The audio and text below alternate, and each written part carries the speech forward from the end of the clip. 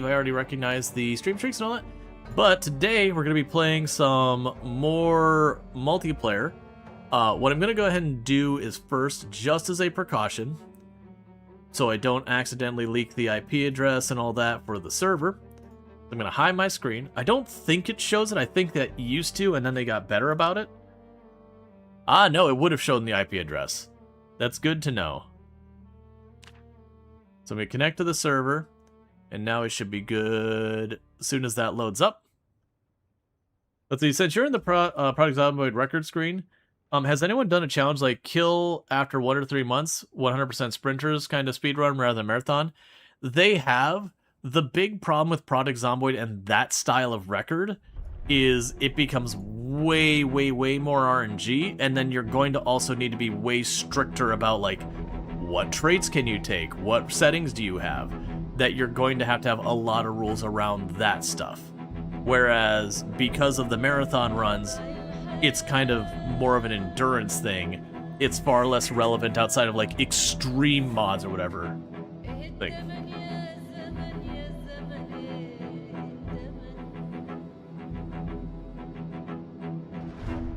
Hey! Thank you, Pretty Pictures, for the Prime Gaming sub. And yeah, it's been 3 years. Heckin' long time.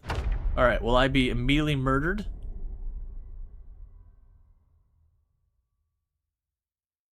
Please?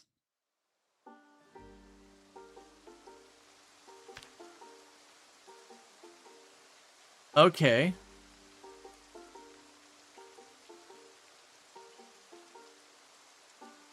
There's good news and bad news here. I am not dead, and I don't hear any zombies. I'm also in the dark.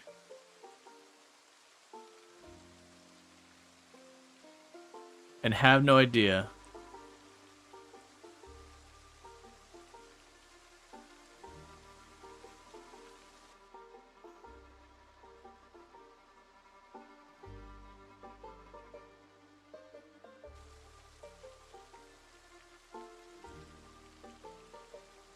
I know there's a stairwell around here somewhere.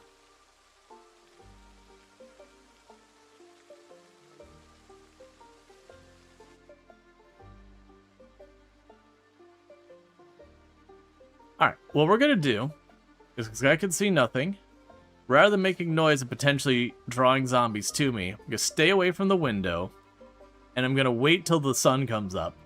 Because when the sun comes up, this window will give me enough light to see. I know there's a stairwell somewhere in this area.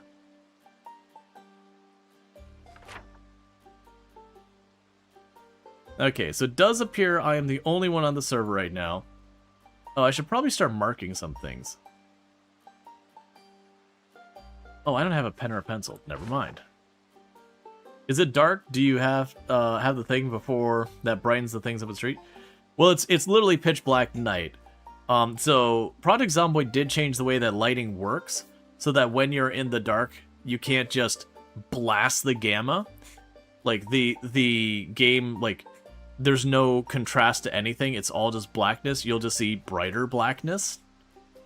Versus that has a little bit of a light around it. And that's basically, like, this is basically the only thing that'd be visible. So even if I cranked up the brightness to its max, you might be able to see a couple trees out here, maybe. But yeah. But no, I don't have the setting where I used to have where I could, like, flip the gamma up on the stream with one push of a button. So that way when I was running around in the dark and all that stuff. Yeah, no, especially basements. Basements are, the really terrifying one. When the power goes out and you approach a basement, you don't have flashlight, you just go... You turn around and walk the other way. It's just not worth it. And hey, Red, it's good to see you. I saw your streaming just a couple minutes ago and all that. I think it was, I believe you and Allison were doing some collab stuff. But yeah, so we're gonna have to wait here just for a minute. Because we're in multiplayer, I cannot fast forward. The good news is we have the day length, I believe we're set to 1 hour days. It was interesting to me to see that they changed the default to 1.5 hour days. Which, I don't think that's good, bad, or otherwise. Usually when it came to people booting up servers, I was like, choose 1 to 2 hours. Don't go higher than 2, don't go less than 1. 1 was the default at the time. And that's because, for those who don't know, literally everything that's got a bar above your head or is timed is affected by the length of your day. for a fun, terrifying, extreme example, if you have 24-hour days set on and a helicopter arrives, it shows up and sticks around for about 3 to 4 hours. Real life time. 3 to 4 hours of that helicopter just doing its thing. It is obnoxious. At least it used to. And thank you, Pretty Pictures, for the 135 stream streak, and Wizards for the 100 stream streak. I really do appreciate it. Means a heck of a lot and all that. But yeah, and also like resting and reading books and all that when you got your day length that time are appallingly bad. And you can go through and like lengthen your day and then shorten the time of this. I don't think you can change the length of the helicopter by default. But it's just kind of one of those things that people don't realize all the things that are tied into the day length. It's not like games like Stardew. Well, sorry, I don't think Stardew Valley you can change day length. There's some of those Stardew Valley-esque games you can like double your day length and all that, and literally the only thing it does is just gives you more time. It's not like that. It ties into everything in the simulation that's got time associated with it. But yeah, so around 4 a.m. it'll start to brighten up, and going from there. So to catch up what we've got going on the server, I'll probably mark these later. So right now, this is spawn point. This is where everyone appears. For those who don't know where we are on the map, if we zoom way out, we're kind of center map. But Lake Fallis, which is a little town in the middle of the map, is right here. So like Lake Fallis Lake is like right there, and then there's the little lake on top. So we spawn just north of that. We've been living in this farmhouse. It's pretty rough around this neighborhood. We have been having the zombies spill out of town after us. There is a bunker over there. And all that. And then Drongo set up in this house up here. Which I was actually very impressed. Because, you know, we've had a number of people out of the individuals who showed interest in playing multiplayer with us and everything. Who are like, oh, well, I'm relatively new to the game. I'm, you know, worried about, like, these settings are going to be just too hard for me, and so on and so forth, which is a fair concern. But I was genuinely impressed that I know Drongo's played. Like, Drongo's not what I would call a beginning player. I wouldn't say, like, Drongo's, like, you know, super sweaty tryhard either. Somewhere in between, you know, experienced. And kind of went off to do his own thing because, you know, didn't want too many voices and all that kind of stuff. Wanted to, like, refamiliarize himself. And just got up here, cleared the area around here, set up, and has been surviving and thriving. Which is impressive, because when Drongo kind of went off at his own thing, it's like, man, he's not played in a while. And he doesn't do, like, the 16 times pop stuff and everything.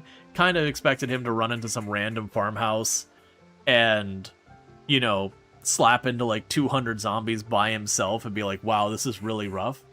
But no, got up here, found a relatively good set of cabins, you know, had to do some clearing, like, it's not he didn't have to fight or anything. Got himself up here. He did mention there's a bridge north of us. He's like, stay away from the bridge. The bridge is really, really bad.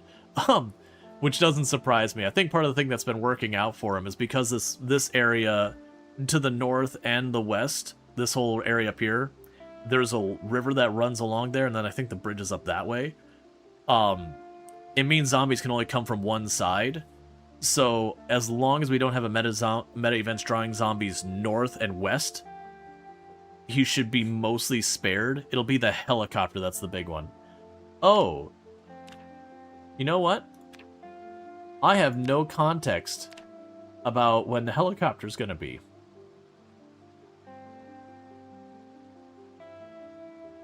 Oh, he did get caught by the helicopter? Gotcha. Because I figured he was probably still going to be on from when the helicopter happened. I just wasn't sure. Because to be on that fence, like, towards the end of his normal stream time is about when the helicopter was going to arrive. So I was like, okay, there is a small chance if it's a late helicopter. He took the L and walked to the north the drum way. Then I'm very happy that I didn't jump in and, you know, get mauled by whatever got dumped here. That does mean this whole area is going to be probably really hot. That's actually one of the things that makes multiplayer in some ways much harder than solo. Because solo, you can have a very strong predictability of like, oh, the helicopter happened. You know, I can go here and I can be like, oh, the helicopter happened here. All right, the zombies from there will want to come this way. The zombies from down here will be that way. So this area is probably bad and this area is probably bad. And then where I'm at is probably bad. You can kind of do that, and you can kind of get like that mental image of being like, okay, this is the danger zone. This area over here is probably okay. This side of here by the river, that's utter death. And you can kind of get that feel for where roughly things are, and then you can make like the strategic, I'll clear this way to give myself a pocket and all that. But with multiplayer where people are playing while you're not on, you come back and go, I have no idea what's happened while I'm gone. Someone may have been running a siren trying to draw the zombies away from where I was operating, and dumped a bunch of zombies someplace else. Someone may not have realized I was operating somewhere and drawn zombies to me. You just don't know.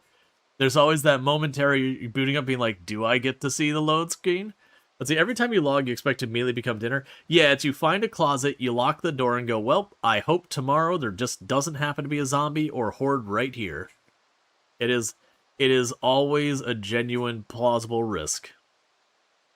There was a reason why when we booted up the game, I was like, and do we live? Honestly, though, I figured this house would be safer than the one we were staying at, because that one we were staying at has nothing left of it, because we are on the front line pushing Lake Fallas, and if anything, they're genuinely being the aggressors more so than us. Is there a way to tell how many zombies are actually spawned in the world? You can go into debug mode and go through and go grid by grid to find it. There might be mods to do it. I'm not aware of any, but not really. Not an elegant way, no. Alright, so we're gonna go ahead and eat some random flowers.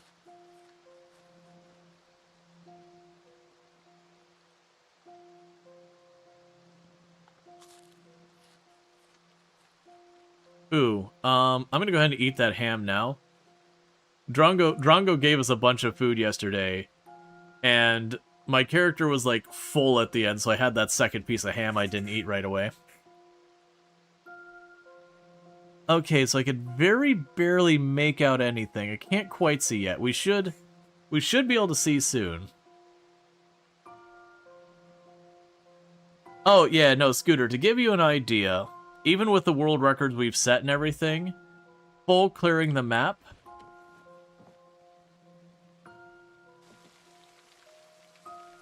is still...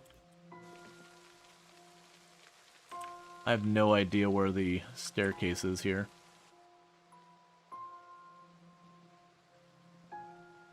Yeah, I believe Allison found it for me. Thank you for the follow. Welcome to the stream.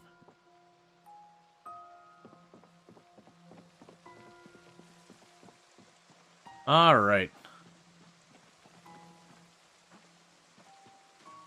Again, what is the members of the server? Saw my streamer notice yesterday with Build 42 servers. So right now, the people I know we've had play on the server is myself, Ultrasaurus, Bloody Drongo, and Allison Adventures. We will likely have others join here and there as we go along. Before I get into it, I should figure out where my path is. Okay, right. We cut to the woods, and the woods were utterly terrifying. If we have had a helicopter here, we should probably not push the woods more.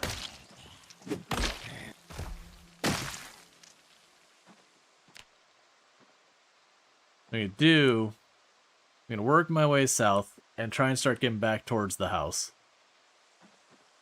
Because the things I don't know is, like, again, what all happened with Drongo afterwards. I haven't had a chance to, like, check the VOD or whatever.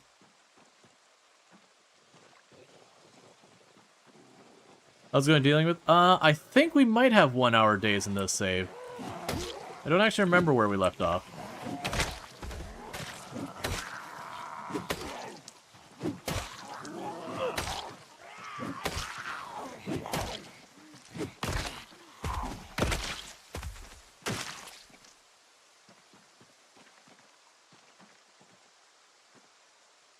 Alright. Is there a place to see the server settings? We haven't really put them there. Not for a specific reason. It's basically 16 times pop, no fire spread. We do give new players like 2 things of food, a can of soda, and a nightstick. And that's just because we expect over time the loot to get kind of deplenished anywhere near spawn. And one problem you run into with servers that have been around for a length of time is people spawn in, they can't get, you know, They can't get any weapons and anything like that. Zombies migrate around, so now they're trying to fight and they can't find weapons or food or whatever. And for more advanced players, it's not a problem, but not everyone on the server is going to be as experienced as, like, myself, Allison, Ultra, you know, so on. We're going to have some people who are a little bit on the newer side, or at least intermediate. I shouldn't say newer. But not to the point that they can go, like, full send and everything going well. Did I have anything I could fill? No. Is the water still on? Yeah. So good news is the water's still on.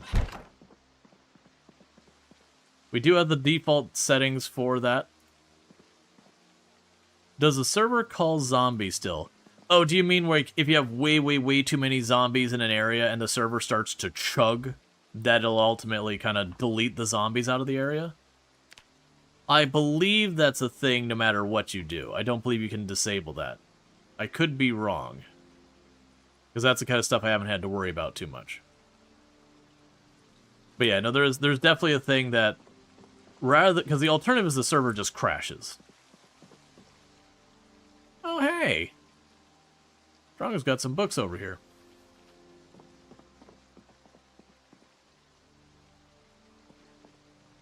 Now, we did massively boost the reading speed. It's like 20 times the normal speed or something like that. Just because we can't fast forward, it can be utter agony to read books in, like, real time. But I figured the book's here, I might as well read it. Because we are using an axe and I have very low axe skill. We aren't on our 0 to hero build. We had multiple people involved. We're like, yeah, let's not run 0 to hero, even though, like, both myself and Ultra, like, do we? So ultimately my build is a pretty generic build. I chose custom occupation. And yeah, and I did outdoorsy and fast learner were the only things I took. So it's pretty close to a nothing build. Does anyone know if a jukebox mod works build? Right now, Build 42 multiplayer, just assume no mods work. It just updated. They did a massive refactoring of the code. Assume all mods are broken for at least the next couple weeks. If the mod hasn't been updated like last 24 hours or so, just assume it's broken.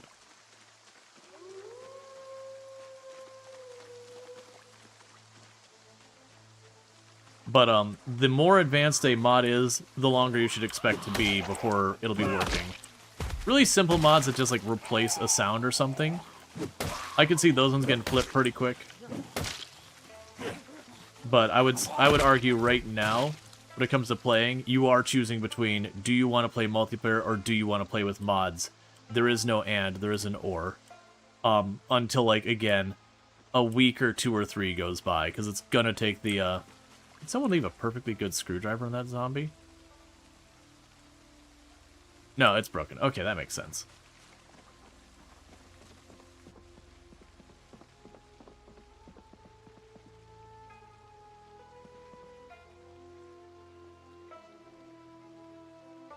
Okay.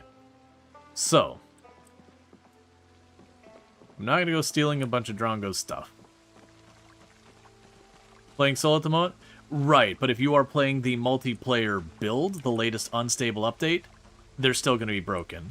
Regardless of whether or not you're actually playing multiplayer, you are playing the multiplayer build. Which, like I said, they've massively refactored the code to make the performance of the game better, to make it easier to maintain the game and all that. So yeah.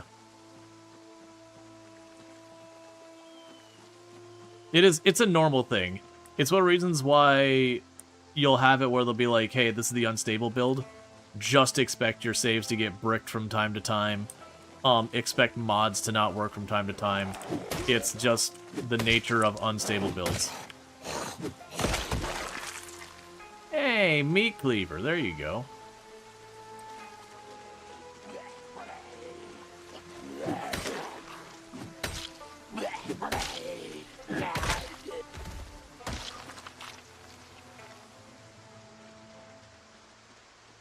I'm going to start by just working down this path. So unintentionally, I'm making Drongo's base my base of operations so I can fight back to our forward base. Yeah, it's a one-tap. There's always the one thing about the axes. I remember axes were like, of the weapon categories, one of the ones you get to like one-tapping the zombies the fastest. But they were a lot more fluky, where you'd have like some solid one-taps and then like a bunch that take way too many hits. Until you start getting more skill level. They got like a wider range of damage they can hit with. Because I think they have crit chance. Kind of like a baked-in crit chance that's pretty significant.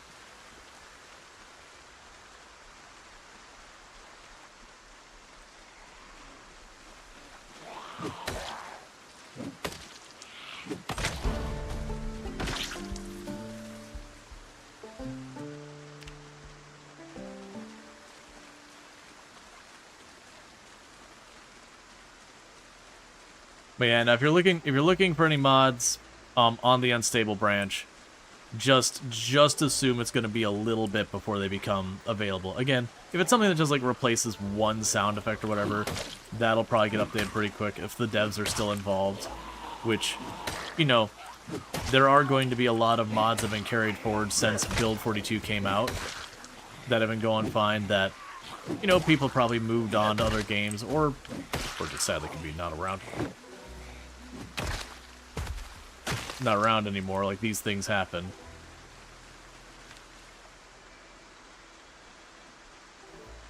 Yeah, this should take me down to the road.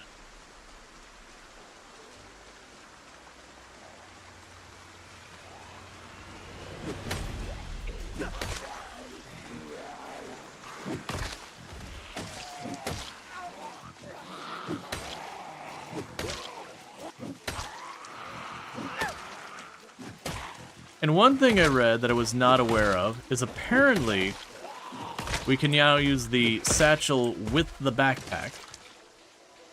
That, like, we can have both? Yeah, no, we can. Huh. I don't have a problem with that choice. It's just like, okay. It makes sense. There used to be mods that did that stuff, because there's mods that did almost everything.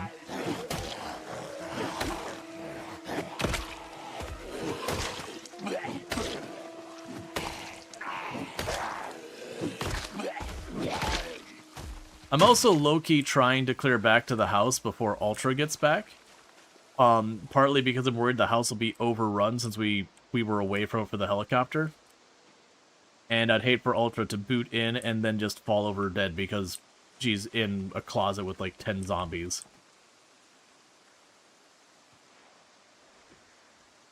It's interesting because you should be able to use it with the neck shoulder armor pieces too.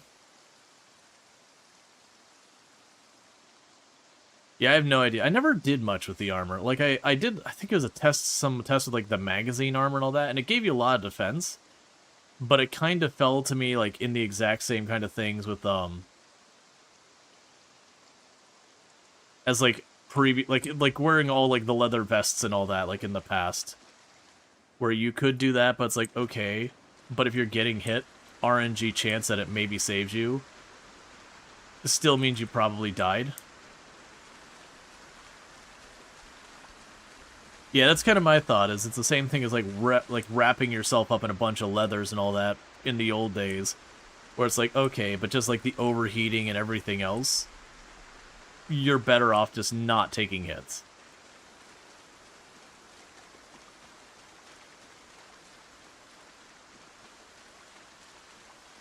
Let's see if people come back to Prague Zomboid. Do you know if they changed the sleeping in the multiplayer version, too? So there's two settings for sleeping now. There's the required sleeping, which I think works the exact same way it used to. And then there was the not required but optional sleeping, which didn't seem to do anything. It just put up the hourglass and instantly woke up. So, I don't know. Kind of hard for me to answer that with any honesty or whatever. I'm noticing a lot of this area out here, we've been seeing investigation nothing. I believe if I cut into the woods, I'll show stuff, but we have zombies in these woods, and that sounds like a good way to not That seems like a good way to look at the character creation screen.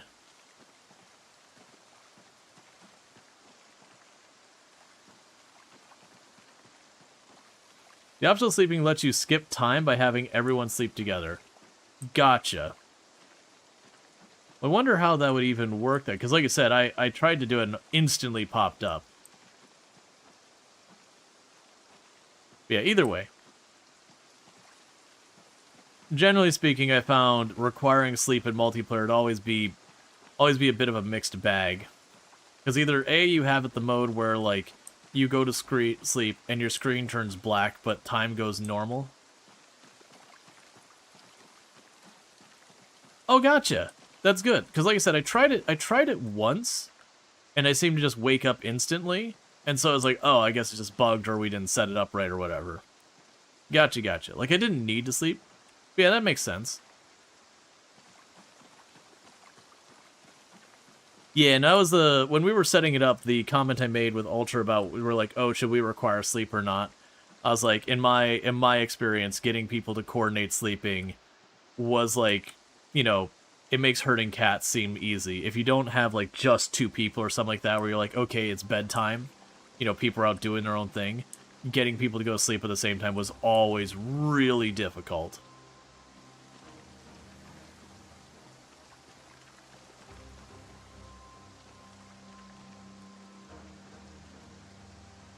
Herding cats is easy? Yeah, you get out the food dish. All your cats are now herded.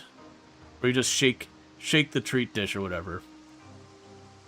All the cats are now wherever that dish is. They may not cooperate with much, like getting them to bath time or something is a nightmare. But if you're just trying to get your cats to a location, the answer, I mean, there's some cats who are weird about food. But by and large, if food's involved, that's what they are. You're listening to cats come to you? Are you sure they're not dogs? No, I'm teasing. Do they bark from time to time? Were they perhaps raised by dogs? Just slamming down rare like habanero after habanero. You know what should be something they add that is utterly unnecessary and they shouldn't waste their time, but would be a fun, like, immersion thing? If you eat, like, a straight-up habanero or jalapeno, and you'd get, like, mild pain.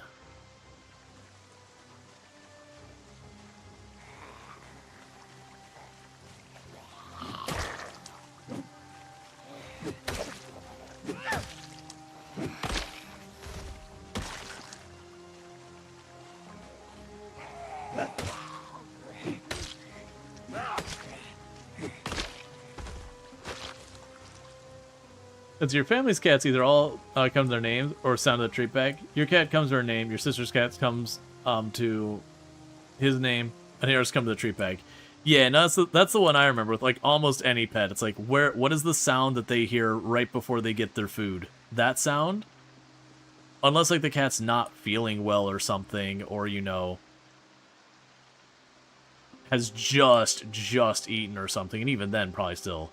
The moment they hear that food sound, they're like, alright, drop everything, it's time to go get the food.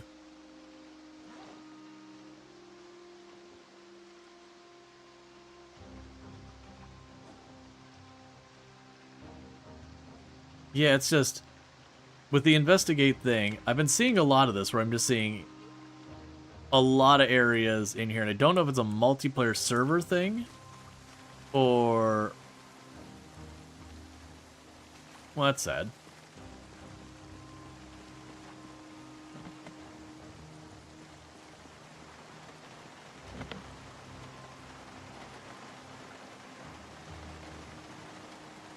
Oh, they probably hit under the wheel? Yep.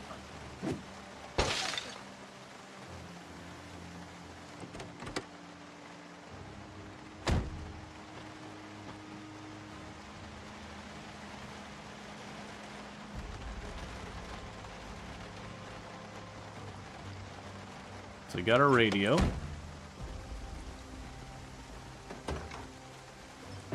I'll definitely take the wrench as a backup weapon.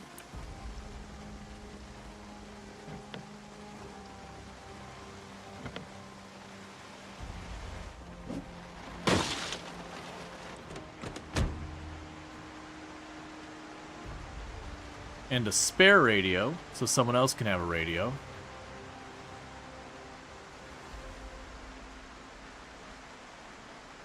There's my pencil so I can write on my map.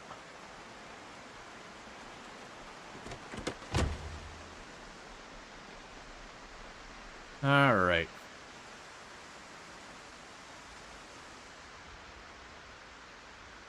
So it shouldn't be too far from... Yeah, so about halfway back to the house.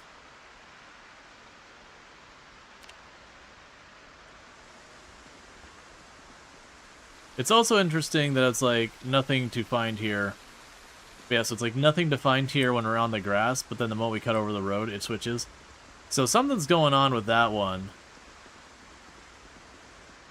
Which sucks, because this is where you'd find like sticks and logs and some vegetables and all that. Not the best, but something. In the meantime, we'll just eat some marigolds. That's a big stone, I don't want to mess with that.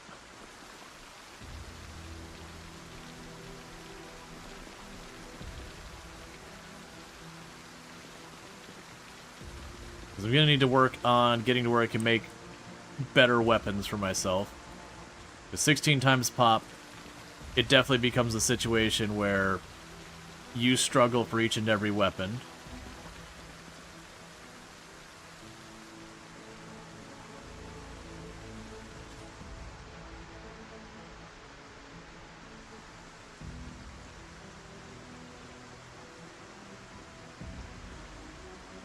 Oh yeah, I got dodgy berries. I believe those ones we checked in are not poisonous. If they're poisonous, it just means we drink them sparingly. Or eat them sparingly. Drinking berries takes extra steps.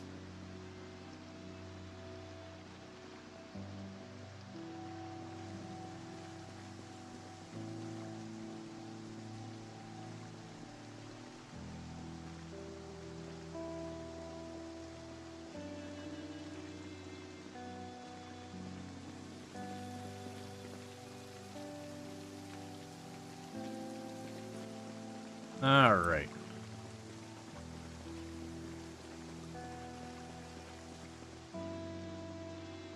So we should be coming up on the intersection. I was actually expecting to see a lot more zombies by now. Like, I was genuinely expecting to have to get through a couple of rally groups here from where things would have potentially expanded.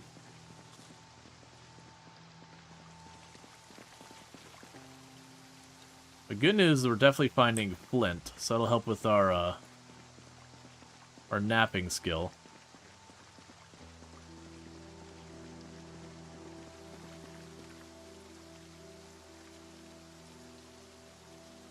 Well, my duffel bag is full.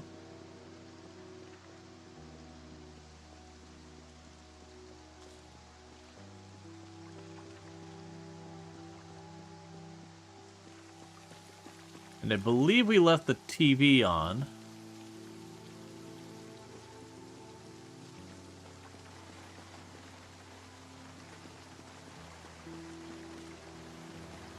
Oh goody, the maggots are out. Love to see it.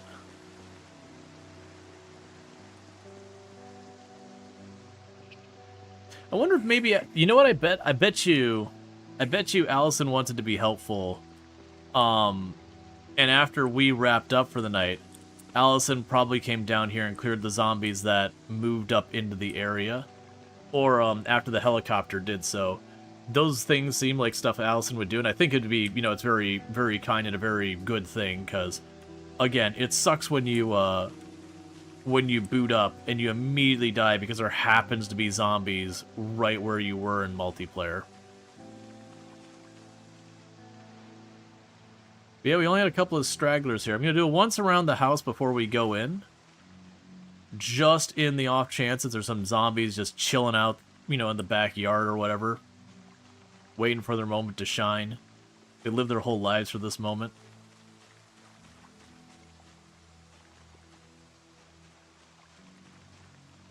This is honestly a good thing to get into the habit of doing. Whether it's looting a building, and that's exactly why. Whether it's looting a building or going into your home or whatever, to just do a once around. Make sure there's a zombie nearby, because it'll be that one zombie you didn't see who just strolls on in silently through an open door and just grabs your face.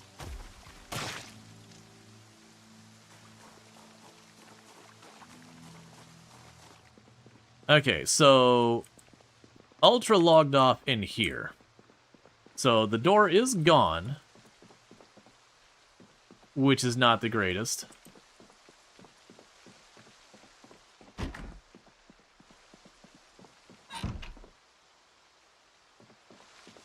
Alright, that's all the electronics Alice is taking part. Yeah, so this was the place we were working on staying in.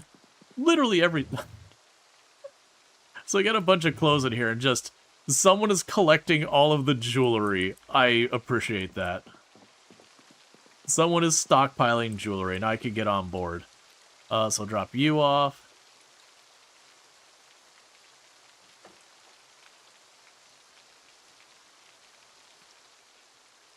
Lug the fridge in the doorway as a precaution. Most likely I'll see when Ultra's popping on, and I could just make sure to do a quick peeky peek. Make sure there's no one waiting for her when that happens.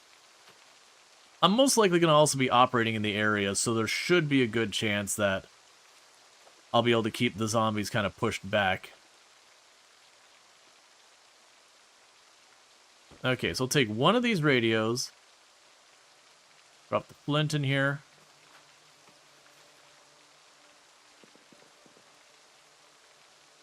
Put one of those radios on the table for anyone who wants it. Alright. Meanwhile, I need to have myself a drink.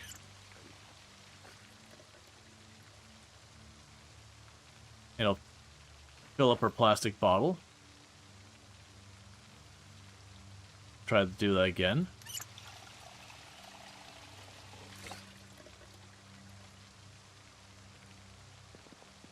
Alright.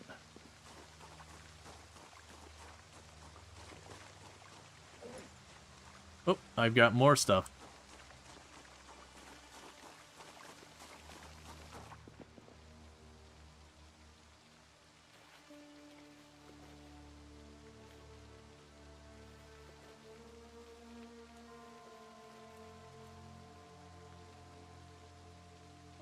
Okay, we can eat.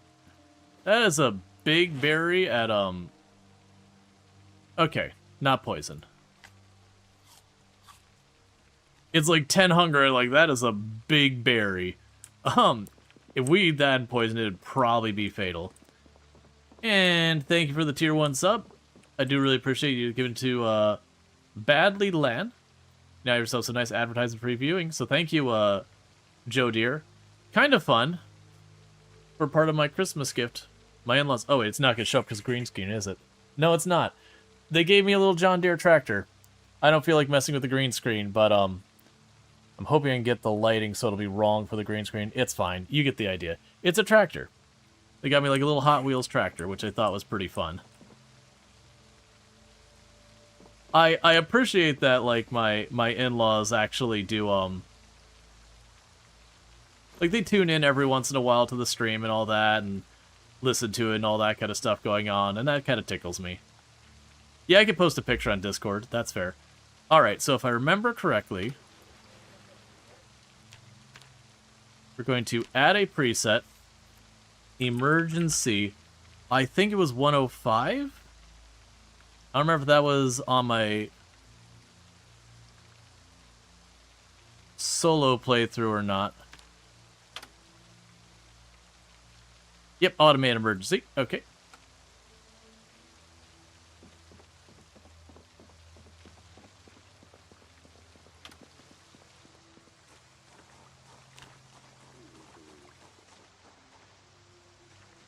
That means I got a radio I can carry with me. Where in a pinch I can tune in. That's something I often did on my, when playing on solo and all that. It's a little rough early game when you're doing 0 to hero and you got, like, no strength. You got this radio taking up a full unit of weight. It's very hard to make that work. But once you're past that, like right at the beginning. Yeah, so it looks like we're going to be expecting thunderstorms. So turn it off. Put it away. And go in my bag.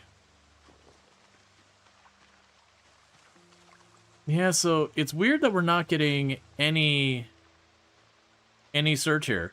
Because I believe with nothing to find, I think we will literally not find anything.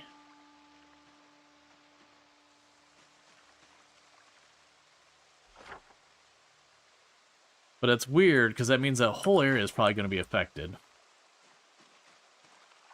And we didn't do anything to, like, tamper with foraging or anything like that. We kept all those things pretty much on their defaults.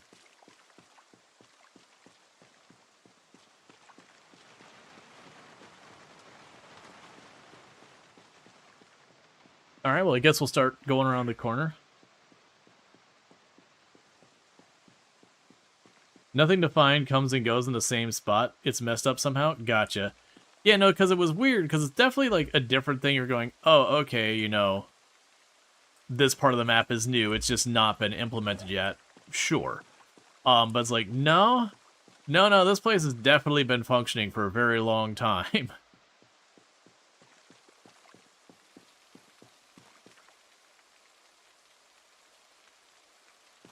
Can you only live in houses, or can you build base? You can build a base, like, literally wall by wall and everything. The base customization kind of stuff in here is actually pretty strong. That you can do some pretty awesome stuff. It just, you have to get the skills for it, and the resource, and that takes a little bit of time.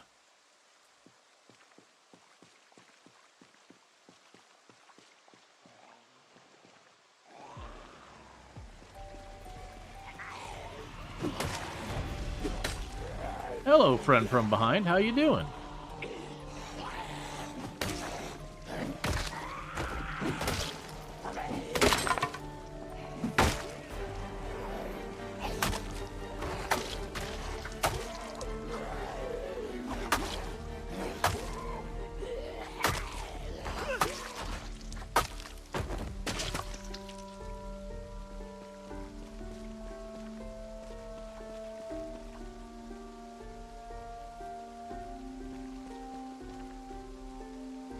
Okay. Put you on my back.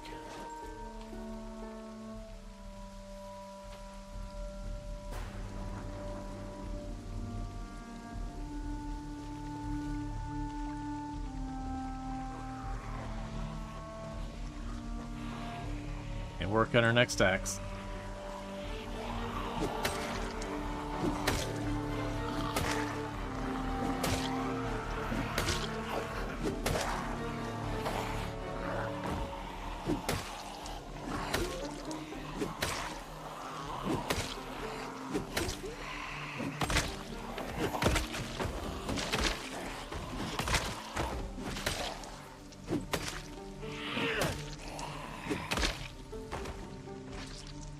Alright. Because the unfortunate reality is the stone axes, they're not bad, to be clear. But, they don't hold up super well. Way later on, when you start getting, like, really high maintenance and axe skill, they hold up okay. But you're gonna go through a lot of them.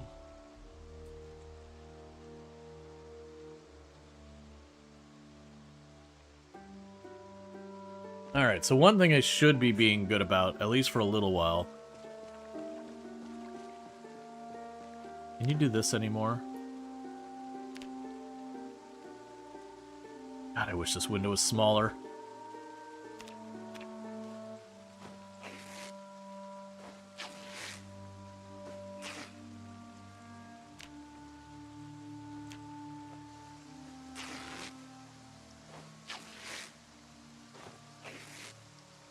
No, I don't care about that. Take the denim back. I didn't want to do that. I miss with so much of this when you used to be able to stand on the pile of corpses and be like queue up ripping the clothes. And you could just queue up ripping the clothes.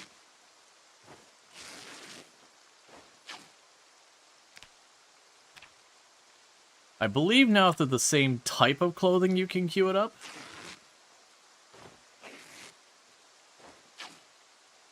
Like, it wouldn't be so bad. Except for the fact that, you know, I've got this big freaking window covering everything.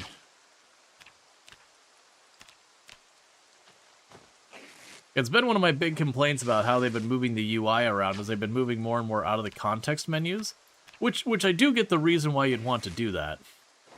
But at the same token, it's like, okay, but now I have to have this big, stupid crafting window over my screen all the time.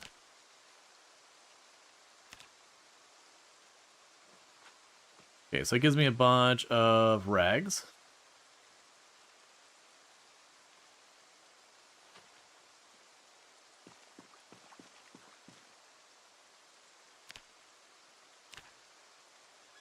Oh, where is it? Favorite you, favorites, do it that way. So it quits resetting everywhere.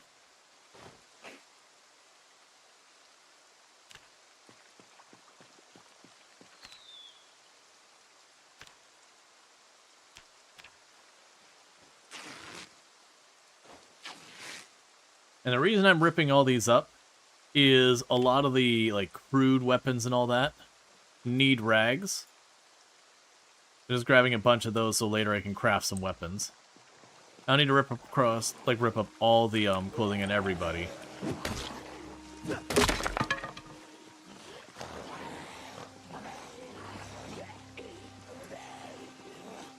But as you probably noticed, random crude weapons you piece together from sticks and stones and all that, not the best.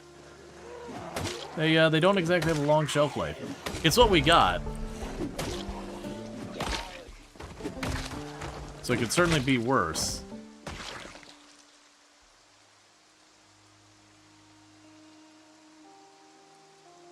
Oh, item isn't a favorite crafting recipe. Okay, I didn't realize that was a thing.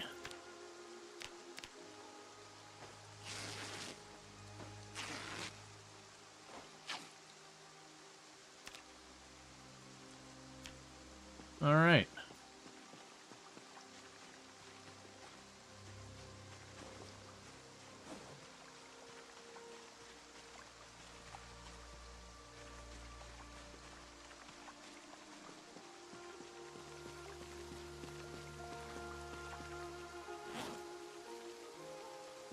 Okay, let's take you and chuck you on the body. I see the head to this over here.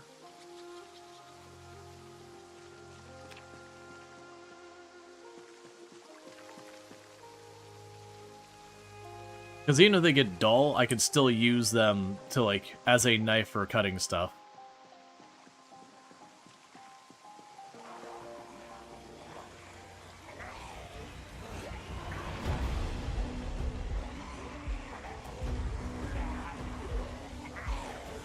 Oh, yeah, no, if you're used to the old spear meta, they changed it to make spears. I believe you need... Oh, was it saplings? So just random sticks don't work anymore. You need big stick.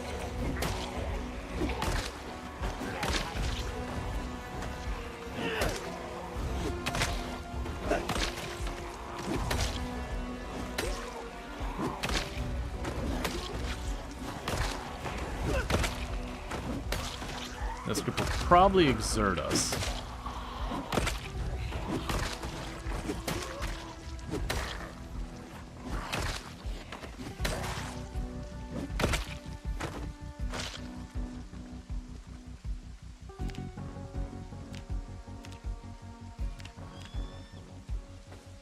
Okay, so gonna rip some clothes, because I'm also looking that it's getting pretty late.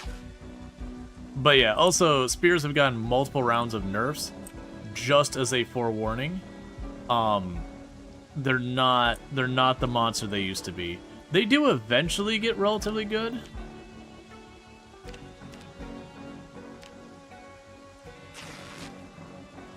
But Axe is the meta. I've actually been hearing people more and more here that the meta was the clubs, like the short clubs that you can craft. It wouldn't surprise me that the stone axes would be up there as well. Because I've generally found, for me personally, when it came to a lot of the crafting stuff, just very unfortunately,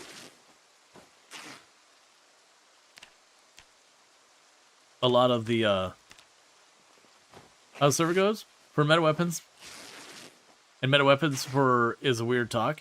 Yeah, I don't think it's like one of those things like we used to have where there was like this, you know, even back at Build 41 where, you know, people would talk about the meta being spears. And yeah, numerically in a lot of ways, you're like, okay, you're not wrong. But the reality was like there was definitely a wide range of weapons that you could argue like hunting knives could arguably be a meta during Build 41. The stone axes could arguably be a meta during Build 41. The spears could arguably be a meta during Build 41. Like, there was some that numerically were definitely stronger than others, but it wasn't one of those things that was like, oh, if you're not using it, you just feel bad. A lot of them did have drawbacks. Let's see, did you defeat all the zombies and are moving on to defeating all the trees? Not yet. I'm actually getting ready to, like, craft more weapons, because about to burn the last of the axes you made me. Because I was making the comment about, you know, the crafted weapons. Obviously, they're the best we got right now. And super appreciated, by the way. But it is one of those things you're like, oh yeah, these do not last long. You get into a proper fight, and it's about one rally group per axe if things go smoothly. And then it's complaining about having to go through the crafting menu to do this versus we used to be able to, like... I mean, I could do it that way. We used to be able to do the thing where you'd pull up the crafting menu, be like, rip all, and it would just work on processing everything that was on the ground nearby. And I was just lamenting those days where you'd have the giant pile of corpses and be like, oh, I'm short on rags. And just rolling up and being like, craft, rip all, minimize the craft menu out of the way, and just watch the bar fill up until your bag couldn't take it anymore.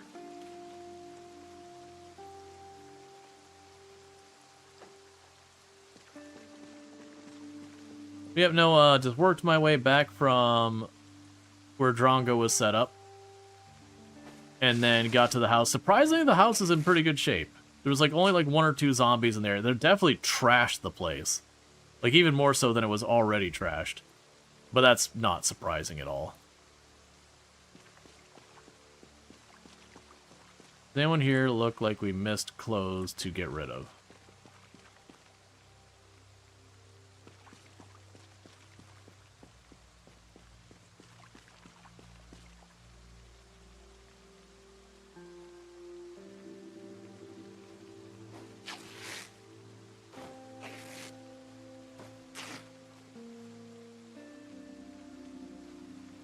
Said picking thread needs to be revamped so badly. Oh, you mean like where you rip to get threads? Yeah, it used to be you could just rip any clothes and eventually you get the threads.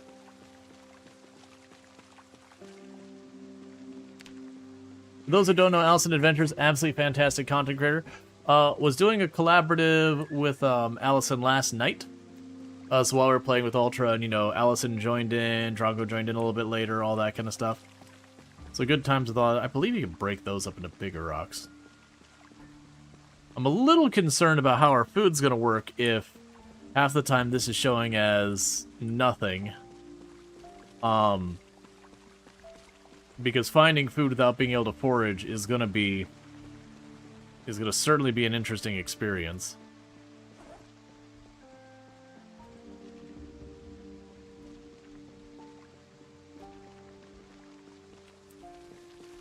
What was that? Oh, it was a rabbit skull.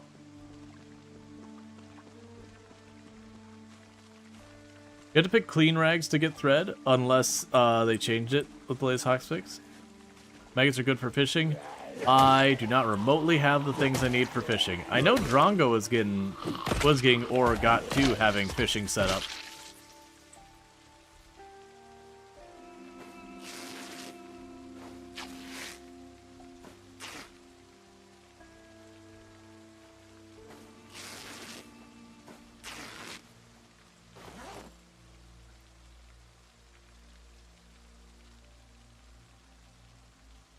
Oh yeah, no, Drongo did great. Like, don't get me wrong, it's not like Drongo hasn't played the game before or anything. Yeah, I really need that to not be on nothing to find here.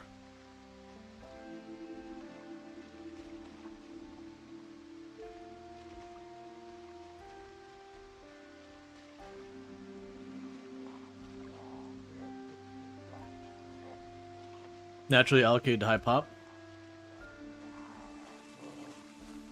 Yeah, no, Retinaru mentioned that there's like weirdly it kind of has been going back and forth or whatever. So give me this piece, because it's probably still good. You can have this branch.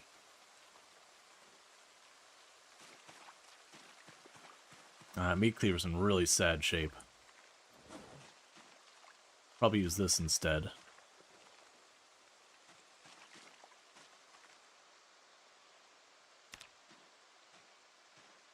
Can you use the broken branch to craft a knife? I vaguely remember being able to use a broken branch to craft some things. I wasn't seeing it, but I also don't have enough carving for a lot of things. Yeah, I was kind of hoping to find at least a snack before we head back. But something's going on with the foraging. And I don't think it's like a server problem. I think it's like just a bug with the current build.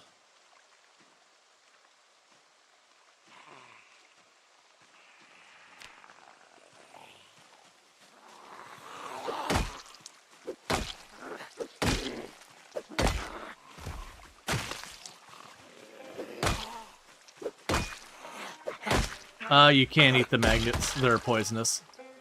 I mean, you can eat them, but they will kill you. Area specific? Well, some places it's working, some places it's not. And I know this place used to be working. But, like, when I go to the roads work fine, but you don't reasonably find much in the way of food on the roads. You usually want to check fields and farms if you're trying to handle the food side of things. But the good news is we do get a buff to the frequency we find food foraging as we get hungrier. There's like a cutoff that once you're hungrier than a certain amount, you'll start having a slightly buffed thing, and that's been in the game for a while. Oh hey, a premium radio.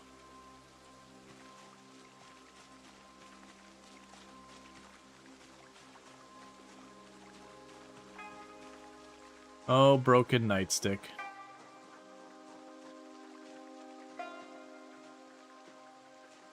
Alright.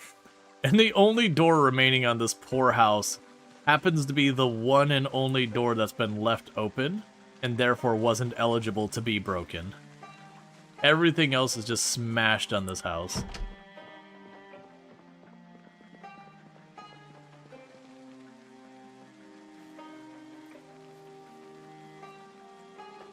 Okay. So this time I actually got stuff I can work on during the night.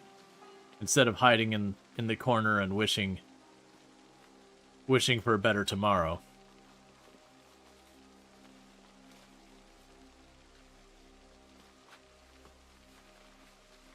So you drop off all this. Take a sip of water, do all that stuff.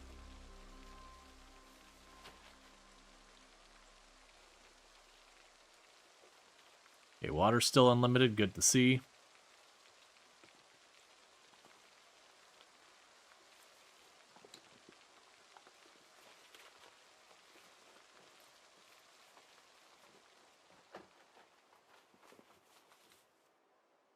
Alright, we're all good with all that.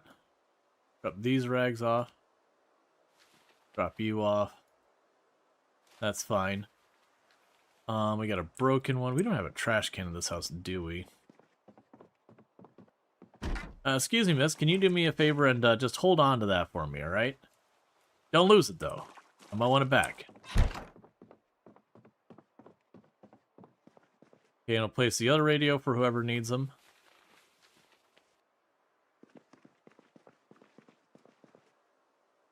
Alright, so have ourselves a sip of water.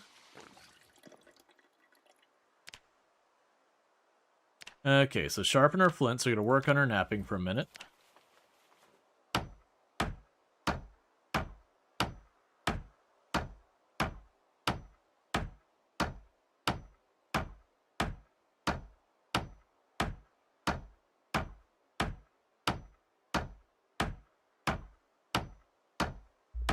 I don't think we have any tree branches though, because of the whole problem I mentioned. I'm not being able to forage anywhere but the roads. And I believe you can find tree branches on the road, but they're a fairly rare thing to find there. Versus in fields and forests and all, you can find lots of them.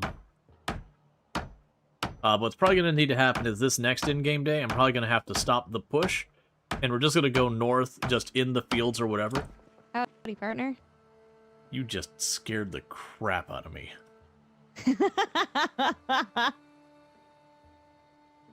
How's it going?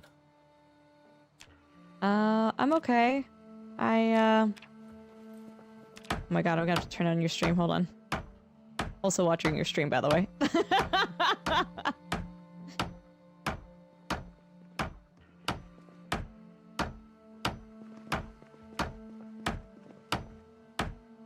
It doesn't look like much has changed, hey? Yeah, no, just a little bit more broken than it was the last time I was here. How's the server been running, by the way? Has it been okay? I've not noticed any issues myself.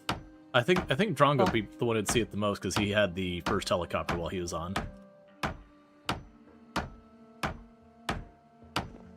Oh, did the helicopter go straight for him and not you guys? We had called it a night before the helicopter showed up. Oh no! I think Allison was with him though. Okay. I do have a radio on the table for you. If you want it. The emergency frequency is 105.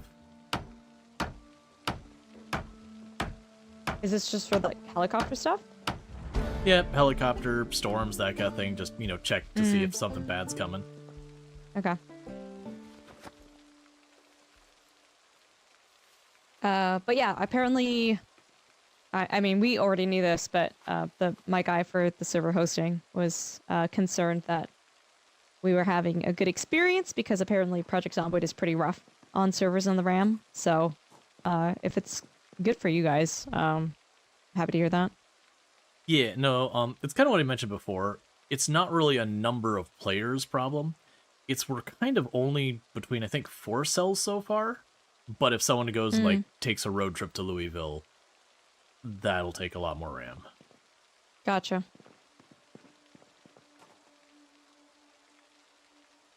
But yeah, no, I've not seen anything chug or disappear or any weirdness. Nice. Power and water seem to be holding up so far. I'm gonna go bug some zombies.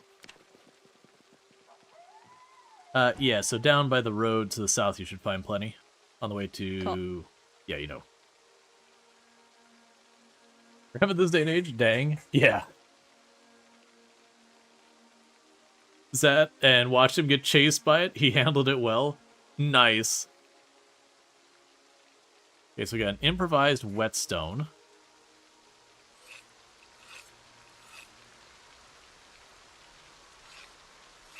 There's zero chance I'm going out there, because, like, it is dark. I don't know what her settings are. Oh, she has cat's eye, that's right. For me, once it's, like, out on this edge, I see nothing. Like, when we... Oh, was it Allison I was stuck? It was someone I was stuck. It was either Allison or Ultra I got stuck with the other day, where we were out and about, and got caught. It was Allison. We got caught out at night, because we were in the field, and, like, I could see my name. I can't even see me. Like, I see my name and nothing else. I can do nothing with the information I have. Okay, so all those are sharpened.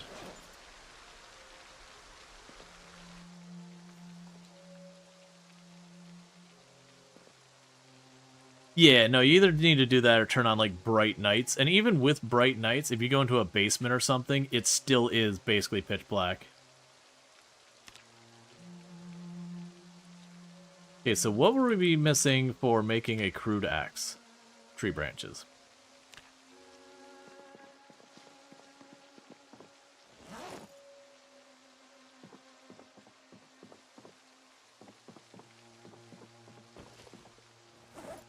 And I've eaten all that I can eat here. I love that that's bug still around. For those who don't know, there is a bug on multiplayer that sometimes the doors will just change their mind of, like, what state they're in.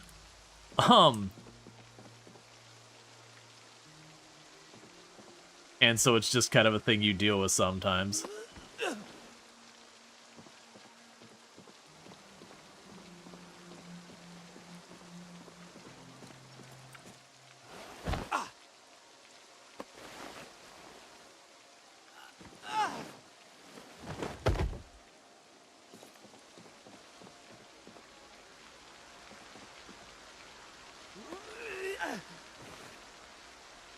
The ghost pounding door is still a thing. It fixed itself after a bit, though.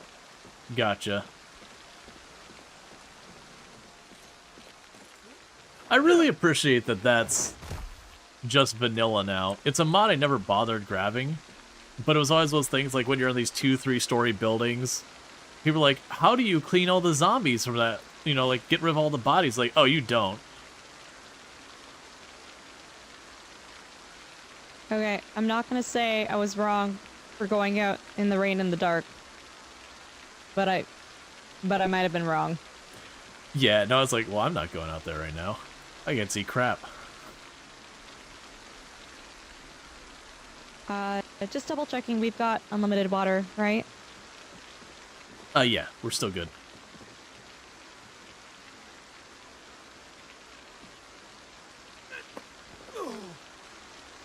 The real struggle right now is just, food. Some of, like, it's a bug on this build, but some of the areas are non-forageable. I can start planting some plots. Not that it's gonna grow anything anytime soon, but if that's helpful. It wouldn't be bad. I think it'd be very difficult to water them here. Where Drongo's set up just northwest of us, he's right against a river, so probably be better for that area to have it. I was gonna say previously, I feel like we could get away with, like, just the rain watering things, but I'm assuming in build 42 maybe that's not a thing. Not nearly as it used to be. Farming's actually kind of hard now.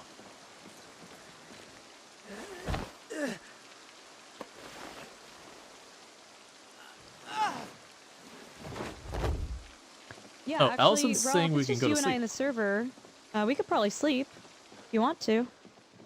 Yeah, no, I don't need to be in the darkness where I can die. Alright, I'm gonna try sleeping.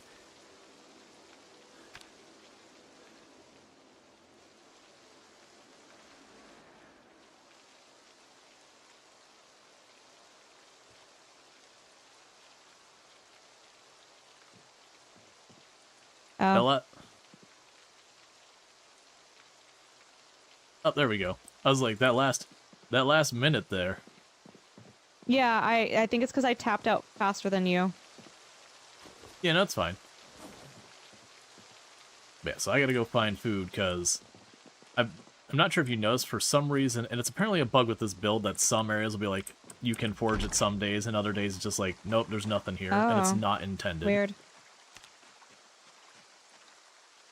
So I'm getting all the peckish, so I'm gonna go north and just try and find someplace I can forage.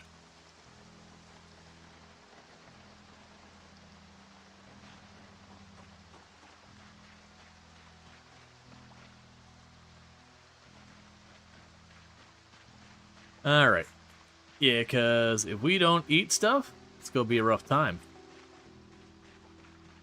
So my intent is basically keep on going north and, like, cross back and forth this road until I find either a field or something I can forage or something. And the way we can tell that is over here. So you notice right now I can find stones, but everything else is, like, insanely rare or rare, which means it might as well not be considered.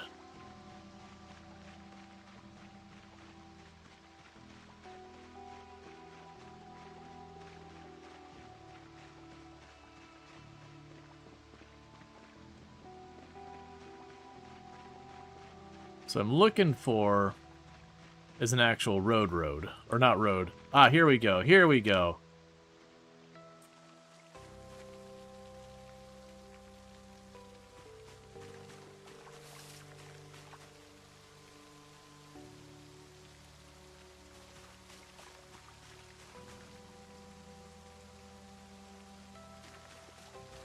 Yep, just in time.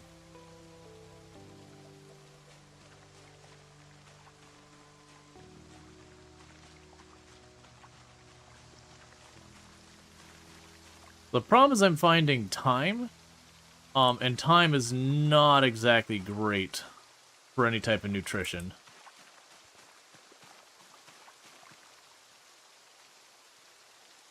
Oh, a delicious meals magazine.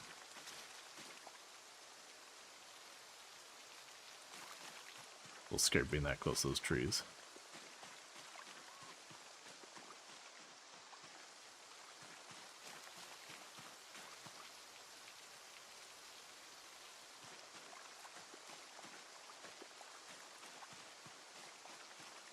I mean, don't get me wrong. Drongo was the one who made us the ham and peanut butter sandwiches last night.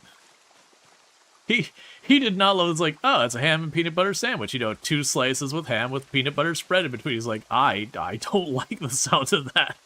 I was like, yeah, no, that's pretty cursed. No, I appreciate, like, the 3-course meal of, like, 2 courses were ham. 1 was, like, a peanut butter. I could miss what the second thing in the roast was. There was peanut butter and something roast. And then, like, the last part was just, like, you know, it was 2 rounds of peanut butter. Or sorry, 2 rounds of ham, 1 round of peanut butter.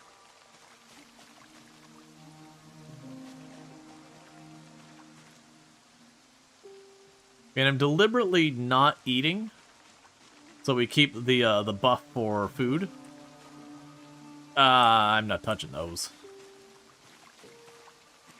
I'm not touching the mushy mush.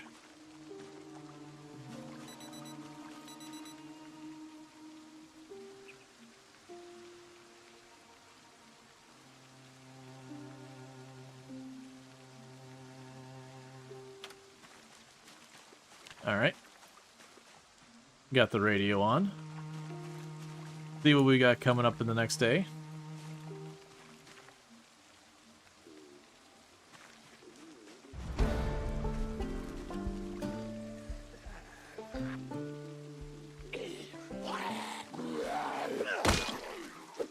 And so far, we just have heavy clouds and all that. We are expecting a thunderstorm.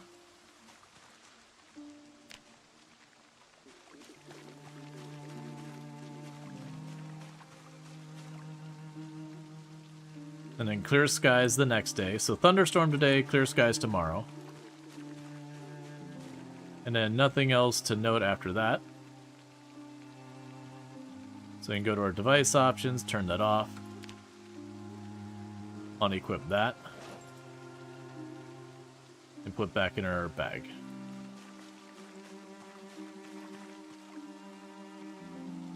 When you're on a budget, food takes an odd turn sometimes. Yeah.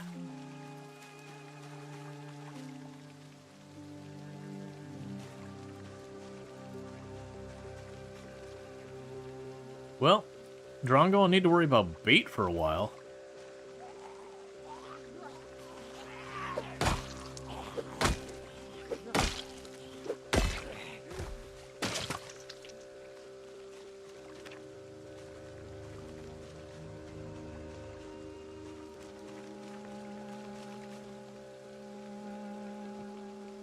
We're gonna have an herb salad. It's just going to be herbs. Just be like a bowl of cilantro, basil, thyme. No like lettuce or cabbage or anything. Just seasonings in a bowl. It'll be an incredibly overpowering salad.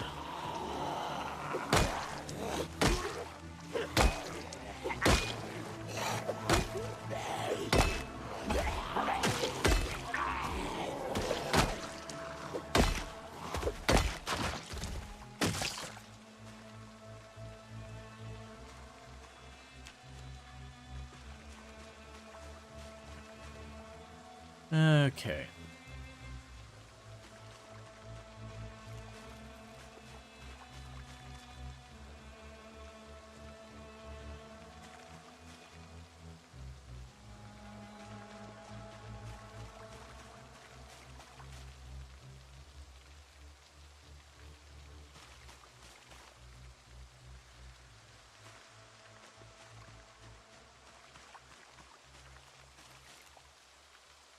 I'm grabbing stuff like clay too, because I know we'll end up needing a bunch of that later.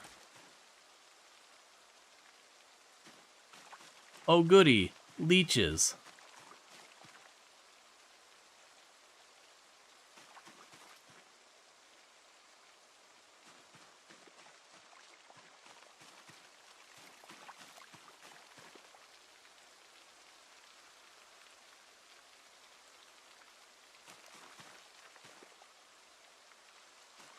We even got ourselves some sweet potatoes.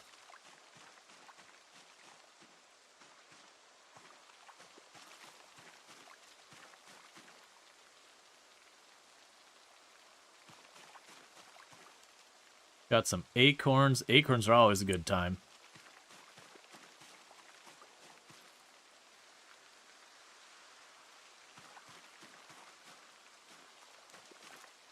I don't need twigs. Alright, let's start heading back towards the house, because my inventory is getting full. So we got ourselves a big old pile of bugs. Got some acorns. Got some various herbs.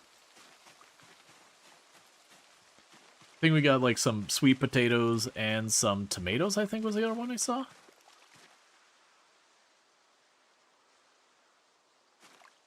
Yeah, I don't know if Drongo started a farm.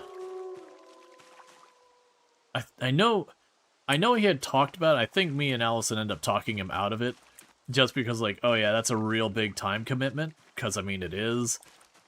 But at the same time, it might not be a terrible idea.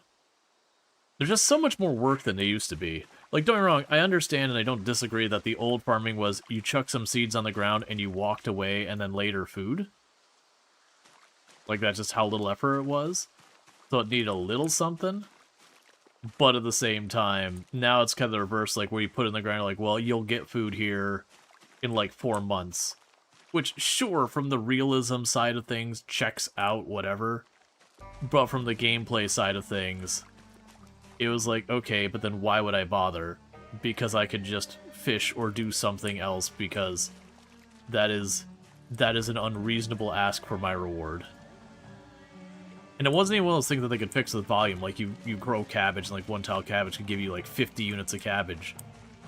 But it wouldn't matter, your cabbage would rot before you get through it all.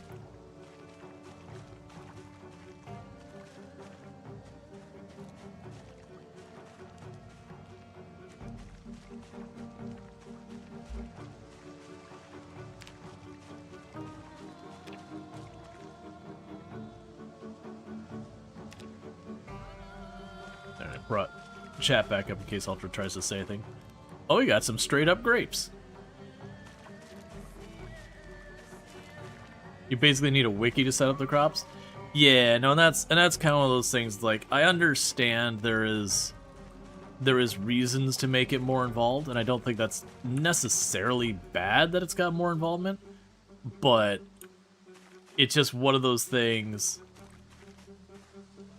It's just such a ridiculous ask of time that you kind of do it just to be like, hey, look, I did the near impossible thing, versus, hey, you know, I succeeded in this thing.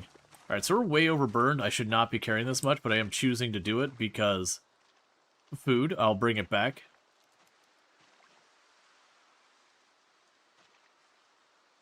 And that'll hopefully help.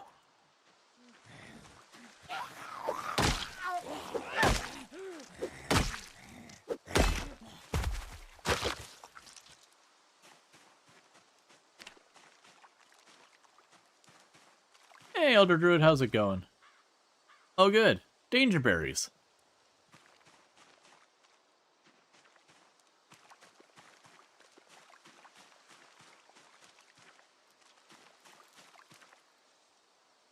And strawberries.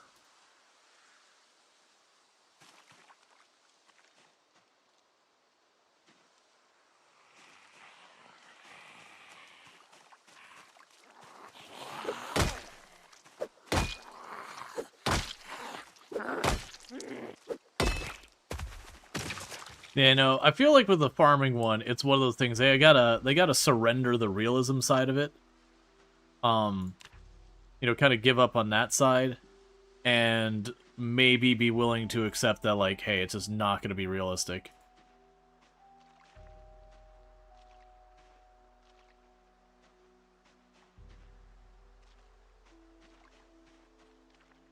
You know, give it the fake hand wavy time for making it practical from a gameplay standpoint.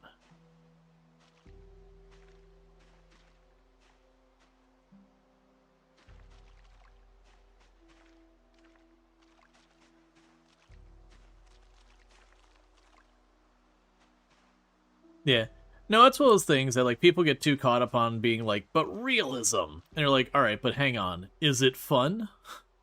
If the answer isn't yes, then that's, like, the realism's, like, second, third, you know, tertiary, you know, 30 stages down thing.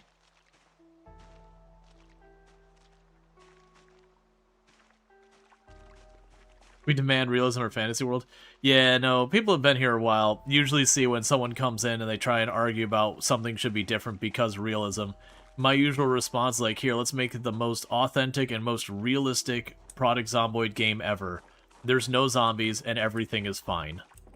Congratulations, the most realistic Project Zomboid game ever. They're like, well, not like that. It's like, okay, well then we're not actually looking for realism.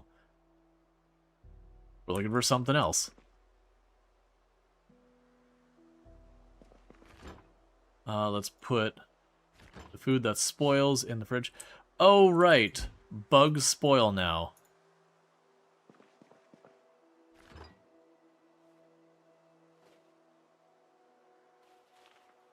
I should probably carry those berries on me, since I don't actually know if those are poisonous or not. I mean, right now I don't have the inventory. I could definitely see someone not checking and just slamming down a couple of those suckers real fast, and then realizing they're poisoned and dying.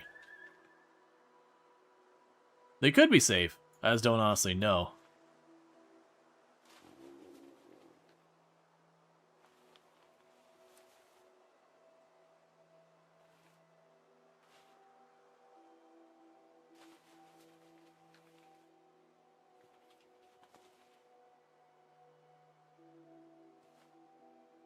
Okay, we can go over here.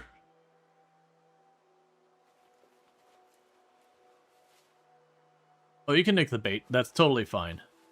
That's why it's there. Like, for the record, I can't imagine there's going to be much that I'm going to be like, hey, don't grab that. Like, obviously, we've got a generator running our freezer or something. We don't want people just taking off with that, but I wouldn't anticipate you doing anything like that. That's those things you do knowing that you're doing something kind of malicious. But yeah, nicking bait, because the assumption is you'd use the bait to get fish, and then everyone benefits from that fish existing in the world. I still love how you have the pirate hat on. Absolutely, it's a gift. How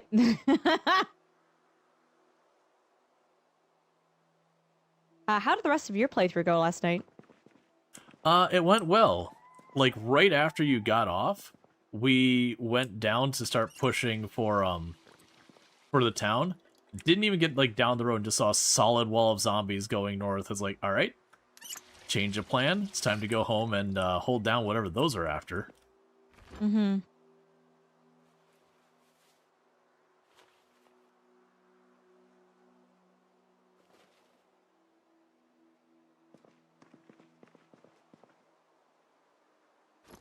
Yeah, not just doing a lot of skilling up, trying to make weapons happen, that kind of thing. Nice.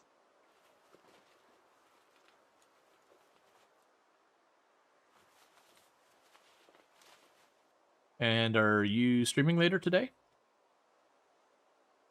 I shouldn't be. I should try to fix my sleep schedule. That's fine. You gotta take care of yourself.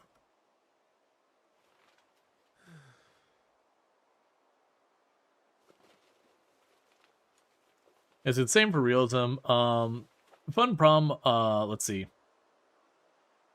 Milsim games have, like, Escape from Tarkov. Things have to be balanced, not pushed to realism so much as possible. Yeah, no, that's another one that usually comes up, is, like, Escape from Tarkov. They'll be like, it's the most realistic shooter ever. It's like, nah, man. Escape from Tarkov, you get winged by a shotgun. And in the game, your character just makes a lot of whiny noises and limps a bit, But, you know, you can just take some painkillers and work your way to the edge of the map and you're fine. And, like, no time at all, you're back into it.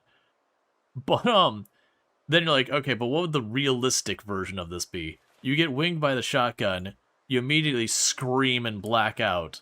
After a period of time, maybe, maybe not, you come to. You attempt to crawl a few feet forward, and then you scream again, you black out again. And you just loop that gameplay for real-life hours as you drag yourself to the edge of the map. And then you get there, and the car takes you away. And then you're not allowed to play your character again for several weeks to months, if ever. Because, you know, you got winged by a shotgun. And that's not a minor ordeal. And this isn't bad mouthing. I actually used to play a decent amount of Escape from Tarkov off stream. But yeah, it's just one of those things when people like hold it up as like it's the most realistic. It's like there's a lot of things that game does for fun reasons, which I recommend and I think are good, that are definitely not realistic.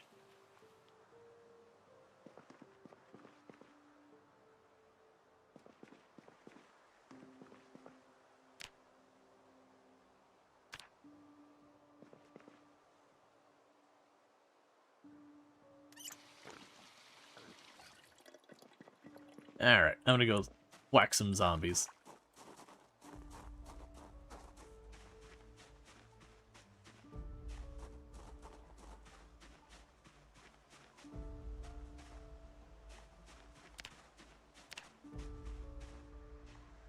That radius is getting pretty good.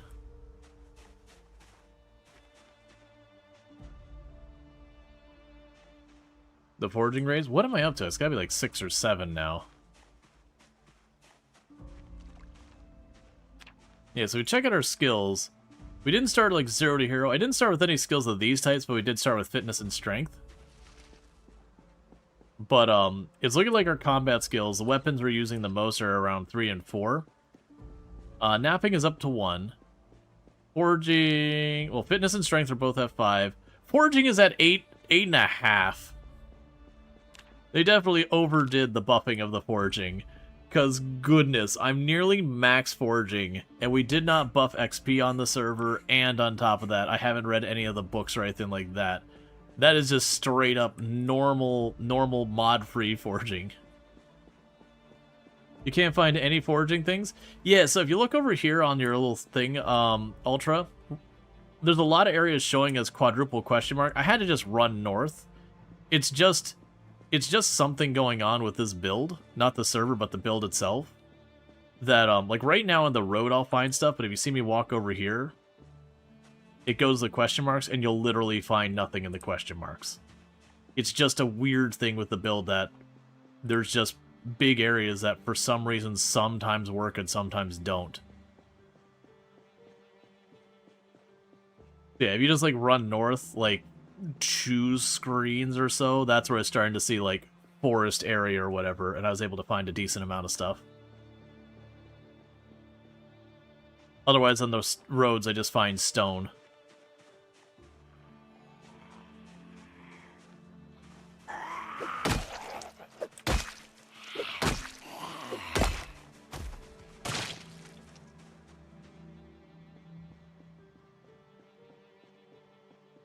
Heck yeah, we're already starting to push the town itself. Playing solo, to give you an idea for context, if I was soloing this 0 to hero, I would expect to be pushing my way into the town itself, maybe just over a month into the playthrough. Which is a long time. It's just, but that's 0 to hero where, you know, I would be struggling to kill more than like 20 zombies a day for the first couple of days. Because I had no strength, no stamina, and all that. Gross. Butter knife.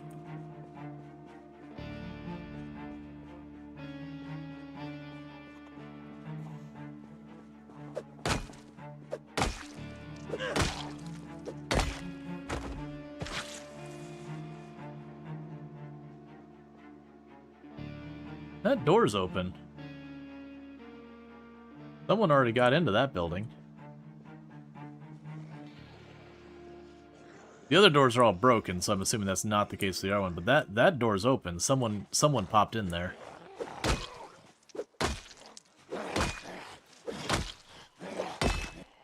I mean, we're not seeing any bodies down here, so I don't... Huh. Oh, you know, it could just be multiplayer phantom door nonsense. Because I was gonna say, like, sneaking in here to grab loot. I don't think any of us would do that just because it's so dangerous. Oh, is it like the pre-loot? Oh yeah, where we have the RNG chance of places being already looted? That checks out.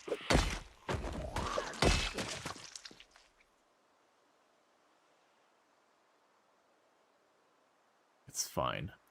Those are terrible, but it's fine. I'll take it. I can poke a zombie with it. It's good enough for now.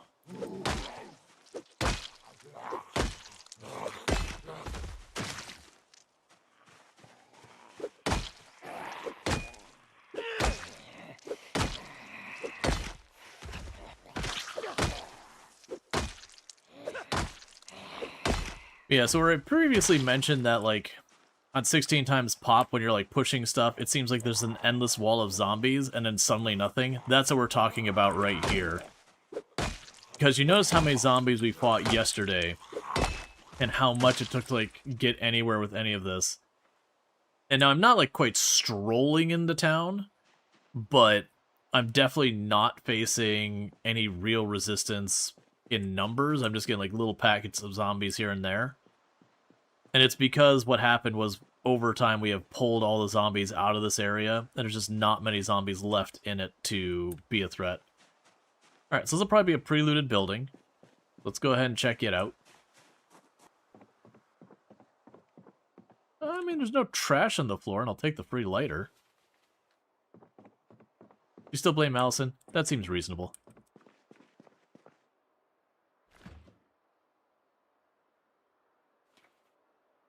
I'm gonna actually guess it was probably just multiplayer weirdness where, you know, sometimes doors pop open for no reason and all that kind of stuff.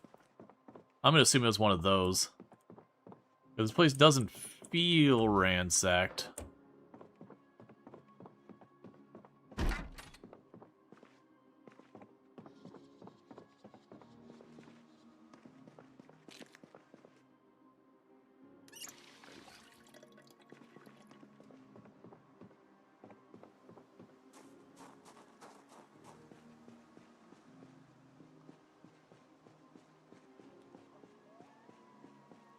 Excuse me, ma'am.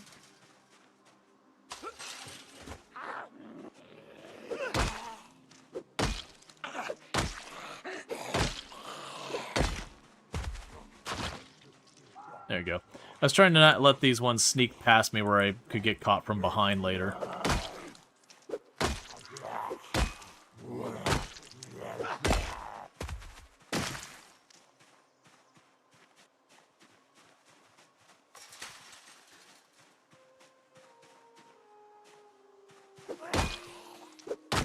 One thing we could probably do food-wise, we could find something like chickens or rabbits or something like that. Get ourselves a pen of them. Because then we can just feed them, and that's usually not too hard to make happen.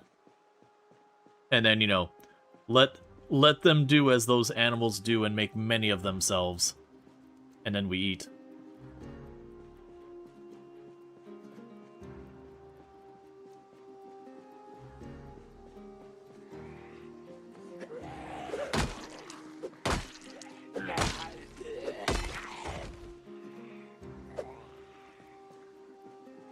Clearly not dead.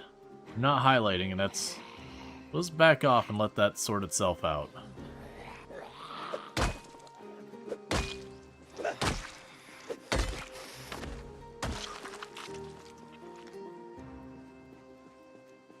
weapons seem more durable than they should? It's hard to gauge because of how fast I'm getting maintenance skill. Because we started out with nightsticks at the beginning, so we got a lot of maintenance skill, where normally in our 0 to hero nonsense, we're usually struggling to get those first points of maintenance. So it's kind of hard for me to tell, because this would be like mid-game stats. So for like mid-game stats, they seem fine, like they seem normal. They fixed a bug with durability? Gotcha, so weapons were previously less durable than they're supposed to be.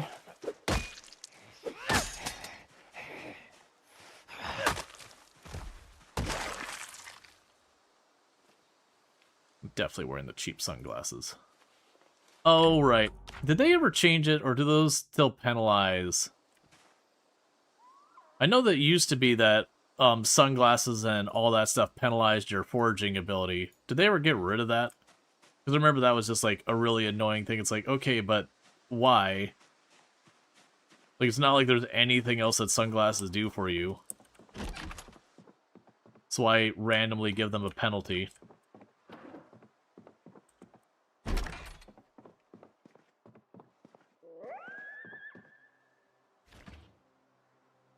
Oh, yeah, we got bacon and sausage. And a dull meat cleaver.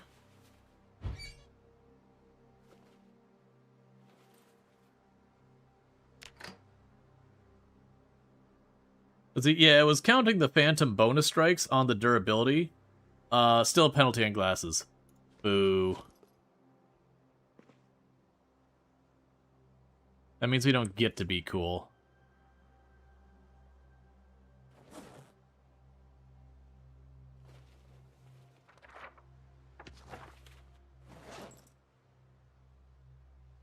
Where did the magazine go? Oh, I keep forgetting that they now put it back where you found it, kind of thing. Gotcha. Okay, so weapons are literally more durable than they're supposed to be. Oh, no, but, yeah, we're not talking way too slow. We're not talking realism kind of thing. We're talking that compared to normal for Product Zomboid, we have the conversation quite often that people be like, oh yeah, crowbar should almost never break if you're hitting people with it. It's like, well, yeah, in realism, you're not wrong. But in gameplay mechanics, imagine if you find your crowbar, and then you're set for the next in-game months for weapons. Now you've got no reason to go looking for more weapons because you've solved the problem. So it's the same thing as pretty much every game in existence when it comes to that kind of thing, that the durability is less than it would be in real life as an intended game balance decision. Because again, otherwise, you've got no reason to loot. You get your crowbar, you get your clothing, you get your car. Okay, now what? So it is a deliberate decision to make those things nowhere near as durable as they are in real life, so that you've got that pressure. Because ultimately, I'm of the mindset it is one of those things that very genuinely, I find the survival mechanics of the game to be almost purely to push you into the zombies. Because if you ever either turn off the zombies or go where the zombies aren't, you can actually survive very easily, indefinitely, with minimal risk. It's, you know, them pushing you into the zombies where the threat happens. And I'm just quickly cooking this stuff to have food on us because we've got electricity, and I don't feel like running back to make sure this doesn't go bad. Oh. You cook fast by chance?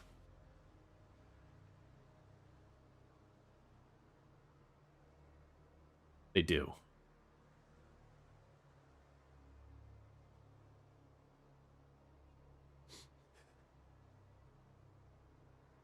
Come on.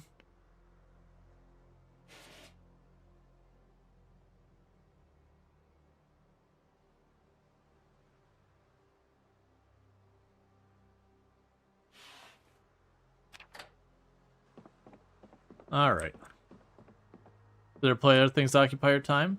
You mean Project Zomboid? I mean, like, you can collect things. It is a game about making your own fun, that kind of thing. But very genuinely, when it comes down to it, like your food, water, shelter, the shelter can be tricky, just because of having to fight in to make it happen. But food and water are relatively easy to solve problems in the game. Weapons is another one, which that's the durability kind of thing. And sure, you can go after stuff like the generators and all that.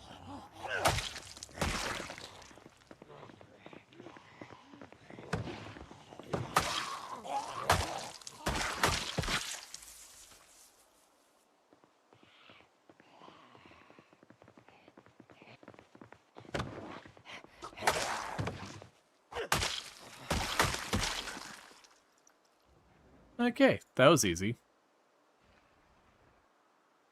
I appreciate them just feeding themselves into me so I don't have to put any effort into it.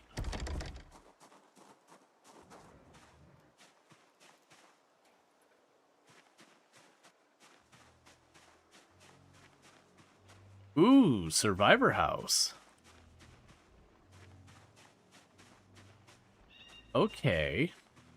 Let's check those bodies a little bit more carefully.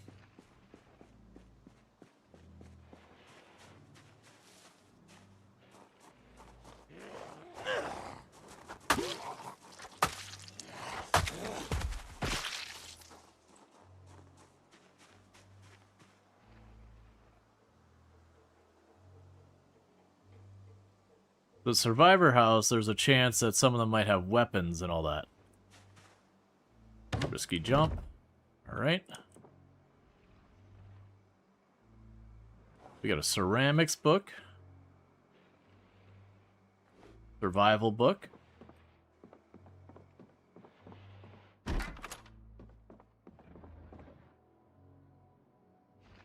A butterfly knife.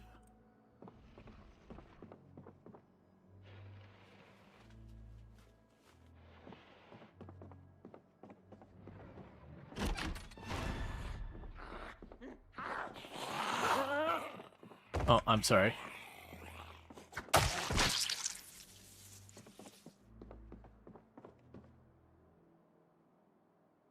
A hockey goal shin pads. I'll probably never use those, but someone might want them.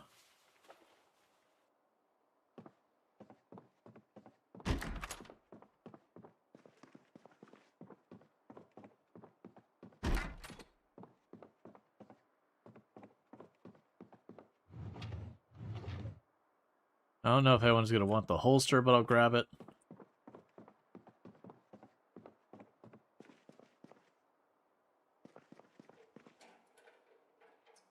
Broken electric guitar, don't care about that. We'll grab the saucepan.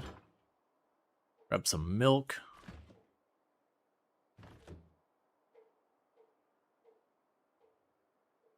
Nothing exciting on the corpses.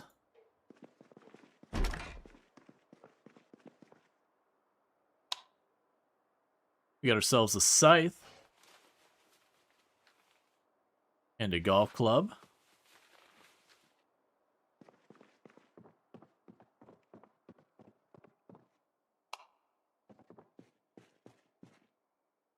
Okay, so we got like a recording studio kind of thing going on here. Got a desktop computer. Yeah, so it's just a bunch of electronics and that kind of thing.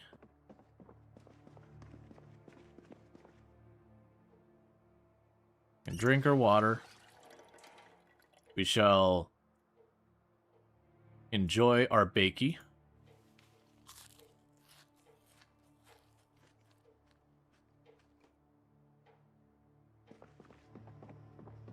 And slowly working on that happiness.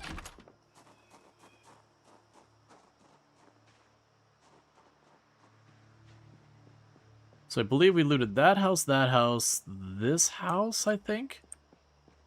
We got a big group down there. Let's not aggro them quite yet.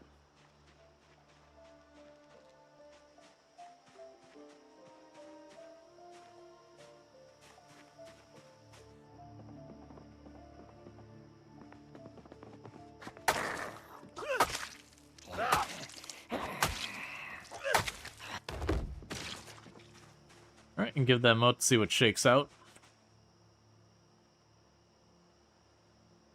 Because there was an armed zombie in that house who probably hurt us.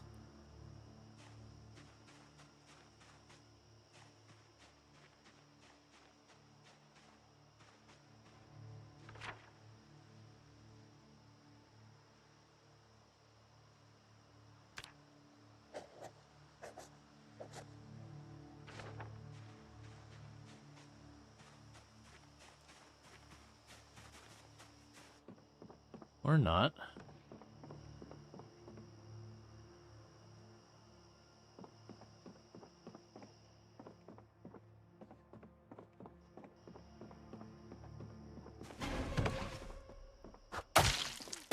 Ma'am? That's rude.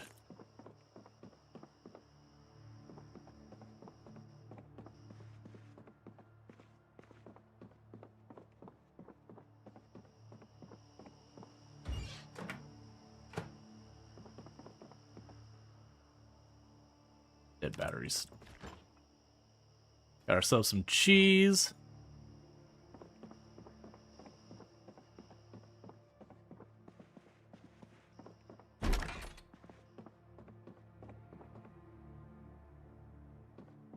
All right.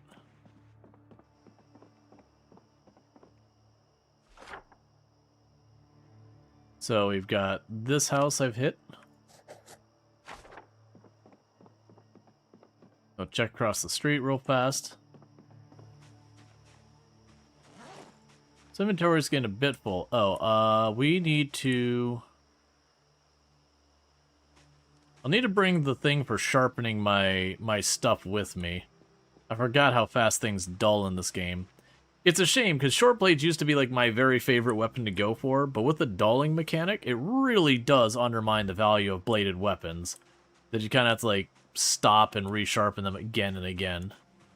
I don't mind that they have a dulling mechanic. I do think it should take longer for the blades to dull. But granted, then the problem is the durability becomes the actual bottleneck, not the sharpness, making the sharpness mechanic kind of a null and void thing. I don't know. It feels like just a thing at... Okay, will you just... Wait, what do you have in there?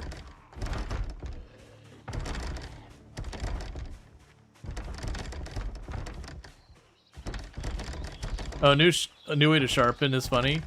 Sharpen the knife, throw it on the ground, it updates itself to full.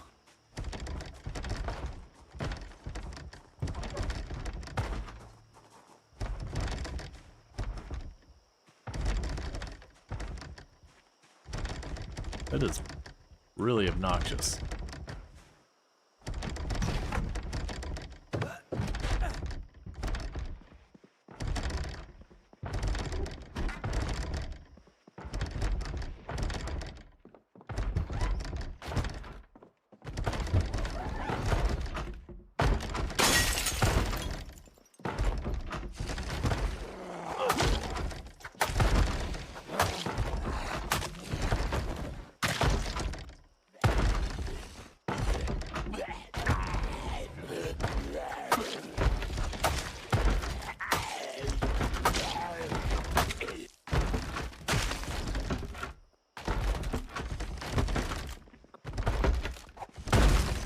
Oh, hi, friends.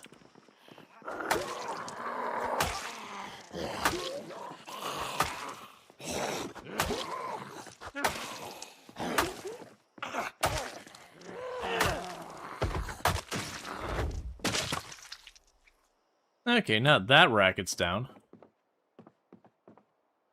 You gonna satchel in the duffel bag? Yes.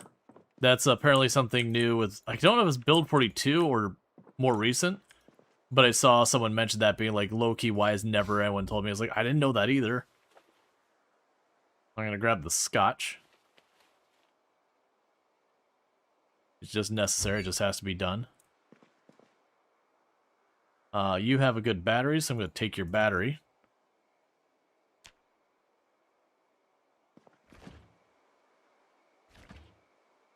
Okay, nothing in the freezer. Yeah, one of the changes they made it so you can have a satchel and a backpack at the same time. That used to not be the case.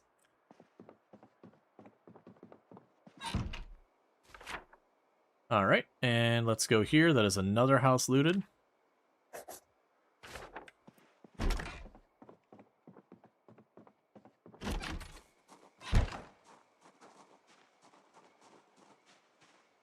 Well, there was a whole rally group here a minute ago. I'm a little spooked that they're just gone now.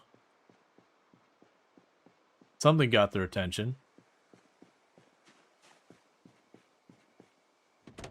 I was really hoping for some keys. Ooh! Wood axe.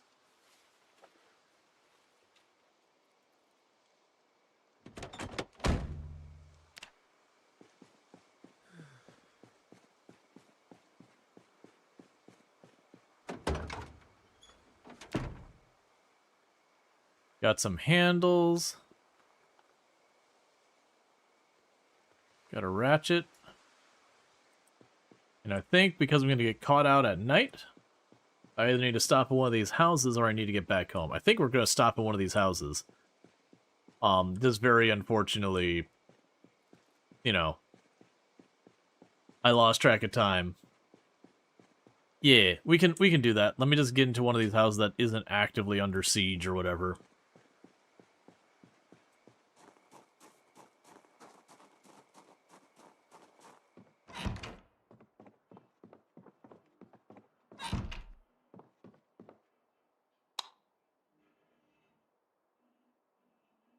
Alright, and I am good to sleep.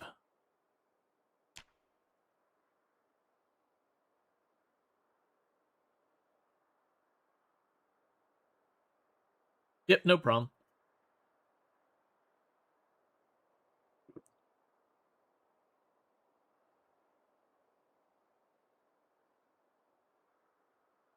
I will say, it definitely went from like, oh, we're just not getting near the town to we just straight up walked into town.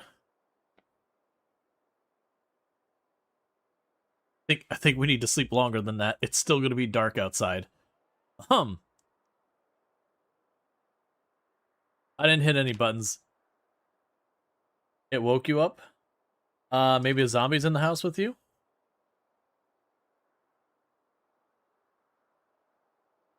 There we go, that's better. Please don't say that. Maybe there's nothing you need to worry about, but you should also be suspicious about the lack of having anything to worry about.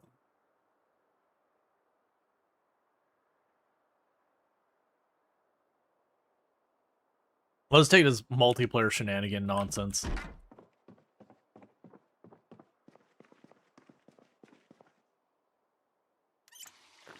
Okay, so we can drink some water. That's still fine.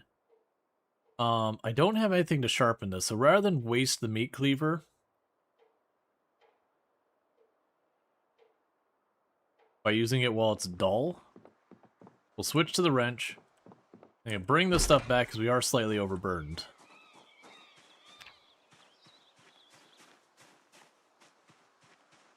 And then we can also search along the way back, just in case we find something like a generator magazine or whatever on the ground. Nope. There's a question mark. Simona got away from the building. We'll follow the road. We can grab some stones. Hey, Earthrush, how's it going? Put the battery in our bag. Oh, right. I forgot you have to stop. Or not. I guess they're just too full and it doesn't recognize it.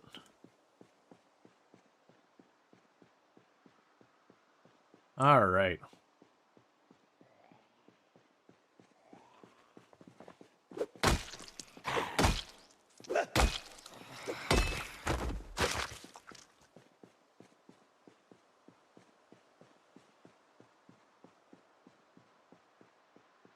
Okay, so we got about 6 or so zombies here. That's probably fine. Any advice for a rooftop-only run? I mean, the big problem you're gonna have with the rooftop-only run is, while you can survive short-term, nutrition is ultimately going to be a problem. Not like straight-up starvation, but nutrition. Because you'd need to somehow get, like, cows or rabbits or fish or something on the roof.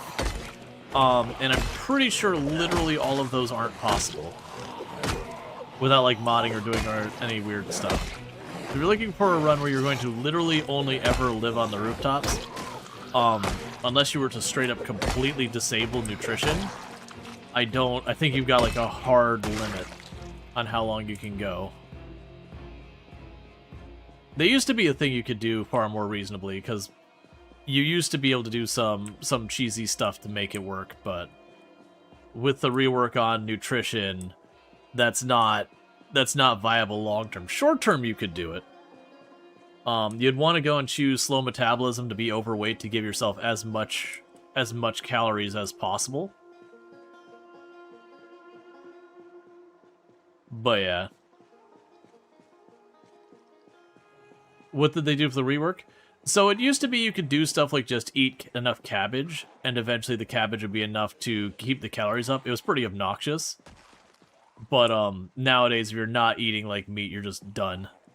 Well, meat, butter, that kind of thing. How's it going?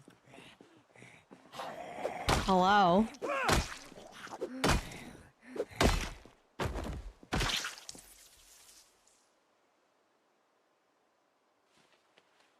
There's a hand fork so we can actually farm without cutting our hands up. That's cool. But yeah, no, it's just a thing. Like, you don't have to, like, balance your entire nutrition. It's the same thing it was where there's the calories up, calories down kind of food. So, like, your veggies and your berries and all that are calories down. You will slowly lose weight over time. Whereas, like, historically, fish, butter, desserts is, like, calorie-dense food that your calories will go up so you'll gain weight. That's still true, but some of the wiggle room that you used to be able to get away with is not there anymore. That, like, the calorie-dense food is way more meaningful versus the calorie-lean food is way less doable. For sustaining weight, you end up wanting a big thing. Have you tried trapping at all in Build 42? Is it sustainable? I know it used to be. I haven't done much trapping in Build 42. The problem with doing a rooftop-only save, if you're going to do trapping, you get far less things because you'd be on the urban tile set, or more city or town tile set. You can still trap there, but it's really, really not that effective. Which has been, you know, the same in Build 42 and Build 41 and all that. You know, deep forest and field get lots of trap stuff, whereas, you know, urban and all that get really bad.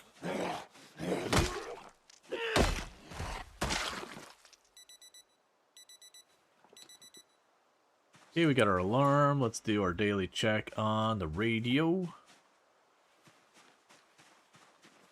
Yeah, that's what I was going to say. Is the other thing is you need to be able to get 75 tiles away. I think, realistically, that'd be effectively making a bridge between two roofs or farther. But yeah, I think realistically to do a roof-only playthrough, you're gonna have to grab a handful of mods to change the way the game works.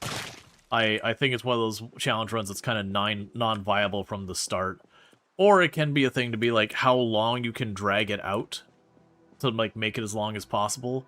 Which, again, would be choosing, you know, slow metabolism, do as little effort as possible to not burn any more calories than you absolutely need to. So, like, walk as little as possible, sit as much as possible, sleep through as much as possible, that kind of thing.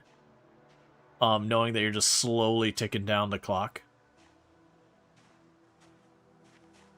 I wasn't paying attention to radio at all. For it to have gone that fast, I'm assuming it was just weather. And no eventful weather, just sunny day, whatever.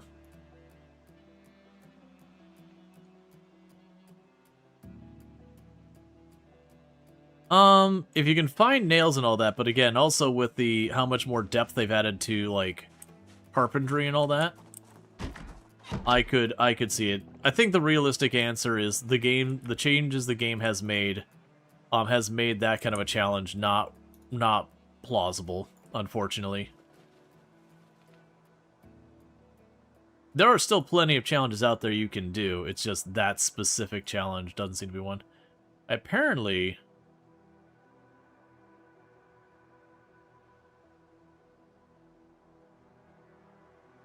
can't seem to take this battery out of my inventory. Huh. I guess I just live with this battery forever. That's an interesting bug.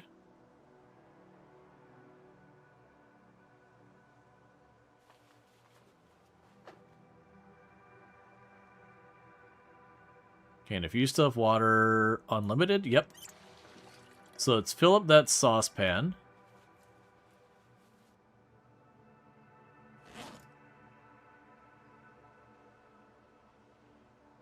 Let's try it again. Fill up the saucepan. There we go. Place that in the counter.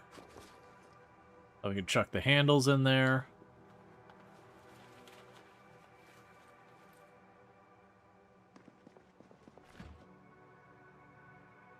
We can put the scotch in the fridge.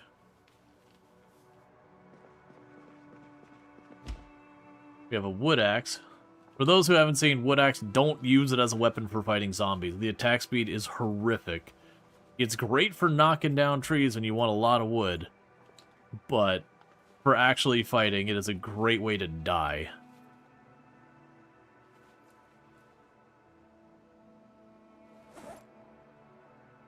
Let's see. Got the shin pad we can drop off in here.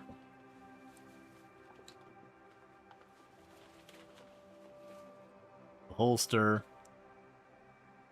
The long stick. I can learn how to make breaded onions. I can learn how to make cabbage rolls, guacamole, breaded shrimp.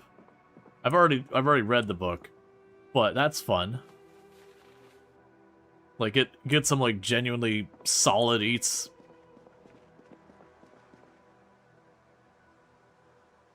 Okay, we got the Pottery 3 book.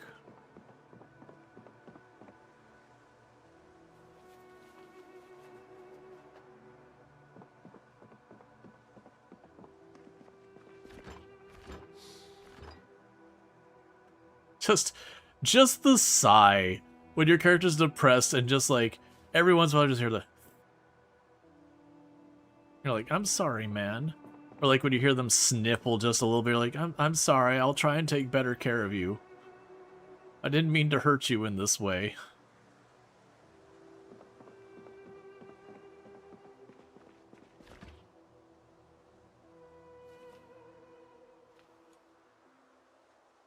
Yeah, so got a couple of acorns on me.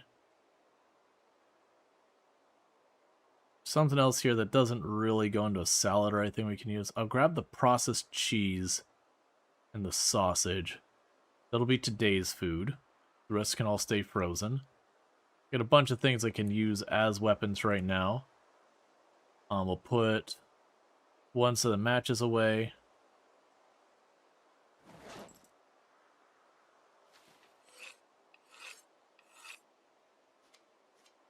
Alright, now I need to sharpen all of our weapons that we dolled up.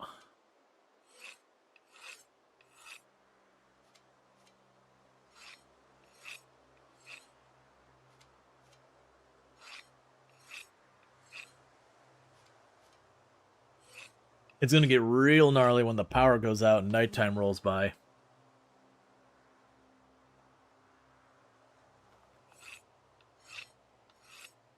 So it gave me the maintenance skill, but it didn't actually sharpen my knife. It might be one of those things I might relog here in a second, because I got a couple different items who are not working right. So I might have put myself in a weird, like, cursed state. As a warning, that is something that's going to happen with multiplayer right now. It is the fresh multiplayer for Build 42.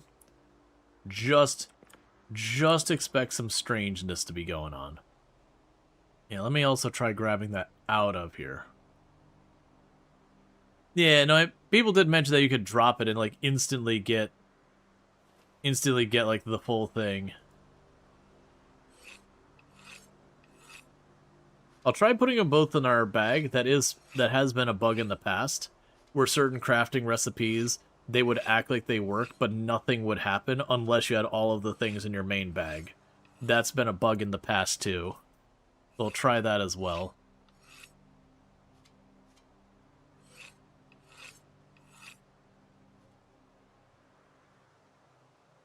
Alright, well, let's go ahead and we're going to pop into this closet. That way if a zombie strolls in, we'll be okay.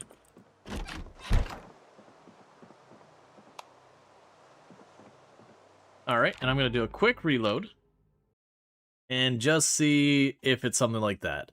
Because it very well could be like server client desync nonsense. It could be bugs with the current version. There's a whole range of things. If we can't sharpen our blades... Well, no, because I'm pretty sure I did sharpen... That's not what I want. I'm pretty sure I did sharpen my blade already once on the server.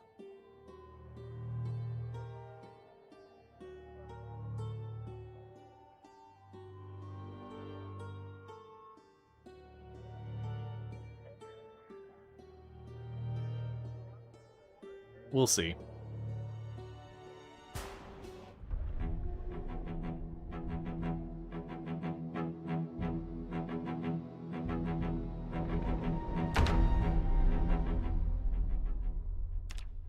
Alright, so now it's full sharpness. I haven't even resharpened it yet. It's full sharpness. Okay, so it's like a server desync kind of thing.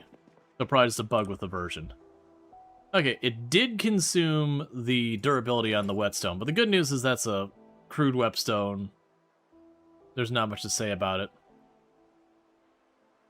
Weirdly, that one got sharpened too, and it needed to be sharpened. Those are both fully sharpened. Okay. So we'll put the whetstone back. We're not going to fuss too much with any of that.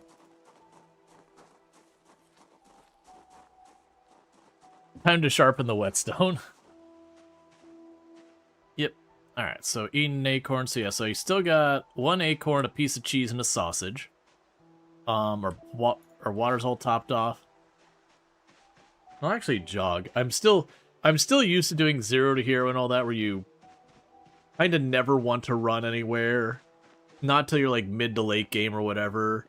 You always want to be very conservative of your energy because you never know when the next thing's going to come up. And very genuinely don't need to be worrying about these things. Jesus, oh, this is nothing. This is very nothing. We have done so much worse in the past.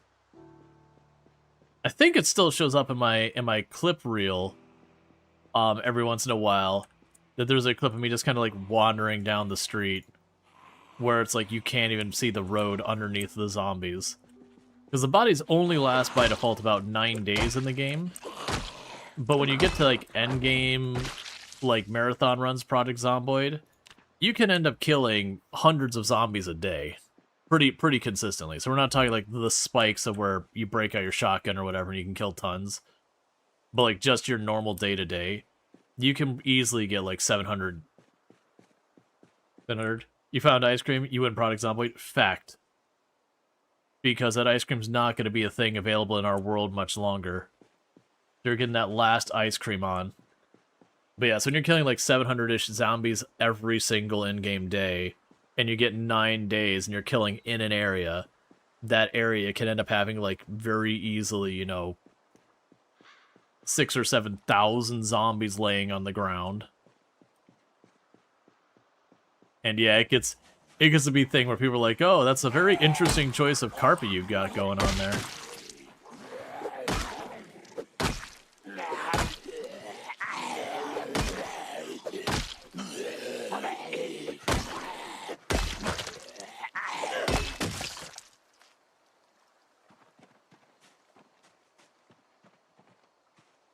Game noises are gonna kill me? Yep. Oh yeah, no, anyone doing like the marathon playthroughs will get there. So like Ultra, Sui, myself, Allison has got that. You know, any of the people who do like the high pop stuff, it's gonna get that way. With multiplayer, it kind of doesn't get nearly as bad, mostly because you can kind of take the attack to them a lot more. So it is one of those things that very genuinely, when you're playing on your own, because you can only kill a couple hundred a day at the beginning.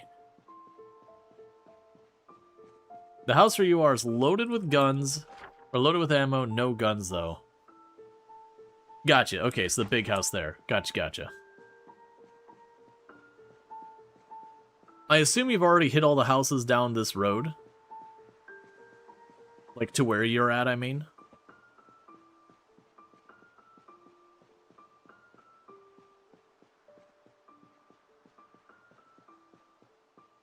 Hey.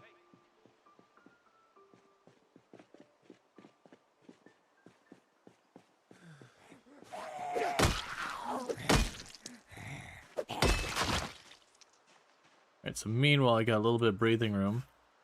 Let me go and hit this real fast. So then we'll say, oh, that's annoying. So when we reloaded, it forgot what I marked. That is kind of a sucky bug. It's fine. So it looks like your symbols on the map don't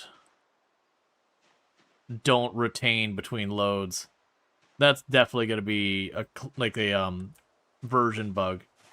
I hope that's just multiplayer. Oh hey, the bug where the game hangs for a moment when someone turns from a regular zombie to a crawler is still there. It was a thing ever since, like, early Build 41, and it has been there ever since. And I believe the whole reason for that is it effectively deletes the zombie from existence and generates a new zombie in the exact same spot of the same type that happens to be of a different type of zombie. I think it's doing that kind of thing under the hood.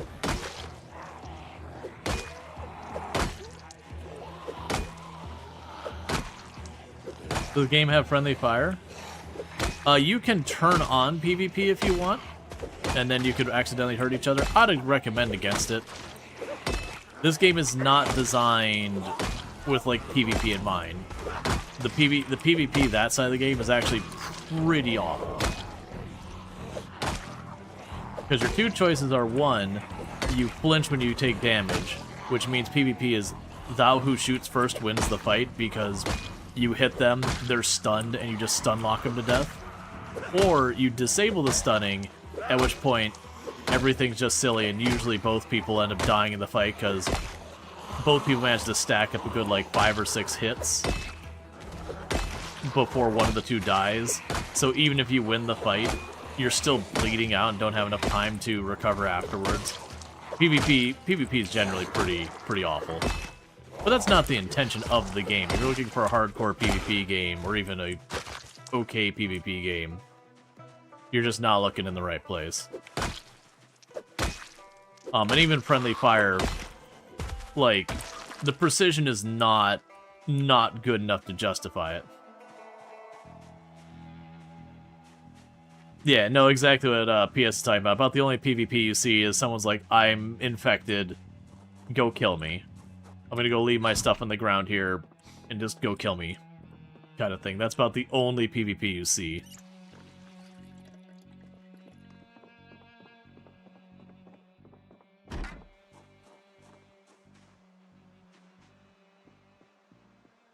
Like, the game's got solid cooperative multiplayer. For me, I actually... So, I like to do the multiplayer as something different. It's enjoyable to have some variety. It's also one of the things I have not burnt myself out in Project Zomboid, where, like, the solo has always been my preferred way of playing, but I've kind of burned myself out in the solo play. But the multiplayer does change a lot. You like Snoot's version of PvP? Oh yeah, the Unfriendly Neighbors we did. Yeah, Unfriendly Neighbors was a great event. For those who weren't here for it, Snoot has done a couple times historically this server that's like just a multiplayer one-off that's called a Unfriendly Neighbors. That the idea is you're all a bunch of neighbors and you hate each other's guts and want everyone else to die. But, you know, murder's just uncouth. Oh yes, thank you for making sure we got that. Again, we have Ultra Source. This is a server that Ultra's running. And she is actually here in the world playing right now. She isn't streaming at the moment, but a very fantastic content creator. Plays a lot of the same stuff we do. Front of the channel, all that good stuff. Lots of simulations, Project Zomboid, RimWorld, all those kind of things. So good times over there. 100% recommend. Oh, it's a gold bar. I'm putting that. Oh, you're too heavy for me. Well, that's... I got a bunch of suitcases of cash and a gold bar. I thought you needed you in game? I mean, I like having you here.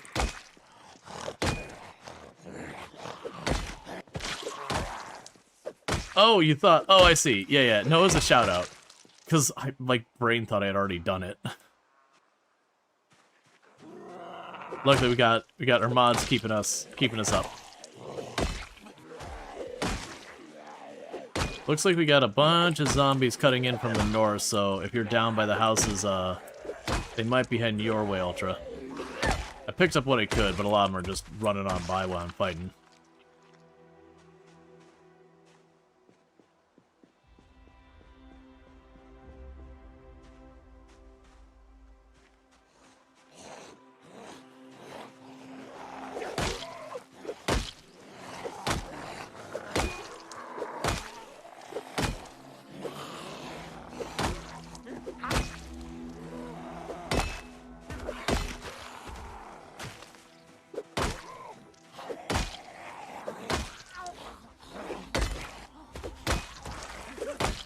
You mucking around town?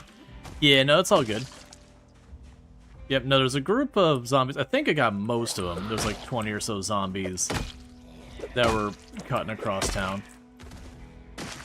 We got probably like a good like 15 or so. Looked like maybe one rally group cutting across. I see keys.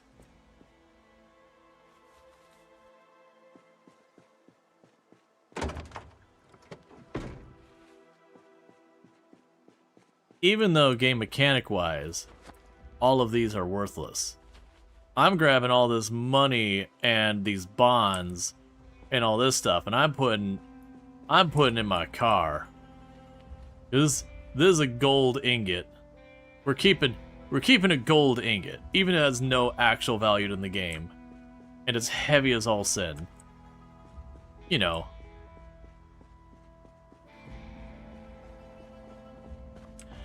We don't know if the car works yet.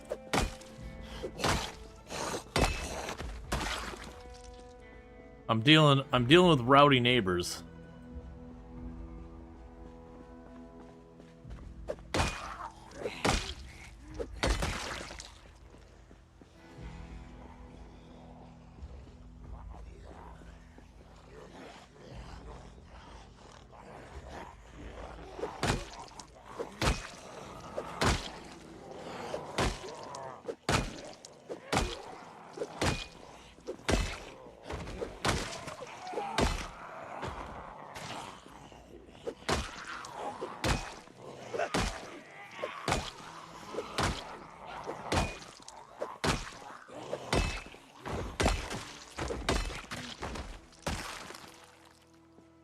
Okay.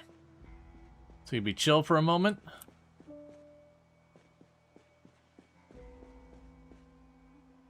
You hate it when unlocked doors are alarmed? Yup.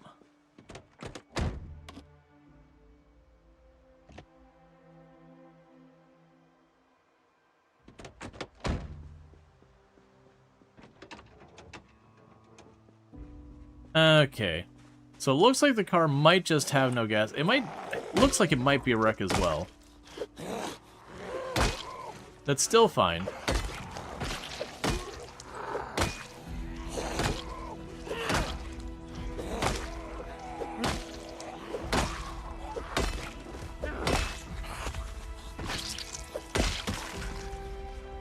Alright.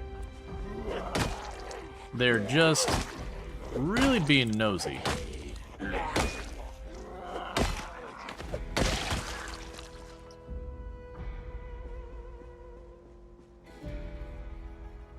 Give me the screwdriver. Yes, I want to take a peek at the engine here.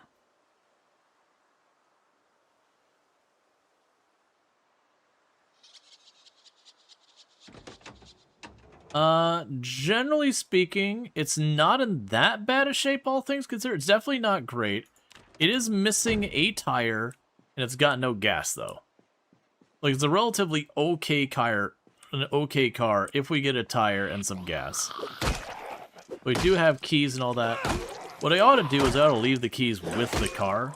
That way if someone does end up finding the stuff, I'm not like the one holding the keys and everything, preventing anyone from being able to use it.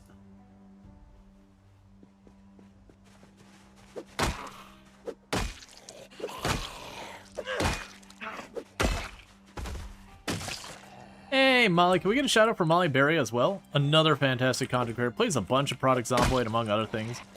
Good times over there. Highly, highly, highly recommend checking them out. Really, really fantastic. Thank you so much for getting that shout out. Man, I'd be afraid to be doing that in Product Zomboid multiplayer where it can't pause. There's a lot of stuff when it comes to when I'm playing Product Zomboid multiplayer, I just don't have the ability to, like, take that on. I'm still used to doing the marathon runs where the risk of dying is, like, can't do it, might die. If you die from a shout-out, you're unfollowing me. I mean, that's a life choice. I understand the value of our friendship now. and where its limits stand. It's good to know our boundaries. You found homemade, you found a home with a freezer bread? Oh, yeah.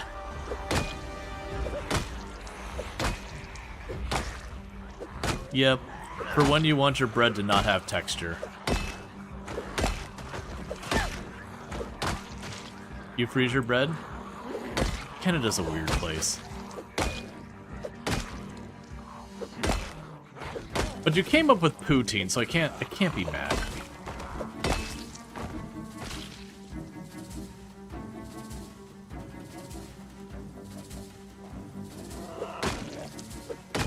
Like we're just like, you want some boring seasoned fries, and Kaz like, what if cheese curds and gravy?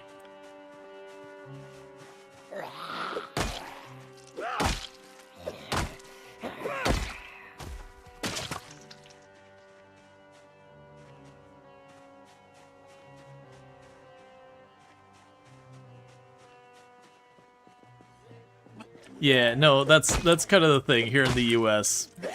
A lot of our bread is really terrible. It's as much preserved as it is bread. There's a reason why it's called Wonder Bread. You wonder if it's still bread.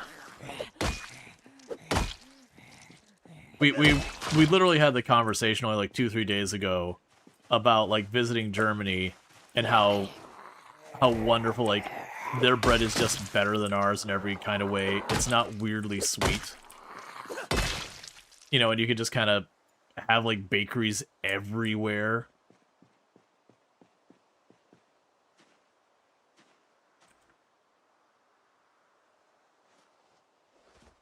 And then meanwhile, we got Wonder Bread, which is, like, the most generic lacking in any kind of flavor of any bread that is ever breaded. They took flour as a seasoning as a serious statement.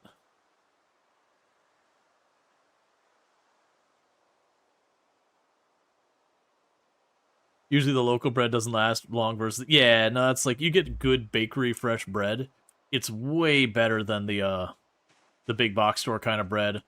But it's also, you know, depending on what you're getting, it's got a relatively shorter lifespan. Now, okay, for freezing bread, stuff like freezing banana bread and that kind of thing, absolutely. That's absolutely a thing that we do. We have our aunts, and we have one of our aunts makes like lots of stuff like banana bread, that kind of stuff, and if you don't freeze it, it's bad in like 2-3 days. So you have to freeze it.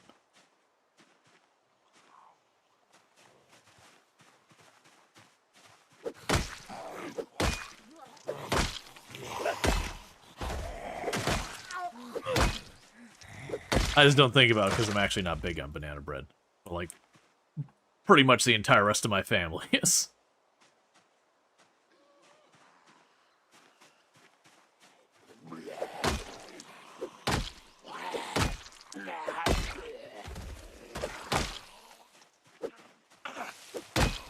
You found oysters?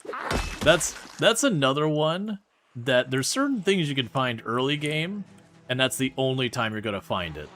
Like the oysters, once you get past early game... Well, that's not true. You can find, like, event things that they generate the loot right then and there. That you can, like, weirdly, you know, years after the apocalypse get fresh stuff from. But outside that kind of thing, very genuinely, you either find it early game or you do without. That was ice cream always for the big thing, for, like, Build 4041. You know, you go on a binger in the ice cream stores... Because once you got past the early game, it was all melted. You also freeze bread since you eat fairly small quantities. Then you get the grocery haul. And then most bread you get, you've hauled from another city from your family. Melted flatbread like naan and Arabian flatbread. It's a lot more amenable to being frozen. I can see that. I've never heard of or tried freezing, you know, like naan or that kind of stuff. But I can see where that wouldn't be as effective. Because for me, and this is talking about, like, crappy American breads, when I've had it, like, frozen, it gets a little bit chewy. And it also has, like, the crust's texture gets a bit to be a different. And that was, like, it's not a good kind of chewy either. It's not like you can get, like, a sourdough, and sourdough can be a little bit on the chewier side of things, but it's, like, a very satisfying chewy. It's just like, oh, this is not right kind of chewy.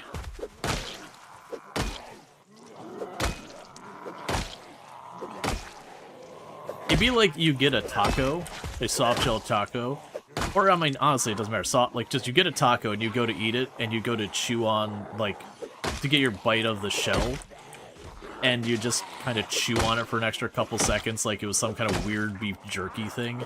It's like that. And you're like, this is not how this is supposed to be.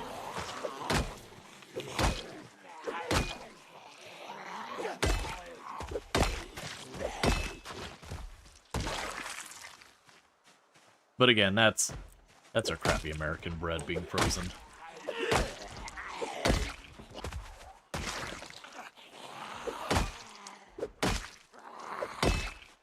Our American bread, that one sold, I think it was in Ireland, they have to label it cake because it's got too much sugar to qualify as bread.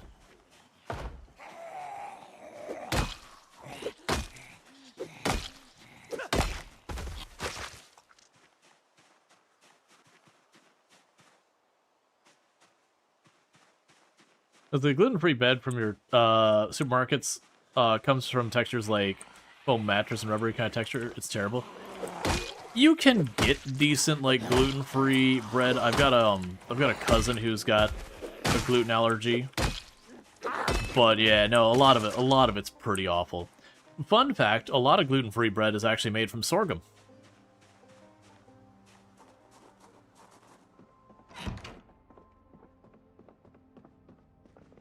That it's not usually wheat, it's usually sorghum that they make that out of.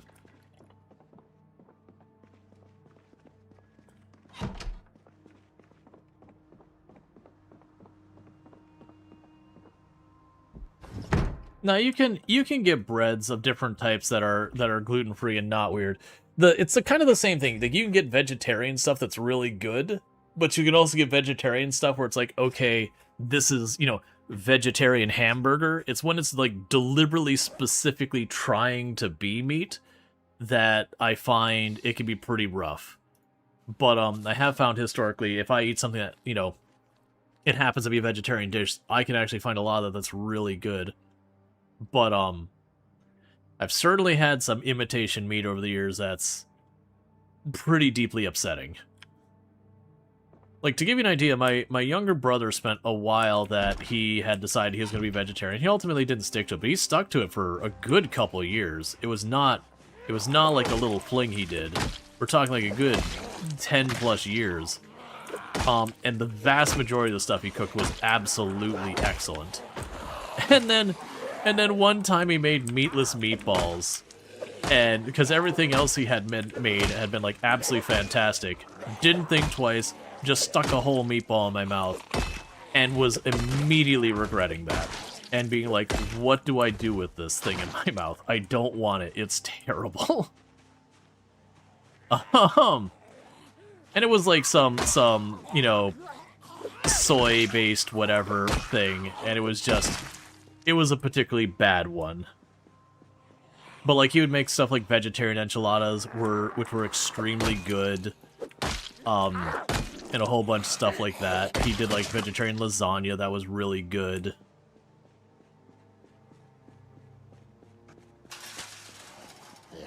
You've been vegetarian for 20 years, you generally don't like meat. But you get why people want to try to make veggie mince seem meaty. Yeah, there's people who, because there's a lot of reasons people choose to be vegetarian. Like, some people, it's just dietary preferences, they just prefer. Some people, it's more of like the ethics and all that around, like, commercially farming animals and all that. There's some people, it's like, oh hey, I've got this dietary problem that, like cholesterols and all that, that meats are really hard to do what you gotta do for that. Yeah, it could be medical related. There's a lot of different reasons. So for people who just don't like meat to begin with, obviously they have no desire to imitate meat because they don't like it. But for people who actually really like meat, but again, they've got a medical reason, so they really do want to go to the barbecue place and get a pulled pork sandwich. But also, the doctor's given them the stink eye because they really need to not go to the local barbecue place to get that pulled pork sandwich. So they want to find something that's close to the food they want that they can, you know, eat without shortening their lifespan or causing themselves to have like horrific indigestion or whatever the issue is. Yeah, you're glad to have the fake meat options that try to get close to taste them. What was your world record in? I used to have the highest kill count run ever streamed at 135,121 zombies killed on one character with one life, with very try-hard sweaty options. So I had that record for a good while, and eventually it got dethroned by Mr. Lamprey, who really doesn't stream much anymore these days, unfortunately. But he didn't only break that record, he ended up eventually getting onto not quite 1 million. He got really close to 1 million. And then, you know, ultimately, the way all those runs die is one moment of inattention, one moment of poor judgment, and then that's just it. And he just had that one moment he was messing with a car that he was just being a little overly aggressive for no necessary reason and got himself in real bad trouble from it. How long did it take? Mine would have been like 4 or 5 months of real life time. His run was like 1.5 years. And it's 1.5 years playing Product Zomboid almost exclusively full-time.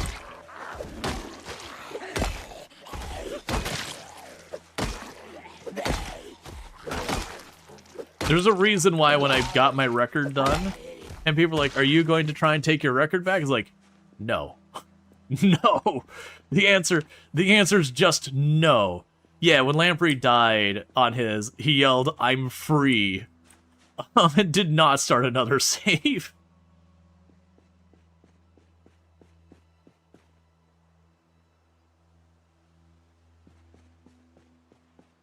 Yeah, no, mine was like 1.33 years or 1.25 years in game. I have no idea. Lamprey was, I believe, over 5 years. Oh yeah, no, like, he was laughing so hard because it was one of those things, like, he made a mistake. He knew he made a mistake. And it was one of those things, he didn't even just make the mistake, he kind of, like, doubled down on it kind of thing that ultimately got him. So, it's one of those things that you know you're making a decision process that you really shouldn't be, but you can get away with a lot once you get good at the game. Yeah, 1,501 hours on one save. And again, sweaty tryhard settings. Like, Lamprey was also on sweaty tryhard settings. It was not like he turned off infection and, like, made the zombies passive or got some mod that gave him, like, a chain-fed shotgun or something like that. It was just doing that. That's the whole thing about the marathon. Like, doing the marathons from the sense of execution is easy. Like, it's a very masterable game. But doing so consistently for that amount of time with no mistakes is where, like, the real struggle becomes. Because it's, especially, like, streaming and all that, it just takes one moment of being distracted and, like, looking at chat and just having a zombie stroll up on you. Let's see, did that have sprinters and stuff? Oh, no. No, anyone who's, like, seriously doing anything doesn't play sprinters. Sprinters can be fun as kind of a weird, silly one-off. The reality is with sprinters is it changes the game from being methodical and something you can master to having a certain arcadiness to it, where it's like you just have to reflex. And it's not to say that sprinters don't require skill. They do. They very much do.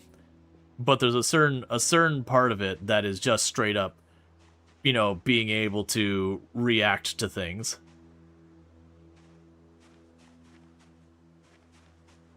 Yeah, no one he did have the Twitch integration for a while where people could spawn Hellcrafters. I believe eventually he turned that off, but he did have that for like the better part of the first year of the game or something like that.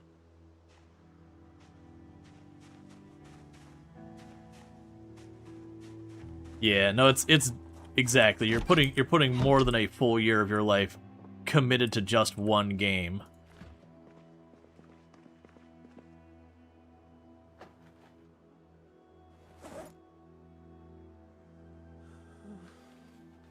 Oh, stop whining. The character's like, I'm so sad.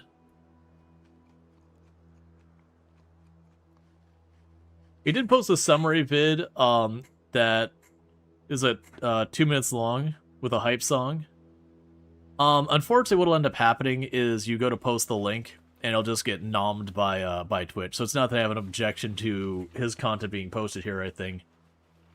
I need to go back through. Once upon a time, I had it set up where I could allow people, but I just switched what tools I used. And never bothered to like figure out how to switch it.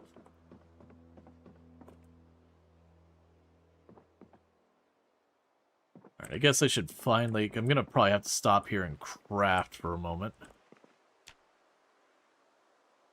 Okay.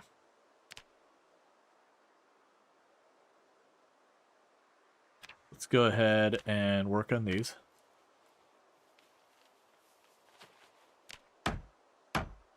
Oh, Ultra's bringing friends.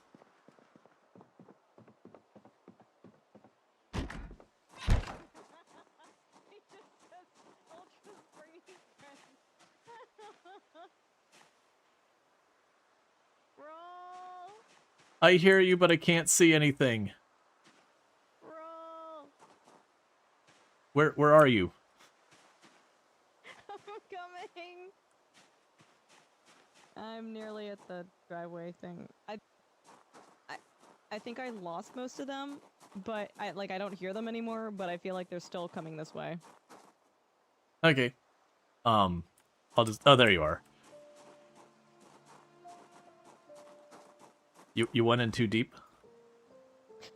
Well, I didn't go in. No, listen, I didn't go in too deep. They just started coming, and they didn't stop coming, and they don't stop coming, and then I started backtracking back home, and then they didn't stop coming. Yeah, no, it's probably migration. Looks like you might have ditched them all. I'm not hearing or seeing anything. I'm kind of shocked if I did.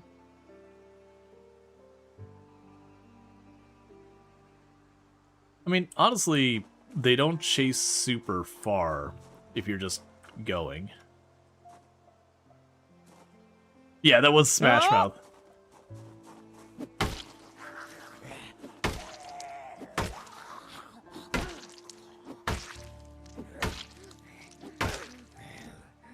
Here, you take it. I'm like... Here, no, I got it. I'm not as exhausted as I thought it was. I was say, I can... I have like... Oh no, they coming, dude. Well, that's unfortunate, because I got like a little circle I can see in.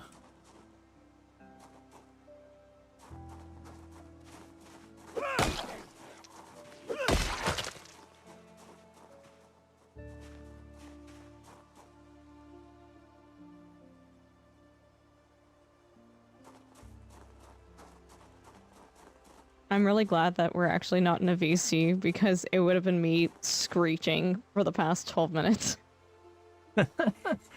On the other hand, content. Fatigue, dark red, walking home. Dunk, please send a message to Rual on his stream right now.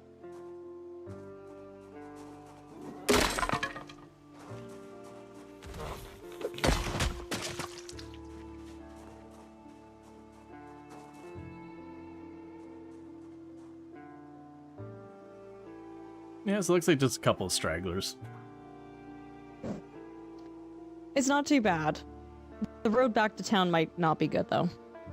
Yeah, no, we don't have flashlights yet. I've been watching for them, but no luck so far. Honestly, I haven't been even finding that many batteries, which is terrifying. Are they the only survivors?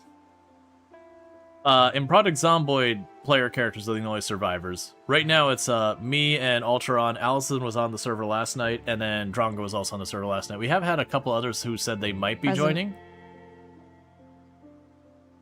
Sorry, what was that?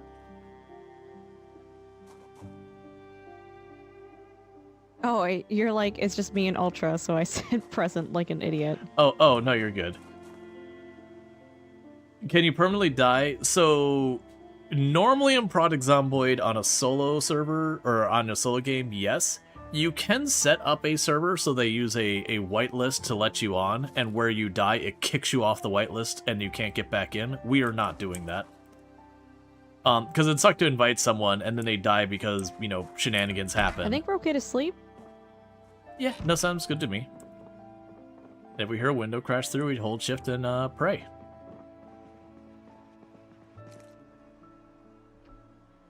What windows, Rual? What windows?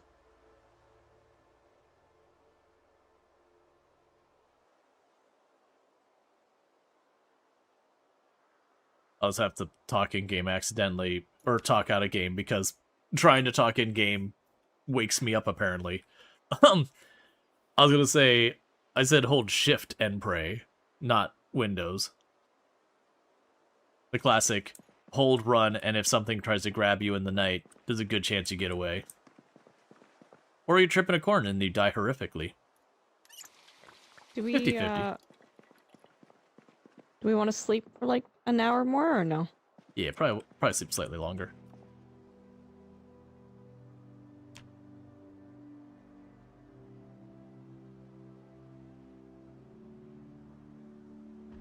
The one time zombie ate through steel plate, 2 windows, and ate you in the building? Yeah, no, that's the whole thing, like, they'll break through your stuff. Most of the time, once they start banging on stuff, you'll wake up, but I have had the issue where I was minding my own business and just they got through things. Gotta make my replacement weapons. Oh, I found a can opener if you want me to put that in the kitchen. Yeah, that'd probably be good. Put it by, like, the stove or something, like, in one of the cabinets. I'm just kind of chucking everything in this corner so you can just walk up and hit the crafting menu and see what's available.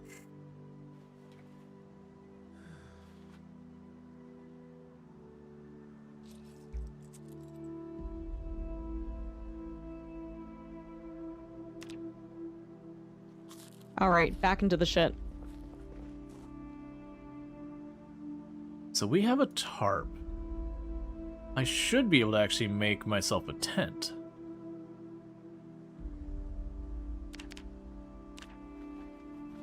Because we make ourselves a tent, then if I ever get separated literally anywhere in the world, I can just chuck down my tent and call it a night. Yeah, no, that's, when you're playing 16 times pop, anywhere the zombies go through, you just accept everything there as collateral damage. It's why when you go to make, like, your main base on 16 times pop, you either wait till you've mostly cleared out the whole area, or it's you go and accept you're gonna find some building or some area that's trashed and have to rebuild it afterwards.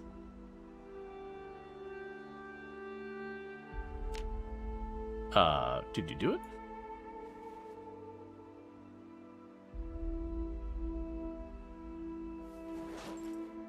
Okay, so we've got those. Drop you in here. Drop you in there. Drop you in there.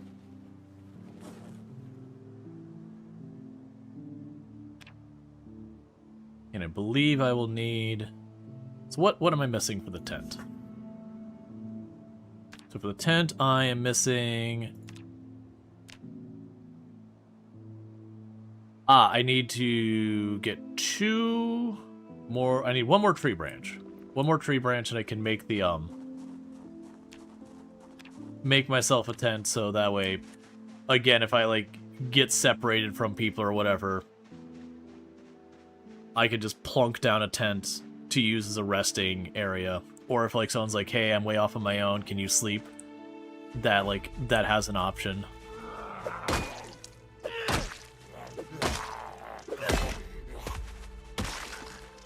Besides, I'm sure we'll have plenty of zombies wandering all over the place to mop up.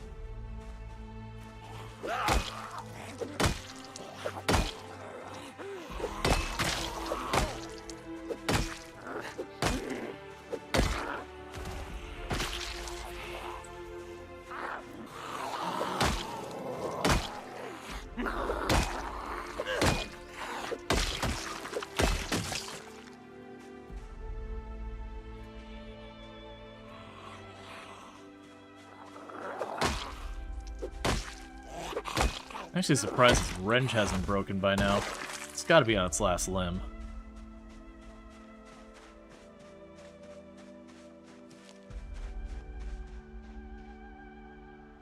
I could have sworn by the time I got out this far last time I was able to forge.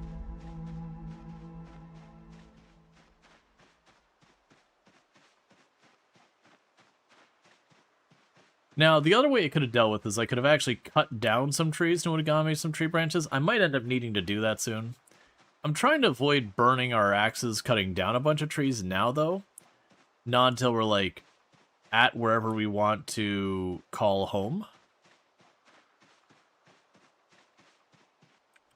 Is that a rabbit? Alright, so we got some rabbits up here.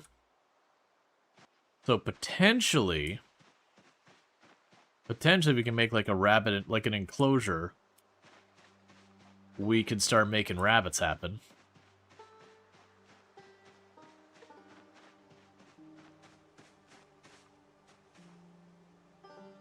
All that stuff feels like stuff we probably want to do over where Drawn goes out, where we have the river to protect the one side, just to mitigate the frequency it gets hit by zombies. Are you seriously still not going to give me the ability to search here? Come on, man.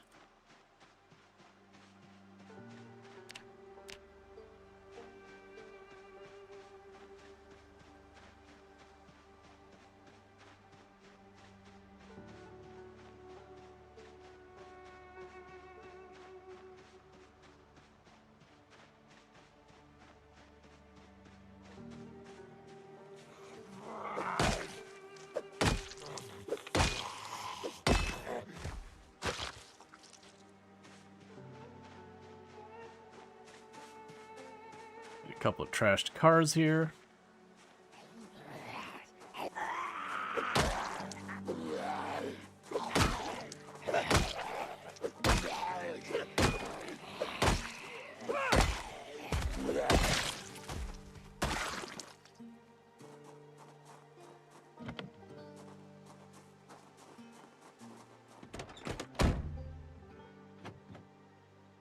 Okay, no key in the ignition.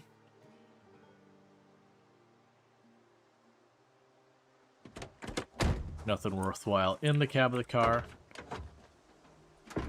So sack is low-key useful. You can move dirt and gravel and stuff like that to make your own roads and all that. Replacement ratchet for when I break this one. Love to see it.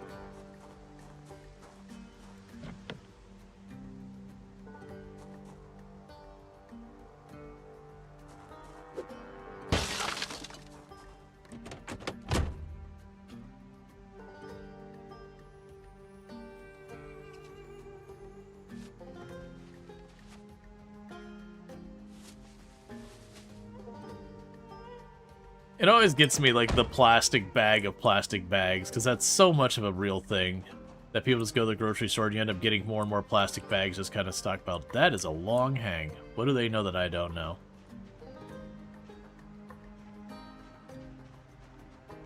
Okay, there's a field back there.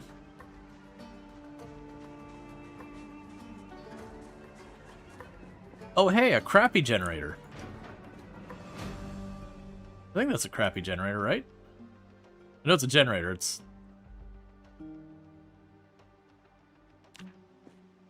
Yeah, so grab that generator on the way back. That's gonna suck to bring that home without a car. Oh, please let there be animals. We got chickens! We got chickens! And with the scythe, we can actually get them food.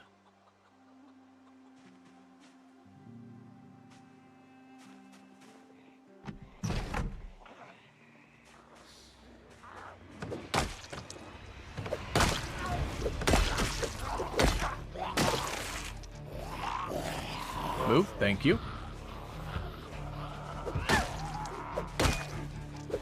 Played a little bit of a dangerous game there.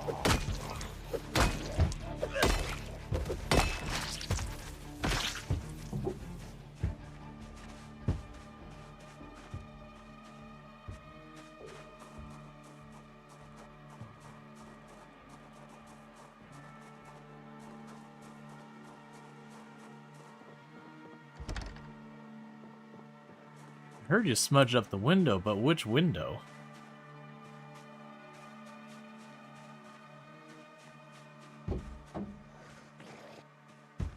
Please don't break the window.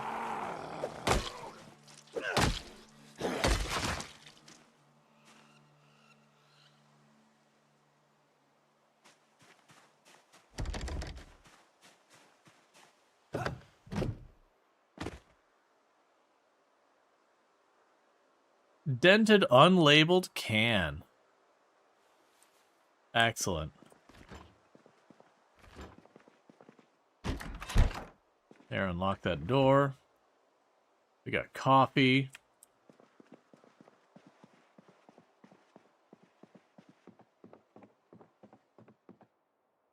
We got a hacksaw. We got a flower summer hat. These are important considerations in our life.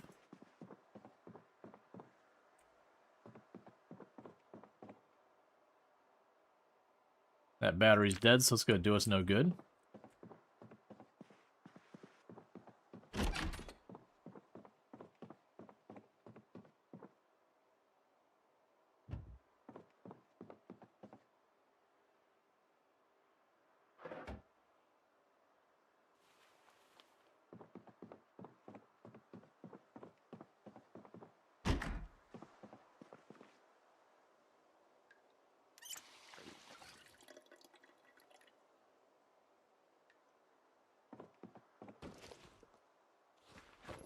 Oh, those are still my main bag. It's like, man, how am I overweight?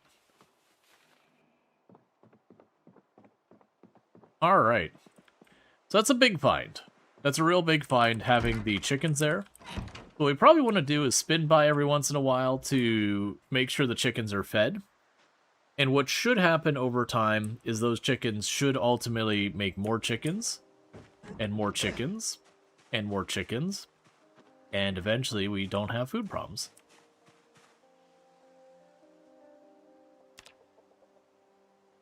Yep, so we got a bunch of chickens there. We got some hay set aside.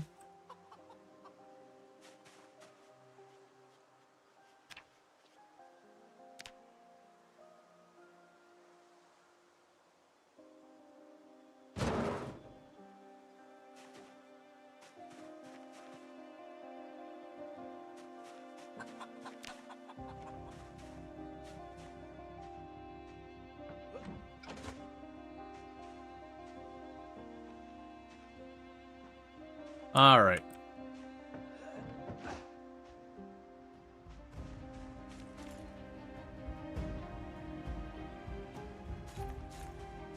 Oh, you put your hands like, why can't I remove the broken glass?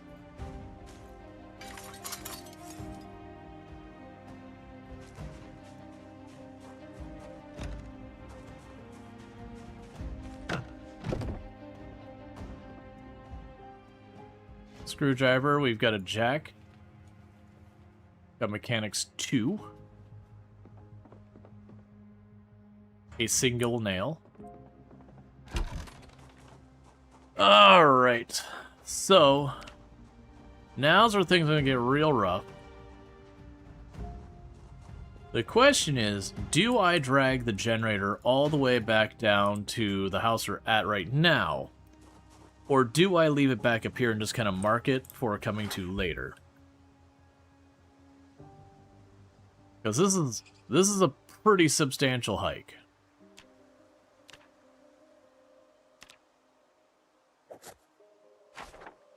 I think for right now I leave it alone.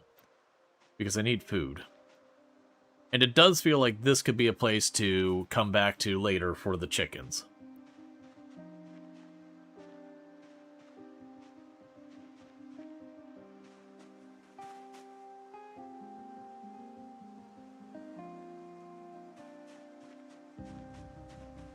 Yeah, I know Drongo had one as well up where they're at. Or up where Drongo's at, by the cabins. It's good to have extra generators. Because what we'll probably do with that generator is once we get a working vehicle, we can grab the generator, bring it to the gas station, and plunk it down next to the pumps. So that we're just solid on our gas needs.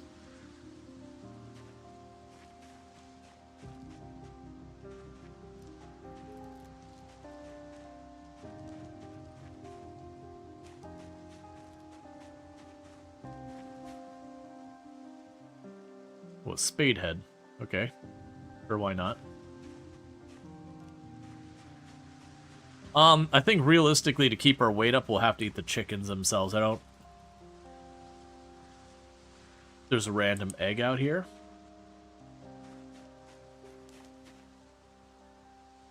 I'm guessing some of the chickens got scared out of their pen. I don't know if that was a rat or what that was, but something took off.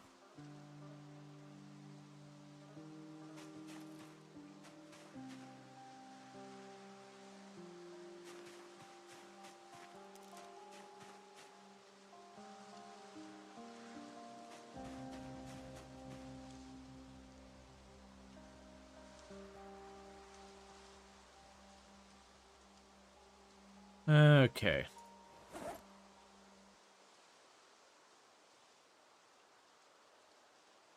Did I not just find a jalapeno so I can eat the carrot?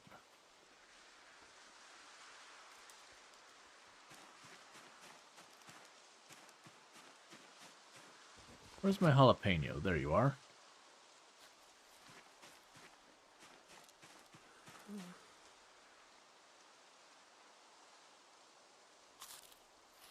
Is food still broken? What do you mean by food still broken? Food has been working. The balance decisions they've made has been suspect. That like how hard it is to keep your calories up and how you have to like just shovel butter and stuff into your mouth just to avoid starving. But that's more not broken so much as like the balance is certainly a decision.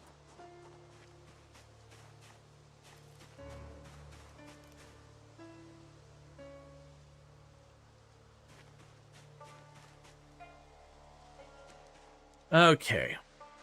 I think I changed my mind and I'm going to start dragging the generator down. Is fish still good for weight? I believe so. I do believe they made it harder to get your early fish. But it is still excellent for gaining weight. Oh, that's what you want to see.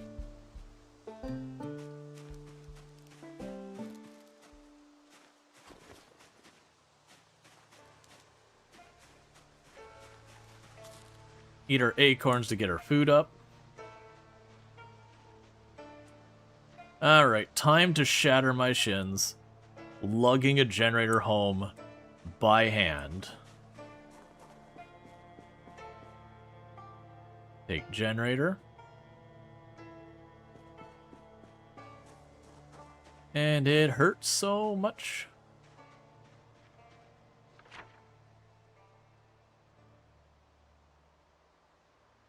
Yeah, we just cut this way, we can be fine.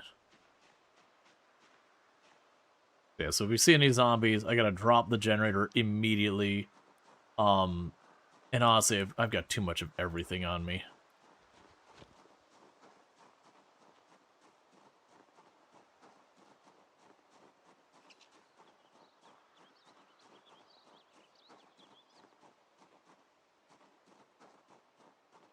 Alright, we don't care about all those keys. Or this key, for that matter. Because that's right, those do have a decent carry weight now. Most generators have wheels? Not necessarily. In the 1990s, I used to sell generators, and certainly we did have some that had wheels, but I wouldn't even say it's most of them. The bigger ones certainly had wheels.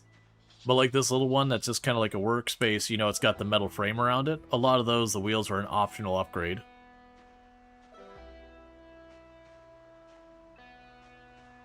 Yeah, no, your really big ones, those usually had wheels.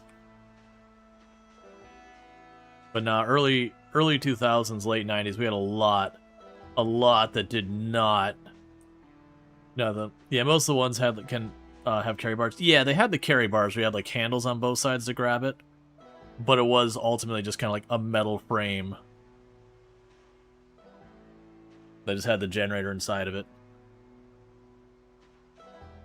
Especially your gasoline ones. Once you start getting up to like propane ones now, and those usually started being more fancy because they were also typically more expensive. Oh, I'm a decent hike from home. Alright. Let's get to walking. Might as well turn that off. We're in an area that doesn't have stuff.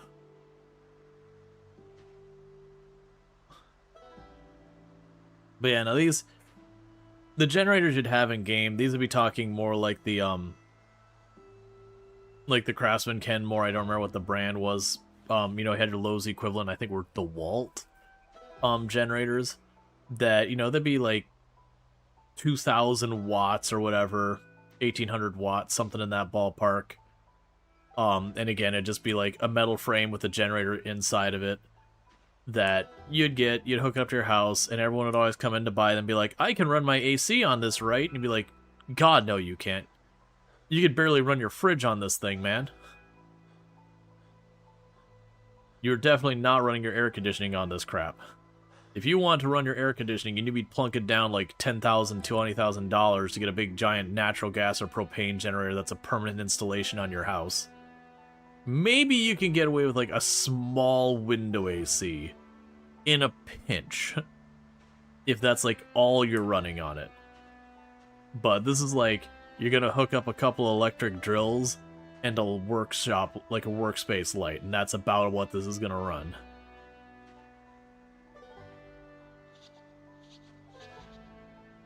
But I used to have to go through that crap all the time. People are like, oh yeah, I can just plug this into my house and, you know, everything, like, it'll just run my power. It's like, no, God, no. You're not even close to right in that. You'll be lucky if this runs the electronics in one bedroom, let alone your whole house.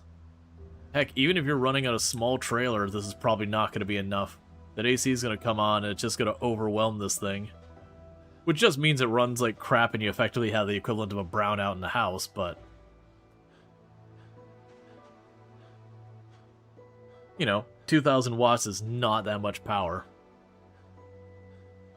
That said, it is hard to do the translation because your power rating in your house is by kilowatt hour. And so it's a very different math that you're trying to convert between those. Because usually outside of your breakers in your house, you're not worried about like the maximum power your house uses. And your breakers are rated in amps. So it's the current that they care about there. And they'll be like 15, 30, 45 amp, whatever. You're thinking someone who can run air conditioning on solar? So, okay, so you can actually do that. If you have like your like, my house during the day on a sunny day, everything in my house is run on the solar. But from a reasonable, realistic standpoint, that's only like on nice sunny days kind of deal. Yeah, you can fully power a house. Now, if they thought they were gonna like plop one solar panel above their AC unit and that'll be enough, that's not gonna do it.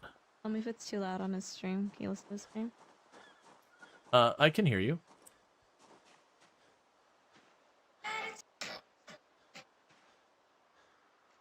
I'm hearing weird voices out of just my left ear.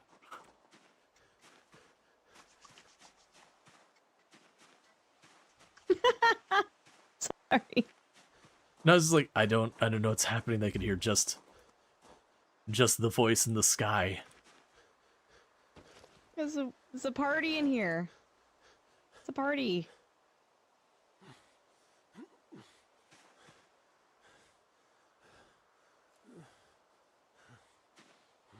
We have a generator. I know, I've been watching your stream. Yep. My knees hurt. My back hurts. My shins hurt. It all hurts.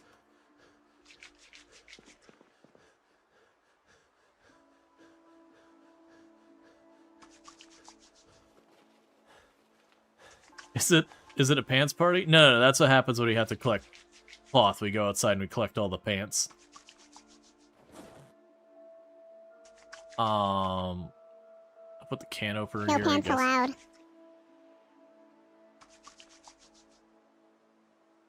That was a weird voice.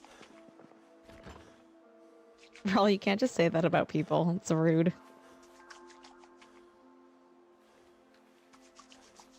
I meant what I said.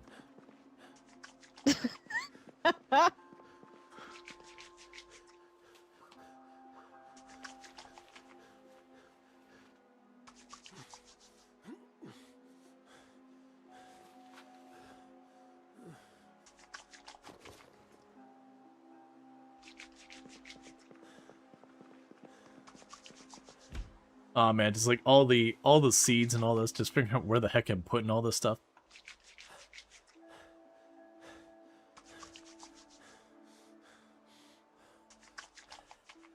Nope, and if someone wants a fancy hat, we got a nice summer hat with a flower on it.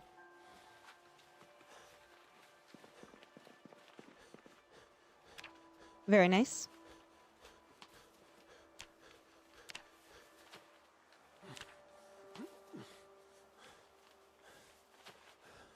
You stand by your previous statement, it's a pants party.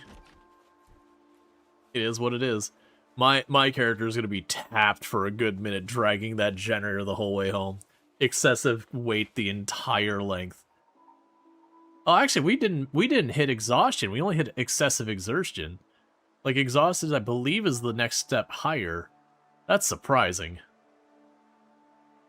I figured we were going to be at, like, literally 0 left.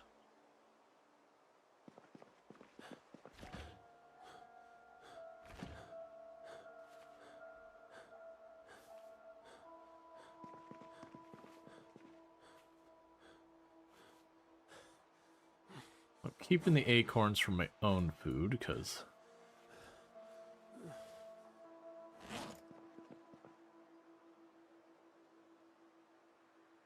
that's the whole thing. Oh, more eggs to drop off.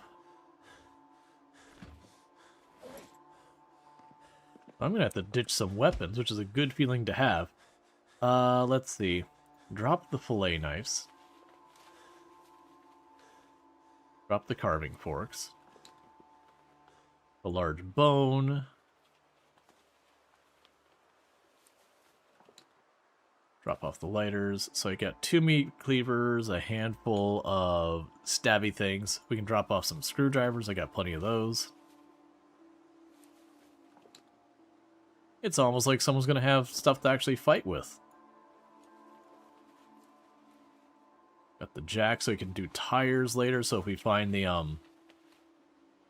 find a good tire or whatever, we can do that.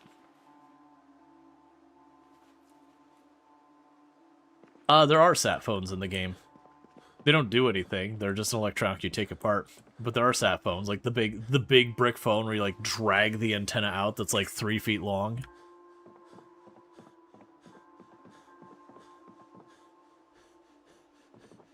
Okay. We're still slightly overburdened, which surprises me. Oh, because we got the tent kit not in our bag. And actually, I just remembered we can pack the tent to make it smaller. Because it's 8 encumbered, so I believe it'll only drop down to like 7 or something like that. But that's just in case of emergency. Oh, I don't think there's wall corded phones in the game. Oh no, it drops it down to 4. That's actually pretty good. I don't think there's like the wall corded phones. There are like on the desk corded phones, like when you go to a lot of the office places or like the fancier houses, you'll see those kind of like corded phones there.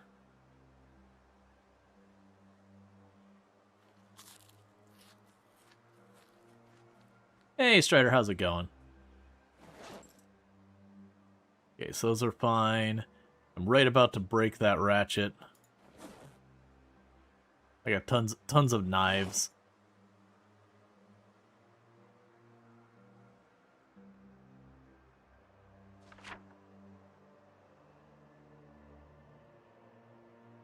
Oh, it looks like Allison's on.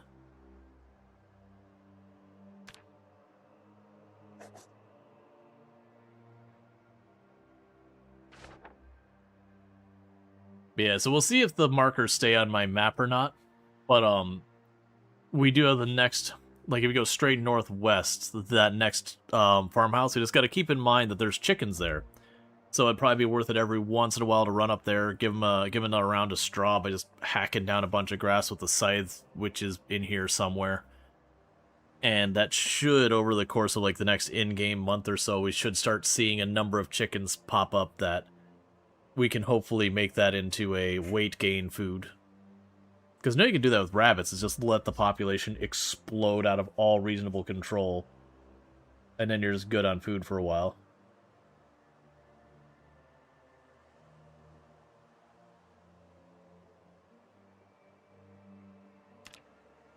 So what I think I'm going to do real fast is, because my character is extremely exhausted, I think I'm going to grab one of these chairs. I'm going to actually grab this chair over here by the chessboard, since that's the danger chair. I'm going to put it in the closet.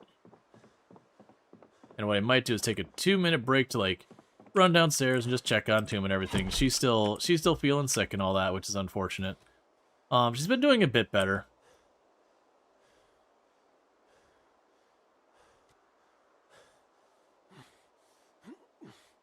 Yeah, then we can sit in this chair right here, staring at the wall, considering our life decisions. And what's going to happen here, chat, is I'm going to be back in just a couple of minutes. And thank you again for tuning in, and I'll be back here in just a few. Just want to quickly, you know, stretch my legs, check my wife, all that good stuff. It'll be back in just a few. And thank you again for tuning in.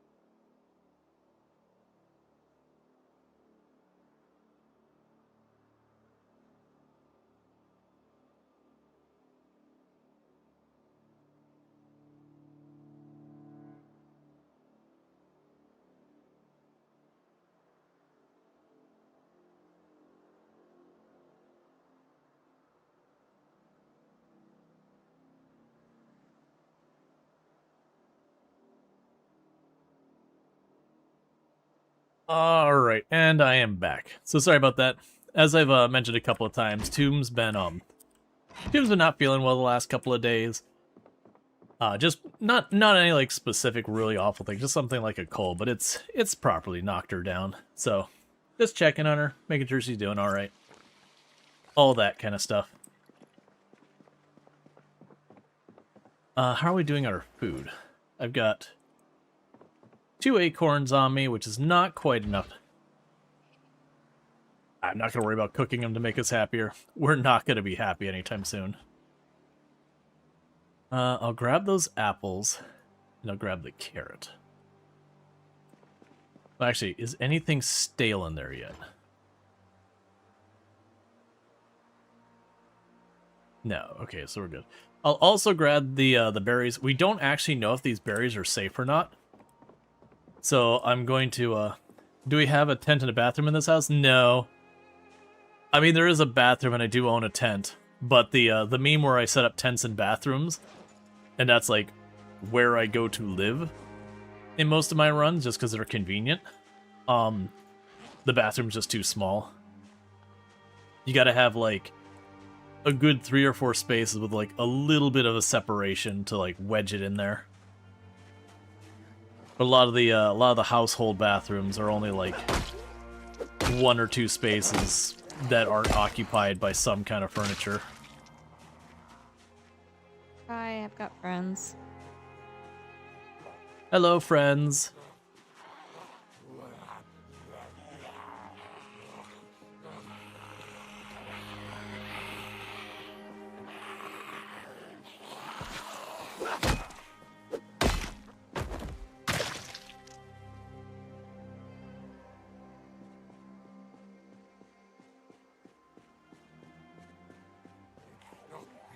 So how's the muscle strain? So it's been pretty negligible of an impact so far for me. It was definitely still a thing when I was playing solo. And I only think the reason that's different is I usually play 0 to hero where we start with no stats. But because I have decent strength and fitness to start, it's been like, it's not that it's not a thing, but it's been nearly irrelevant of a thing.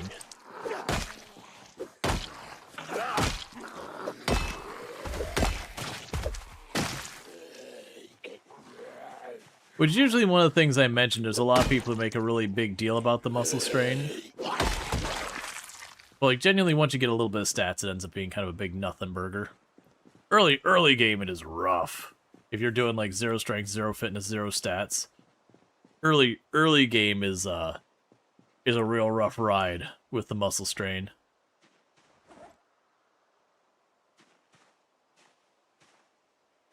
Go ahead and eat an acorn.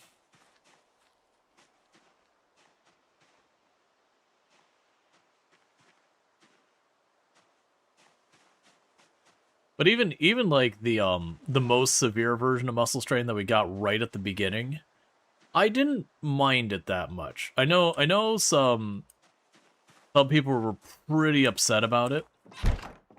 But it felt like as well as things that, you know, again, early game was rough, but then once you got past there, the moment you started to get some stats going, you had to like full send before it would start to come and build up and cause a problem. Alright, looks like it's hitting nighttime again. Yeah, no, you mentioned that's yesterday, Strider. And I acknowledged it yesterday. Right, pop over here, see if I can't make like an axe or something.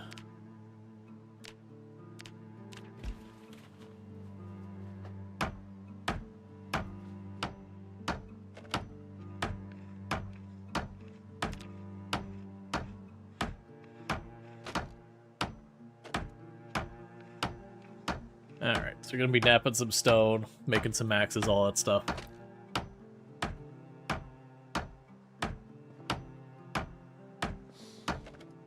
Eventually I'll be able to start making like actual blades and knives and all that.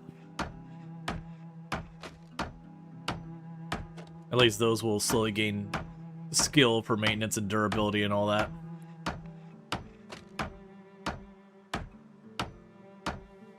That'll be one of the things I think for the newer players that they hop onto the server will be kind of the difficult things when they find themselves without weapons.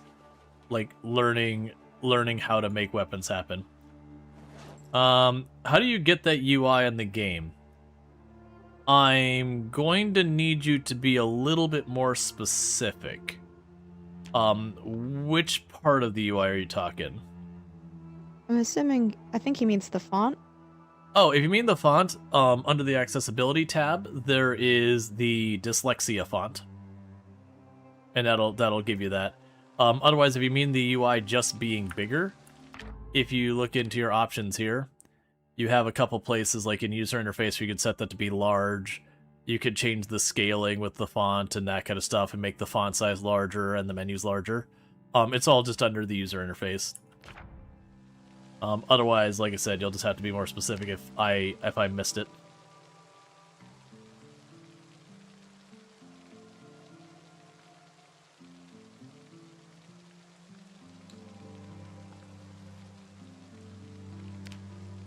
I can make a spear with it, I really don't want to.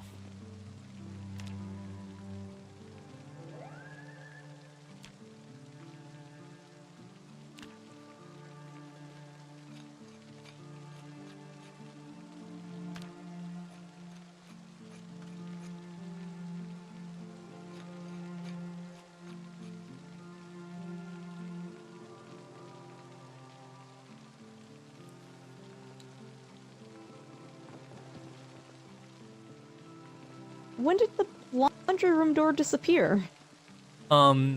Yesterday when we were up by Drongo, we weren't down here, and then Drongo had the helicopter, so my assumption is sometime between all that the door got broken. Guess the place got overrun. So I can blame Drongo. Yeah, it seems fair. Alright, and sleep time.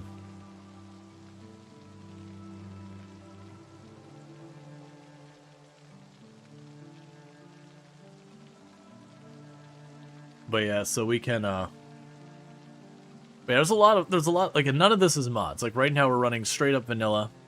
Looks like we get to do 2 rounds of sleep. Yeah, the optional sleep thing is a little weird in the game.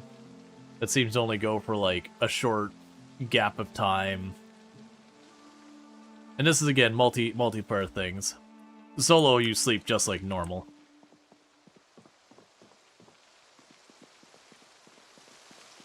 Alright, let's go back to crafting over here.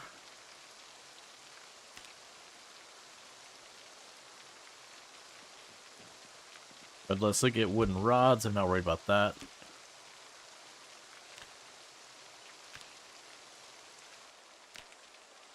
That's fine. Alright, I'm gonna lie down for a little bit. I might be back later. Okay, you take care. It's good having you. And again, everyone, that's Ultrasource. That's the person who's actually got, like, you know, is running the server and everything. You know, is hanging out with us, like, last night and the night before but hanging out there and all that. You got a zombie just wandering off on their own. And Allison... Oh, I think Allison's over there fishing. Okay, that's cool. Either I just happened to catch Allison while she's, like, washing her clothes or something like that, because she's, like, right up against the water, so... I would guess fishing. Yep, again, Ultra's absolutely fantastic. Friend of the channel, all that good stuff. Cannot recommend enough to go check them out. Plays lots of simulation games, as well as, like, Project Zomboid, and occasionally RimWorld, and a bunch of other stuff like that. Did Hunt Call of the Wild, it does, like, American Truck Simulator, Euro Truck Simulator, Farming Simulator. You get the idea. A whole lot of good stuff. And thank you for the follow. Welcome to the stream. But also go follow Ultra.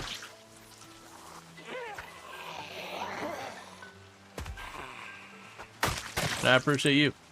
Thank you again for taking the time to set all this stuff up and all that, because I know I've had quite a few people who are asking, it's like, are you going to run the servers? Like, no, man, I don't want to deal with it. But I appreciate someone out of the friend group did. Ma'am? Okay. Oh, sir, I'm sorry. My apologies. You follow the link and she wants to stream? Yeah, no, she's not streaming right now. She was streaming the last couple of times, but, you know, just kind of wanted to have, like, some relaxed playtime. You know, we all dealing with stuff like, you know, my wife's sick, People have insomnia, people have work schedules, all that good stuff. So just wanted to hang out and play some games. Why are you all basically ignoring me? It's very rude.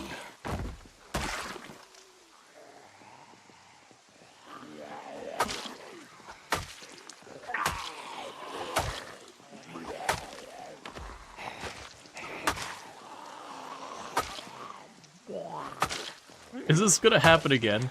Ultra pops off and immediately just a wave his eyes. Granted, this is nothing compared to yesterday. Like yesterday I went down this road. It would have been a bit farther east of us. And just got around the corner, saw like a solid wall of zombies crossing the road. And it was just like, oh. Okay. This is not something I want to deal with right now.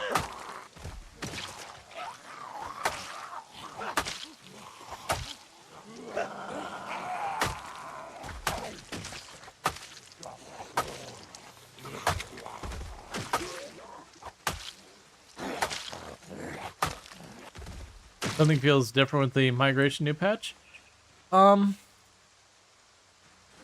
Maybe. It feels normal to me.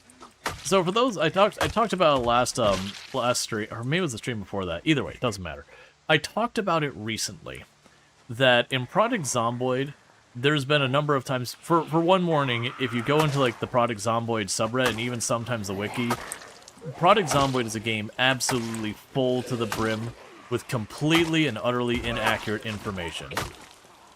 That people make claims being like, oh yeah, there's a tiny % chance you can survive a zombie bite. Not true.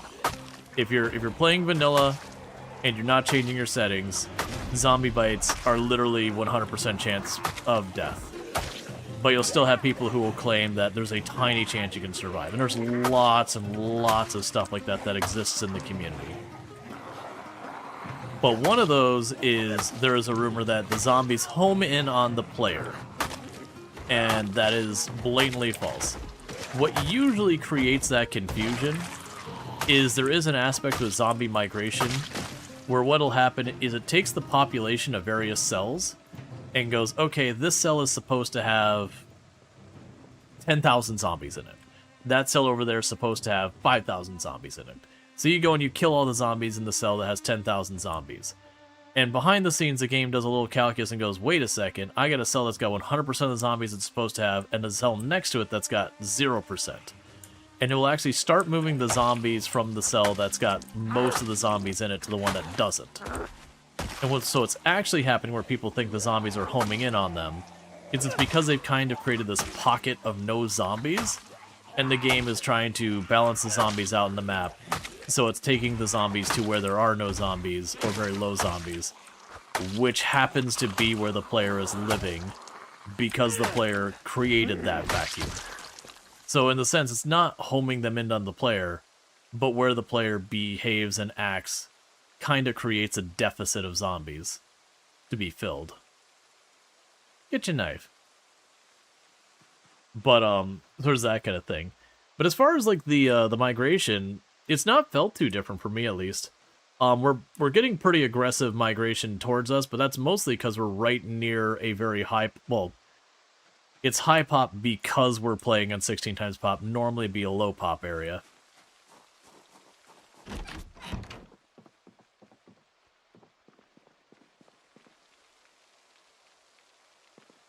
Okay, so the thing I'm going to try to do here is let me grab one of these hand forks.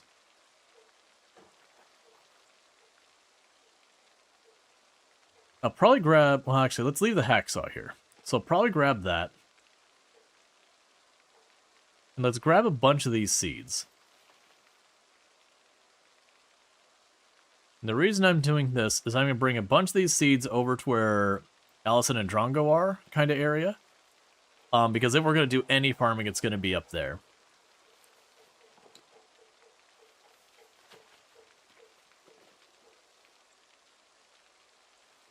Now, for those who don't know, unless it's changed, you only get farming XP for harvesting crops you've planted.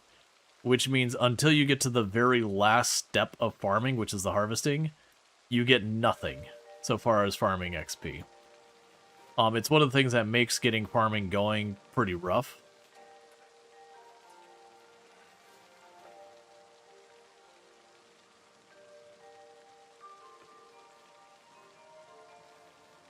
There's also, like, seasons you have to grow in and all that kind of stuff.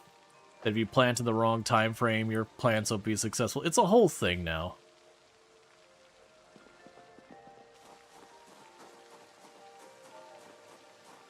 Oh, that's interesting. You can just eat the cilantro seeds.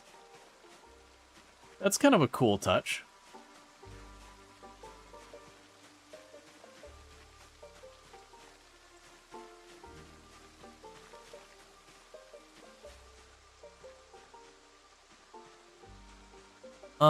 Unless it changed, it was, like, in build 41 you could.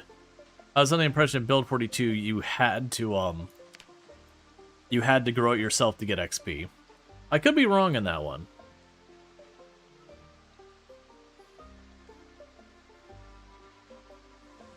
Yeah, everything's edible once. It's the second time that's the real question.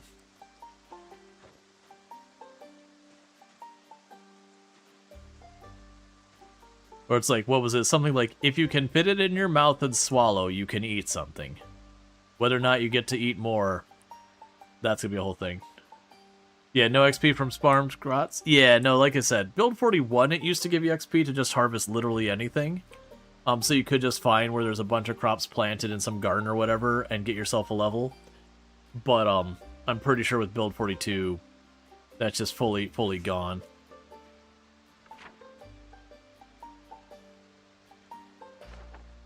Alright, so we're going to cut across this field. I was hoping to be able to forage part of the way, but I guess not.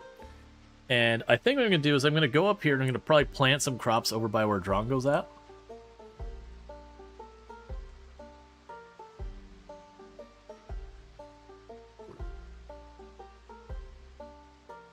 Because hopefully or whatever, there's a chance it'll end up supplementing our food, which will be good.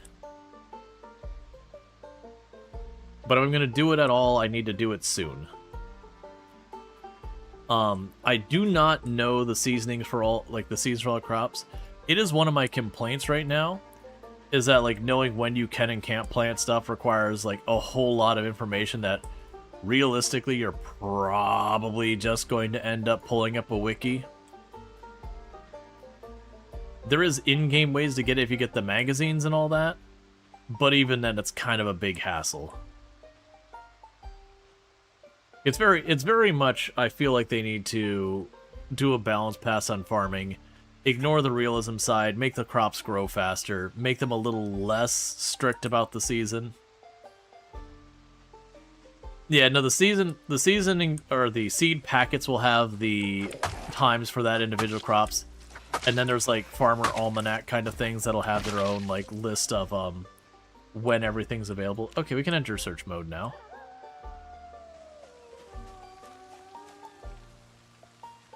Oh, it's a jawbone, I don't care about that.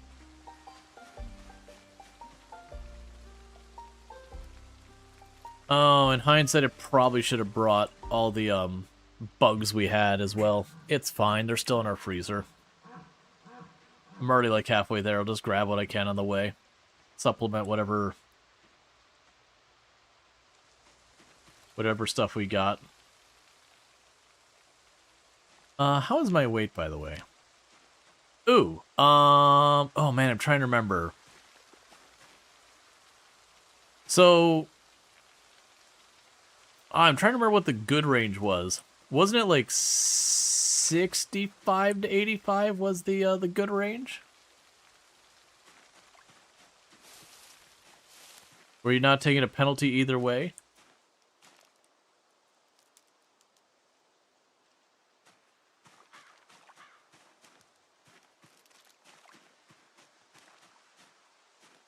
$75 to $85. Okay, so I'm like right about to start dipping onto the lighter end.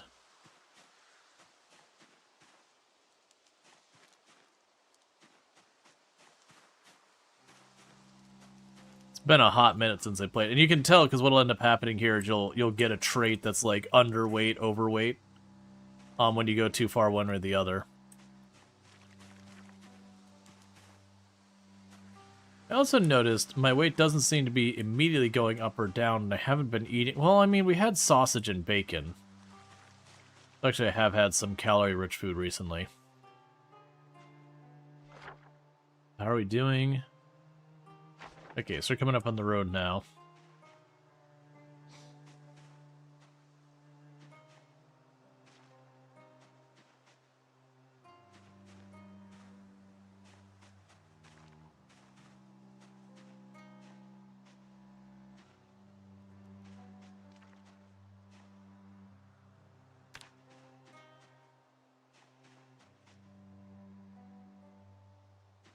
Alright, we're going to eat a potential danger berry.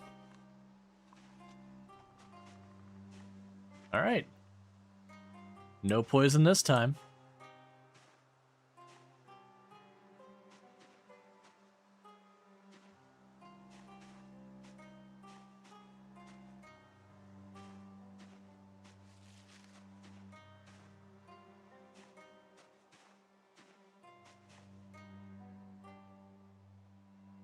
Alright, whatever. I'm not going to go out of my way to try and alert and draw it back out of the trees.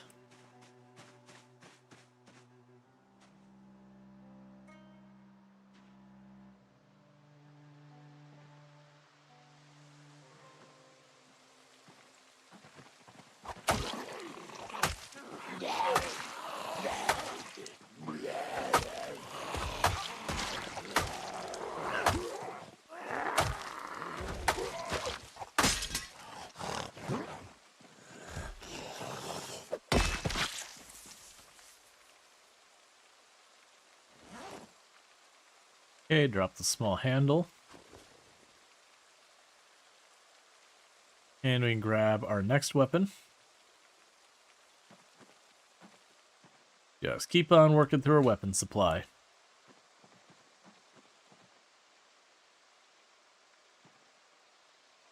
But I'm kind of deliberately making the path up here. It's kind of one of those things to keep clearing out areas. That little by little as we pass through similar areas and we make some noise on the way through, make some fighting and all that, we should slowly clear out the zombies in the area. Because we are playing with respawns off, but we do have the zombie population cranked up.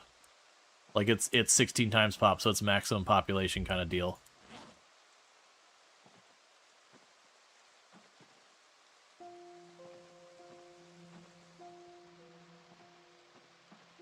I feel okay just jogging a bit.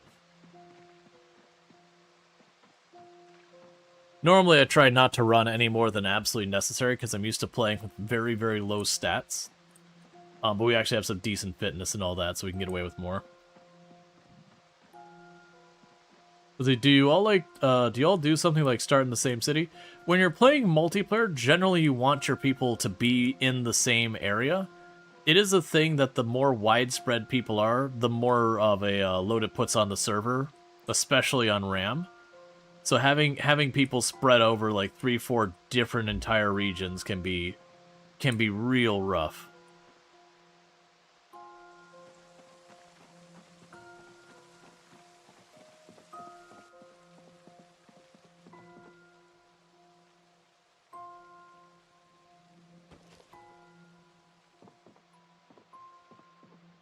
Maybe by the river would be a spot to do this.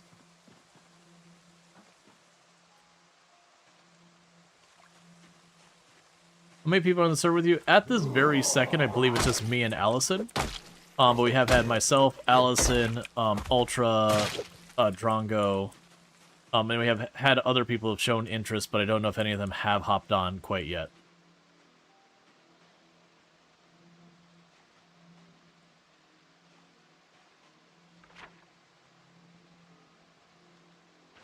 Alright.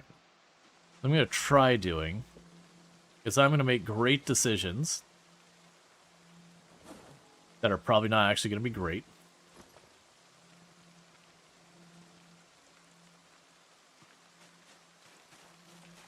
I'm going to start digging furrows. And I'm just going to shove whatever seeds I've got in the ground wherever, completely ignoring seasons and all that.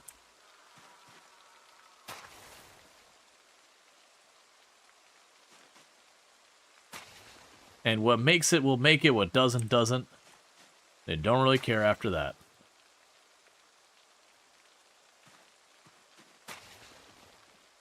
May the strongest plants win.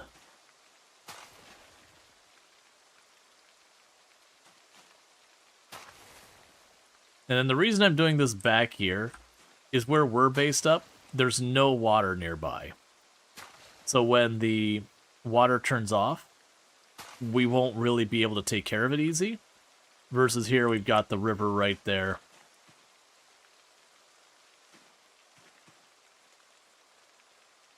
Plowed land, so basil.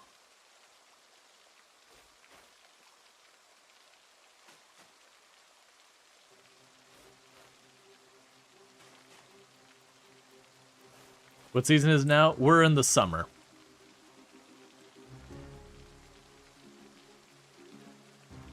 Broccoli.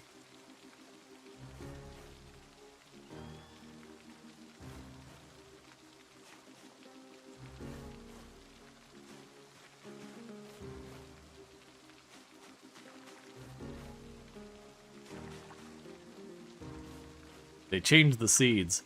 It used to be like one plant would take 4 seeds, and this one would take 12 seeds, and all that per cycle, whatever you want to go. But it looks like that's no longer the case.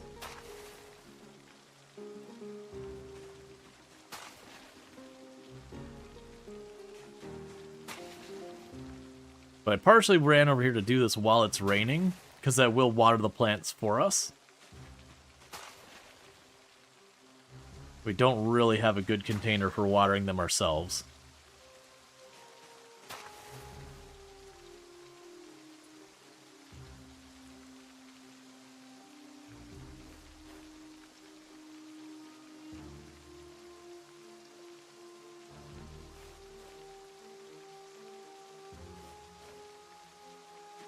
One blight. It's not like Rimworld in a way. I actually don't know how the diseases are now. Historically, the diseases in Project Zomboid are pretty nothing. Like, there was entire strategies on preventing the disease spread, but you came to realize, even with the spread diseases, it took so long for it to move around and all that, it just wasn't really that relevant. That said, it could be a much bigger thing now than it used to be. I honestly haven't done much farming since Build 42 because, for me personally, I've felt that the sheer ridiculous amount of time it takes for a crop to grow in Build 42, there's just not a big reason to do it. That said, I'm not used to having to feed a whole community, so I figure what the heck. We got a bunch of these seeds taking up inventory space. Let's shove them in the ground, why not? The worst that happens is the plants die and we don't need them. Then all it's cost me is a little bit of time.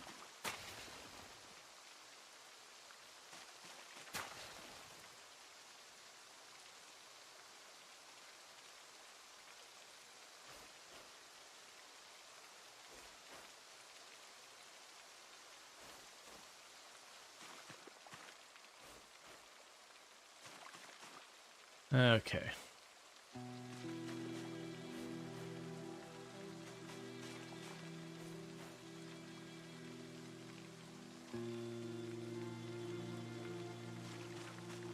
I have too many plants. I have too many plants. I did not realize this is how many seeds we had, that each one of these is one. I'm a little worried that people are going to come back here and look at the bag and be like, what is this giant entire, like, industrial farm situation we got going on here that several acres of plants have been planted? Alright, Basset, you have a good one. Thank you again for tuning in.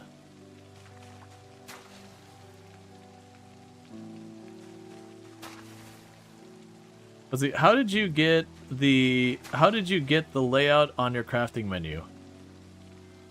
The crafting menu, you just click on crafting menu.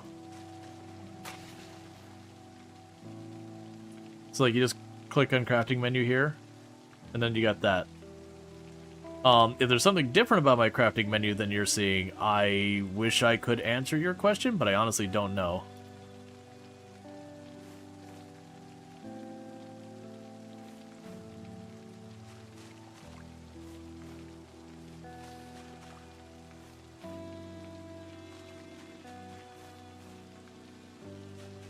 Ro got bored and decided to play Farm Sim instead of Project Zomboid. It's fair.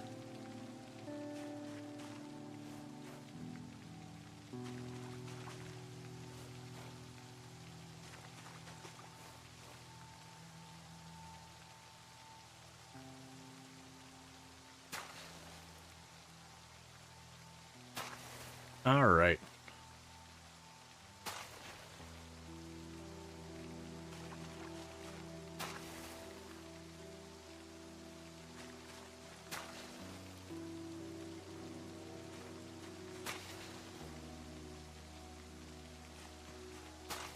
But yeah, it's kind of one of those things that in Project Zomboid historically, before Build 42, you could just grow like a field of potatoes or cabbage, and you'd still need something to gain weight to go with it. But you could very genuinely, as far as like hunger, have your food just completely handled by farming. It also used to be a thing in Project Zomboid. You could just literally hunt, like literally farm through the winter and everything. It was just not a big deal. Like there were penalties involved in it, but they were relatively trivial.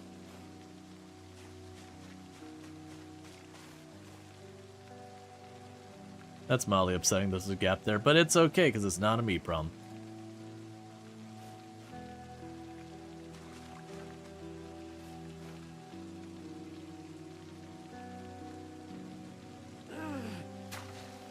Our characters complaining about getting really sore and like leaning over and digging furrows everywhere.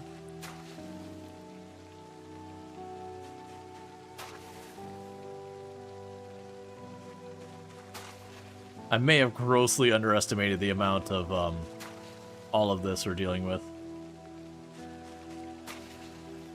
I think realistically some trees are gonna have to go to accommodate the amount we're planting. I didn't bring axes with me. The worst thing is I actually do have a wood axe back home.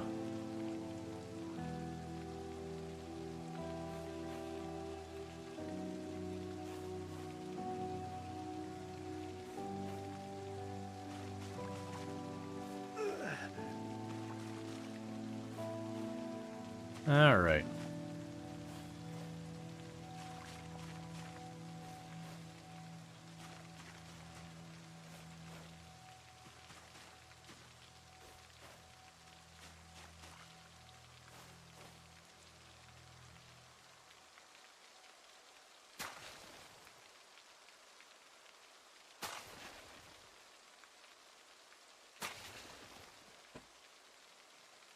Yeah, no one's watering this by hand. With as much as I'm planting here, the rain's either going to cover it or it's not. The amount of effort it would take to water all of this is not worth it. Which is probably why you'd want to use the wiki, is make sure you're actually planting stuff when the appropriate window for planting it is. So that you're not wasting effort on stuff you don't need to be wasting effort on.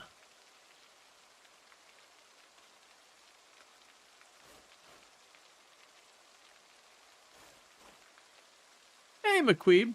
Good to see you. Can we get a shout out from McQueeb, by the way? Another fantastic content creator on the platform. Plays a lot of indie games like roguelites and everything. So good times. Does Project Zomboid have some form of irrigation yet? No, not that I'm aware of. Oh, you know what? They might have added irrigation in the game. Playing some Death Howl recently.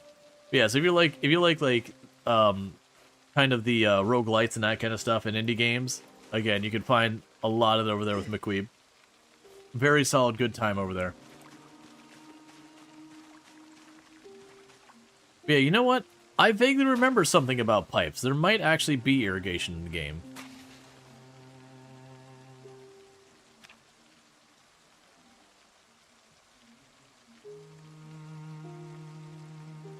No, I'm not seeing... Okay. You're an average streamer at best. Nah, it's a good time over there. It's good to have you. I'm planting way too much.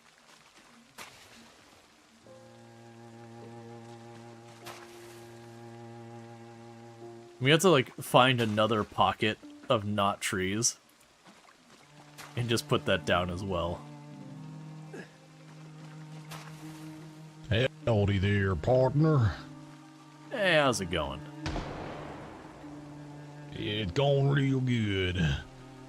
Old Richard Hardwood's out here to do some fishing. Nice. I'm just planting a ton of seeds that I've collected, because why not?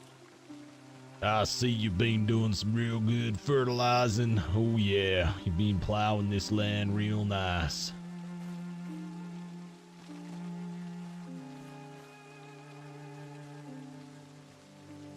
But yeah, that's Bloody Drongo, by the way. Hello, how's it going? It's been pretty good. I managed to catch a little bit of fish, not much, but I'll cook it up for us so we can eat something. Nice. I've been planting everything with no regard of seasonings. It'll go great. That seems fine. Yeah, I mean, so some of the plants will still live through all of the negative things possible. It's just, you know, through sheer miracle. It's fine.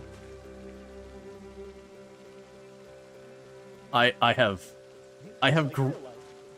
have greatly underestimated the amount of seeds I've collected from just trying to stay alive.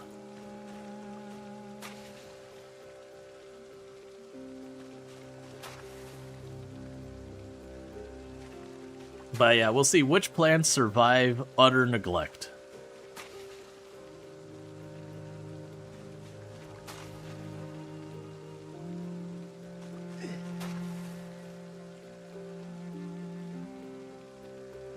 Alright, and we've got you, so many. I have so much lemongrass. Let's focus on actual, like, crop seeds first, and then I'll circle back to the big pile of herbs. So we'll get our sweet potatoes planted.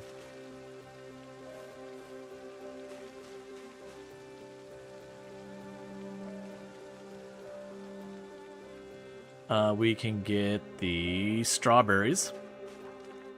Yeah, and then we'll have, like, garlic will be the last one as far as, like, actual crops. And then we can start putting, like, the thyme and the lemongrass and all that crap down. Because those, even when you get them, they're only one hunger. They're more used to make mood bonuses and all that. Man, also, check out Bloody Drongo. Again, another person on the server. Absolutely fantastic content creator. Plays a lot of fun, different games out there. Is playing some Project Zomboid recently, but is also, you know, known to do, like, lots of RimWorld, lots of indie games, lots of survival crafters. Very much someone to check out. Fellow member of the Halcyon Frequency stream team, the stream team I'm on, and all that good stuff. He is also very cursed. Drongo is also a fantastic time that could sometimes be a little complicated to parse. Because absolute chaos. Also Australian, so it can't be that bad. Exactly. Now, Drongo's a fun time. But yeah, no, does some pretty fun cosplays that make you question a lot of things. Yeah, cozy cursed. Exactly. But definitely, like, very, very definitely recommend Good Times. Yeah, so far that means in the last 30 minutes or so, we have seen, like, everyone that's been on the server so far that I'm aware of. I do know there are other people who have talked about joining, at least 3 others that I'm aware of. Who actually ends up here and not, you know, that'll all depend. Everyone's got their schedules and all that.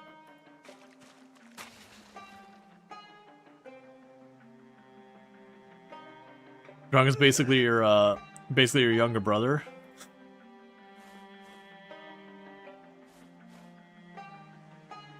I wasn't sure whether or not you actually knew Drongo. You don't want to assume, but yeah. Now, fun times are there. Has, like, the hype club and everything for when they get, like, hype trains and all that. Drongo's got, like, where a whole bunch of people have a bunch of stuff. He's the other Australian. Both of them. Both of them on the platform. There's actually... I actually see quite a few Australian people just because of the hours I stream. Because I kind of overnight stream between what would be like kind of late night Fish in the fridge. Thank you.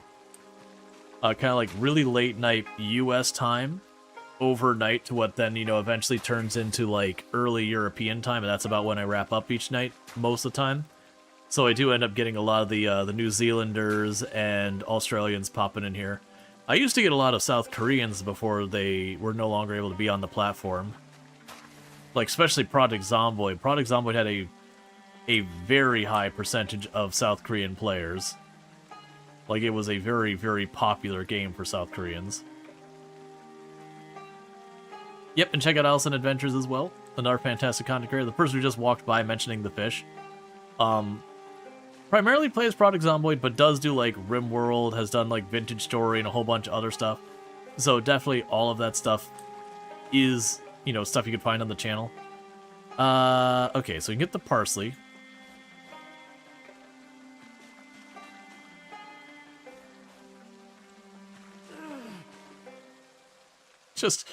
Just the constant groans and moans of my character be like, ah, my back, I've been at this all day. It's like, yep, and we're not done yet. Yep. She's also live as well. She's been doing a bunch of fishing. Drongo's doing a bunch of fishing as well, which is good. When you're running into Project Zomboid, a lot of people only worry about hunger, and they don't think about like the fact that there is like nutrition in the game, and it's not complicated. Like, are you getting enough iron or vitamin C or anything like that? It's just there are high and low calorie items. If you eat low calorie items, they will fill up your hunger, but you can still lose weight. So you're basically eating a bunch of empty calories. Whereas when you're eating high calorie stuff, you will start to gain weight. So eating lots of stuff like meat and butter and all that tends to gain weight. Whereas eating like lots of veggies, you'll lose weight. Yeah, no, there's the rules so far as so the question was basically, why doesn't Twitch operate in South Korea anymore? Basically, the laws over in South Korea has made running websites in South Korea extremely cost prohibitive. So if you think about where like a lot of ISPs kind of nickel and dime their customers in like the US and EU and all that kind of stuff, imagine that to like the 10th degree, but they also nickel and dime the companies who are buying service as well. And so for Twitch, just the sheer cost of everything, they didn't see a way to make it so they could afford to do it. Like, they would just lose money streaming there. So when that kind of got codified, they're like, all right, well, we tried to make this work, but we're just not going to operate here anymore. But Twitch isn't the only one. There's a lot of streaming services stopped supporting South Korea because of it. It's just too ridiculously expensive to operate.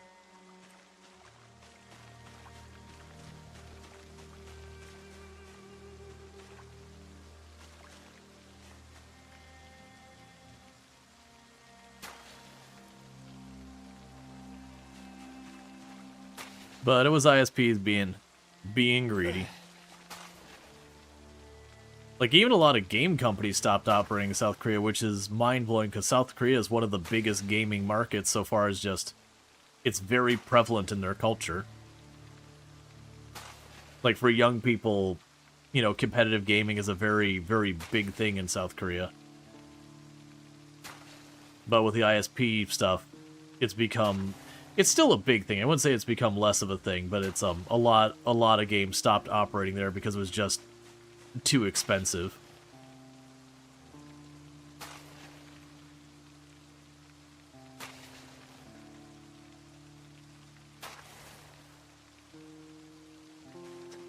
This whole backyard is going to be nothing but crops.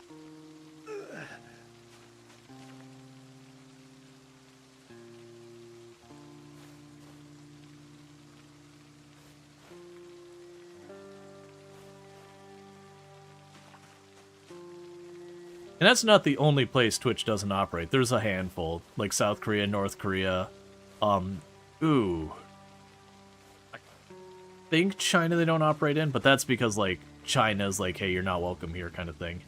But there's a bunch of places. It happens. And they all have, like, their different reasons. Some that's like, okay, I may not agree, but like... the reasoning for it, like what they're attempting to accomplish, makes sense, but there's a bunch of them where it's like, oh, that's just really draconian stuff. Or like wanting to make sure your local competitors are the only ones who can really operate, that kind of thing. It is what it is. It's not anything any of us have control over.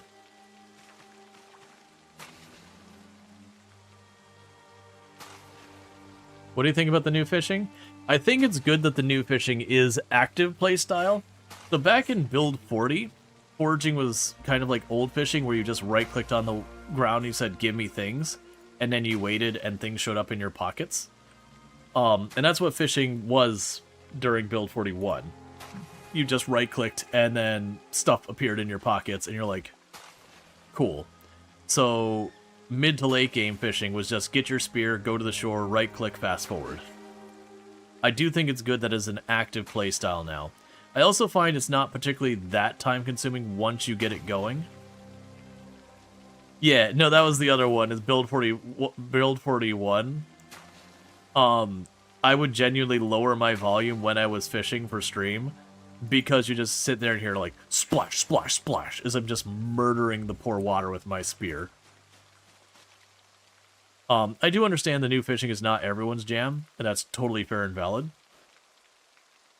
It also used to be a thing in build 41 when it came to fishing, is fishing was utterly worthless until you start getting some levels into it. You just couldn't do it at all during the winter until you got some levels in it, that kind of thing. So it took a lot to get going. Yeah, no, I like the new fishing. I think it's good. It's also something that you kind of have to pay attention to there and keeping an eye out for the zombies nearby. You don't just want to fast forward your day through. Because that to me is always a bad mechanic where it's like, how do you play this mechanic? You don't play the game, you just fast forward time. When the solution to doing something is to not play, that is a mechanic that should be revisited and being like, what can we do to give this reason?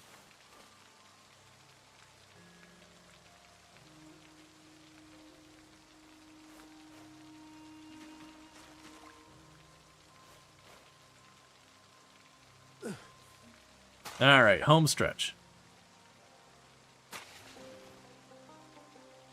It's just taken me, like, literally a full in-game day of nothing but digging.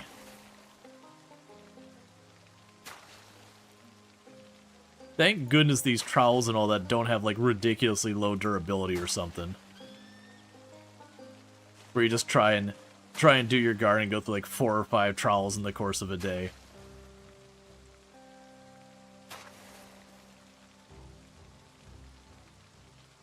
But look at that garden. Yeah, it's a shame there's these 2 trees kind of like right in the middle of it.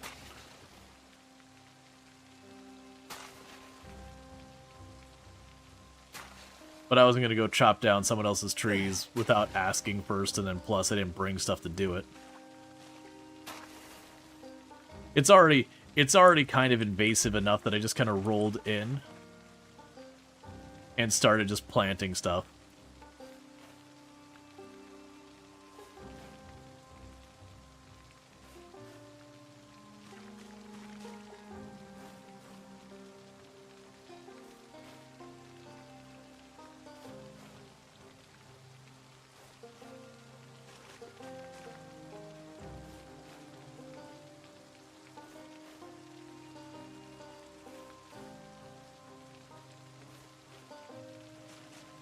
And hopefully with that rain... Oh, there is a tree in the middle of this. It's fine.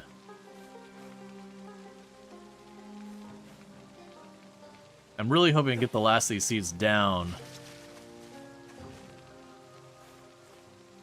before it's too dark to see, but it looks like... Well, Rual, Storge, you old dog. You're still out here digging holes in the backyard?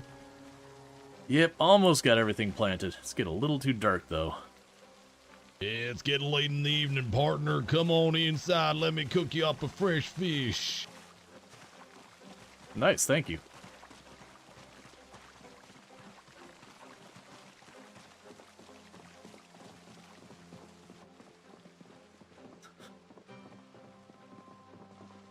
take a seat. I'll be right with you. Oh, hey, little Allison, how you doing today? Hello. Oh, we're eating good tonight. Look at all these fish. Ooh, boy. Meanwhile, my character is in agony. Hooray! Cooking. Oh wait, I've got some bait I can drop in your freezer so it doesn't go bad. Oh, I'm fresh out of bait. I could definitely use some more for tomorrow's fishing trip.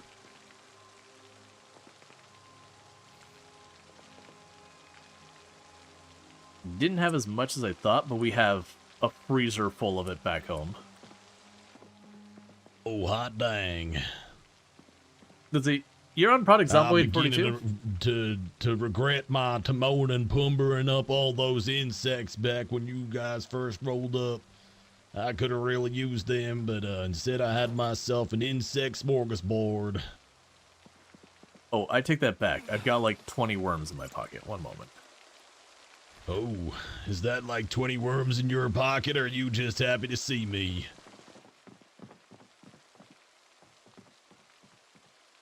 Yes. Oh, boy.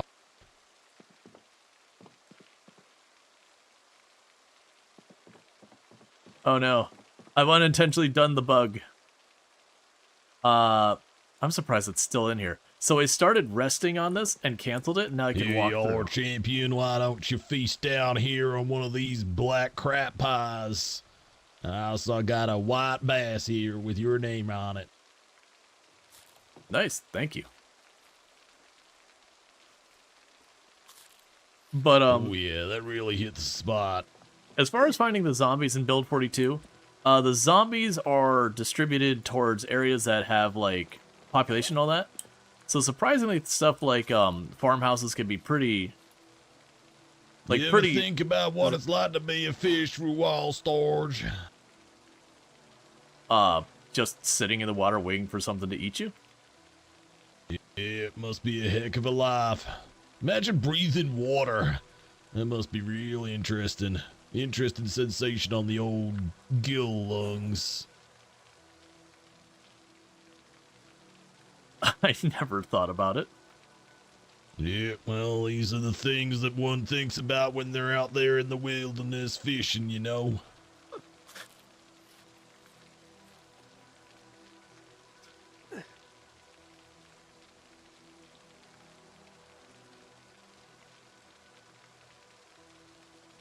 Yeah, they have focused population centers. Oh man, feels good to be sitting here with good company and a full belly. Absolutely. Even if my back is absolutely killing me from all the digging. Yeah, I bet. Back-breaking labor. How many seeds you get planted today? I would be surprised if it was less than 100. Well, shoot dang. That's a lot of seeds. Drongo will probably How's your be day, streaming later. Allison? I fished, and there were zombies, and I definitely didn't get jump scared by a resident farmer showing up out of nowhere. Oh, nice. What you appear to have some kind of green splotch on your jacket there. What's the story with that? That's my undershirt. This jacket's not in the best condition. Oh, I see. I thought it might have been one of those shoot dang new fandangled fashions. I wasn't real sure anymore. Nah, I'm not as fashion forward as our captain here. Well, that hat right there says otherwise. I'd steal the show in any room. I do appreciate. I need to find me a fancy hat so I don't feel quite so out of place. I feel like a man in a t-shirt and shorts at a tuxedo function, you know what I mean? I think we should get you like a medical outfit. Yeah, but, well, I'm not that kind of doctor. Ooh, what kind of doctor are you? I'm a tree doctor. Oh, I see. I like to cut down trees. Any particular kinds of trees? Well, any kind of tree that I I could get my hands on. Drongo's struggling to stay in I character lost my there. parents in a tragic tree-related accident when I was very young, so I have a vengeance to visit upon them. Ah, was it a coniferous or a deciduous? It was a carnivorous tree, yeah, but don't matter what kind of iduous it is, it's deduous to me. Drongo Kieran, like, almost breaking laughing every other sentence, too. Yeah, sorry, I didn't mean to make it awkward by talking about my dead parents. I'll just clean up in the kitchen here. I apologize. He's got some Batman style story arc.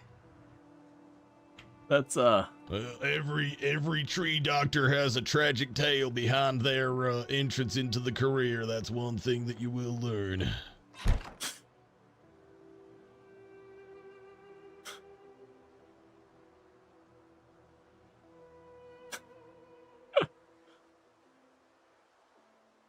well, I'm all down for getting rid of trees. The zombies sure like to hide in them. Yeah, they're tricky little bastards. They're like an anthill, except the anthill's made of death and hatred. And the zombies are the ants. It's a metaphor. You know what I'm saying.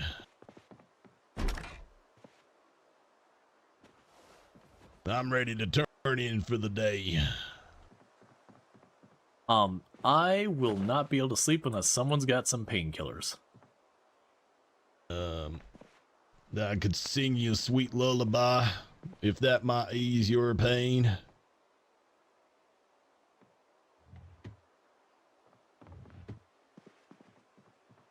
Weirdly, you mentioning the lullaby did make the pain go down just a little. Not enough to sleep. Rual, I got a secret weapon. It's called Black Sage. It's in the fridge. Oh yeah. There's a whole bunch of it in here. Get your lips around this, and I'll sing you sweet nothings.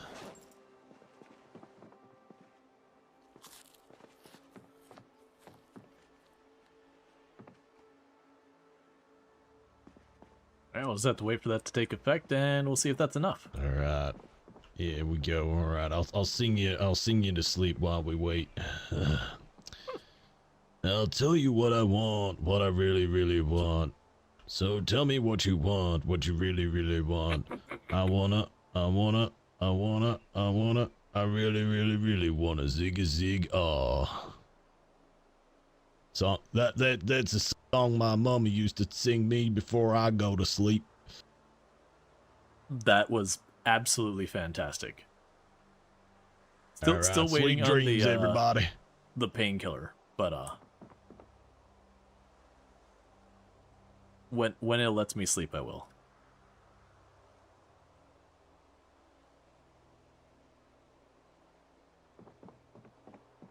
Maybe I'll have to double up on the painkiller.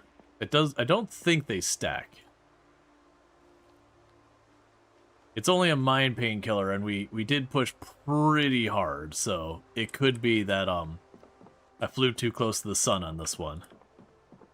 Could I drink a ton of alcohol? Sadly, I think we actually have a full bottle of bourbon back home, but not with me.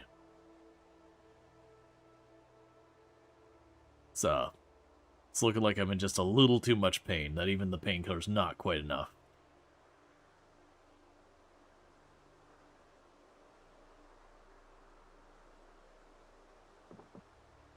I can keep more maybe, but I'm not sure how well it'll compound. I did try taking a second dose, and I'm solidly in pain. Just pain, not excruciating.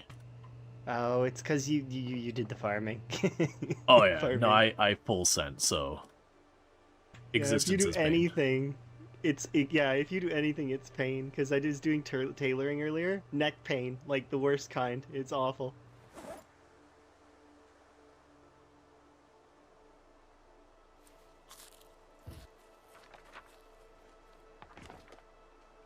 It's really cool that we've got like a golden cord, tree doctor,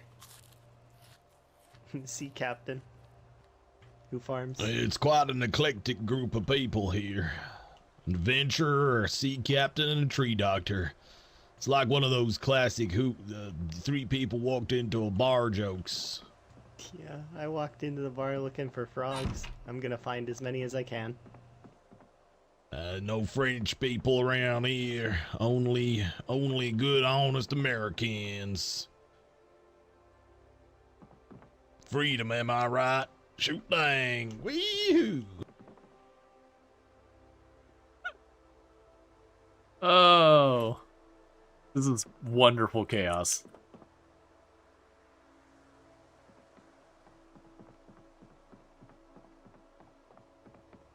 I'll definitely say the sea captaining in Kentucky's a little sparse. Not a lot of job opportunity. Well, I always thought it was C as in S-E-E. As in you're good at, you're the captain and looking for things. I felt like it would be thematic in the post-apocalypse rather than S-E-A.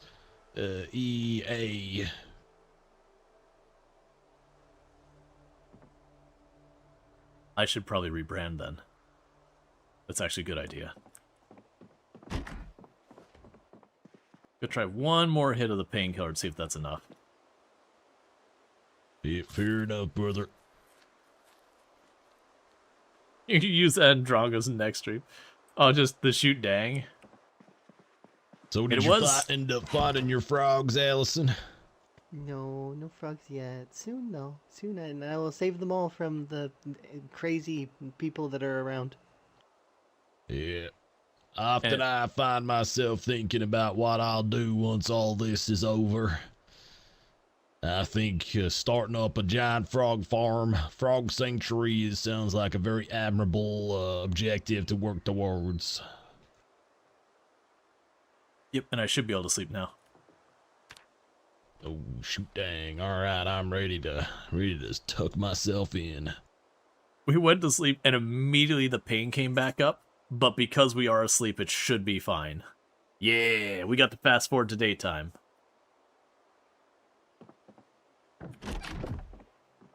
Nice. It's dawn. That's some good sleeping right there. I'm fresh as a spring daisy.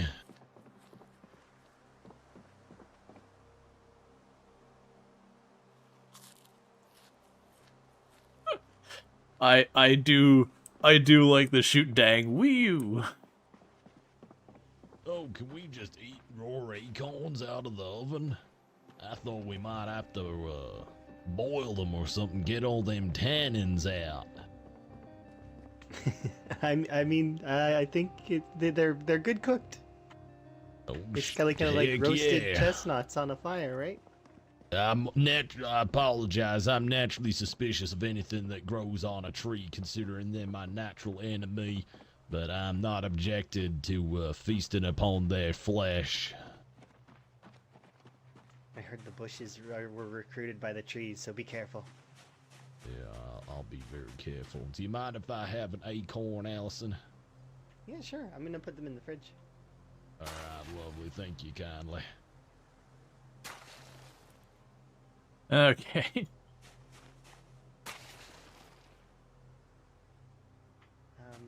Rual was showing me earlier that he found a blue generator, so that'll be useful if we can manage to push towards the gas station over in Palace Lake. Oh, nice. We got a blue and a red generator now. I also found a gold ingot. Oh, So we're my rich, God, too? you're rich. Yeah, Oh. it's in the trunk of the car just north of Lake Fallas. I couldn't carry it with me. The thing's heavy as hell. But you get what I was saying about rebranding to be a sea captain instead of a sea captain. You should be a sea captain, and you should hide your treasure and start the legend of Rual Storge's treasure, and people could search for it. I think that would be thematically appropriate.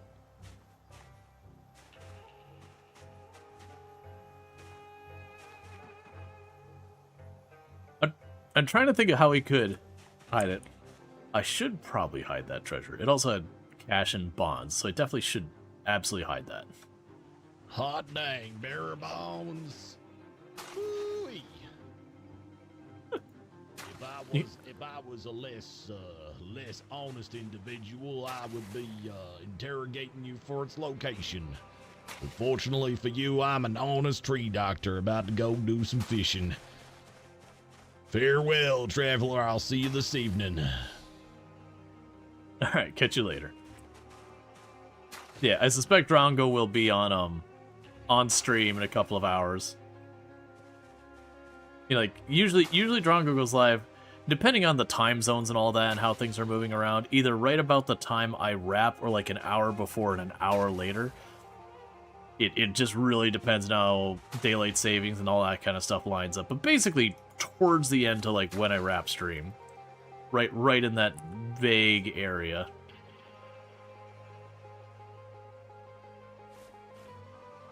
And these are the last of the seeds. Night seeds aren't going to do as well as the other ones, because the other seeds, I did plant them while it was raining, so they effectively got a free watering.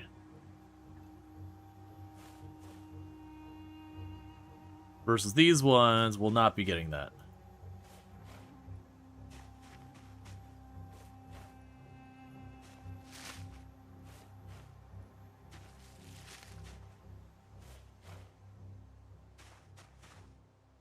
Maybe you should...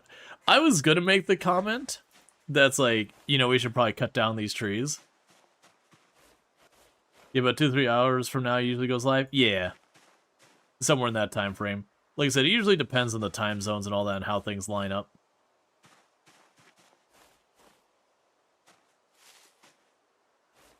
Alright, so it looks like I have to do one last row.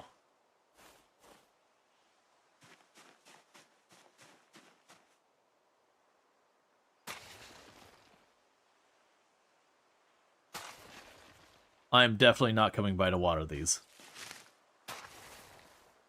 Nature will either make it happen or will fail to make it happen.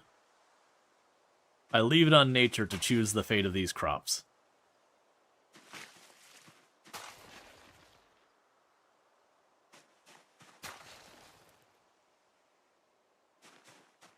On the plus side, that does mean I got a whole lot of worms to give them for the fishing.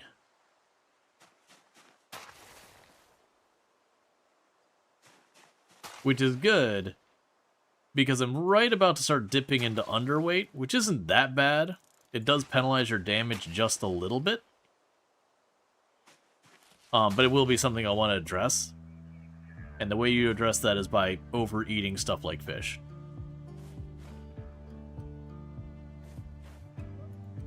We did find chickens, though, as well. There's not enough of them for us to use them for food quite yet.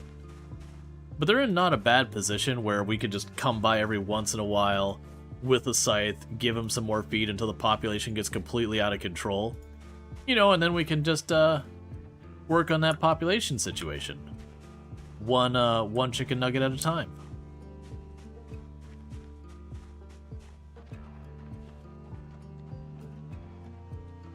Alright. Yeah, when Drongo's like, is that a bunch of worms in your pocket? My brain is like, what kind of Cthulhu thing do you think I got going on here? There was definitely just like a momentary processing being like, wait, what? Where can you find some good rural storage? If you go in the middle of the map, there's a whole bunch of warehouses. And I would definitely consider that rural.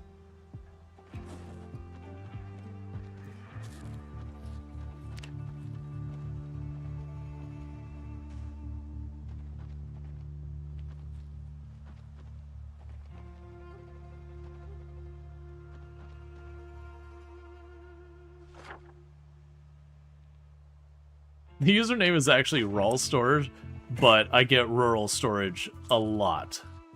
A lot. People just don't catch that that's not the name, which is totally fine. It's not like a big ordeal or anything.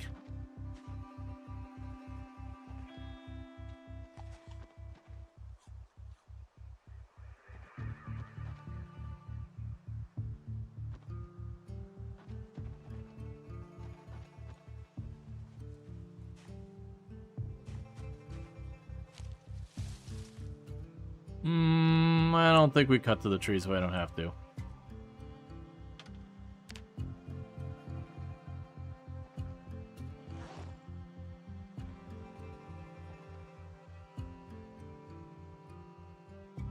Maybe I should have let. Well, actually, let's go leave one of these. We have 2 of the hand things for farming.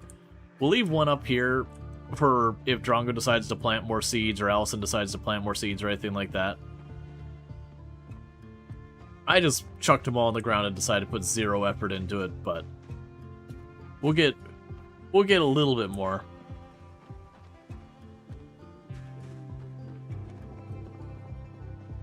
You guys prefer your storage to be urban? Oh, so you get yourself like an urban shoulder pouch? That's fair.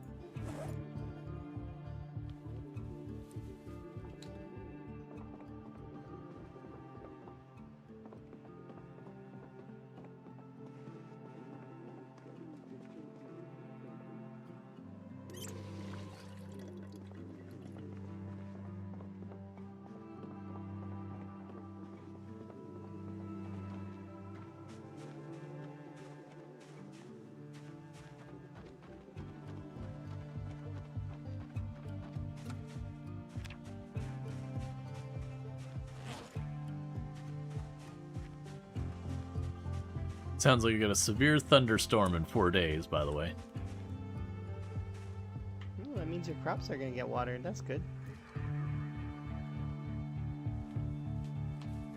That is gonna suck though for visibility. Oh yeah. But still, I sure don't want to water these. There's way too much. Ooh, this one's a big one. Do you know if the helicopter comes more than once? Yes.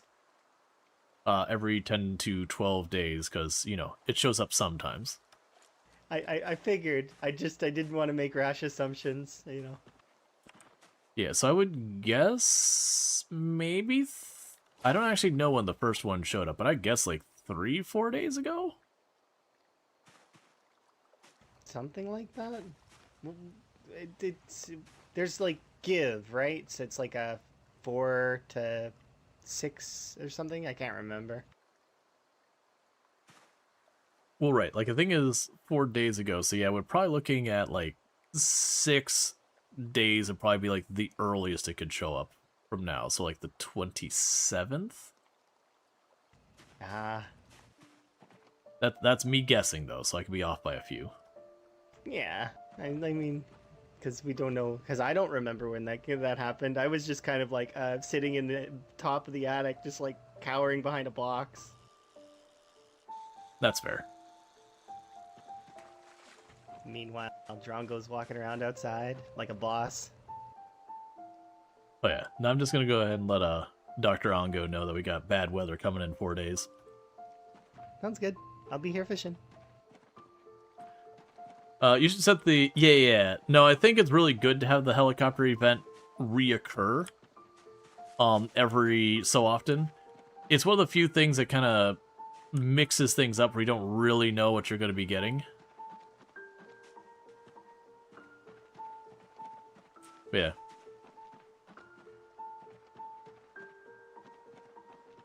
And just popping over to let you know, it looks like we got severe weather in 4 days. Really bad thunderstorm coming in. In 4 days, brother? I'm so glad you gave me that time-sensitive information. I appreciate you making your way all the way up here for that. Yep, and I hear a zombie, and I do not... Oh, it's across the water, never mind. Yeah, that's my friend Jill. She's been keeping me company while we fish. We like to exchange stories. Well, that's good. Nice to meet you, Jill. Yeah, one day, there's nothing more special than a friendship you know that's gonna have to end one day in murder of one of you. That is certainly something. All right, I got a little catch you later. Yeah, no, it's not necessarily an RP server, but Drongo is... brother. You too. But Drongo is enjoying RP. I think of the group, like Drongo's the only one like kind of really doing the RP, which is totally fine. I think it's like really fun. He's been having some really solid RP fun stuff. If I would have thought about it more, I may have given myself a little bit more of a character, but just didn't come to mind, and we could see. But like myself and Ultra haven't really been RPing. I think Alison's been having a bit of fun with it, doing a bit of RP as well. Not quite as much, but doing like the whole frog thing. How am I doing on weight? Ooh, I am officially low weight.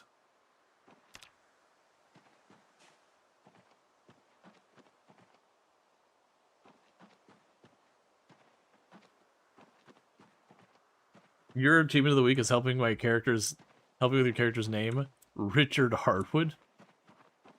Allison really likes frogs. Correct. Allison is very team frog.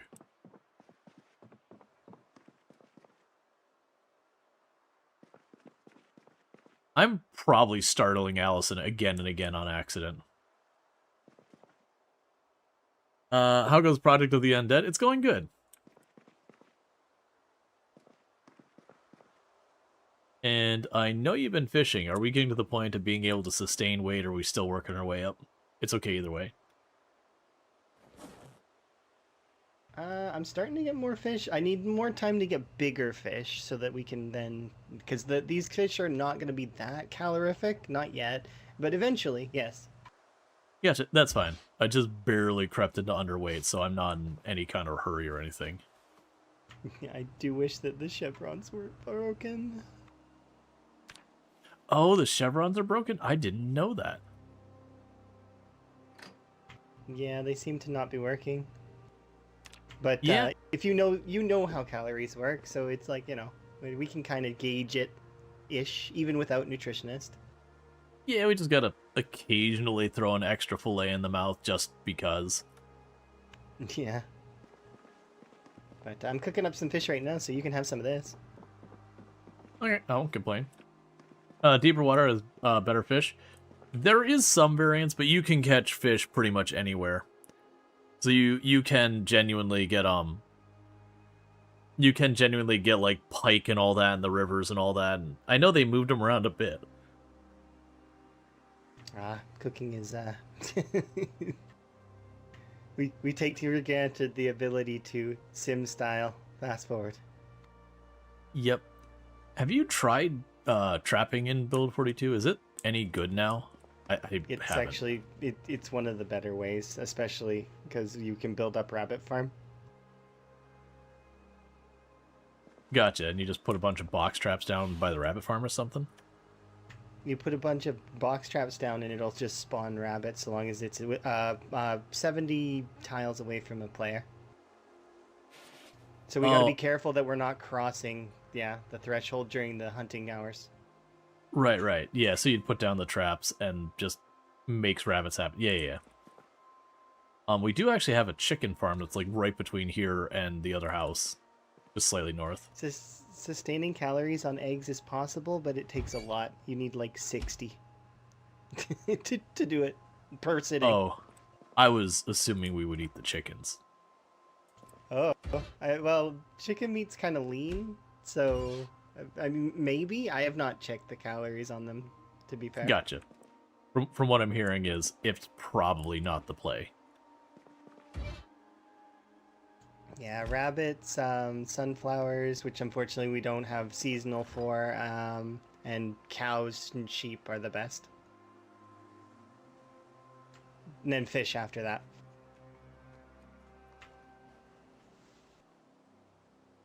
Yeah, I know in my playthrough, I was like the one I was sustaining myself on the cows, but mostly it was fishing in the past. Yeah, because they did nerf fishing, but then they buffed it again a little bit. Like it's you have to get like it's above level 5-ish, which I think is reasonable. Usually you can hit level It's 5 not in terrible. almost any skill relatively quick. Except for maybe like electrical and mechanical, that's a rough grind.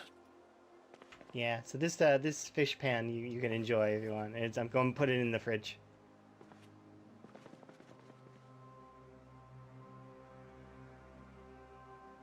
Oh, that is a big fish pan. Enjoy. I do very much like being base mom. Making the food and prepping the weapons. It's fun. Yep, well thank you. I mean, that's got me fed for the day. Hype. Luck for you with your stuff. I'm gonna go fish more. Alright. Jeez. Now's where we realize there's some, like, bug in the mushroom will be poisonous. For the record, if this is a poisonous mushroom, I would straight up die, and there's nothing I could do to stop it. Granted, I trust Allison, so, you know, I'm not worried about it. I do know way back there was a bug at one point where everyone's mushrooms rolled differently, so I would grab a mushroom and it would be safe, but then if someone else grabbed that mushroom, it could be poisoned. I think that got resolved a long time ago. If not, this might be a very exciting snack. That's also going to help with our depression, because that is a real high level of unhappiness sorted.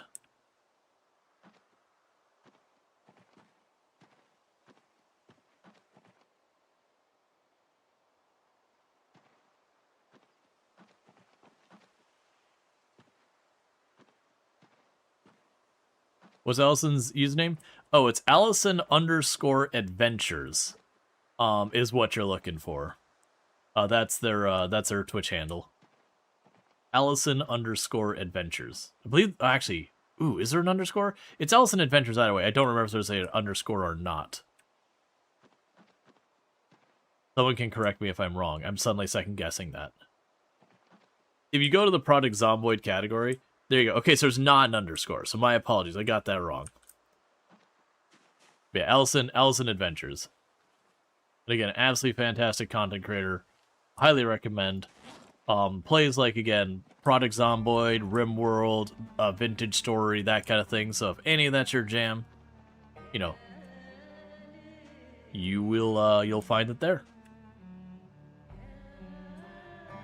I'm very much enjoying being able to pop on a server with a handful of people. It's one of those things that's always tricky as a content creator.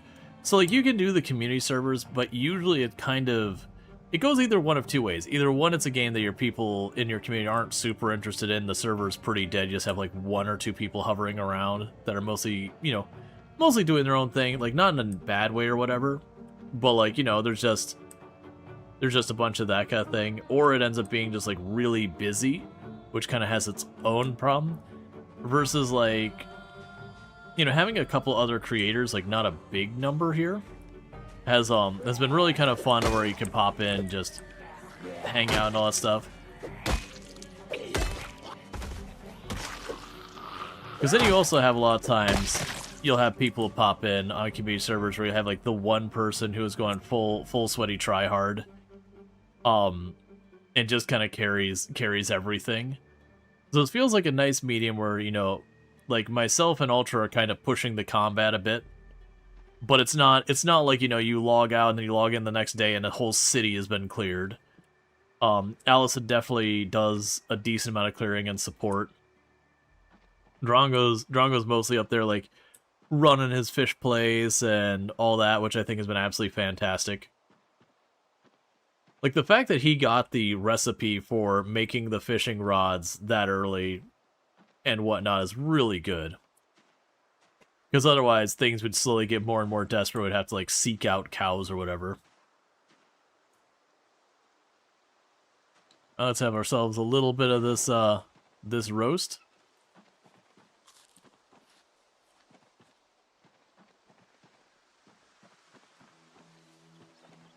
And I ate the smallest amount I could without doing an animation cancel, which is full to bursting, but that's probably important for us right now. That'll be decently calorie dense. It's probably not going to be enough to get us to weight gaining, but it should at least slow down the rate where we're going to be losing weight. Let's see, you like when Full Sweaty Tryhard does things to the side, then someone's like, oh, I need X, and they could just have that. But it's bad when one person's just done everything and ruined it. Yeah, well, that's the reason I'm also happy that we've got a mix of people potentially going to be joining the server, where we've got some people like myself and Ultra and Allison who have put in absurd number of hours in the game and can pretty much handle what the game can throw at us. Whereas we got a decent number of people who are going to be kind of somewhere in between, where they're definitely not new players, but they're definitely not like, you know, not record setting or anything like that. And then we've also got a couple people who are going to be playing who are generally fairly new. Like, it's not like they've not played the game or anything like that, but relatively speaking, they're newer players. Like, they know enough that they're not going to just die because they accidentally eat a mushroom or something like that. But, they're definitely also the kind of people, they see a group of, like, 50 zombies roll up, and they're like, I don't know what to do with this. Like, this is a lot of zombies.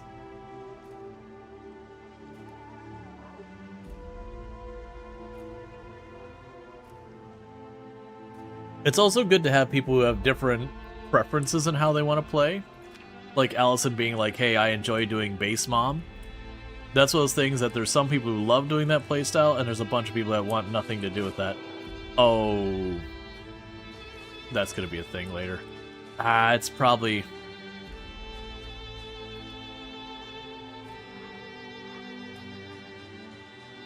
So it did sound like Ultra might not be streaming tonight.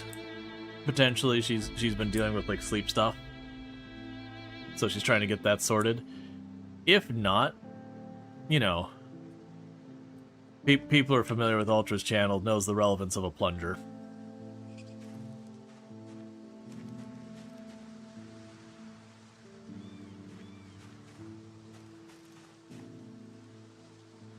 A rye sheaf? What? Huh. We found, like, wild rye. That is one thing that's definitely changed over the years, is it used to be there was only, like, 6 or 7 crops. There was, like, strawberries and cabbage and broccoli, tomatoes. Oh, man, there's only, like, 1 or 2 others I'm forgetting. But, like, they just kind of took... One would grow really fast. You had one that would give you happiness. You had one that, and potatoes. That's the one I'm forgetting. So you had like one that had the longest shelf life. So basically it just chose a handful of crops and then, you know, game balance decisions. Each one had their niche that was supposed to be what made them better. In practice, almost everyone either grew just a ton of cabbage or a ton of potatoes. And, you know, you only grew the other ones just for, like, you know, interesting things, not for any practical reason. But now there's so many different crops with seasons and all that kind of stuff that I do think that's interesting in that regards. The only thing I do think is something they probably need to work on is just shortening the grow times. That kind of thing. To make it worth doing.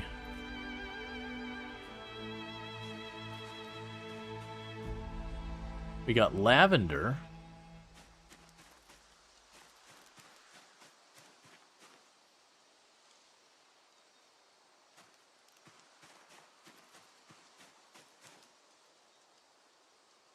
Yeah, as far as like one big patch of potatoes and fish a little to be set for the winter was the old product set. Oh yeah, no, and the worst thing is, I used to show it off on stream that very genuinely, you can grow crops indoors during the winter with like no windows or anything, and the crops would do just fine in build 41.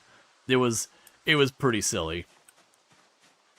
Because you just assume with all the other things that it would also have all sorts of rules and whatnot, but it was just not the case. Because we did a cryogenic winter run, my first time doing a proper playthrough of cryogenic winter, and I was growing potatoes inside my house on the ground because it was just too freaking cold to do stuff outside much. Wild mint.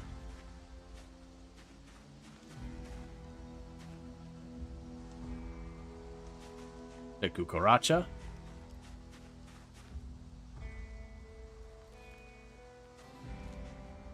How is my foraging? We're at 9.5. because they gave it a huge XP bonus for some reason. And okay, so it's still ways over. Oh, and we're no longer seeing anything here. We're pretty thirsty, so we'll take a sip of water.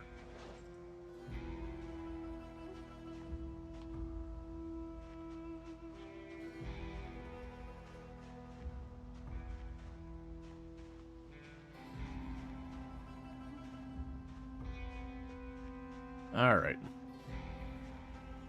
So we're working our way home, and then we're gonna start fighting back down towards the to Lake Fallis. We definitely got there's like a little neighborhood back around the corner. Between myself and Ultra, I think we've cleared up that first road. Unfortunately, between like where I had updated a bunch of stuff on the map, and then I had to close and open my game because I ran into like a desync bug. Nothing serious, it's just it wasn't updating things correctly, so when I stepped away and relogged, it fixed. But when it did, it wiped out what I had put on the map, which tells me I can't really use like the map as a way of managing those things. But yeah, no, they definitely did more. I think what they need to do with farming is choose something about halfway between what we've got now in game and what we had before. So I do think it's fine to have us planting different crops in different seasons and to have the volume of different styles of crops that we've got. I think both of those are fine, make sense. What I think they ought to do, though, is shorten up the grow times to be a lot more akin to what we had before. Because like I said, the big problem is you put so much effort into it, and you don't get your payout for like a year later. And then on top of that, even if you got your payout, it doesn't matter, because even if they double or like quadruple the amount of crops you got from it, well, crap.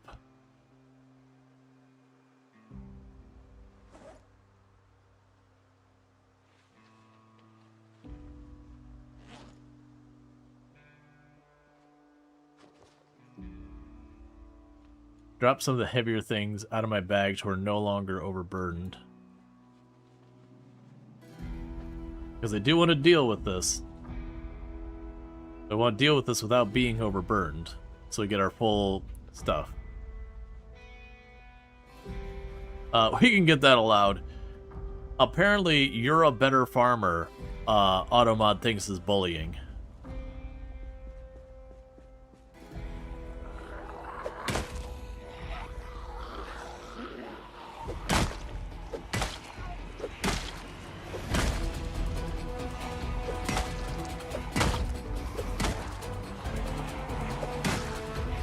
I will say the knockback on this golf club is not insignificant.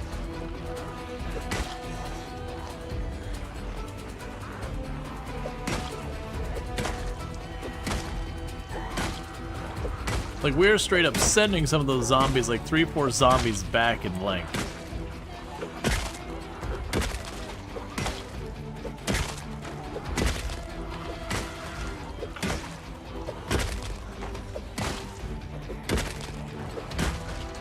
But unfortunately, that looks like it's a migration. It looks like it's a migration between here and home. So there's a good chance the house we were staying at has been overrun again.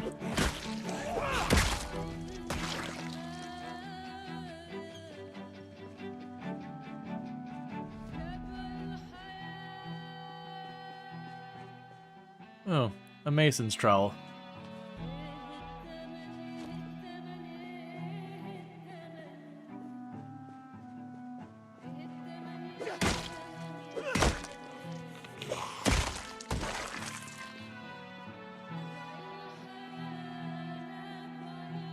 Oh yeah, no, the music's great.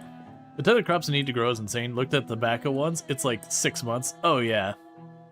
Well, that's kind of the comment, and this was feedback that we gave the devs when they implemented it. Is like, oh, it's cool that you're trying to make it more realistic, but like, who are you making this for? The list of people who survive that long in the game is like a very, very short list of people. And so there's not many people who are ever going to see like the farming stuff because they just don't live long enough.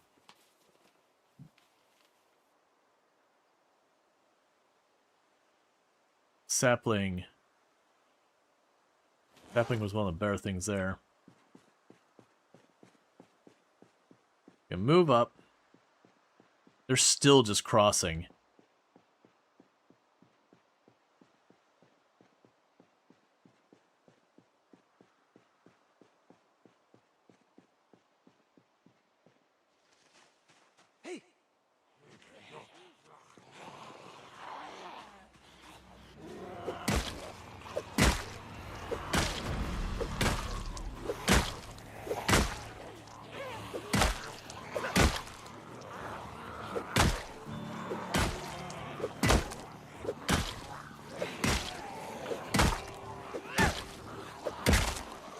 Alright. We'll probably be pushing our endurance soon.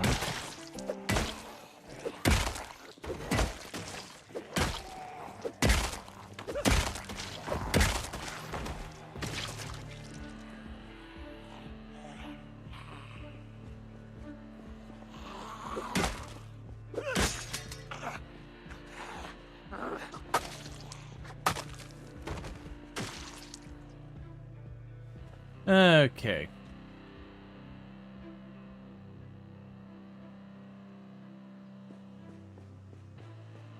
Grab another one.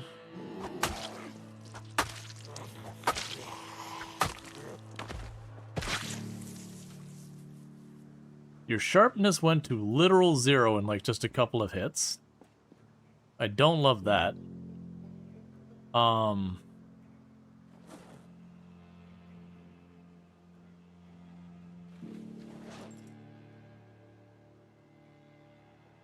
Grab the knife, put you away. Not sure if it was an old bug or build 42 or just this update, but when a player gets cold or you get hungry, the sound to me is a bug for multiplayer only. Don't know.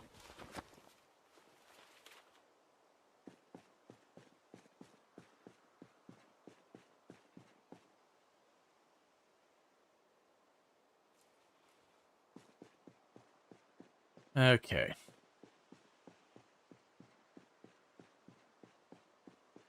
Yeah, so those zombies might be heading the vague general direction. There's still some of them going up there. I'm a little worried either A, we're going to have the house be totally overrun, and or B, that those are making their way up towards, like, Allison and Drongo, and that area is going to get hit pretty hard. It is that it is, like, either way. Yeah, they're just going.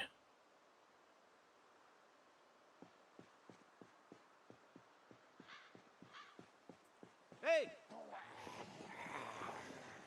Yep, no, I chucked the bag in the ground. I should have rested between. I'm probably gonna get exerted here.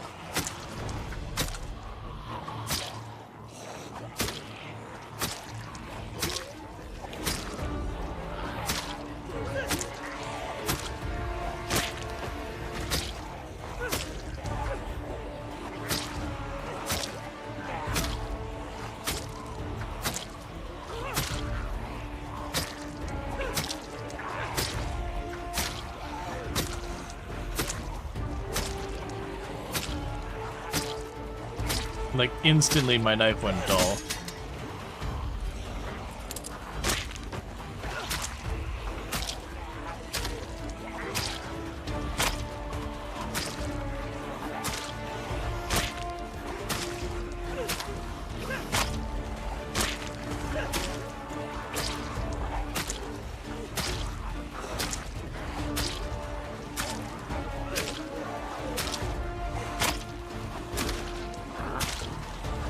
Alright.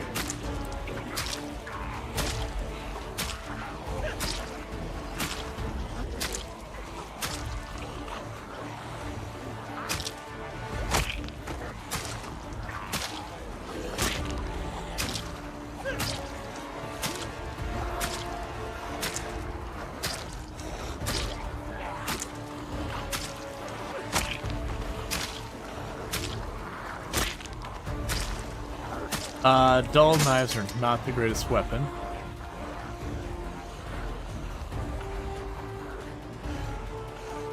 Got that on the right.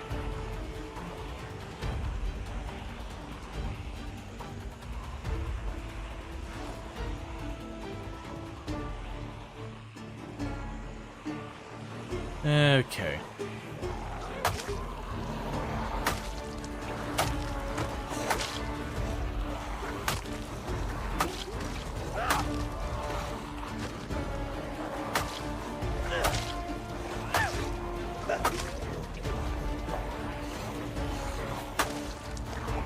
There's exertion.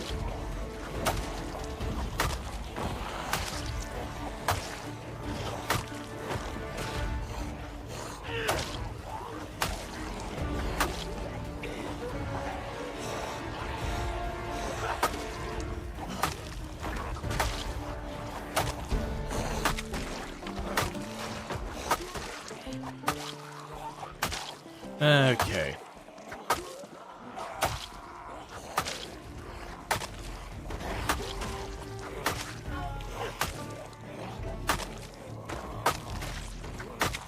Hey, Bentley, how's it going? Oh, it is almost 10 in the evening? That is bad.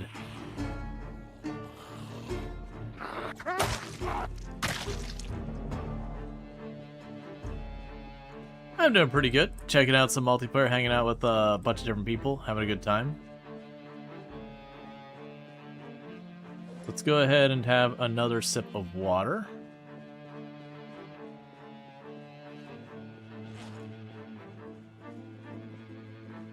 And drop that off. Have a little bit of the food that Allison made us. So the problem we have now is it's about to get dark.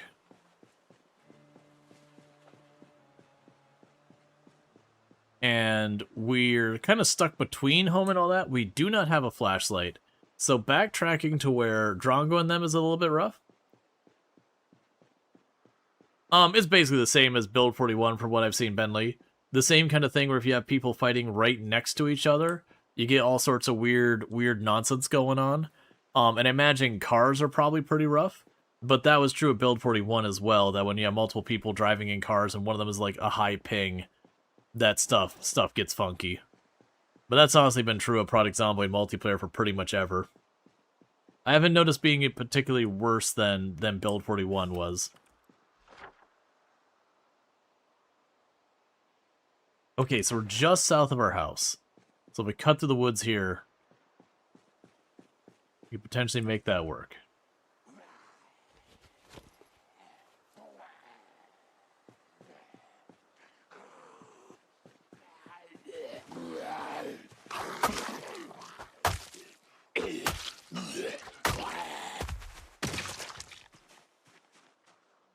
Yeah, there's definitely been a bit more bugs, though, for what it's worth.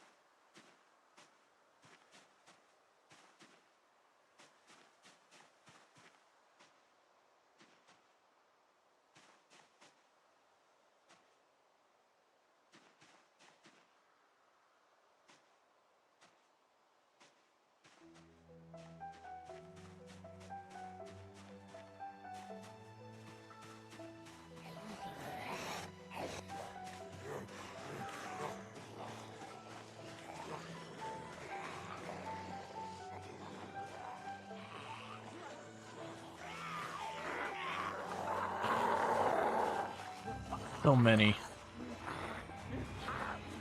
And they're inside the house. Oh, there's so many.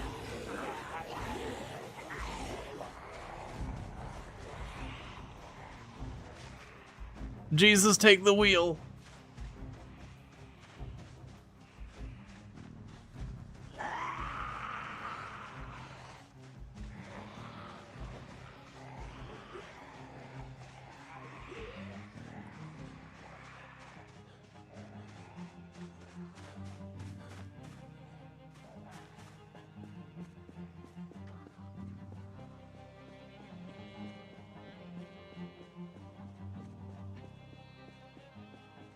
Okay. So this is real bad is what this is. This is real bad. So in theory, if I can walk far enough that I feel like I've gotten away, I can potentially put down the tent and just really hope the others also are trying to go to sleep. But needless to say, I have no idea how my situation is. Because I can see nothing.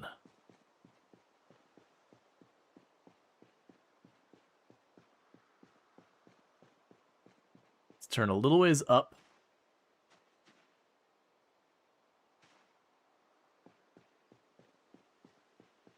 We're on a road.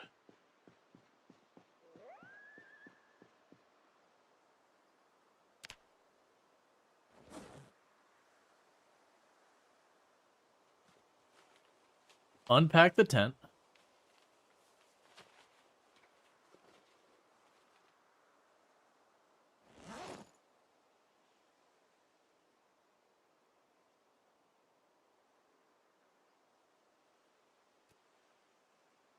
Place item.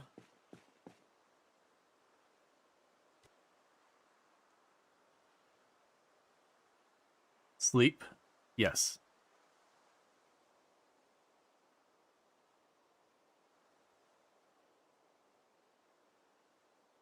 Sleep? Yes.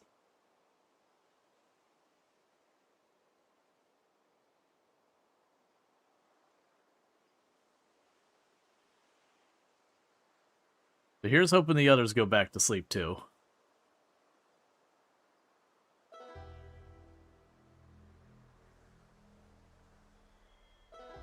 Okay. All right. See, nothing to worry about. Everything was smooth and in control. No, I think we're going to take the time to properly package our tent and everything. But yeah, that's basically the way. So, for the record, if I was playing solo, that would have also been, like, it still would be bad. But, like, this situation would have been pretty much what we would have done, is I would run up, drop the tent very suddenly, and then have been able to use the tent to, you know, like, basically fast forward. Even if the zombies find you, you can hold shift and run whatever direction you think the zombies won't be, as a way to, like, mitigate the risk there. So you can actually make it a very manageable risk. But with multiplayer, where you have to be like, okay, I really hope, like, you just have to trust other people to do their thing. Yeah, no, I've done far sketchier sleeps. Like, we have done some utterly cursed sleeps over the years. You can get away with a lot more than you think you can. Now, the house should be just down the road, but it looks like there was a migration back towards that house. Which is what we ran into, is just the zombies are chilling inside the house now.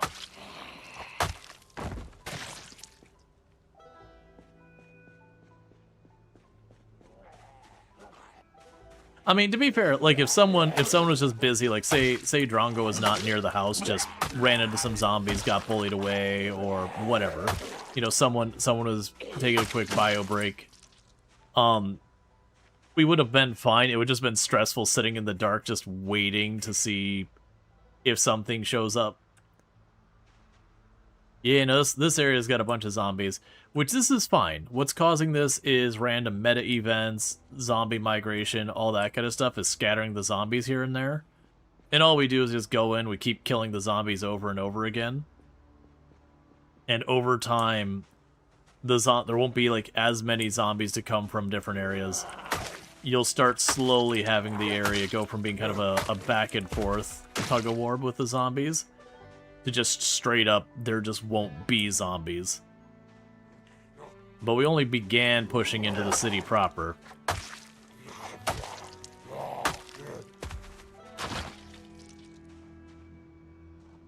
They all seem to be going south now.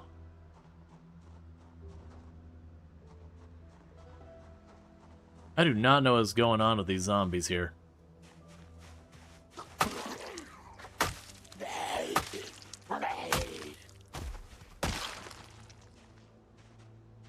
I have a problem with it. They want to just walk around and let me just keep killing them. That's fine. And so if you're wondering with, like, what would have been the better strategy yesterday, because I did not play that right. Basically, I need to keep a closer eye on the time and day. And then usually when I'm playing on my own, it's around 7 p.m. in game. I kind of try and stop what I'm doing and start working my way back home. That way I don't, you know, like, the odds of getting caught out in the dark are much lower. And also, usually I've got a flashlight and all that by now, that in a real big pinch, I can just break out the flashlight.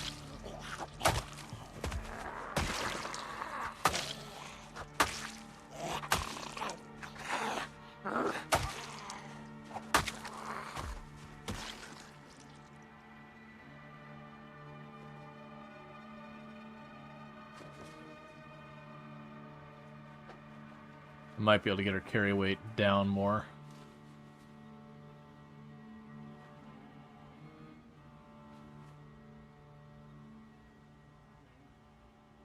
Okay.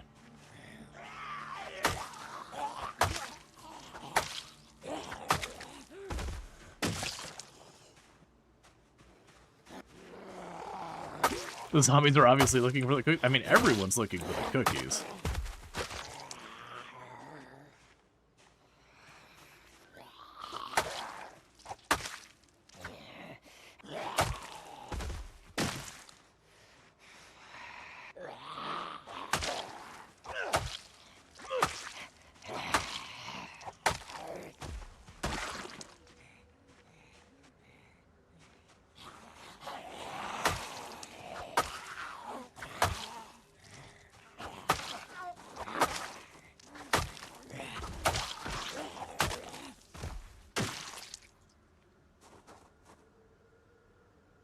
Alright.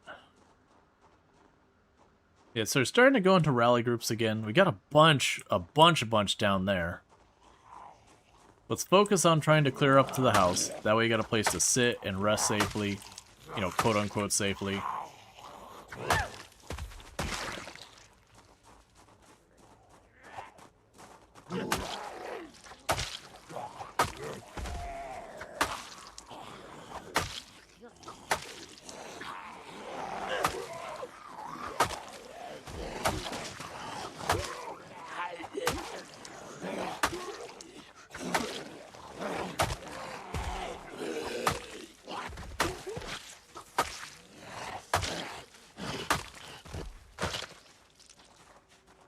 Okay.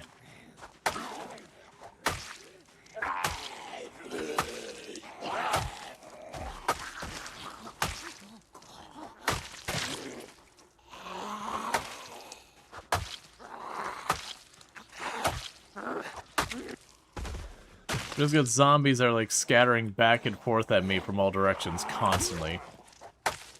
As long as we're not getting too exerted and everything, we can just keep the fighting up and slowly whittle away the numbers in the area. It's okay to lose ground in Project Zomboid. That's a normal thing to do with any meaningful zombie population, is that you'll be clearing an area, the zombies will move around and you have to back off. What you don't want is to, like, you know, hear yourself die or whatever, As long as you're staying alive and getting kills in and have respawns off, every zombie kill is progress. You will eventually take your next target.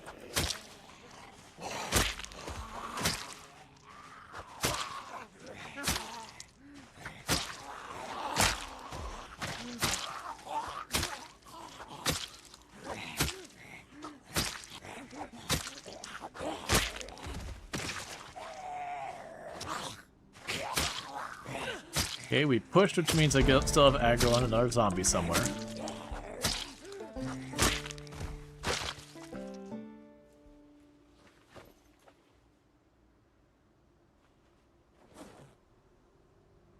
We have a little bit more of our roast.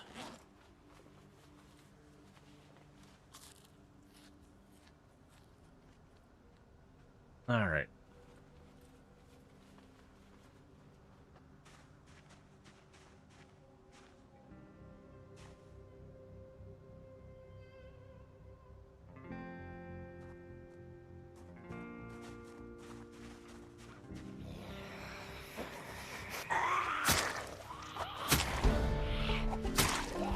Well, we're certainly getting a lot of skills. What city are you moving into? Well, right now we're trying to clear to Lake Fallis. The idea was this is a good place to start the run, because it's not a super duper high density city. Just because, you know, we had a whole range of skilled players. We didn't want to jump right into West Point or whatever. And then also on top of that, you know, some of those bigger cities can be really rough on servers and all that. Especially like spawning in them kind of thing. Like, very gen, if he spawned, it'd probably just crash and delete a bunch of zombies out of West Point. Which doesn't do anything to, like, you know, make it fun or interesting for people. Don't hit the door. There's no need for it.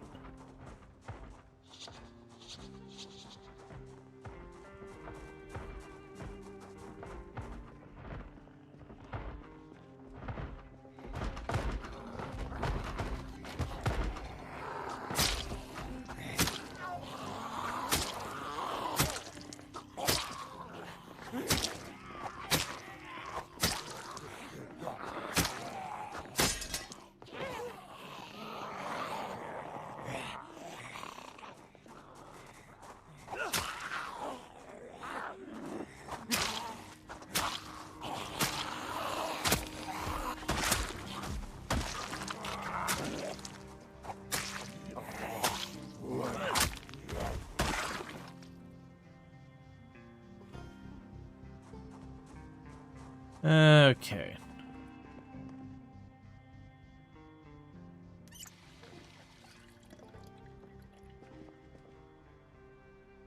Ooh, we want to get that filled.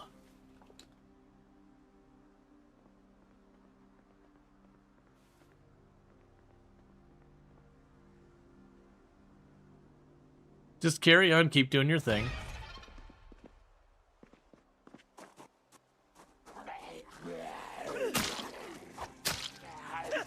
I heard the one just walking across the house behind me. I'm like, okay.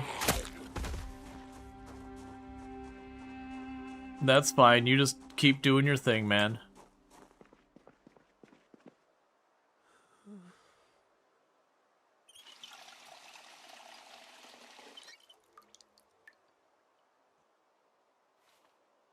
Okay, we can go to you.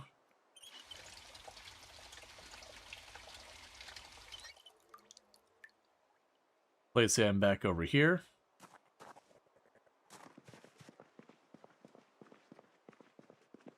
Ma'am, there's no need for that.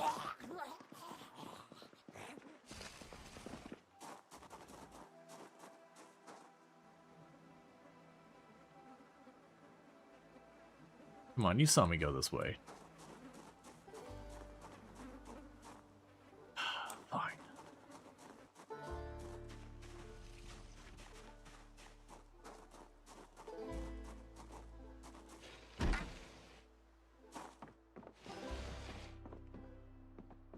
Ma'am, what is your deal? Leave the door alone.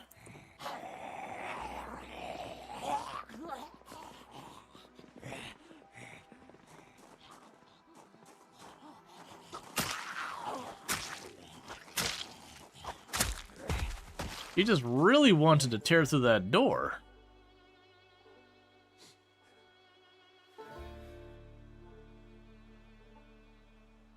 They hate the door. Yeah, that door in particular just really just gets... Oh, that's loud.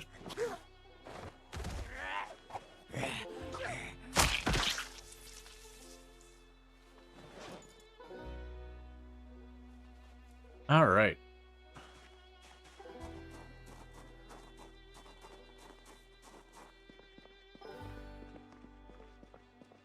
Okay.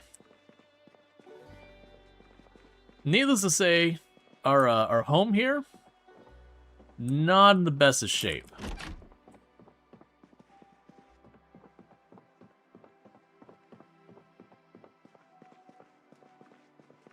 The whole lack of almost any doors or windows of any kind still remaining, pretty bad. Alright, so let's go and deal with what we got in our inventory. Start dropping off more of these bugs. Drop off the leek, and the lemongrass, and the millipede, and the mint.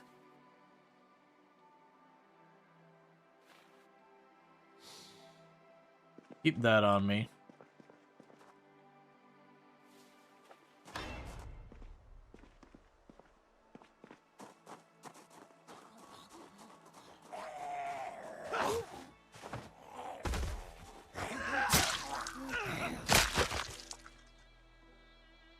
Okay, so we got a big group out front. We'll deal with that once I get my inventory a little bit cleared. I'd love to be able to make more weapons first, but I think once they start banging around in here and make entirely too much noise, and they're going to pop in here and come after me.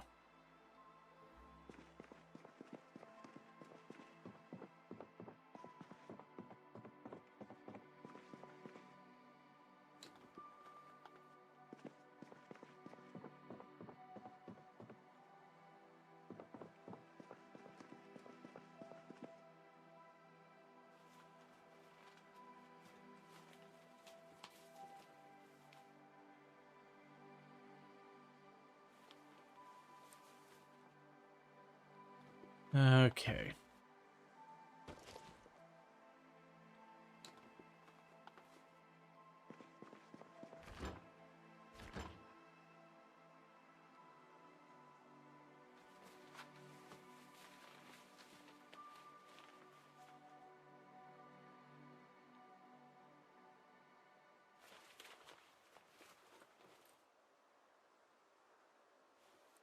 All right.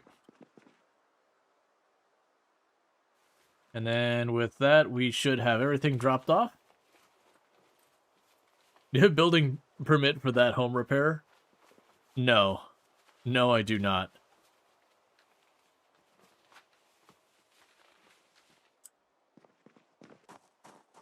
My argument is there isn't a home to repair. Bug fridge is nearly full. I see this.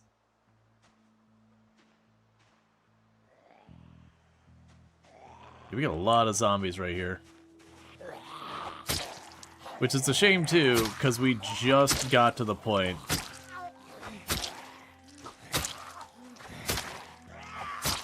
of being able to kind of see the lawn.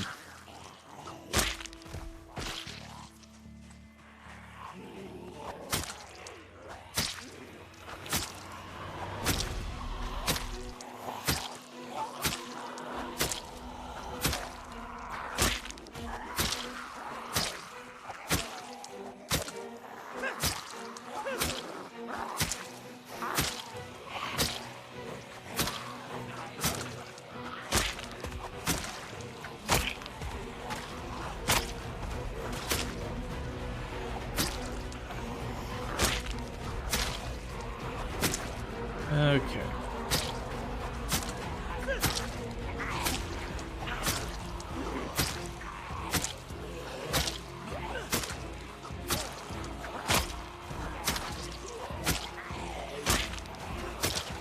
I see the one cutting through the house again.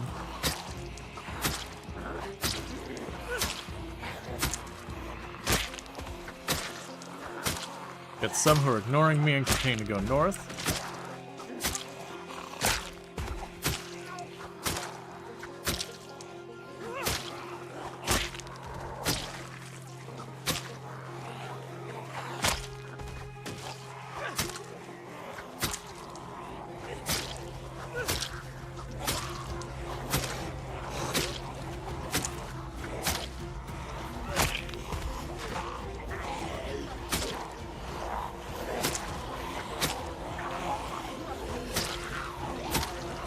And just back and forth and stabby, stabby, stab. Next knife.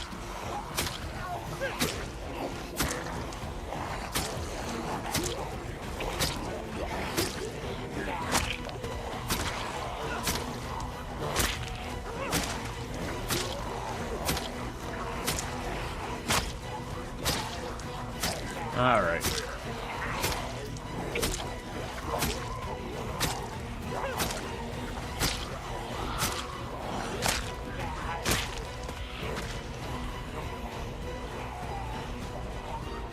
Oh, hey, friends.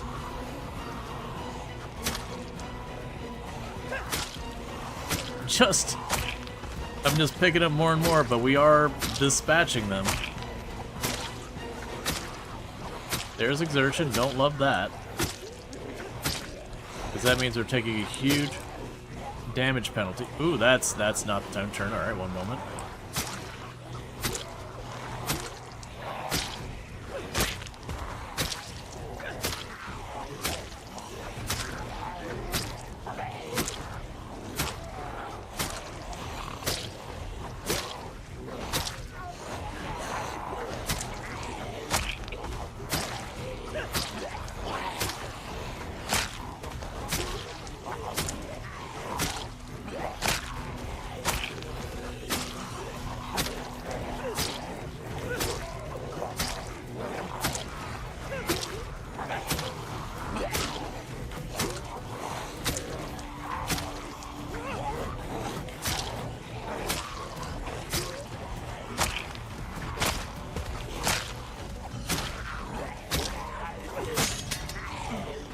Alright, next weapon.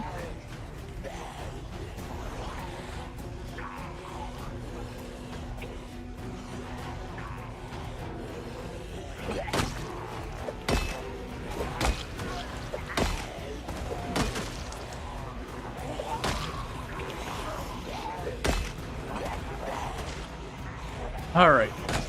It keeps feeling like we're on that home stretch of just the last couple. We just keep picking up a couple more and a couple more and a couple more.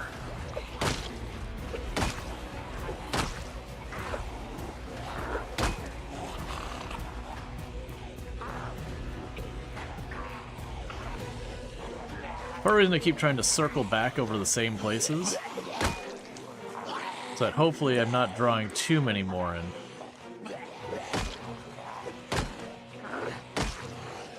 Oh, that's a risky one.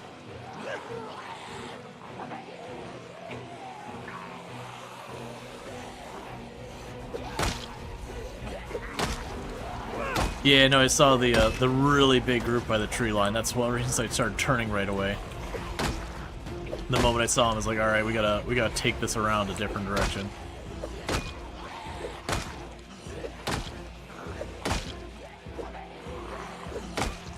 Come on, there's only like 5 more of you. 6 more of you. Oh, that tree almost got me killed. That's why we say trees are the real enemy.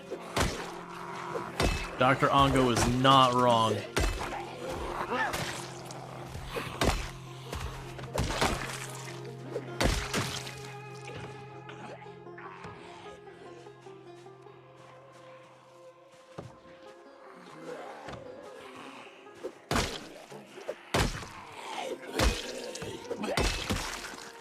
I don't know what your deal is, and I don't care.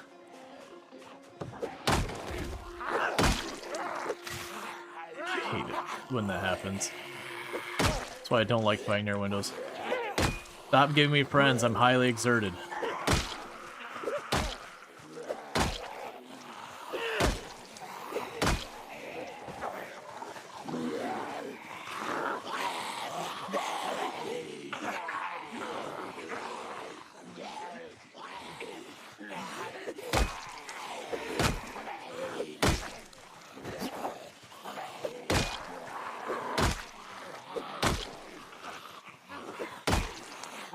See, we're pushing way too far.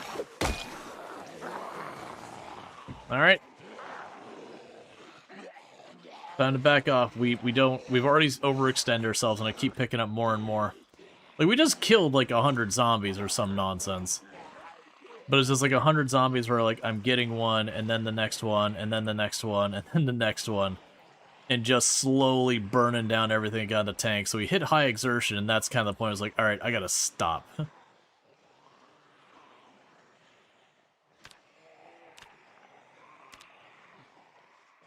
Let's go ahead and slam away the rest of this fish in hopes of being able to push ourselves into gaining weight.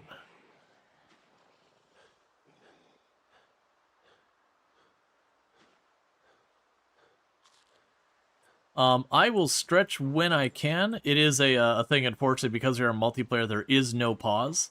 So I can't just stop and do a quick stretch or anything like that, unfortunately.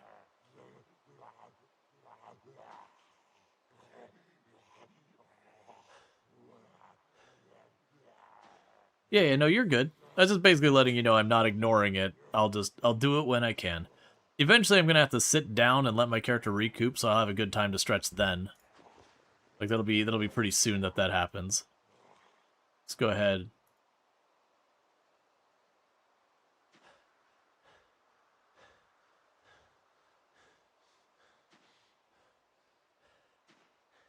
We can handle a zombie or two if we can make it happen, but right now we are not in a position to fight anything. Like the next fight's full commit. We either kill it or, you know, kill it or die.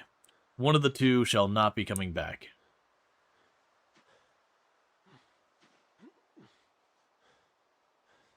Alright, so we can unpack this tent real fast and chuck it down on the ground because you can use a tent to rest.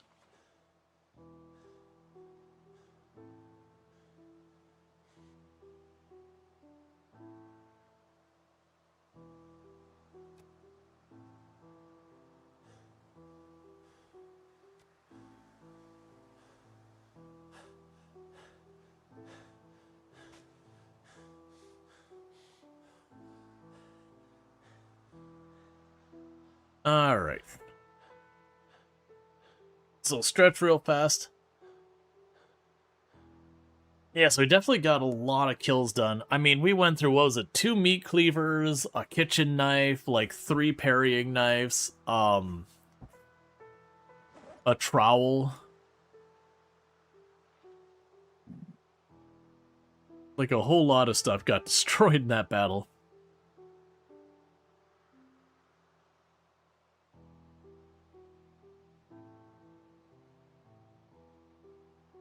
I'm eating all the stuff that's going stale just to pack on all the calories we can. Alright. It's gonna take me a minute to recover from that. What are we up to, kills-wise? 796. Alright.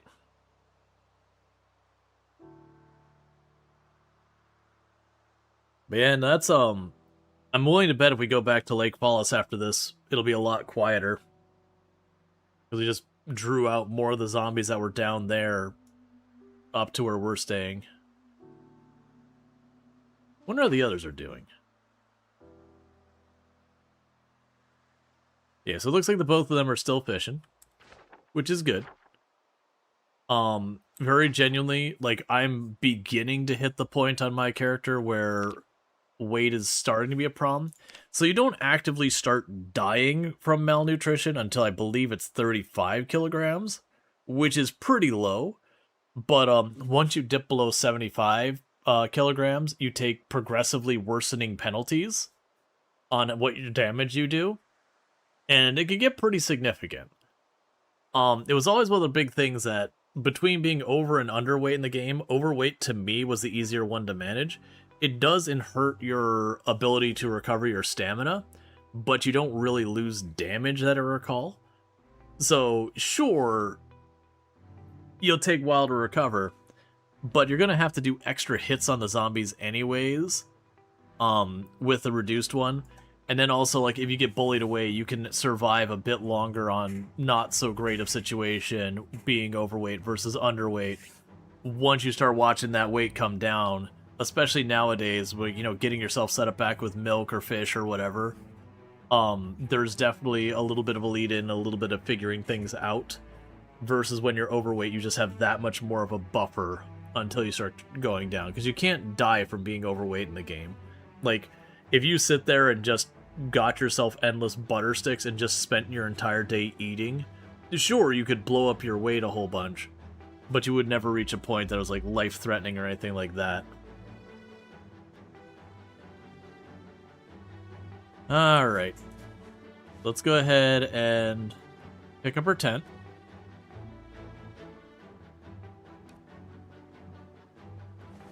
We're responsible people, so we'll pack up our tent.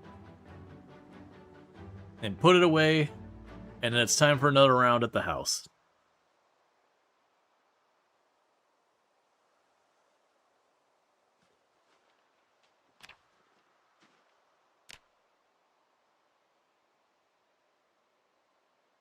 And how are skills going now? So for our skills, we are at 4 axes, 5 long blunt, 5 maintenance, just about to hit 4 short blade and 4 short blunt. Carving and cooking are about to hit 1, napping is at 1, fitness is at 5, strength is at 5, running is about to hit 1, foraging we're at 9.5. The game should add a random chance of heart attack, stress from being overweight. Increase the chance, that'd be fun. Napping or napping? Napping with a K. The server does not give bonus XP. It does appear to just be a thing in the multiplayer update of Build 42 that the foraging XP is really generous. Like, really, really generous. But that is literally just the build. It's no mods or settings that are doing that.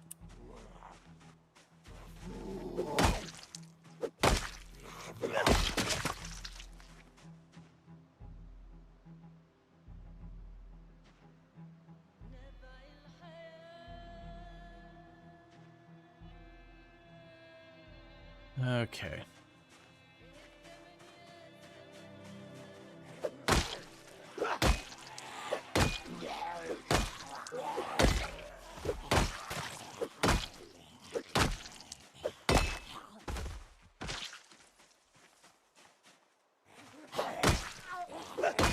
But no, to me, anything that gives you a random death, Product Zomboid is not a game that's appropriate. Product Zomboid is a game that it's about meticulous gameplay. You can master Product Zomboid.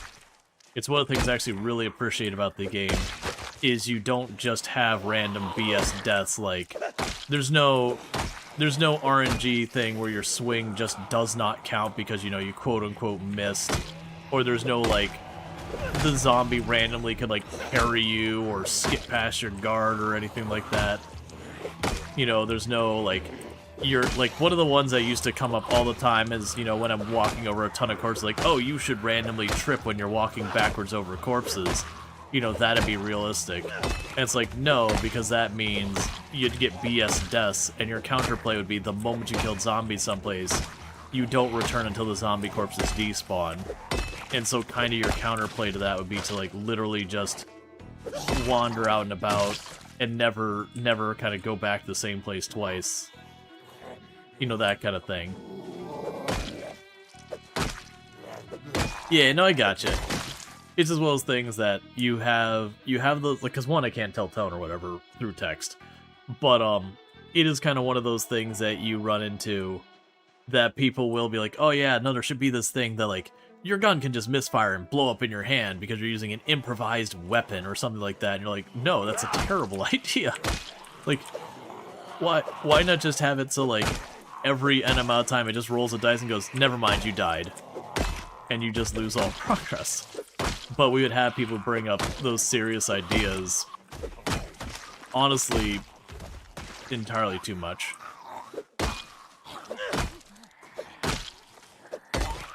No, so the weapons do break where I hit the zombie. It still flinches and falls back and everything, and then the weapon breaks. So I still get the damage from the swing. Versus if I hit the zombie and the weapon broke, but it did not stun or back off the zombie, then that'd be, you know, the BS RNG death. Like, don't get me wrong, having a weapon break at the wrong time can put you in a really bad spot that can get you killed. But it's a little bit different where the predictable outcome of the break is that you die, versus it puts you in a, like, off balance that could potentially cause a death. Right now, I want to make sure to bring that pan back, but I don't want to carry it on me right this second.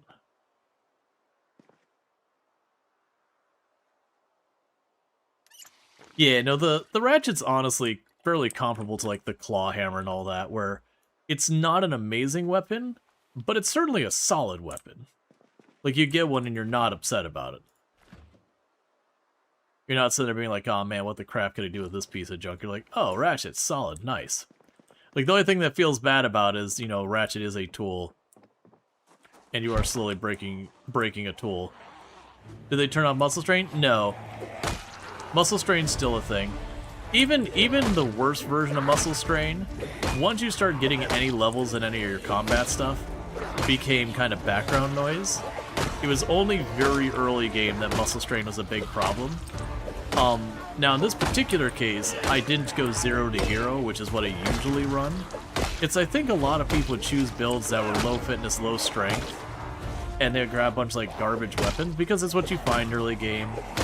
Or like, you know, grabbing stones or whatever and start slapping zombies, and then being like, this is so annoying, why is my character hurt? Oh, well, you know, your character's unfit, and is like grabbing a claw hammer for the very first time and trying to kill zombies. But once you start getting to like fitness 4, 5, 6, whatever, couple levels in a combat skill, it's only when you go like full send that you even see muscle strain. And even then, usually just back off for a little while and you'll be fine. But it's still around.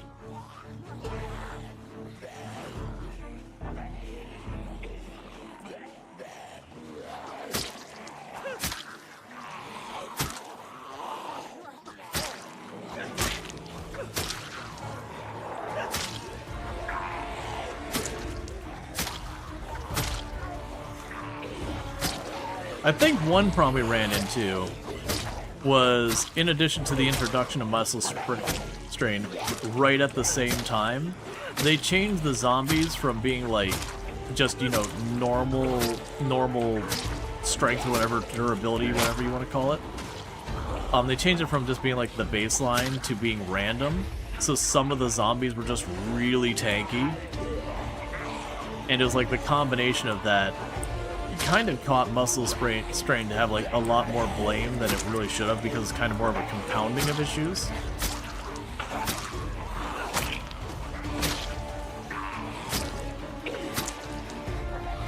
And they still have the random. I believe, though, they adjusted some of the numbers with it, so it wasn't as many zombies that are just absurdly tanky.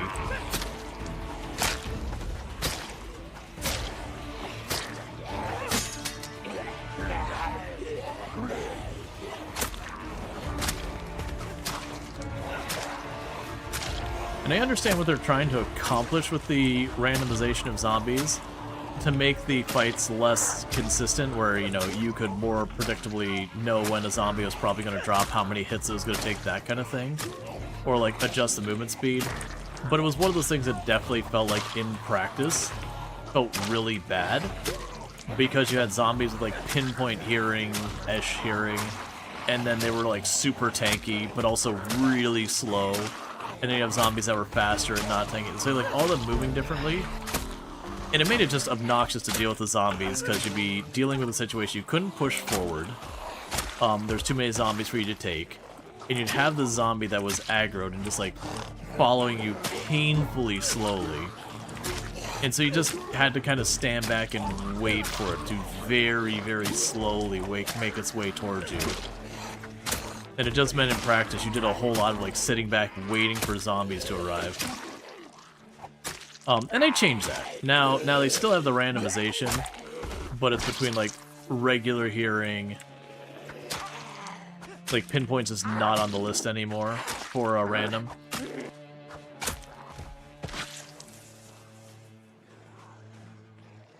But yeah, no, it was the thing that's like, what they were trying to accomplish, I would argue, was good. That they were trying to make the zombies not quite as, like, utterly controllable and predictable. It was just, in practice, it needed tuning, which they've worked on. And I think it's way better now.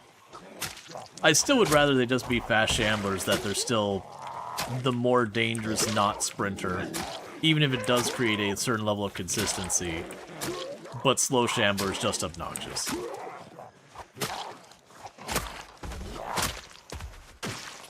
There's just way too often the way you deal with the slow shambler is you just stand there and wait for it to come to you. Okay, so take these broken weapons. And also thank you to that follow. I do appreciate it.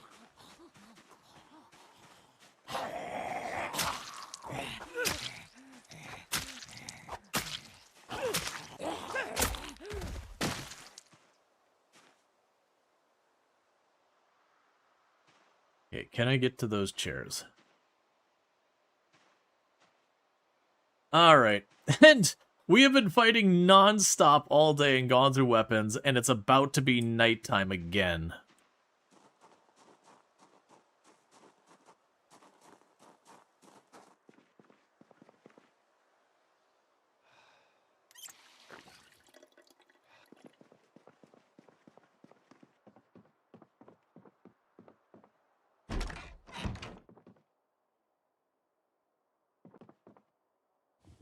Alright.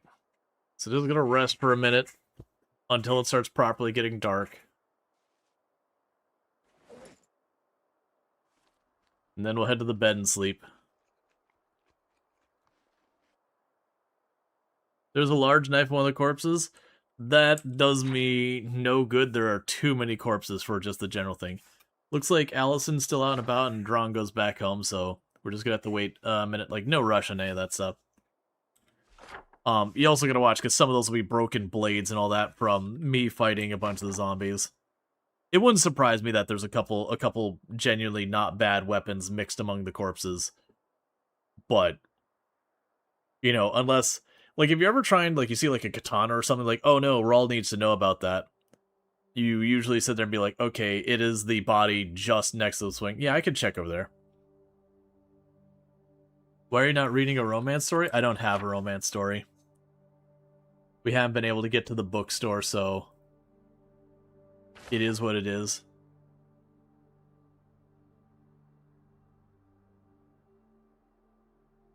Let's see, you can craft your own weapons with flint, napping axes, knives work surprisingly well.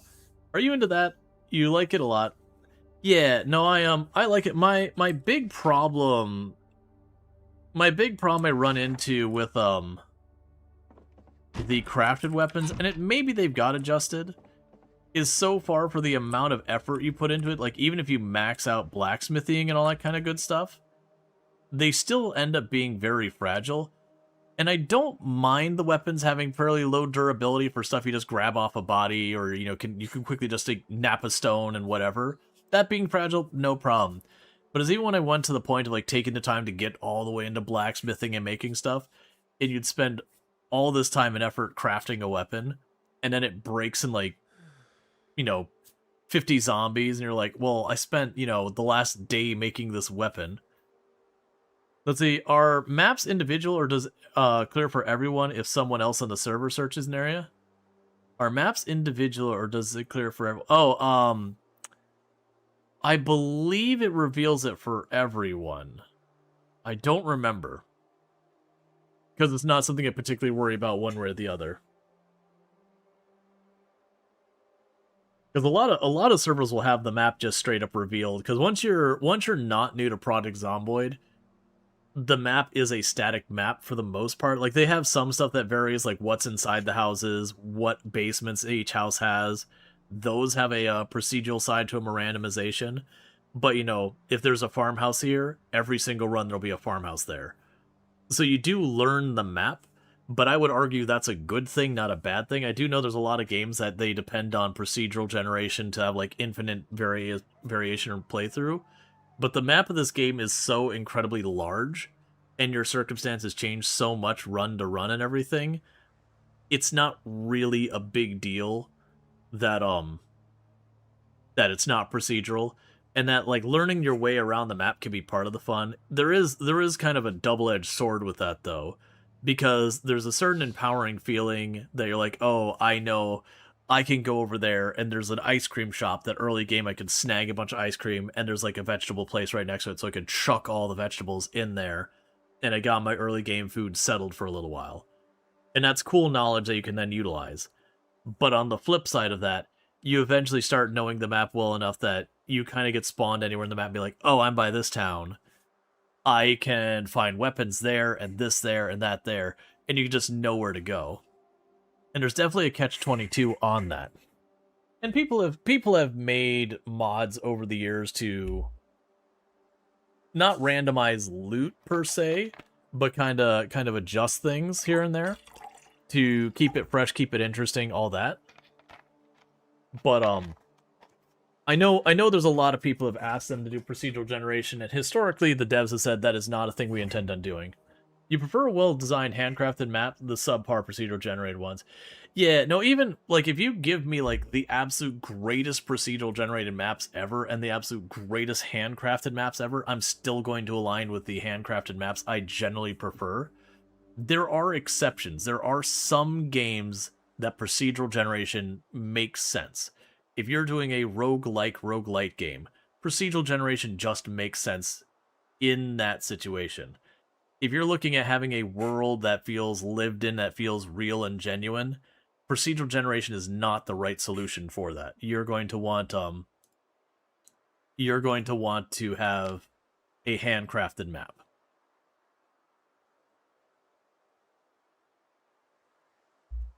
Your first ag map, you get so lost if you can't learn the map. Yeah, well, I mean, that's part of the fun, is like, especially in a game like this, there are these really fun kind of Easter eggs in the world where you'd be like, oh, there's a cult compound in that neighborhood. You can go find the cult compound. It's so cool. Or, hey, there's this hidden military base down here. Let me show you.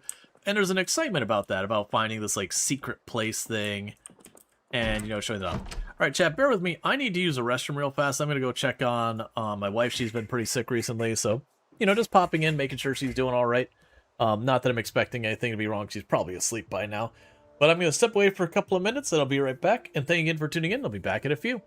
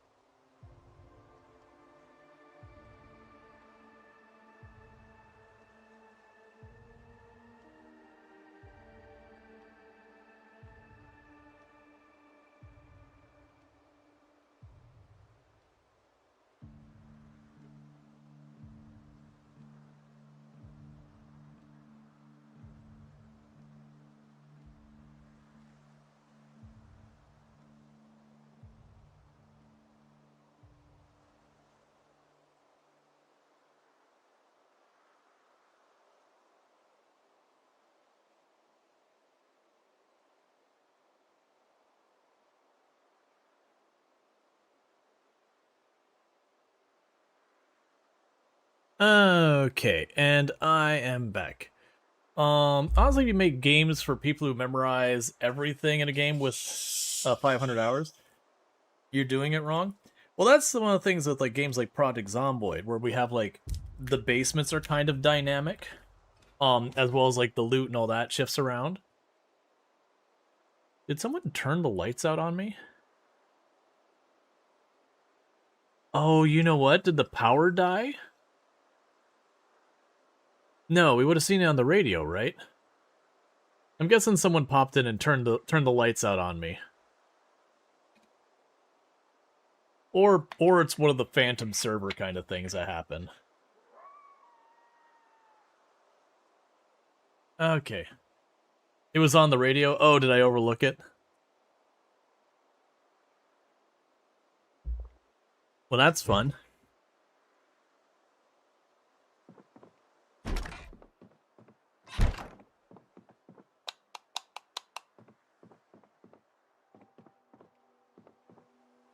Yep, power is off. Water is off. Okay. Things just got a little bit more interesting. Honestly, we've got a relatively decent time, because there's always an RNG around that. But, all things considered, it could have gone off way earlier. I think the worst I've ever had is I've literally booted up the game, spawned in a bathroom inside of a house, and the sink had the water turned off when I started, and that was on the normal settings. Did you fill up a lot of bottles? We filled up some saucepans. We filled up basically what we could find. Because we are playing the settings we are, which is we have some reduced stuff. Yeah, it told you that Dr. Ongo was a thunderstorm. Ah, I missed the power fluctuations on that broadcast. Yeah, so now there's no point on worrying about keeping stuff in the fridge. I'm gonna interrupt that. Equip secondary. Turn this on.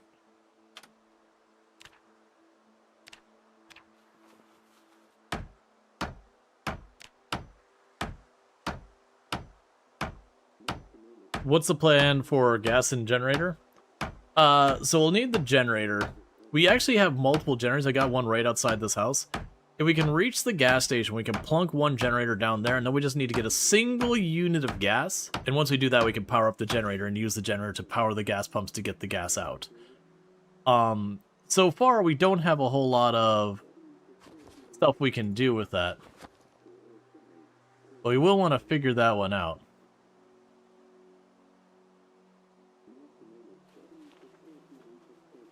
Yeah, thunderstorm in 2 days. Oh, right, because I was also... Don't. Okay, no helicopter. That's fine.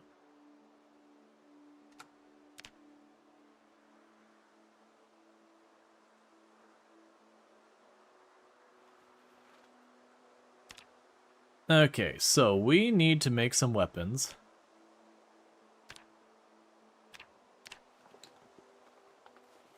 Make some stone axes real fast.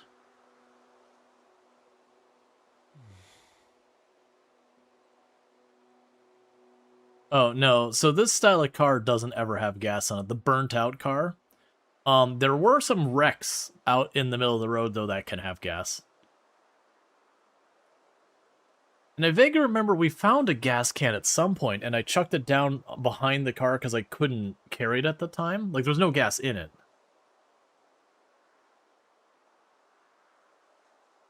Hey, Soulspire, thank you so much for the raid. I hope you just had yourself a good stream and all that good stuff. Can we get a shout out for Soulspire? And what were we playing today and how'd it go? But welcome in. It's also good that we're having a riveting good time because Allison is here, and Allison do like the ribbit. Playing some Rimworld? Well, I hope you had a good time with Rimworld. We're doing some multiplayer Project Zomboid. We've got myself on the server. Ultra's been on the server a bunch as well. Like, she's not on here right now, but she has been on the server. We've got Dr. Ongo, so Drongo is on the server. Allison Adventures has been on here. We have some others who said they're potentially going to be joining as well. Yep. Yeah, Drongo I checked just a couple seconds ago. Yeah, Drongo is on the server. So right now, okay, so Drongo's actually not on the server. Probably getting ready for stream tonight and all that. But, yeah, so I'm down here at the place. Allison is up there doing the fishing. We just had our power and water go offline, which, you know, that be what it be. So that's going to add some interesting things. Alright, so what do we want to go from here? So we've got a bunch of axes. That's going to be huge. But yeah, thank you again so much for that raid. And welcome in, raiders, all that stuff. I do hope you have fun and all that. So at the moment, we're getting a little scarce on the weapons department, which I'm not really loving. But we are going to need to deal with. Okay. I think that's all fine for right now. Alright, so the unfortunate reality is because our power has failed, our fridge is not going to do us much good anymore. Now it's just effectively a shelf. I am going to leave this... Never mind, sorry, I warmed up. I was going to say I was going to leave this stuff in there until it starts to warm up, because it will stay cold a little while longer. But, apparently that's already passed. So I'm going to go ahead and grab all this stuff. There's no reason for me to hold on to it. I'll just carry it with me with the intent of eating every little bit of it. And then, you know, if someone like Ultra or someone comes down here and they're like, hey, I need food, I can either get it to them, or we're going to be kind of like surviving out of our pockets for a while. That said, Allison and Drongo have both been doing a lot of fishing. I'm going to eat the strawberries now, because those have a very short life.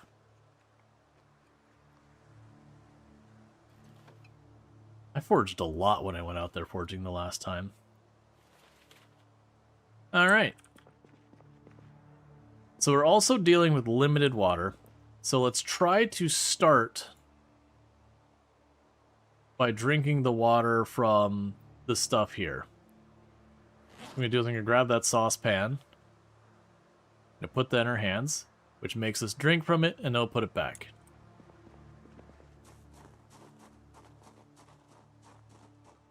Alright. So we do have a generator right by our base. Yeah, no, Drongo has a house with a fireplace, so we can cook. That, I mean, I wasn't worried about the cooking because there's, like, grills and all that stuff. That's pretty manageable, or worst case, you make a campfire and just stay away from it.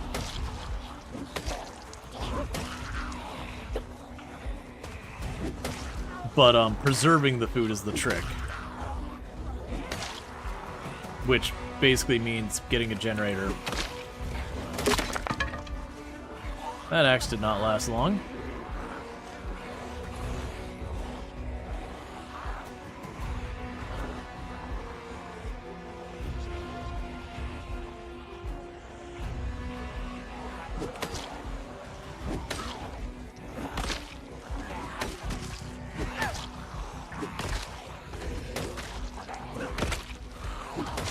Okay.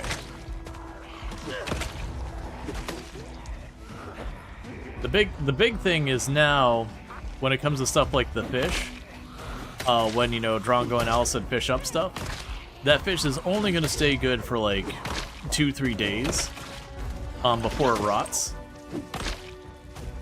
It really has borrowed time. Which is fine, we're still going to need it. One of the nice things about that situation, though, is that means when you fish it up, you don't feel any guilt to be like, I'm just going to pack this away right now and eat it. Because it's going to be rotten in a couple days anyways. It's not like you can keep it.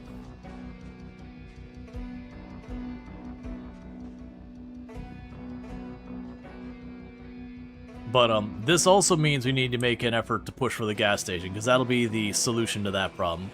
Is we get the gas station, with that we can set up one of the gas pumps at the gas station.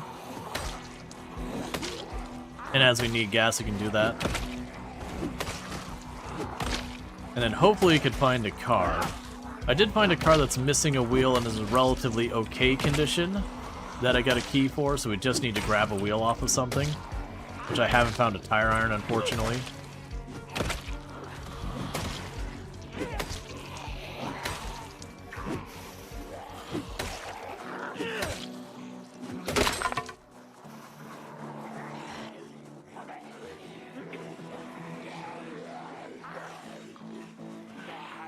Hey, Zadox, thank you so much for the host over there. I do appreciate that.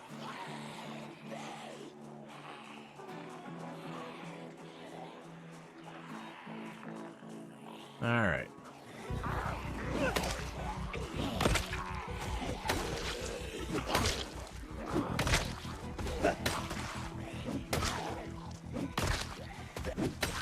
The other big concern here is they're going through his stuff.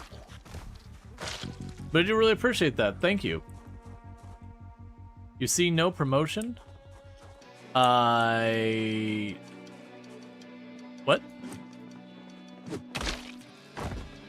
I mean, if you mean the ad thing, the ad is, every once in a while you'll see above my head, like, Fractal will appear. That's what the promotion thing is. I am sponsored by Fractal, just in general. Does they do zombies respawn over time? If you're on default settings, yes. On this server, no. Generally speaking, when you're playing the game, you either want to have high populations with respawn off or low populations with respawn on. Oh, your auto message? My auto message. My auto message.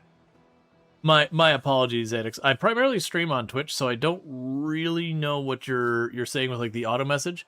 But yeah, so you know, it's a what fractal case do you use? So, ooh, what is the name of this? The North. I am currently using the Fractal North. Before that I was using the Design. But I've been using fractal cases for like my last 4 or 5 computers well before they started sponsoring or even I was streaming. So it was really awesome when we got that. Gotcha. Your channel's auto message said no promotion. Weird. Oh. I'm willing to bet it said no self-promotion. Which is fine. That's just like where someone pops in. Because you've probably dealt with it on the YouTube side. It also happens on Twitch where someone pops in, they're like, you should click on my stream over here. And you're like, who are you? Why are you doing this? That thing. You love the Mesh North? You have the Fractal North XL. It's really nice. Yeah, I didn't get the XL one. But I can't remember if I think mine's the Mesh. I didn't get the Plexi. Because I'm not a big fan of like Plexi, RGB, that kind of stuff. A lot of my old cases were all XLs and all that, and these days I choose just not to do that. It could be a whole big thing.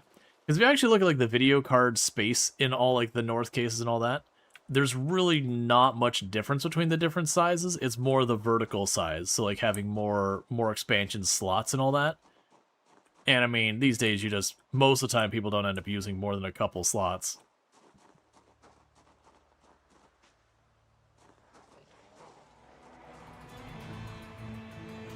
Are you playing a server? Yes. I am playing at a server that's hosted by one of our friends, Ultrasaurus. Another content creator on the platform. Both platforms.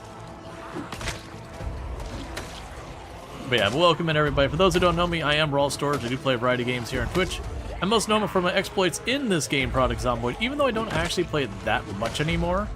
And that's because I used to hold a world record for the highest kill count run ever streamed for a good long while. That record's been beaten by a long shot, but I did hold the record for a good while. I'm almost always playing in like sweaty try-hard settings and all that, because I got over 4,000 hours in the game. You know, it goes fine. This screwdriver's right about to break.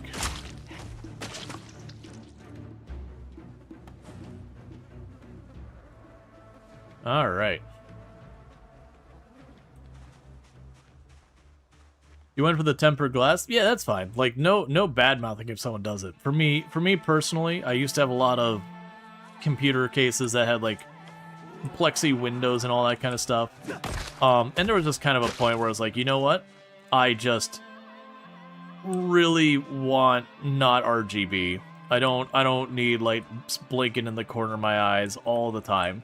It's actually one of the things that frustrates me when you have like a new model of like headset or whatever that's really good, but the only option is RGB.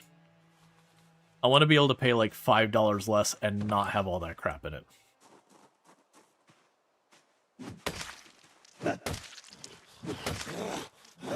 And I do get a lot of people love their RGB, and that's totally fine. I'm not saying you shouldn't be able to have it or whatever. It's just, I also want to have... Ooh! That's weird. I'll take a free hatchet.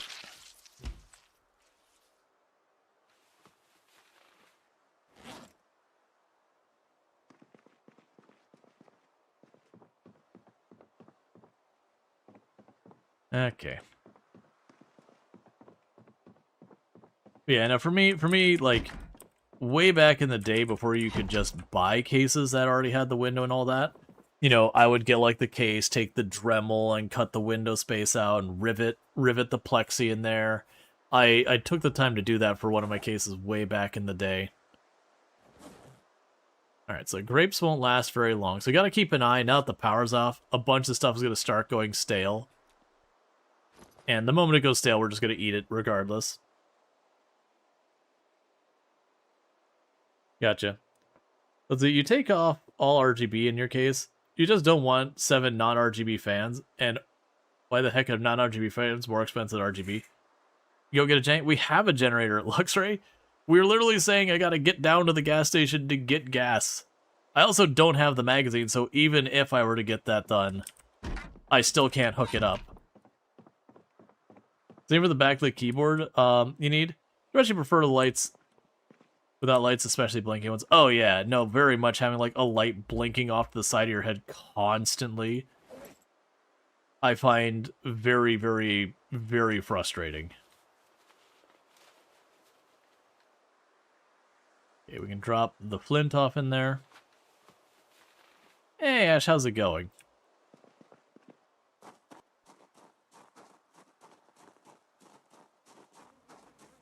Megan, everyone wanted the Chieftain Tower and mod it. Oh yeah, no, it was definitely a thing that you went for a while, like no one was doing any of that kind of, you know, plexiglass, windows, all that.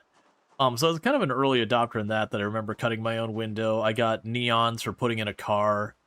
Set up a second power supply. That way I wasn't, you know, putting car equipment on my very sensitive computer equipment's power supply. You know, got all that wired up so it's like in the bottom of the case, the top of the case, alongside the window and all that. Sound activated and everything. Which is funny because when you had a game that like really pushed your stuff, so it kicked the you know, fans to full power, it would activate the sound activation on the neons because just how much is vibrating the insides of the case. But I used to do all that stuff. You know, it was only like one computer generation later that you could just straight up buy a case with a plexi window just already done. You know, people are like, oh, you can keep modding your case. Like, nah, man. I can just buy it already done. Why would I take the time? They'll do a better job and all that. Pure acrylic was with a blacklight. I wonder how a blacklight would look in some of those cases, because blacklights tend to show dust really well. You gotta keep on top. You're finishing Hard Space Shipbreaker? Nice! Excellent game. If you haven't heard, and this is one of the things making me real happy, is the devs behind Hard Space Shipbreaker did get the rights to their IP back entirely. Well, not back. They bought them or whatever. And are going to be making new games in the Hard Space Shipbreaker universe. So they talked about, I believe it was like 3 different games they were going to be coming out with. And they've only told us that like one of them was going to be kind of in line with Hard Space Shipbreaker itself.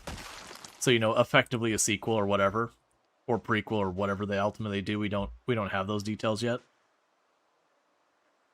And then the other ones are going to be in that universe, but not that style game kind of thing.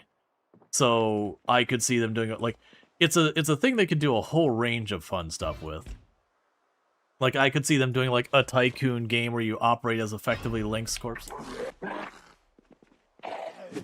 Like, you operate as, like, a Lynx Corps kind of thing.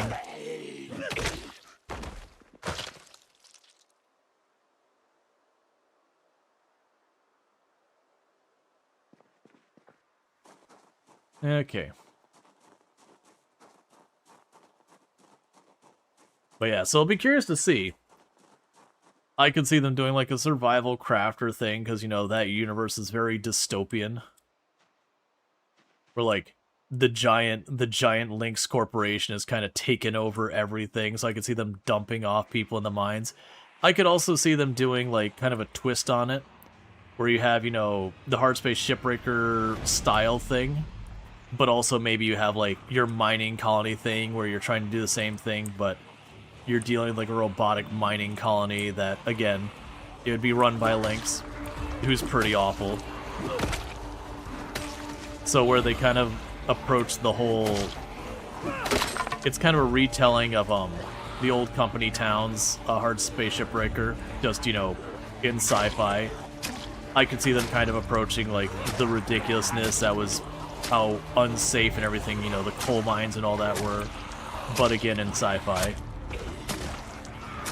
So it's sort of not telling history, but kind of telling history.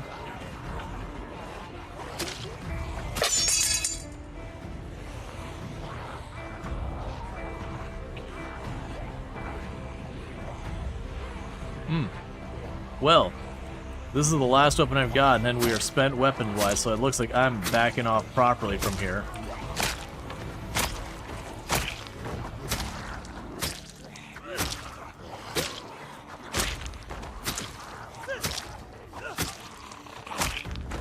And thank you for the follow. Welcome to the stream.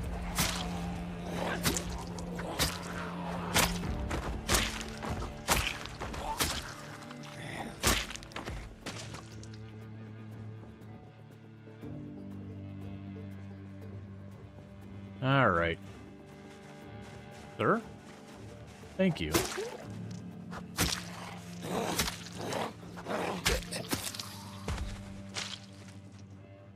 You definitely see them doing more of the with that class stuff. Yeah. No, it's definitely, like I said, the Hard Space Shipbreaker, like, again, sequel, prequel, and the prediction is that it's going to be kind of following where the last one takes off, or took off.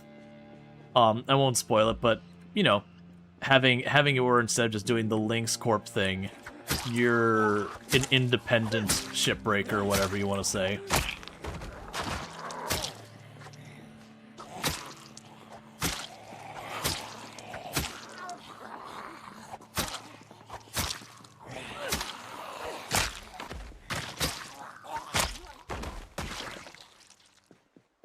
Okay. But like I said, I think it'd be good that they could do that. They could do some kind of twist where it's a similar idea, but just like a different industry or whatever. And then have some stuff that's like just way out there in left field. Oh, I have a hatchet. I missed that I had the hatchet. Okay, that's good.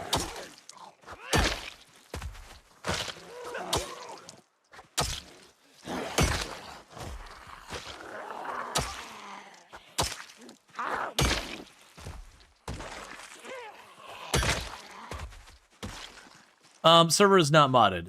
Genuinely, anyone running mods right now in Build 42 multiplayer is making a big old mistake. The devs have come out very much to say they've done a massive rewrite of the code, refactoring and everything behind the scenes, so pretty much every single mod is going to be broken for probably a good while on the unstable branch of Product Zomboid. So right now you're kind of in a situation of you can play the latest version of the unstable branch, or you can mod. But not both. You're going to be waiting a while. You're going to be waiting a while to have the ability to do mods. It's going to take the devs time to get there. So pretty much anyone you see playing multiplayer, the vast majority of the time is probably not running any mods, and if they are, then they're honestly begging for problems.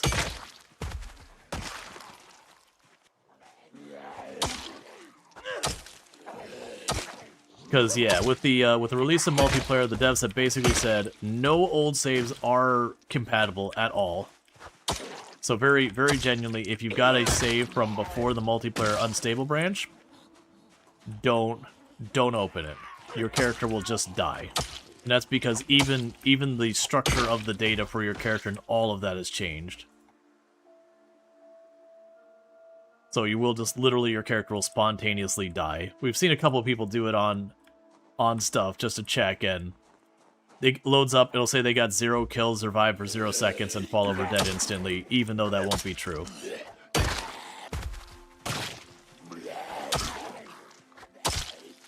But yeah, now if you want to keep playing your previous single player, you just need to go into where you choose your branch or whatever, and just stay on whatever branch was like the last stable not last stable, the last version of Build 42 before they dropped multiplayer.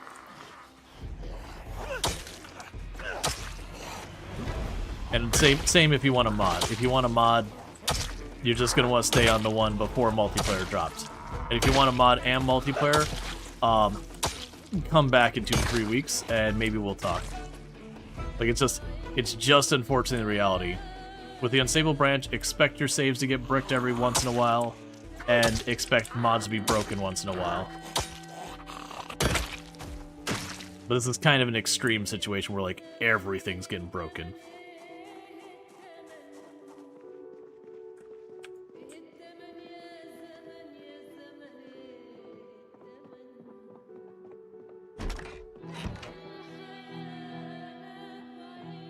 Okay. Do you have anything that's starting to go stale?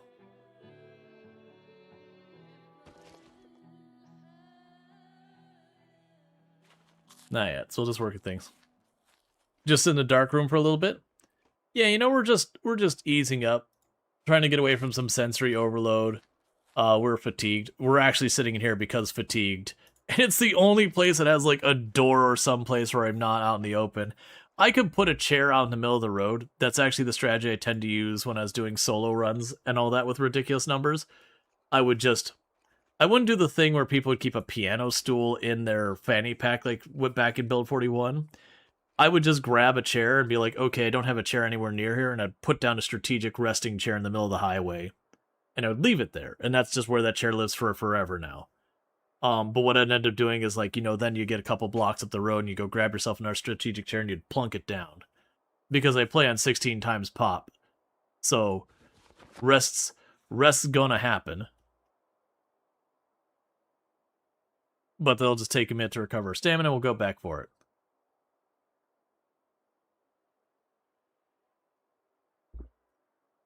But yeah, now if you're looking for modding, right now is not the time to be modding the latest version of Product Zomboid.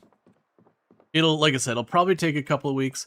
Expect at least a few really popular mods to not get updated. You know, just because the people deving it are not interested in doing it, or it'll just take a while, or they're not around anymore. We've had a few of those, unfortunately. Not in Product Zomboid anymore, but like in RimWorld, for example.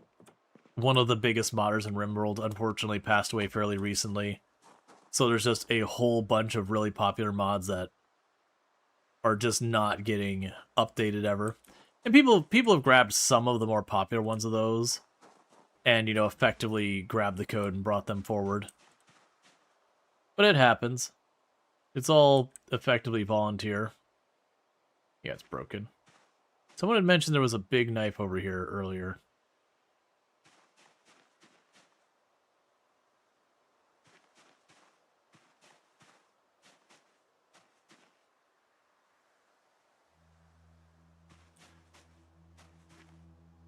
It's always been fascinating, this game, ever since its release. Did the zombies roam or herd from one place, or sort of like surprise events? Not so prescriptive, whatever you want to go with saying that. Behind the scenes, there's what's called zombie migration. And what it's not doing a thing, be like, okay, grab 100 zombies, throw them there. It's like working to like balance the zombies out. So like I'm killing a lot of zombies here. So this map expects to have a certain number of zombies in this area, whereas the neighboring area will have how many zombies are expected to be there. As I kill the zombies in this area, and there's a significant gap between you know, what's expected here and what's expected in the other tile, it will try and go and balance them out. Now, because they have respawns on, what that means is effectively moving some zombies from one place to the other. So you do have that kind of thing where the zombies will get nudged based on the player actions. On top of that, you've got two different types of meta events. You've got the helicopter, which is just this helicopter that flies around your head and makes a hell of a lot of noise and draws zombies from the neighboring areas, basically roughly towards the player. Because the idea is the helicopter sees the player and it kind of follows you around for a little while before leaving. And so during that time, it's kind of all hell breaks loose as the zombies start coming to the helicopter. And that's usually a one and done thing. But a lot of us turn it on to keep happening because it's a way of, like, mixing things up and taking you a little bit out of control. And then there's what's called meta events, which is just, you hear a gunshot in the distance. It's not a real thing. Like, there's not really someone out there firing a gun or something like that. It's just a meta event that's effectively loud noise that direction, and then the zombies vaguely move that direction. I'm definitely not using a wood axe.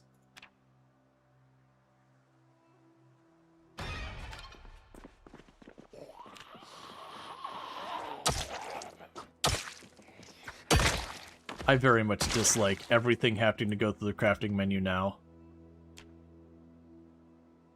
There's just a lot of danger in trying to craft stuff.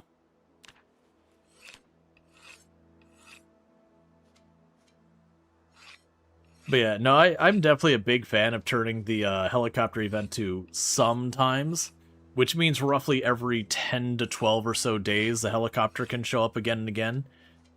It's not too bad. Early game, it can be pretty spicy because you won't have that much of an area cleared, so it can get pretty messy. But as the game goes on, if you are clearing a pretty decent number of zombies, you'll kind of slowly carve out an area that the zombies just aren't. Unfortunately, right now, I have kind of no choice but to back off. And the reason we have to back off is that I'm running into a situation where I'm running out of weapons, so I gotta go get some more materials. It also depends a lot on where you are when the helicopter triggers. Yes! Like, if you're in the middle of absolutely nowhere where there's no zombies for a very long way, it can be pretty uneventful. Whereas, if you happen to be in an area where you're right next to a really high pop area, the helicopter can be really bad. It's one of the things, like, back in Build 41, that very genuinely, it could be a whole big issue where there's the prison right there, and people just underestimate it. And so they'd be in Rosewood being like, oh, this isn't too bad, you know, like, whatever. And then suddenly there's, like, biblical number of zombies come wandering over there when the helicopter shows up. And it's just they don't realize how many zombies are over there. But the helicopter always felt weird. Someone's first impulse would be to try to get its attention. Avoiding it requires game knowledge. Yeah, I mean, so apparently they did make it so going indoors to the helicopter slightly reduces the length it's there and yada yada, and that circle's a little bit wider. I've heard information back and forth on that. I believe from what people are saying, you know, that is the case, but it's one of those things, the wider is fairly irrelevant, and the shorter is also fairly irrelevant, because it still does circle you. So to me, trying to hide from being seen by the helicopter, while it looks good on paper, is utterly meaningless in practice. You might as well just... So there's a lot of strategies for dealing with the helicopter. One is you find a closet, you tuck your head between your legs, and you openly weep and hope you wake up in the morning kind of thing. You just hunker down, try to stay from as far from visible as possible, and wait. I actually don't recommend that strategy, because the helicopter's still spinning around where you're at, regardless of if it sees you. And that does mean, regardless, it's going to be just like taking a big stir and mixing all the zombies around you. And they're still relatively going to be drawn to where you are. Another strategy, which is the one I prefer, is you hear the helicopter. Well, actually, there's three strategies. And you just walk away. You just find a highway, you start walking. And you keep doing it till the helicopter's gone. And then you double back to where you were. And, you know, now you don't have to worry about it. And then the third one is you find a really big open field, and you just stay there and you just keep kind of doing circles around the field as the helicopter brings more and more zombies, and just no big worry. You just hang out there, and again, when the helicopter leaves, you ditch the zombies and you go home. And there's reasons to do any and all of the above. But my general advice is do not hunker down, do not hide. I would argue that is the most dangerous of them. Because say you're on the second floor in a building, and even if the helicopter doesn't see you, the door smashes through and a bunch of zombies walk in the bottom of the area, because again, it is still circling you. You're still hosed, because you're on the second story and the zombies are there, and you gotta be like, okay, maybe I just fast forward and hope they go away. I didn't think this through as I headed out immediately going into night. There should be a house right over here. Yeah, no, exactly. The number of times that you walk out. You like the second and third options? Yeah, and they're vaguely the same option. The difference is one, you choose like a highway and you start walking away. And that's the idea. Because think of this as the helicopter, no matter where you are, it's going to draw zombies to your relative area. So if you're at your base, you are still going to be drawing zombies to your base.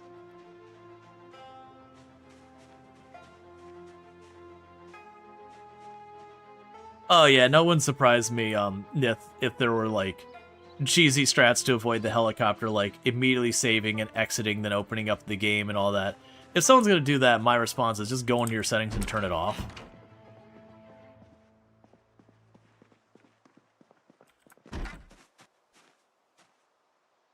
I heard a zombie.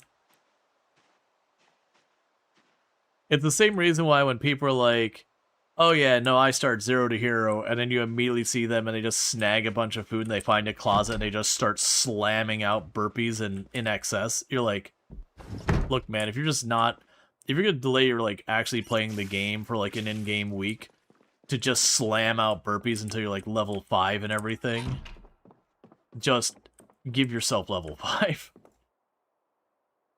Just skip that part of it.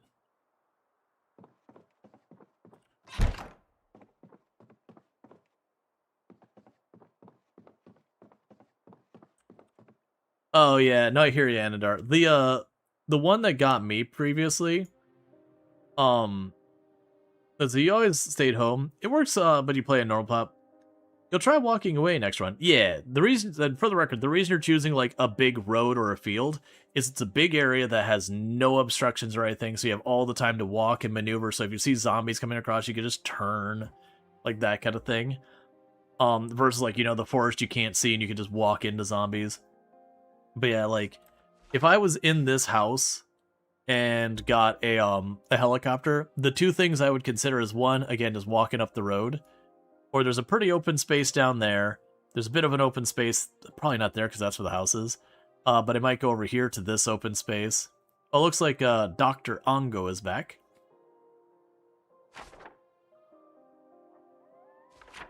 Yeah, no, that's where I've mentioned previously that I make the comment, once you get past like 6 to 8 times pop, the game doesn't get harder. It gets slower. The one exception I will say is helicopter events. When you have a helicopter event and you're dealing with a higher population, that does legitimately get harder past 8 and 6 times, because then you just have like the sweep of zombies coming by.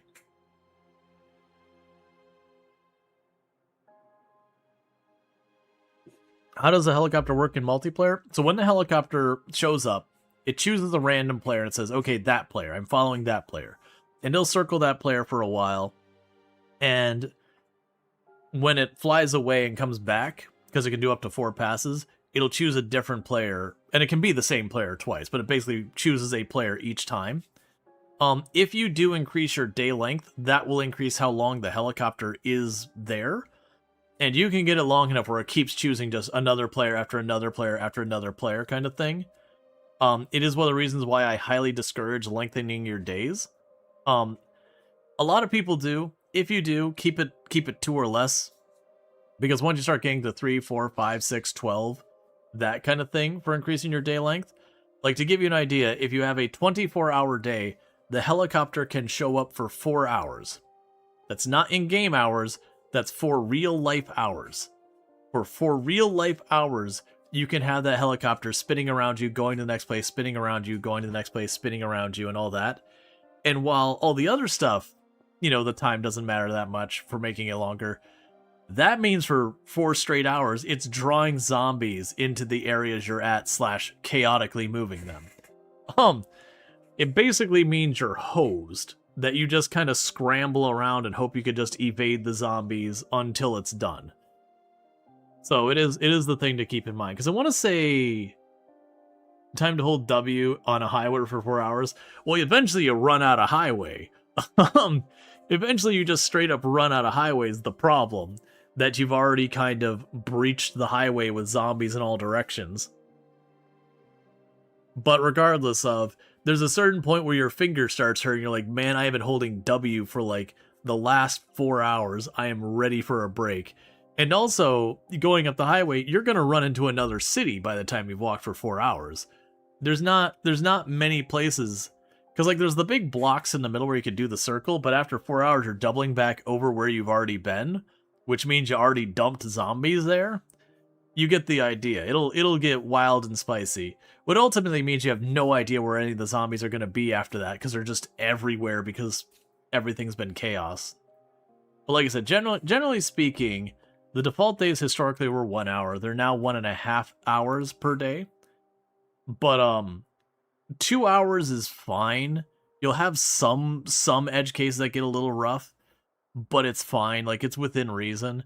But once you start getting past that, people run 3 and 4 hour days. You end up having to tweak and adjust a lot more settings to compensate for the longer days, like decrease the reading time, decrease the crafting time, decrease the this time.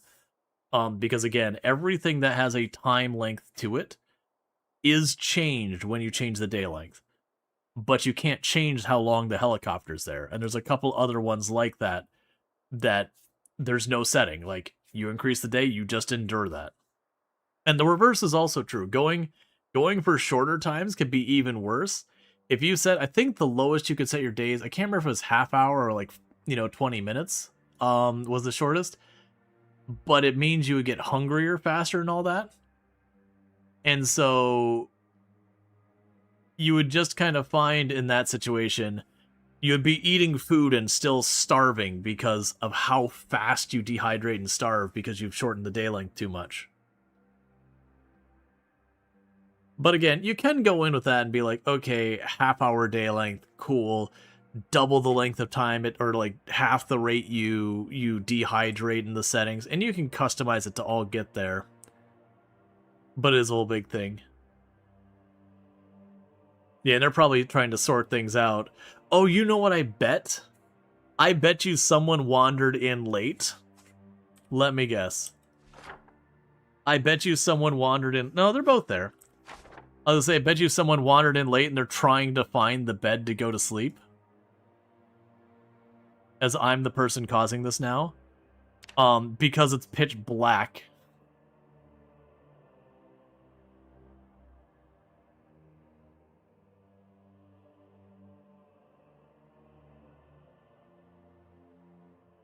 To make days longer? Yeah, no, that's a whole thing. My general advice is keep the days, at least if you don't keep them at the 1 hour default, basically the farther out you go, the more things start to have problems.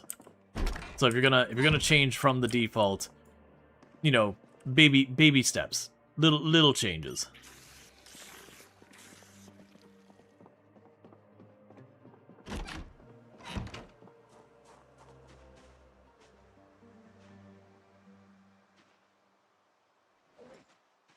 Okay, do we have anything going stale yet? I would expect to see some stuff stale by now. Nope.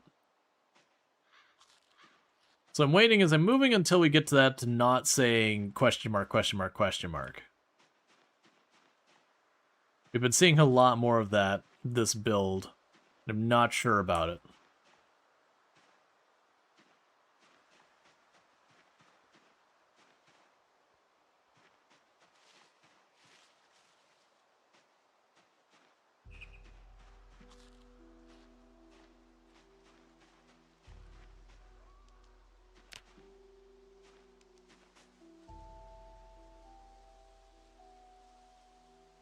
Oh yay, danger berries.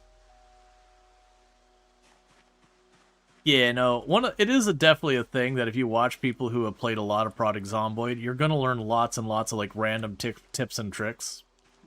Or you're gonna see people do stuff and you're like, okay, well, why did they do that?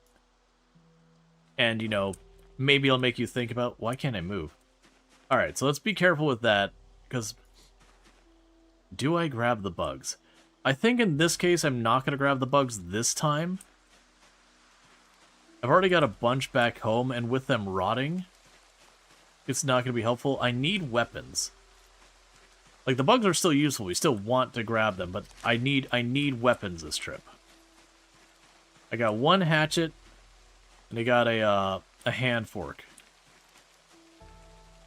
So we need tree branches.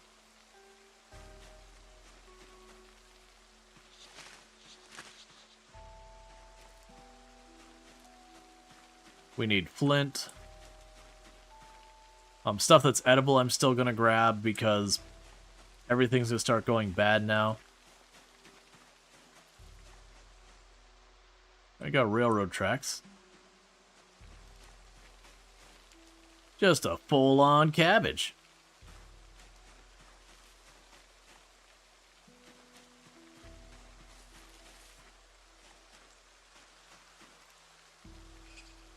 Could find antlers.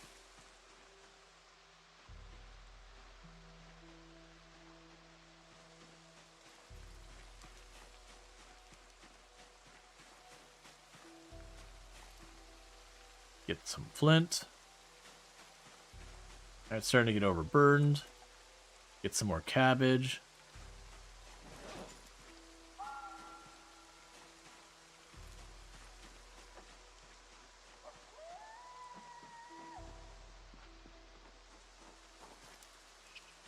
Full on log. So let's see. Oh, there are cars over there. We'll check those out. In the meantime, it's time to check the radio for trouble. Ooh, I wonder, I'm thinking, we're probably about to get right to that point of that storm showing up.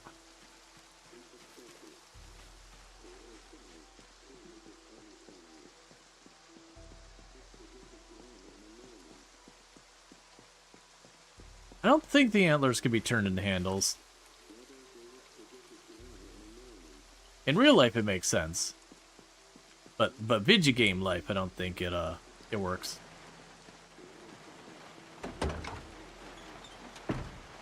Grab the sack.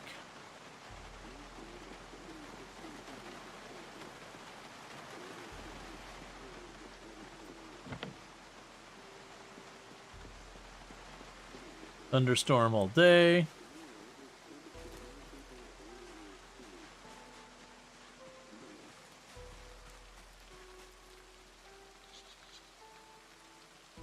Yep, power is out, water is out. They went out, like, the same time, too.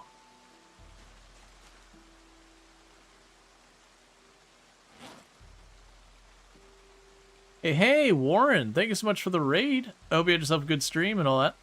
Well, welcome in, Raiders. Can we get a shout-out for Warren? Playing some RimWorld, so good times over there. But I hope things have been going in. Welcome in, Raiders. Don't mind me, I am trying to deal with a lot of problems right now because we just lost power and we just lost water. We're playing on sweaty try-hard server stuff, you know, all that good stuff. But yeah, so check out Ward. Plays a whole bunch of games. RimWorld's kind of the big one over there.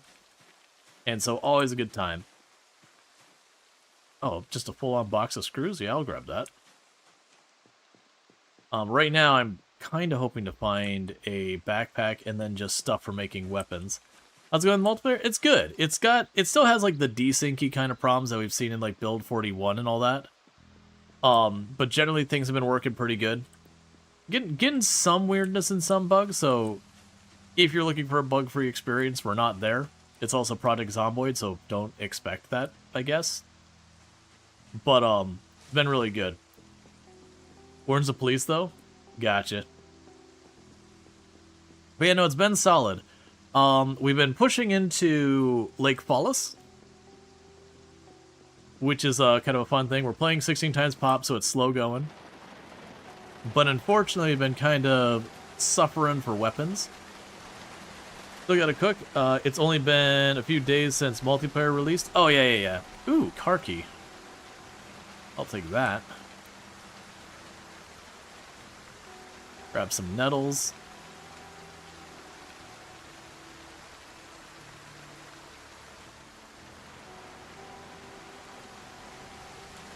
The Tirana server where you set the power to run out after 1 to 6 months, they both ran out day 3. You're so mad. Yeah, because it's usually not like 1 to 6 months or something like that. It's usually just straight up, you know, 0 to whatever. Is this car key not for these cars? Okay, that's interesting. Well, unfortunately, I can't get in those cars to unlock their trunks. Now, we are having a bad thunderstorm in-game, so it's going to be a bit darker this in-game day.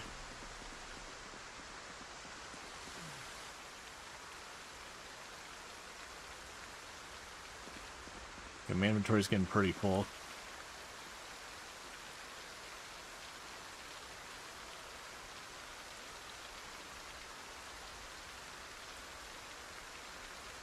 Okay, so all my bags are completely filled. I can leave the clay on the ground. Anything that is no longer fresh.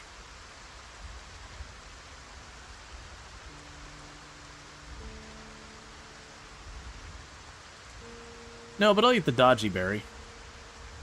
We don't know if it's safe or not. We're just going to eat it anyways.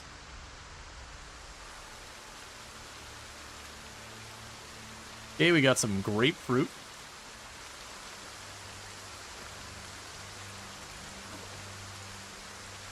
So let's go ahead and just start snarfing stuff down. What service are you using? Not sure, the Blue Fang. I do not know off the top of my head, unfortunately. Ultra is the one handling the hosting. I would answer it if I could, but I don't know. Oh, I've got to get that for Allison. It's a non-negotiable thing. I gotta save the frog for Allison.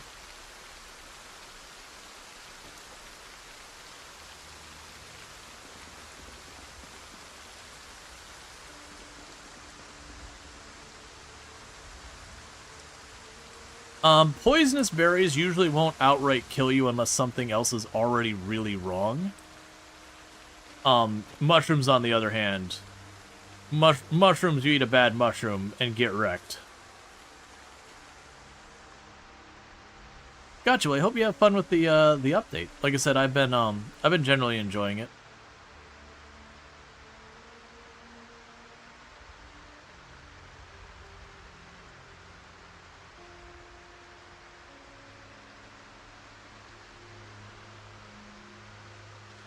And I'm overeating because we have no power anymore, so I can't refrigerate anything. And so I'm just kind of rotating stuff out where I'm eating my old stuff as my inventory overfills.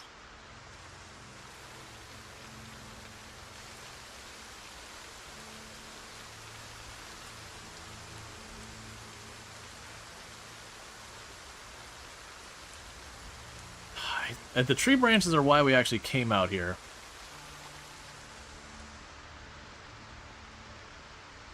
I'm gonna check these mailboxes, but right now, as overburdened as I am, we're not gonna be pushing any zombies right now.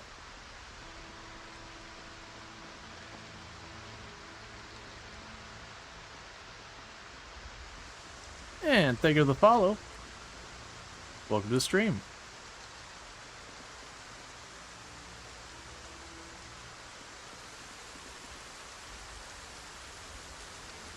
Okay, no luck there. Okay, so 2 cars wrecked up there. Alright, let's check the wrecked cars. Yeah, no, we're super overburdened though, so we can leave that car wherever it was. So it's a shame I don't have any ripped cloth, because if I had ripped cloth, I could take some of these things and make them into some weapons.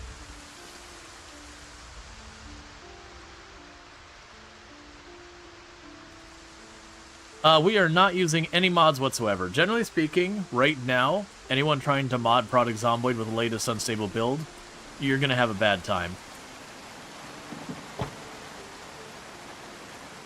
Okay. Don't do this to me, game. Okay. So we're going to need to do a little bit of juggling here. Here, let's put you back in. So I can't make that work. I'll put the tree branches in there. I'm really hoping this works the way I want. Oh, okay, that's all your trunk can carry because you're a horribly damaged vehicle.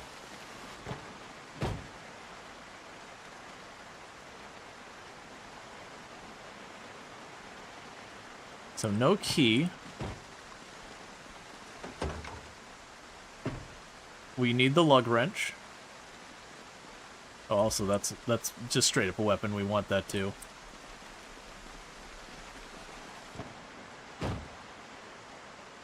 Alright, have a sapling.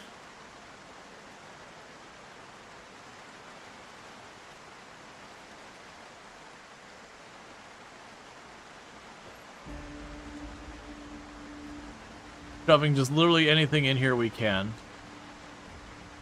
I want all this stuff.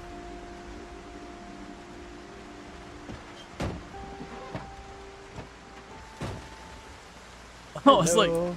hey. So we actually have gas and everything in here, but no key. I see.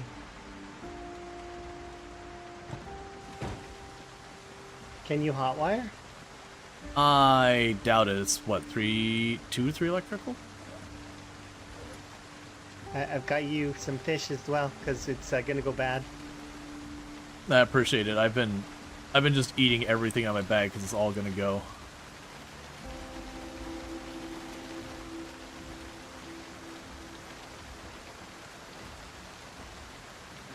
Oh, also I got a frog. Oh, you did? I'm hyped.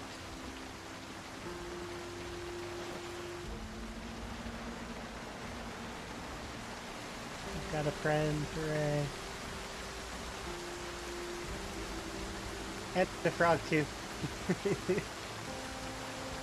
Aw.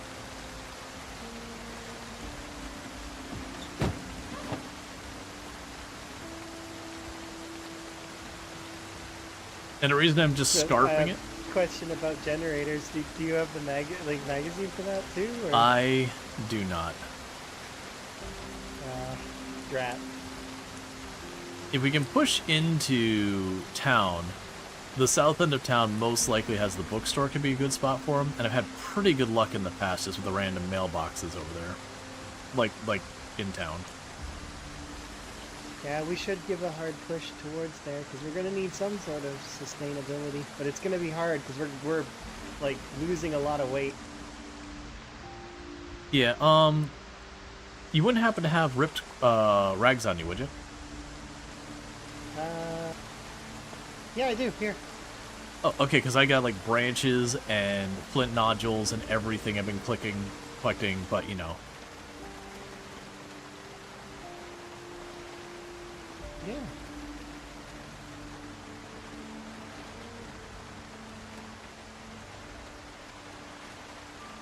Oh, and this as well. I've got ginseng. You know, worth its weight in gold.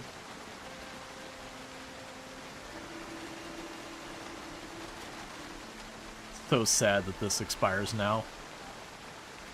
Yeah, it is. But I mean, specifically in this scenario, it's huge. Like that's so good.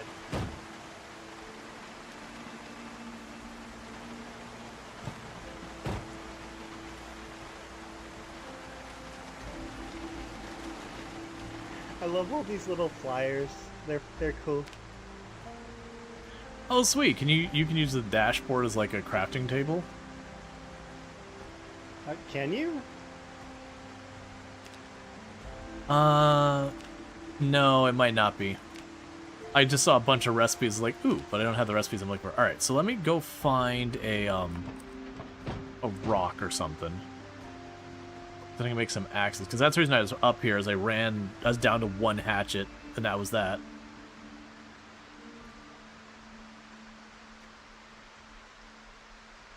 Yeah, it's hard to maintain weapons right now, but soon we'll have lots, I'm sure. I don't see a big rock anywhere.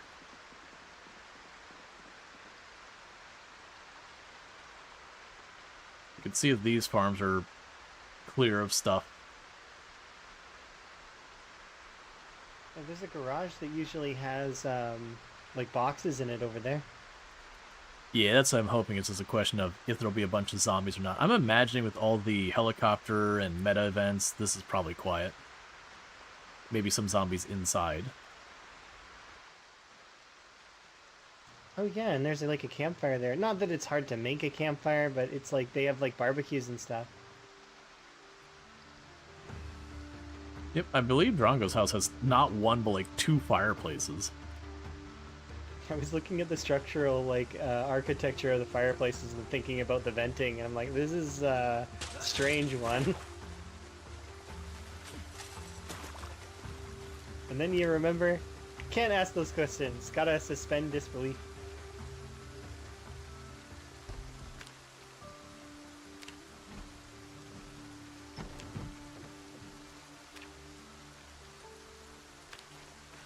Oh, I don't have a hammer. Well, rip. I do.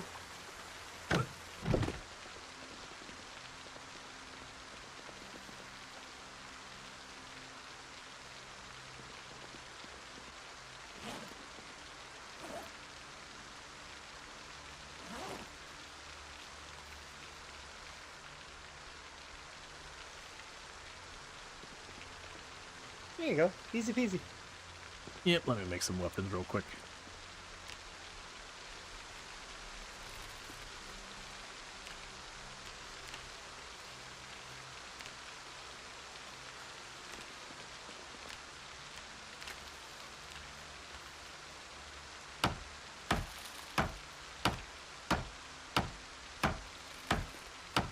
This would be so gross. Pouring the soup directly on the floor.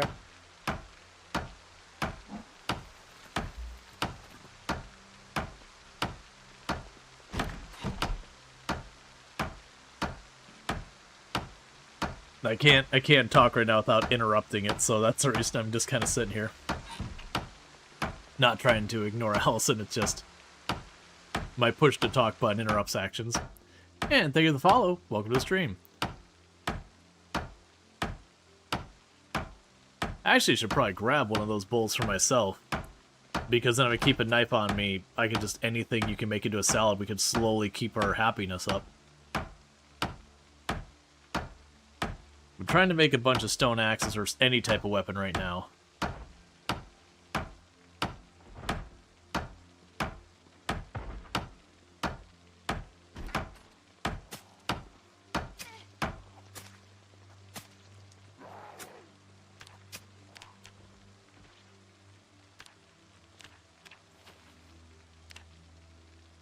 Okay, and that'll be 2 axes.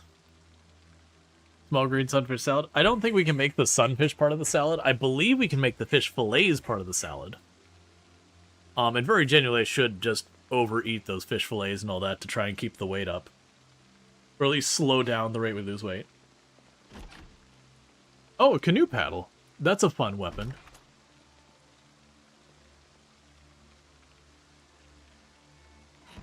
Because we start fixing our happiness, then we don't have to worry about like how slow our animations are. There's a strawberry soda. Nice. Okay, anything else I can make of meaning?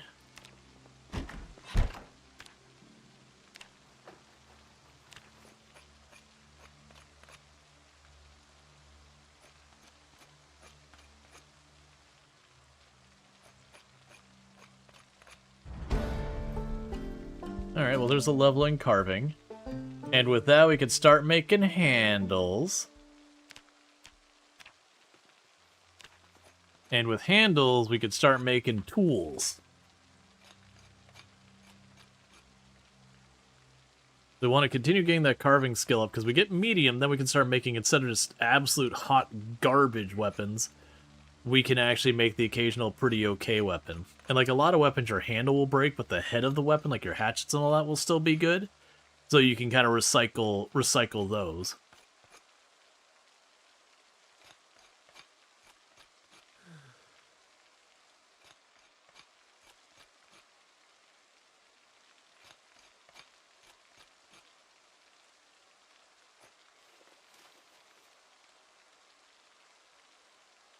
Add that to our back.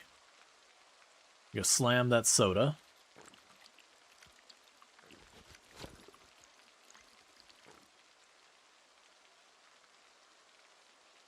I do want one of these bowls.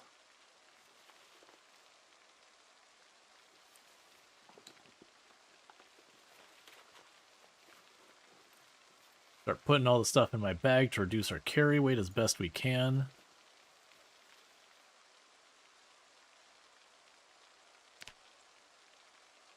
Carve a clay sculpting tool, carve a wooden spoon. We don't care about that. We don't want to dismantle anything. We could smash the bones. I don't really want to do like Ken bonk things with the bone. We're still way too overburdened. I'm assuming Allison's already properly checked this place out.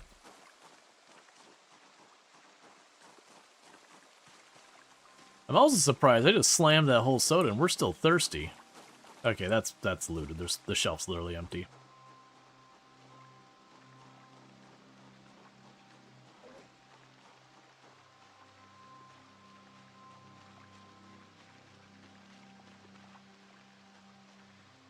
Okay, so our violets are starting to go stale, so I'm going to eat those.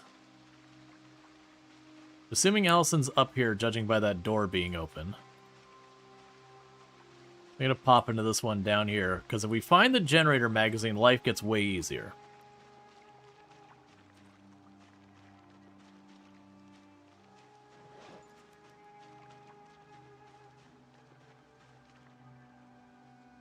Well, that's a new one. I had stale violets in my pocket, and I moved them to my main bag, and now they're not stale anymore. There's a lot of that. I was noticing it earlier with the knives, and like for their sharpness, you can put them into your backpack and take them out, and it will give you their real values.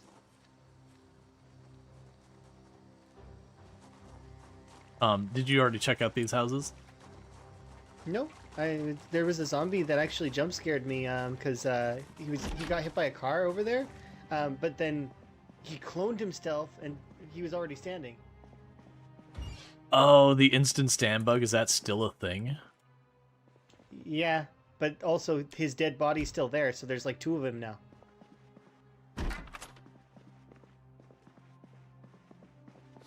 Well, It's that's good to nightmares. be aware of that, though. You've seen that before too, right? Usually it's like they fall off a roof or something and they like immediately get up. Or Yeah, and I put your hammer back down because I am overburdened to the moon. Right here. okay.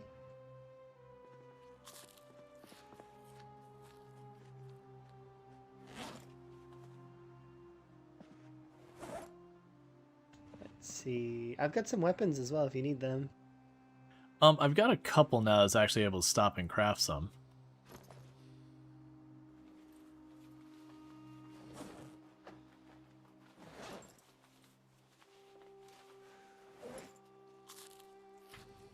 Disorganized doesn't work.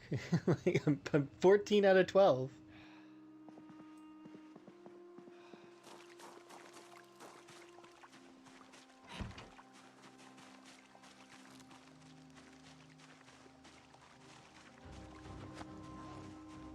I'm just happy multiplayer's here.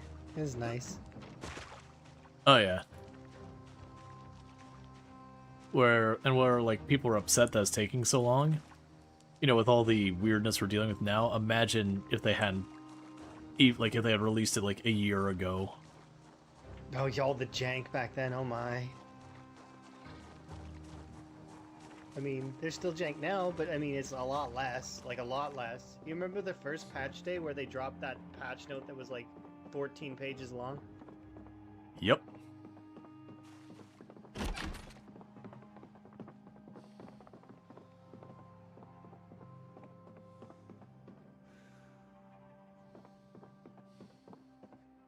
Whole lot of glass bottles and plastic bottles.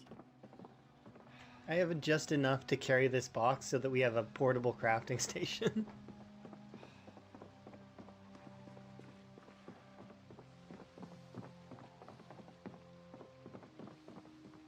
Oh, these are nice.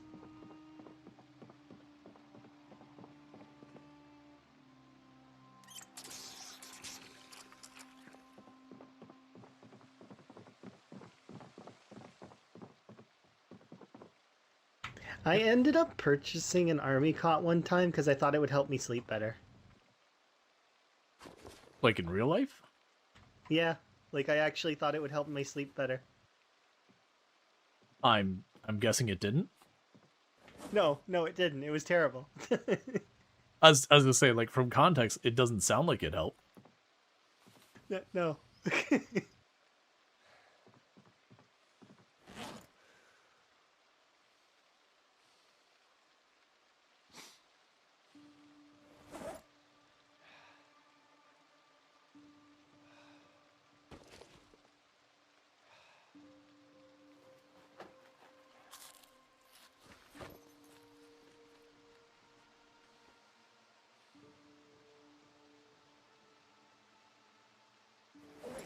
Just open a little bit more space. I mean, animal bone's pretty crap. I know you can carve it into like a shank, but it's pretty bad.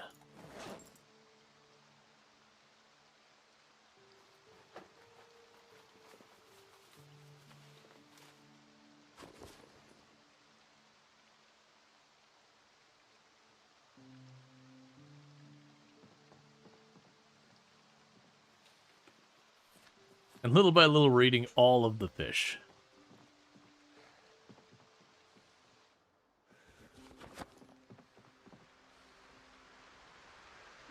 I'm willing to bet if I can just get that axe.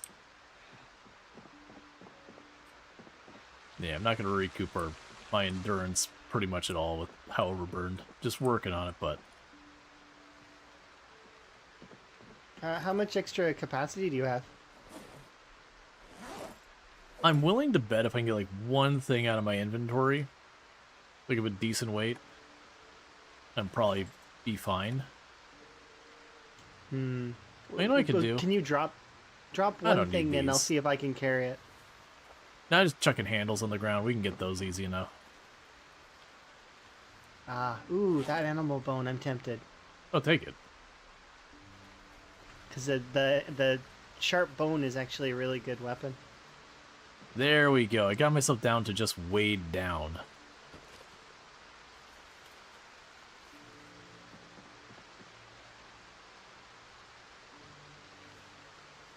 Looks like we'll be sleeping in army cots here soon. Yep. I was thinking that, I was like, oh, right, it's the storm, because, like, man, it's only 6 and it's getting dark. It's like, right, we're in the middle of a storm.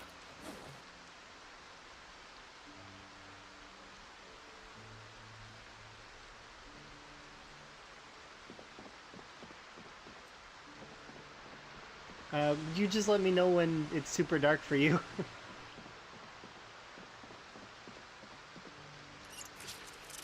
I mean, I was probably going to just pop into the bed and just lay down for whenever other stuff happened, because I'm exerted because of carrying too much junk.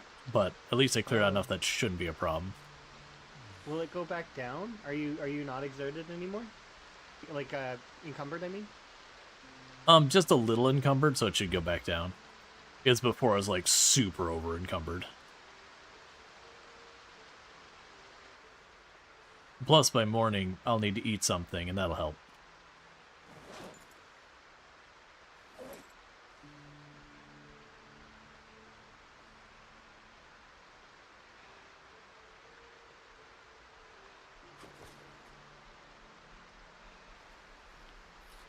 I'm also just shoveling more and more fit in there. Because there's such a Luke Goblin, you have the infinite carry mod. That got abruptly brighter.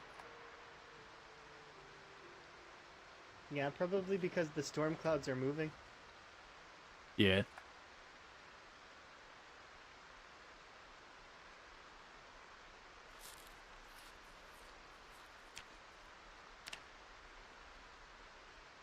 Oh wow, I have not been watching my weight. I have already lost like quite a few kilograms since the last time I looked.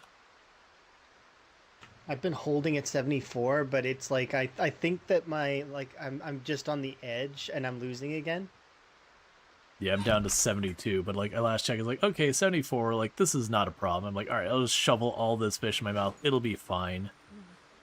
I'm like, oh, well, actually, I'm quite a bit. It's still, you know, it's not till 35 we started dying, but Yeah, I mean, and I did manage to catch quite a bit of fish. That's all going to be rotted by the time I go back, or like we get back there.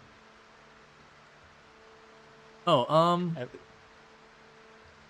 I mean, if it's only been like it should last like 3 days. I don't know. Some of it might be I caught a couple of days ago. Yeah, no, I hear you. Well, I mean, it's not that dark yet, but it's dark. Like, I wouldn't want to go out and then realize, you know, commit to something and get stuck in it.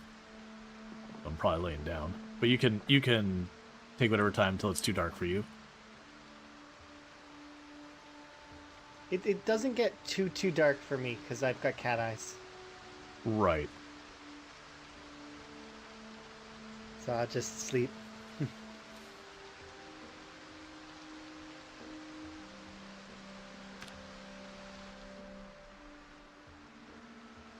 Okay.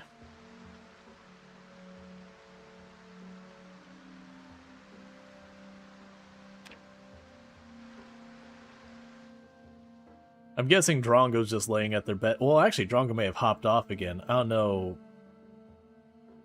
Okay, this is too dark for me. Yeah, I don't know what the situation there. I haven't checked the map because I know Drongo was on just a little bit ago.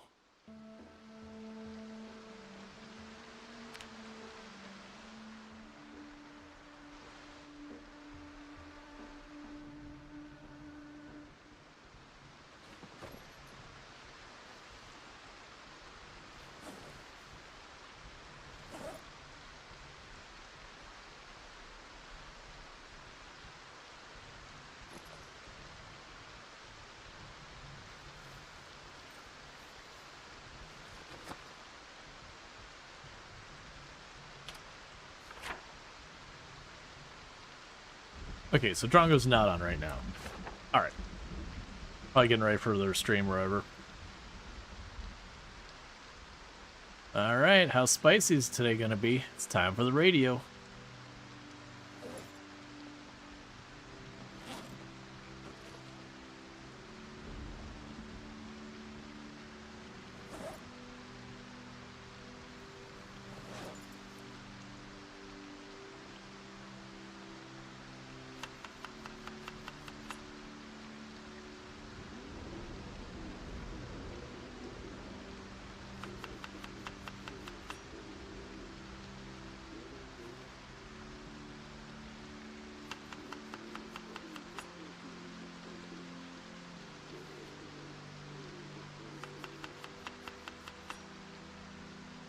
Okay, so we got the thunderstorm throughout the day.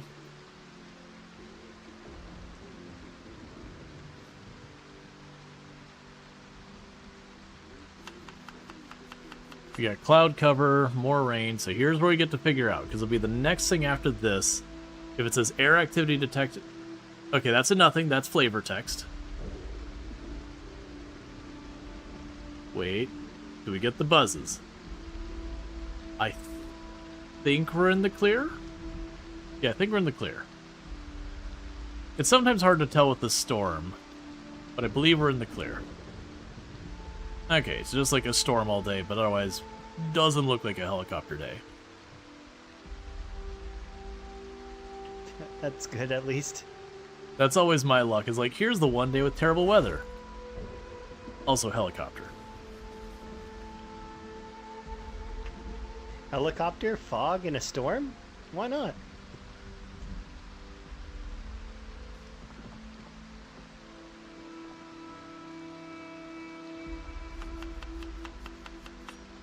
I am making the fanciest salad. Nice.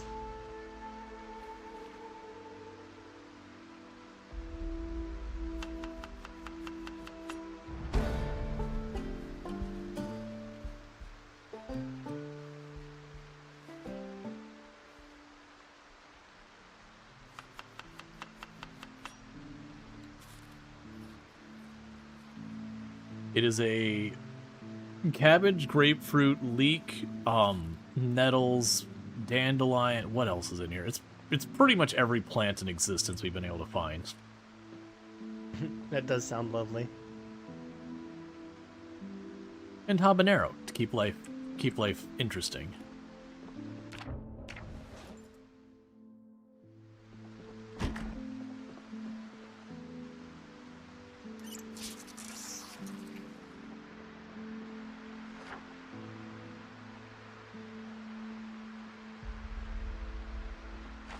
I think there might be one more house down the road to the east. And otherwise, I guess we go back to one of the houses and dump stuff off. Okay. And then I guess I'd be pushing for the Jenny Mag.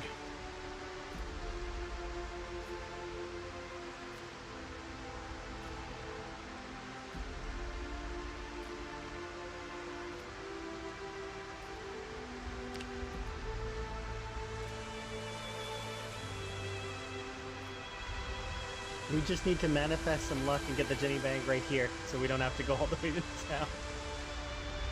That's also why I'm continuing to forage anyways. I know the odds are like 0.002% chance or some garbage, but it's not zero. Yeah.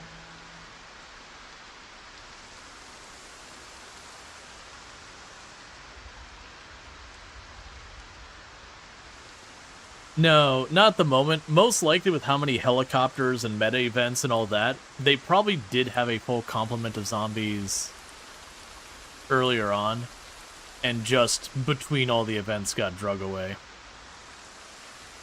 We can see all the windows are all smashed out and everything.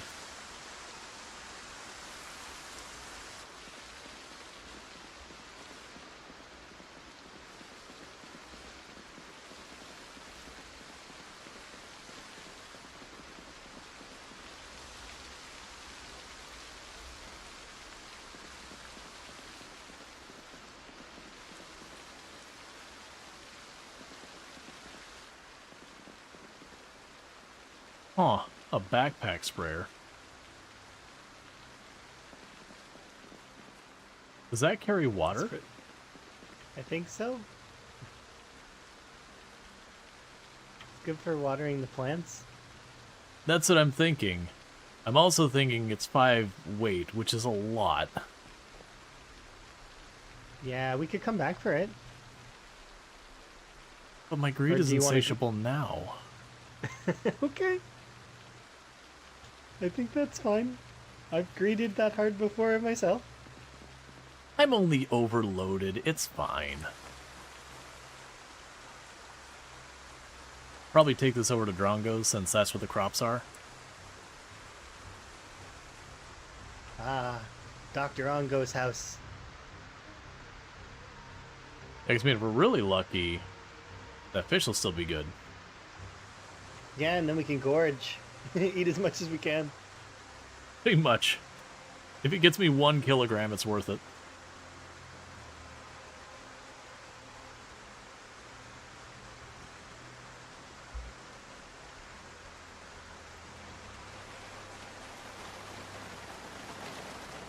Are you gonna play with your inventory size so small and Bonsa? That would bug you. Oh, so part of the reason I make it this big is from you viewing as a viewer. It's one of those things that you're just not going to be able to see. So for Me viewers, I deciding do to make bring it the- larger. Oh, oops. What were you saying? I said me deciding to bring the fishing rod and all the bait was a bad call. Yeah, I was looking at the bait and starting to grab. I was like, you know what? I need to not be grabbing bait right now. We do need it, but right now we don't need it in my pocket. You're so heavy.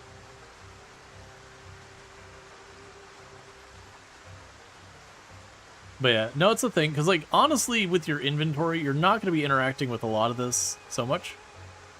Let me try some. One of my axes is saying it's fully dull, and I don't think it is.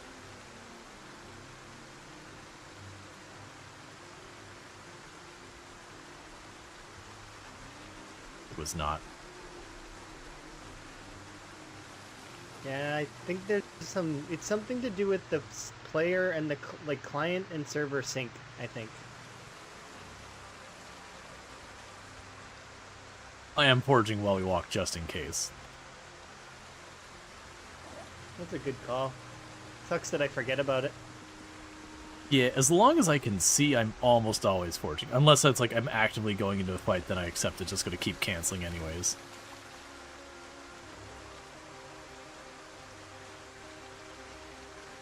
I see items I want but I can't have. Like tree branches.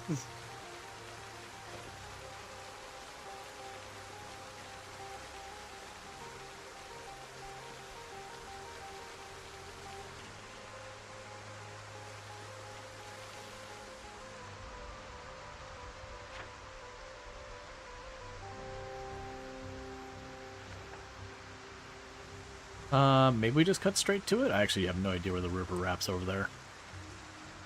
There's a little bit of zombie movement in the woods, I see.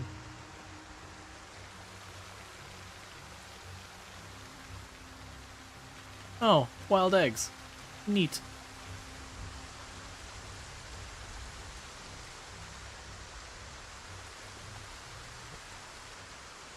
Does that bug still exist where if I see poison mushrooms, they might not be poison for you? I don't know. I did eat the roast you gave me, and I didn't die, so... Oh, I didn't even think about that at that time. I was Yeah, just no, like, it was this is a sating food. Yeah, no, I was just sitting there thinking, it's like, you know, I know Allison wouldn't have given me a poison mushroom intentionally, and I even made a comment, like, I wonder if that bug where whether or not something's poison varies client to client still exists. I'm pretty sure they fixed it. And I kind of figured I'd just kind of roll the dice and see what happened. You are, like, gambling. Yeah, I mean, to be fair, we've only got, like, what, 1 day on these characters, so it's like, okay, it would suck, but it wouldn't suck that bad. Yeah. Plus, it would be All right, a bit Luxury, of a funny you take it story, easy. because I would have been so panicked. I would have been like, what? I would have been like, why would you do this to me, Allison? I would be like, almost, like, oh no. I'm sure you've seen that there's the clip I have from State of Decay 2 that just happens to be the NPC and it was named Allison. And just, you know, you're throwing like Molotovs and just throws her body between you and your target last second as the throw's already committed. It's gonna end up a meme. Like, blame. Reddit already has that with a lot of folks. He's like got a bunch of blame so-and-so, like, emotes. It's a classic. Yeah.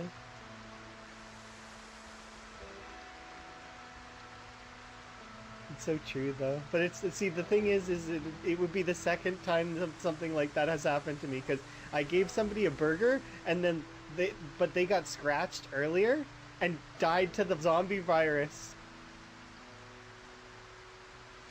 I'm not paying thought it attention was to which way. We thought it was the burger that killed them. Oh, yeah, no, I see that. But yeah, no, there's no smelling or anything, So so I was the so wind is panicked, I was irrelevant like- to the zombies. I was trying to stuff them full of food so that they could counter it, but you know how that goes. You can't counter the Nox virus. No, you could buy yourself, like, an extra, I think, half day or something. Like, I remember doing that when Jeremiah got bitten. I was just, like, shoveling potatoes into the character's mouth. Every single time I killed a zombie, there was, like, that gap. Another potato right in the mouth. Keep that full to bursting as long as I could. It's interesting. What's it like holding a world record? It's very liberating when you know, you're done with that run. I know that feeling, the liberation, because I 200k run. I was like, oh my goodness. I was So so houses are happy. directly over. Not even close to as happy as Lamprey, though, I bet. Oh no, like me and him had conversations a couple of times being like, how are you not just like actively angry every time you boot this game up? You're so past over it.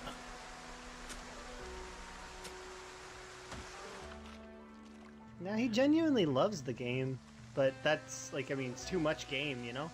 Right, like it's not a matter of like you burn out no matter what.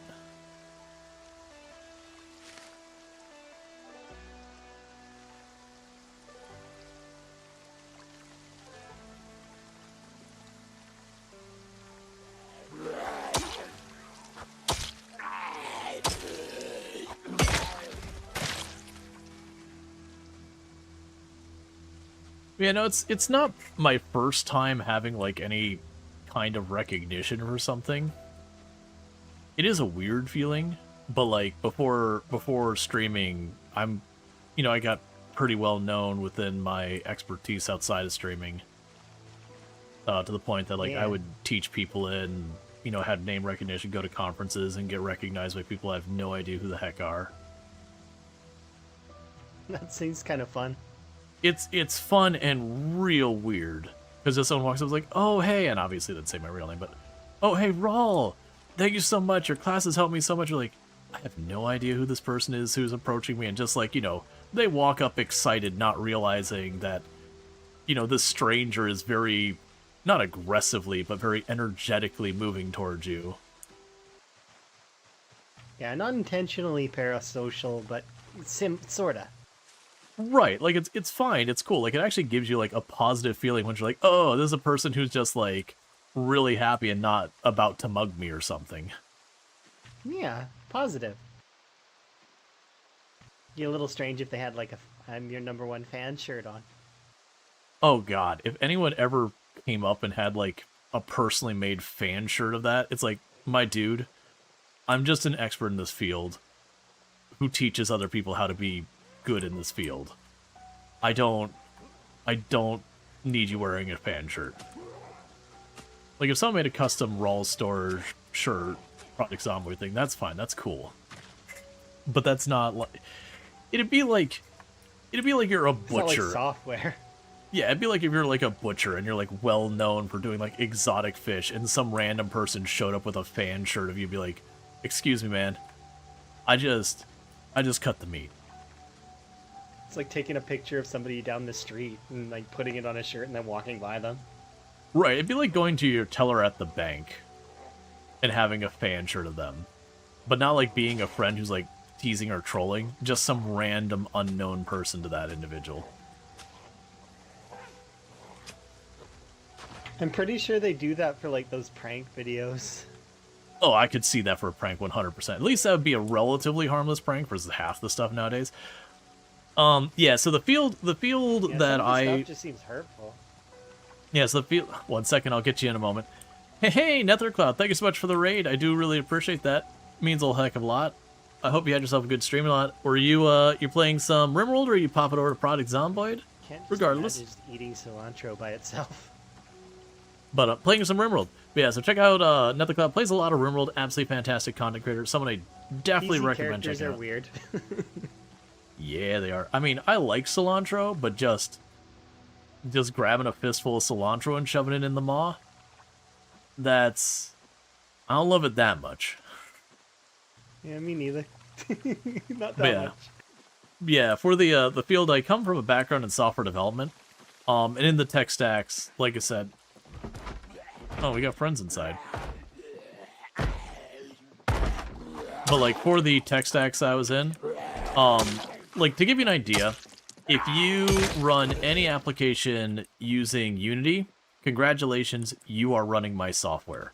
If you're running anything that uses C# VBNet, congratulations, you are running Yay, my it's software. still fresh. So it is a thing that, like, I did lower level framework changes and everything. Bones and all. Nom nom. You just eat it like a duck. Just, kind of swallow it whole. No worry about bones then. It just amuses me the size of the model, and then if you put it on the floor, how it's like a pixel.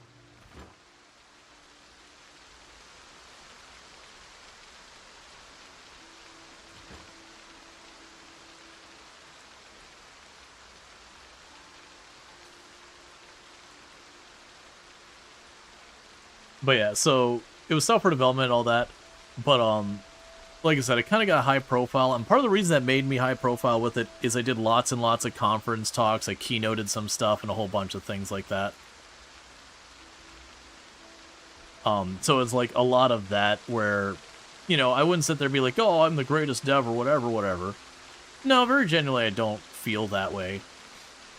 But it is kind of one of those things that, because that cabbage just got fresh when I moved it from the box, I'm going to pretend it's not fresh and just treat it as if it's not fresh. But it's just kind of one of those things, like, you know, you get that name recognition, that kind of stuff, people recognize you, all that. And I authored courses that, for a while, and for record, I didn't work for Microsoft at any point, but for a while, with the Microsoft technologies I dealt with, you would literally go to Microsoft's website and they would point to my courses. Not anymore. They internalized all that stuff later on. It isn't me, like, patting my back being like how amazing I am or anything. But it was just kind of one of those things that I did get to be very well known for it. Is there a theme to the Goldest run? It's mostly don't die right now. We're pretty early on, but it's 16 times pop, that kind of stuff. We have a bunch of different creators that are kind of in like, friends circles, all that stuff, hanging out. So we've got like Ultra, we got Drongo, we got Allison Adventures, we got myself. We might have others joining later on. Death is only the beginning. Yep. Making my fancy salad. Got grapefruit, got cabbage, got leek, got half the seasonings that exist in the world on there. I'm mostly doing that so I get extra goodies out of it. Because everything's gonna rot anyways. I wonder if there's anything in the fridge I can add to this. Oh good, we can add a little wild garlic on there.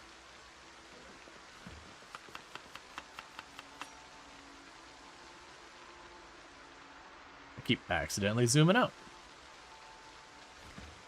Oh, wait. Oh, soy sauce? I feel bad about taking someone's soy sauce. We'll leave the soy sauce. You don't mind if I cook these, right? Oh no, cook it all. It's just gonna go bad otherwise.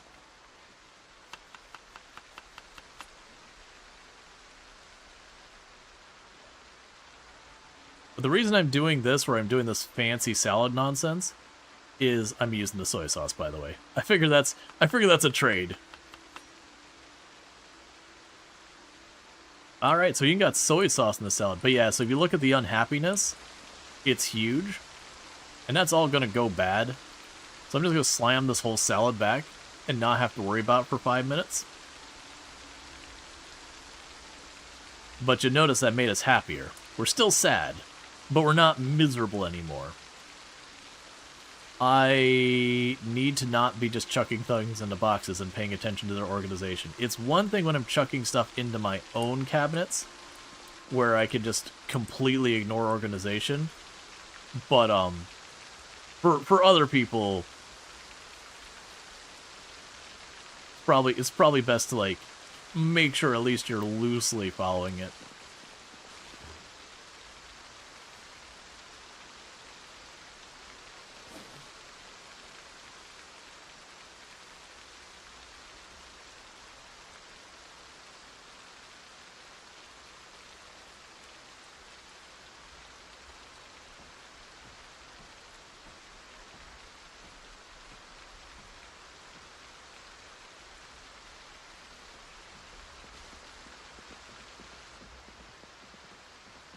And I got a couple more things that can be cooked.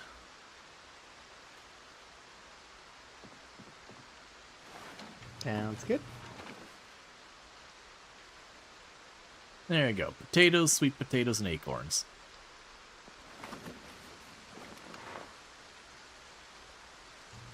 Yeesh. But did you know that a zombie bites you? You are now a zombie? One Yep. at a time. He's a first-time player, no spoilers? Yup. I'm gonna see if I can't fill up this sprayer thing.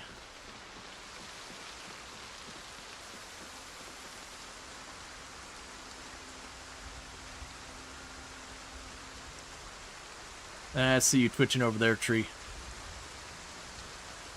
I'll cut you down yet.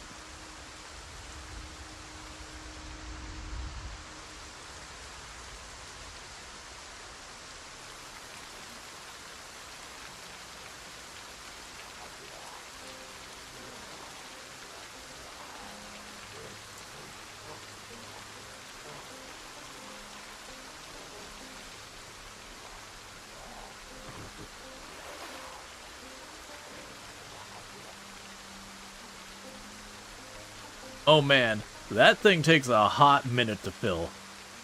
To be fair, it's it is 16 liters.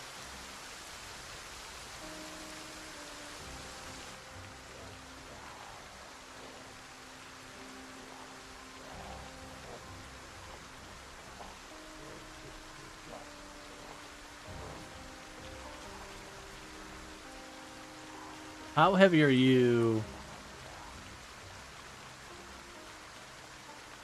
So, okay, it only goes from 5 to 6. It's actually not that bad.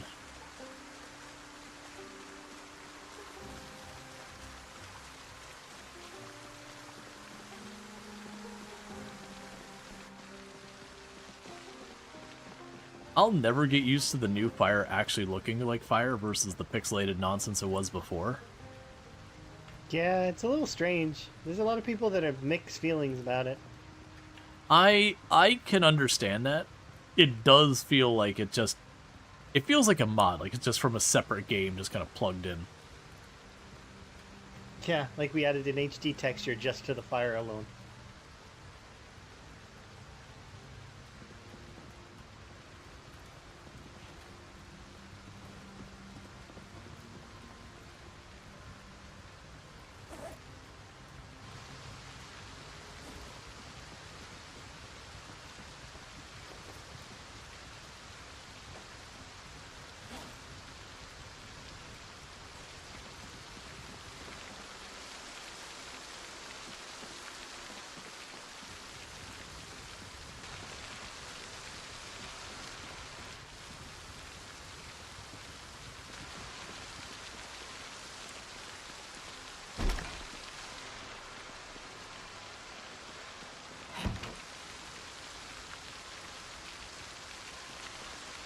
Is there somewhere you're keeping, like, flint and screws and that kind of stuff in here so I can drop it off but not mess up any organization?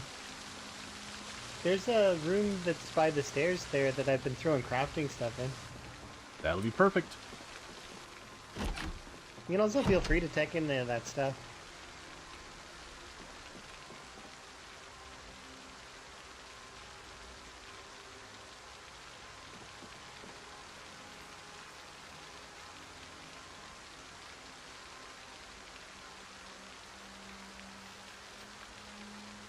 Okay.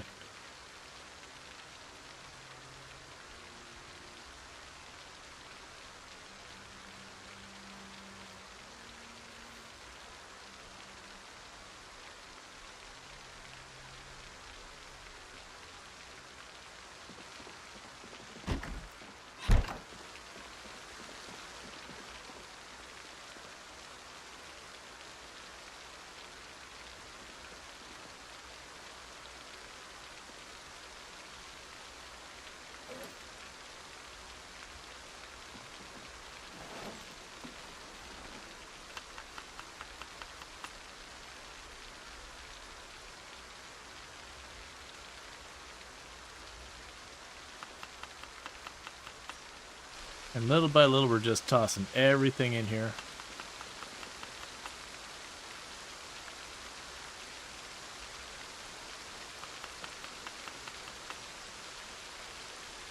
Because every little bit takes a little bit out of my bags.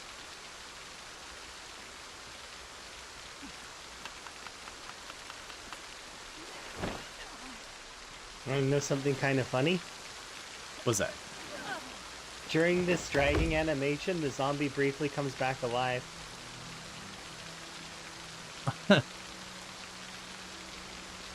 Meaning that if you choose to close your game while you're holding the zombie, you can actually bring a zombie back to life. Kind of. Or at least you used to be able to. It's a interesting problem.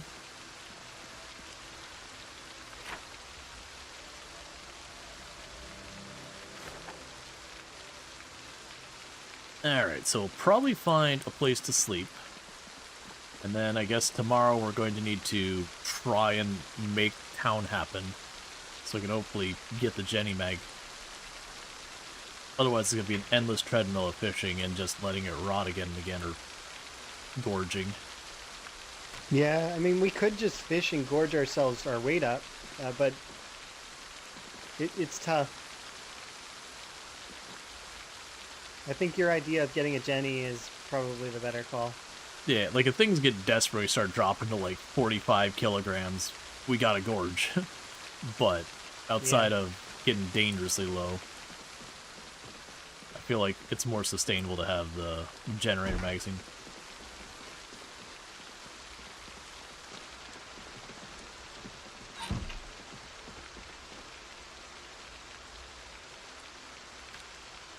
Okay.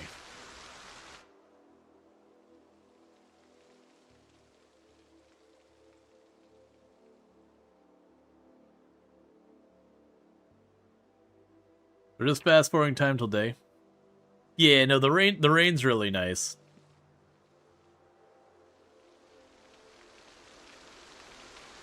The first generator we're definitely going to be putting down by the gas station. Once we get that sorted out, we have a second generator, and we can just put that by. It doesn't matter which house. We'll put it by which. Us up. It's... Do you need the generator? And then it skips like an hour. It's like, it's crazy.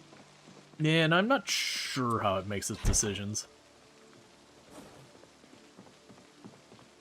It seems random, but it probably isn't.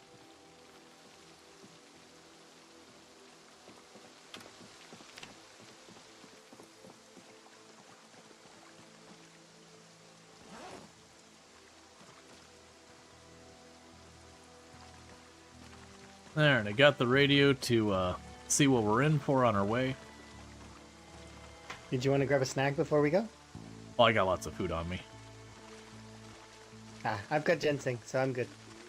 Yeah, it's all gonna rot soon anyways. Might as well eat it. Mm-hmm.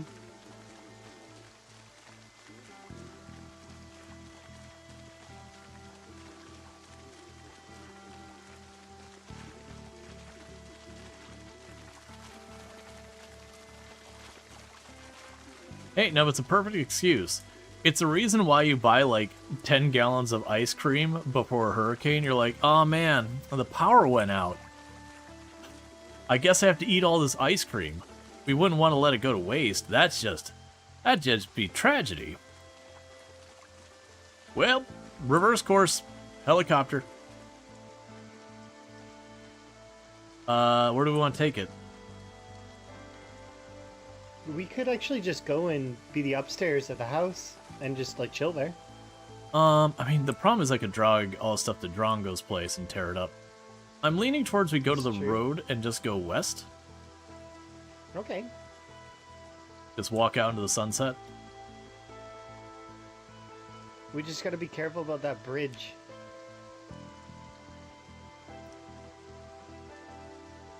Because that bridge leads to the country club, doesn't it?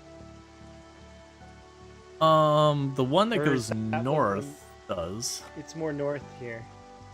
Yeah. Plus, we could get lucky and maybe find a loot pinata. Oh, that's true. I didn't think of that. That used to be one of my go-to strats when I'd start a 16 times run, is I would just walk the highways looking for a loot pinata.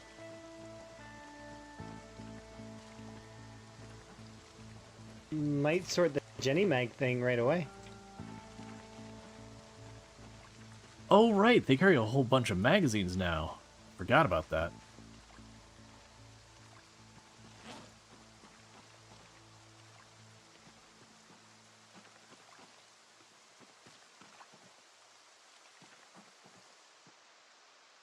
Now, with the helicopter, for those who don't know, the reason we know it's coming is we were listening to the radio's emergency... There is one downside, though. What's that? I can't read them. I mean, I can. That's why I'm hoping for it. Yeah, because as long as one of us can do it, it doesn't matter if the others can. Like, it could even be if Yeah. someone dies, someone can roll electrician and solve the problem. True. That is true. The I learned a lot of cool things about illiterate though. One of them is that if you share on the map, I can't read it. Like if you put text. Oh, that's funny. I had earlier, like, I had to reconnect because of just desync kind of thing. And all my symbols I put on the map just disappeared, which was a little disappointing. Yeah, because the map tells such a good story, right? Oh, that was half the time, like, when I do those marathon runs that people would be amazed. I'd pull up my map, there'd be a billion markers on it, be like, oh yeah, here's where this is, there's what that is. And they're like, holy crap. It's like, yeah, this character's got a legacy. Yeah, that's what you do. You gotta mark all the cards. You gotta mark all of the houses. And, oh, this one burned down. Oh, that one, you know. Yep.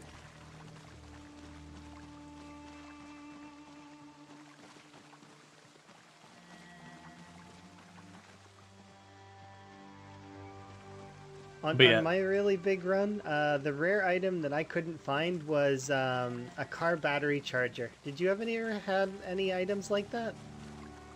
Let's see, ones that I wanted that I never found. I definitely had ones that gave me hell. Like, I had one run, I think it was like month 4 or 5 before I got the Jenny Mag in one run. Like, That's fully cleared an entire, like, section of Louisville and then finally found it, like, in the last house in that neighborhood.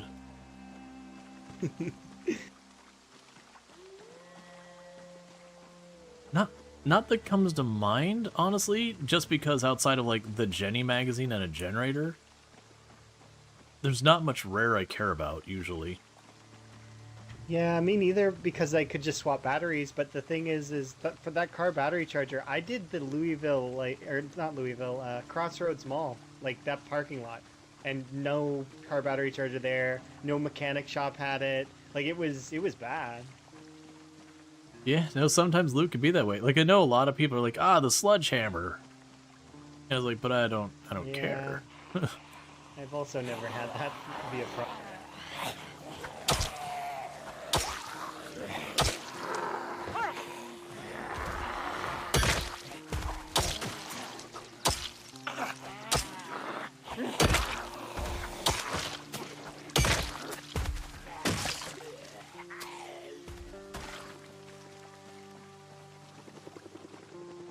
Well, that's an early helicopter.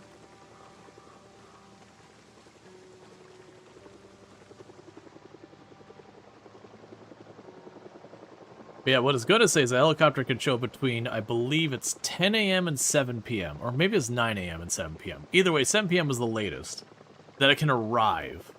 Those zombies are confused. Yep.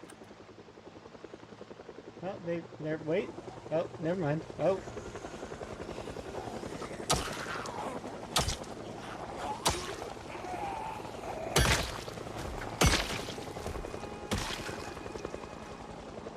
Yeah, I didn't see the large knife. But it's fine. Right now we got a helicopter. The goal here is to get the zombies away from Drongo's house, as opposed to if we went there and hunkered down, we'd draw it to the house.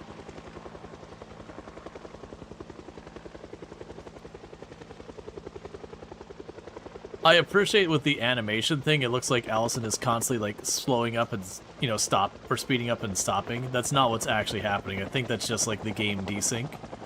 But that doesn't matter. Or maybe Allison just has high enough athletic or something that is faster? I don't think that's a thing. I don't have anything that's penalizing my movement speed, I don't believe.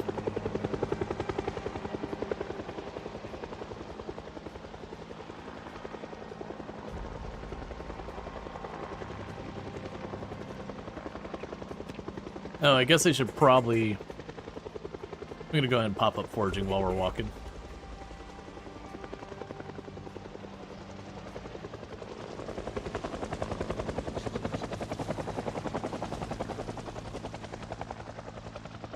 I'm gonna mostly focus on only like really good things.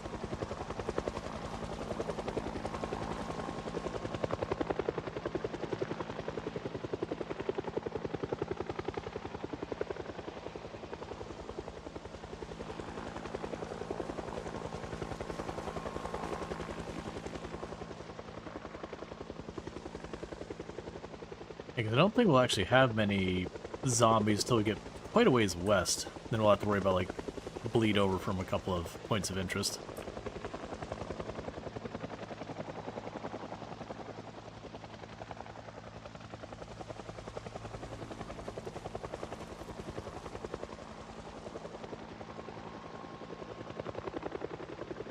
Yeah, and I'm still a little overburdened, so I'm just avoiding all the bugs.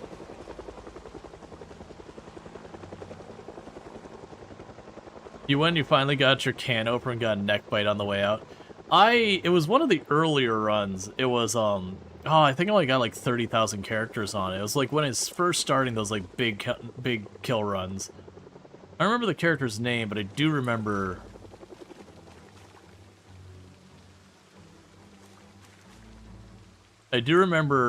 I had cleared all of Lake Fallis, and I was just pushing in from the east side of Riverside. And I can't remember if it was the generator magazine or what I was looking for. Whole thing.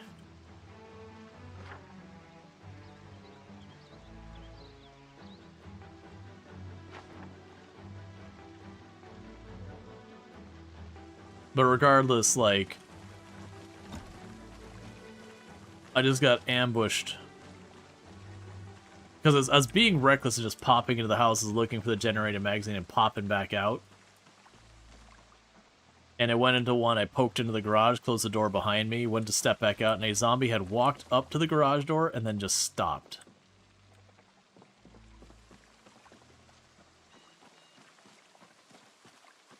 I think that might have been a one-and-done helicopter. A little bit of a snoozer.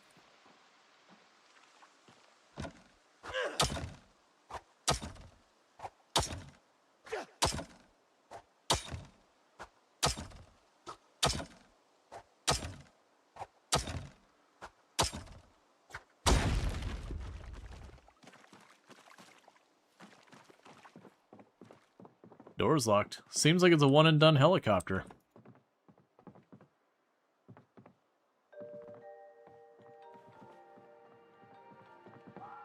Oh, we got a farmer's guide and some rye. I mean, it was raining. I feel like he, you know, doesn't want to get his chopper wet.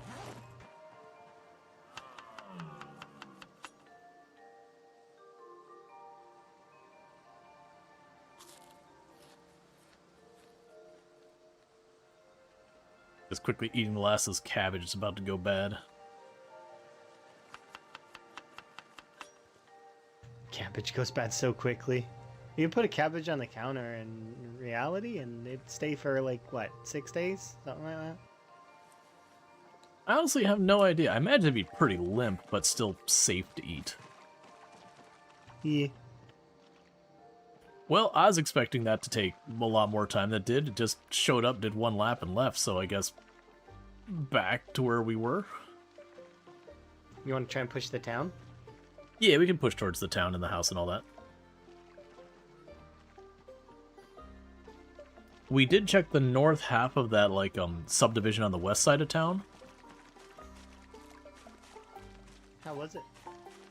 It was okay. We got some goodies. Nothing amazing, though. What are you? Oh, mint.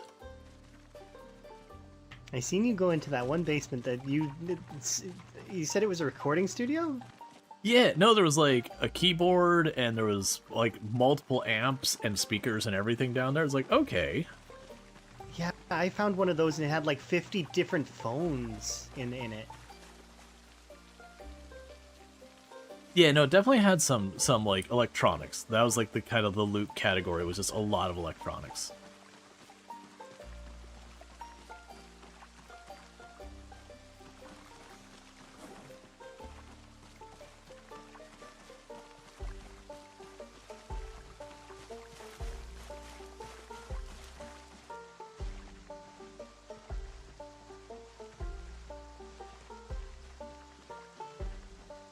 Here's the one zombie out for a stroll. I found a lemon.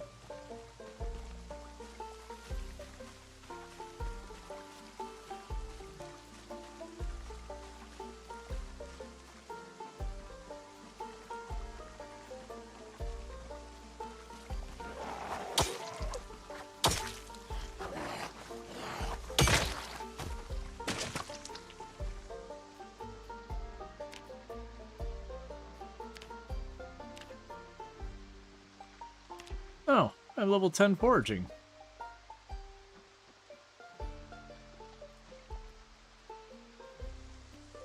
Alright.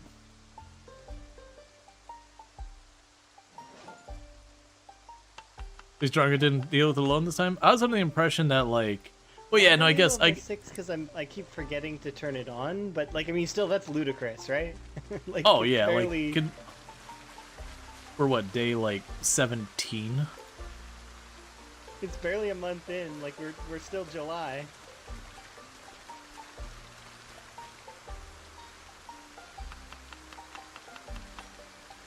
It is one of the things that kind of gets spammed, though, right? Because we kind of needed all the resources. Oh, yeah. Well, that's some serious overcastness.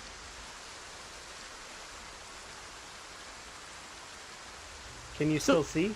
Yeah, still good to push. It's just like, oh, it's suddenly darker now.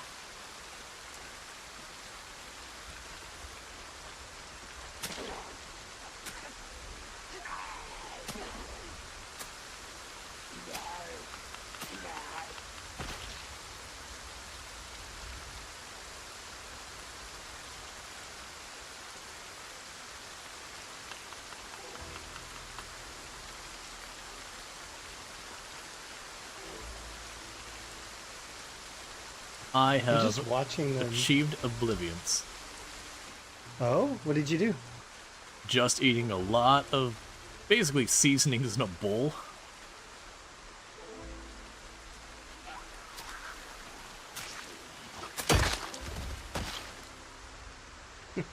Nice.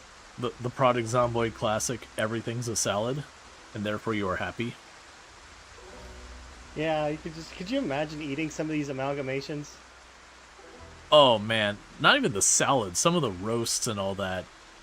You're like, I don't know what that congealed mess would be other than upsetting. Looks like we're gonna be fighting a couple around the bridge as they troll.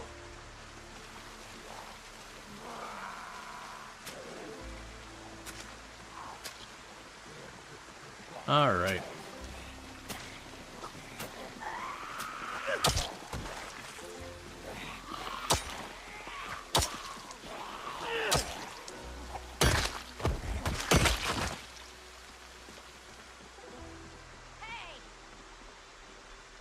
Just don't want them to bother other folks later. Yep, we got one coming to the north.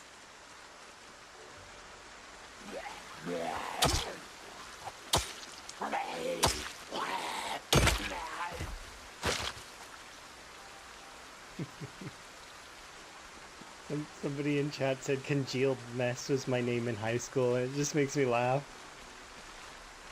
Man, we were joking the other day about, like, college food, you know, peanut butter and ham. I'm like, yep, that...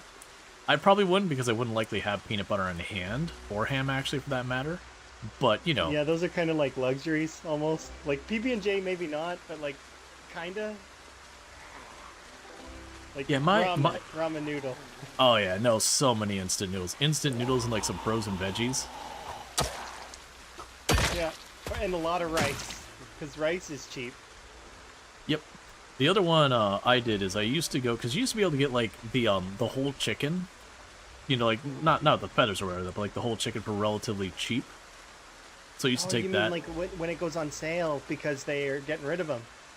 Yeah, but it's like the full chicken. I used to go to get a crock pot, chuck a whole one of those in there, you know, crock pot it till it's done, shred that, make stuff like enchiladas and tacos and, you know, properly good food.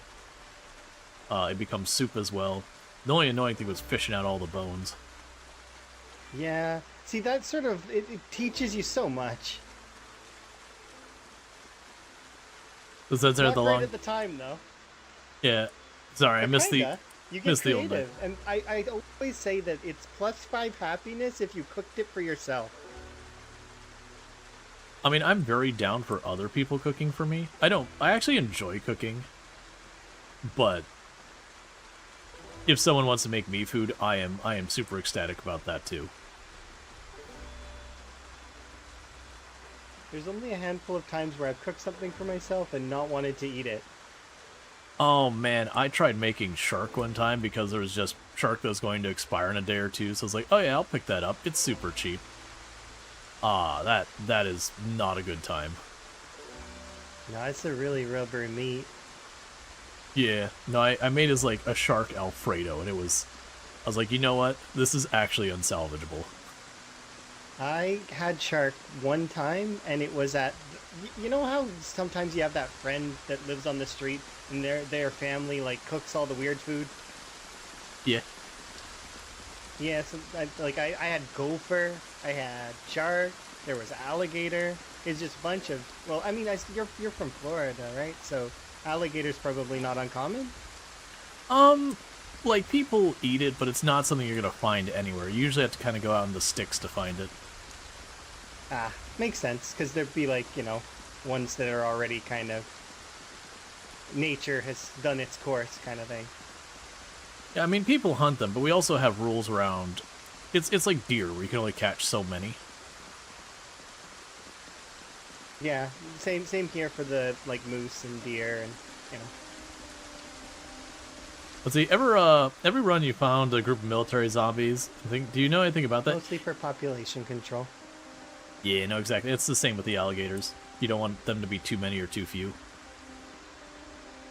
But yeah, so when you wander around, that's where we joked about loot pinatas earlier. They'll be out, usually off the highways, like a pack of 10 to 16 zombies, and usually there'll be like one or two in that group of zombies that'll have some stuff. And then the rain chilled. Yeah, and just immediately everything got like 20% brighter. But yeah, no, that's a thing, and it's worth like wandering out in the highways and seeing if you can't snag one of them. Yeah, I made Yorkshires one time, but I forgot to put water in it, and they were the driest things I think I've ever eaten in my life. They were like sapping water from my body. Yorkshires. I'm not sure what we're. Oh, you've never had a Yorkshire? Yorkshire puddings are a British food that is like eating a buttery egg cloud. Okay, yeah, I've heard of Yorkshire pudding. I don't think I've actually had one though. They're really good with gravy, and it's just solid, like British like festivity food. Yeah, as much as people make fun of British cuisine, I actually have very little British cuisine I would not just absolutely demolish. Yeah, there's like solid, but that one, it tastes like a buttery egg cloud if you do it right. But I forgot to I didn't put water in it, so it was like the driest thing ever. It was like those things could have like cleaned out a pond. Like, I think the worst like cursed thing I've had was my older brother one time making chili. You know, it's his first time making it. We're talking like teens, that kind of thing. Didn't brown the meat first, because just didn't know you need to do that. And it was like safe, you know, it had been stewing, but it was like just hamburger stewing, so it was like no texture. It was very goopy chili, and not in a good way. But it was pretty awful. Like, tasted fine, perfectly safe to eat, but just a very unpleasant texture. now you get that sometimes with lots of things. This is just like not good. Like, you can't keep eating it. Yeah, no, it was pretty gross. But like I said, it was. I don't remember like what age this was, but he was, you know, teen, was like the first time making chili, just didn't realize you had to brown meat before you put in stuff like that. But again, you know, it sat in a crock pot and cooked for 6 hours at heat, so it's not like it was undercooked and unsafe or anything like that. It was just real dodgy and like the texture. So about how far did you get in? Did you make it all the way to diner? So, because we didn't get on the main road at all, but it was like that back road to the neighborhood that's on our side here. We got to there was a T intersection, so we got around like that little L into the T, and Ultra may have gone a little farther, because I know she went down one more time, but I don't have a clue how far she got in there. It would have been past the T intersection. So closer to the hardware store, almost, like kind of. Like, Yeah, or probably. the- Yeah, we were far enough south. We would have been south, like behind the hardware store. We just didn't get to the main road. This is the back neighborhood.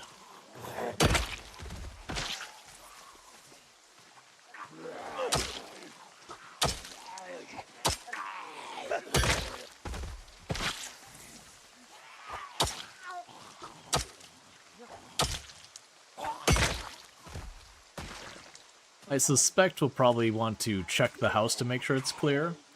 And that'll probably put us to pretty close when it starts getting dark. Seems like a good idea.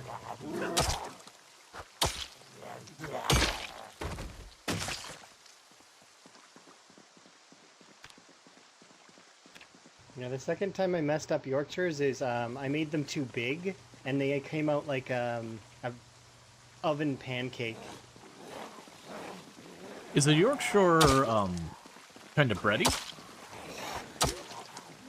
More eggy. Okay. There's a lot of stuff that people in my family cooked that just, you know, they had like kind of fun family names, not really the actual name of it.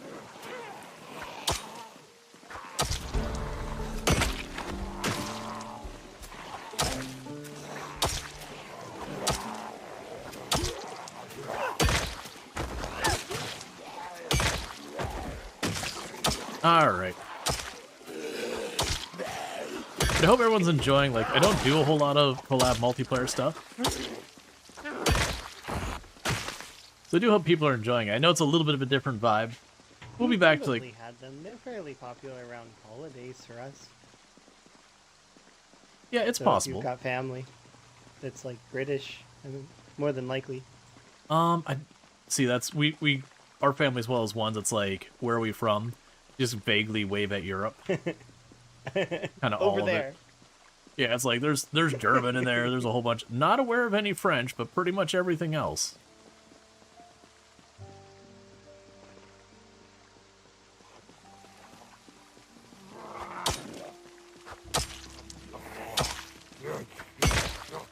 Because we got a lot of people who are like, oh yeah, you probably have French or Italian because of your nose. I'm like, not. Those are like the only two I'm not aware of.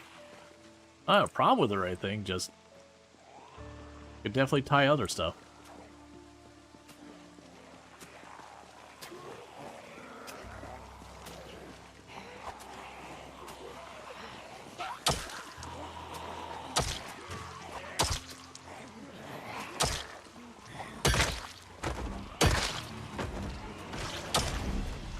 Okay, here we go.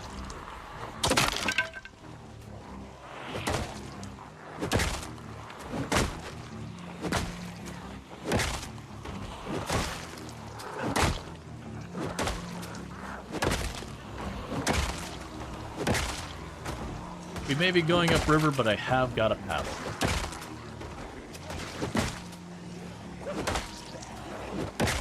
Alright, that one does have a knife. And no, I will not apologize for my terrible joke.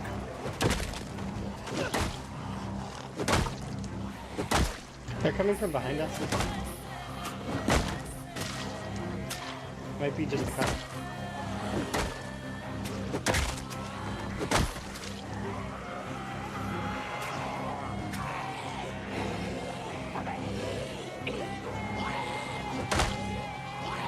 Trying to circle around so I don't keep cutting them past Allison.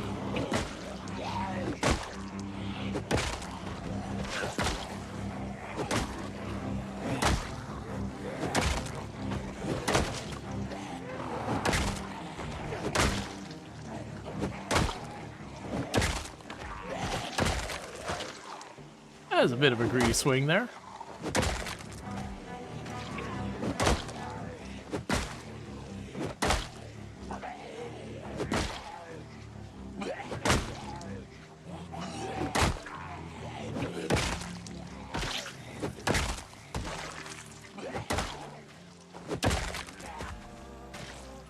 Grab that knife before I loosen the stack.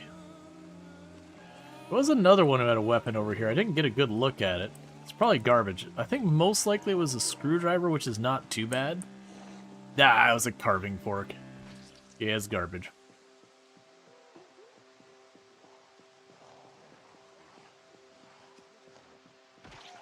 Yeah, there's a lot of meandering ones. Like onesie-twosies all over.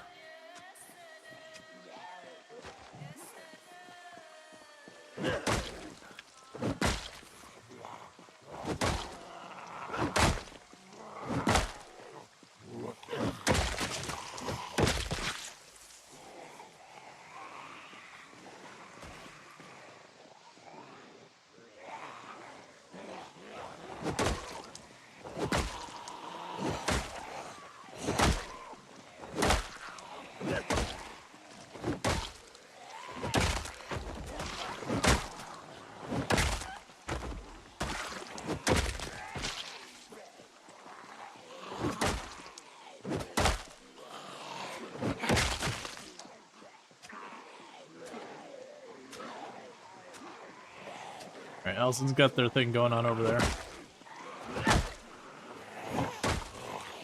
Nope, that's that quite a lot more. How's the exertion? Not great, just hit high.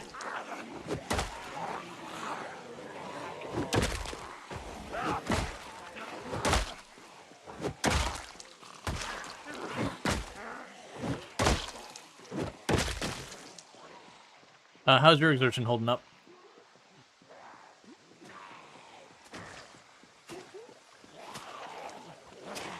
Regular.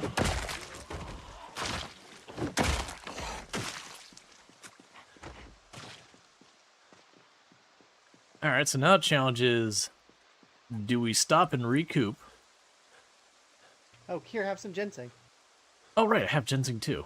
There's also a full, well, partial group to my north. Just chilling, so let's not aggro them.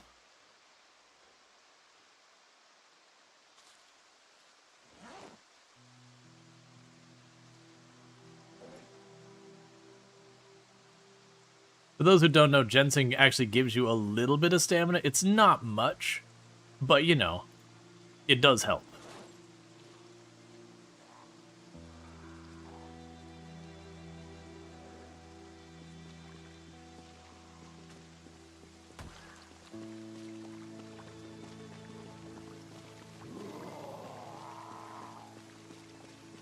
Was that zombie moonwalking for you too?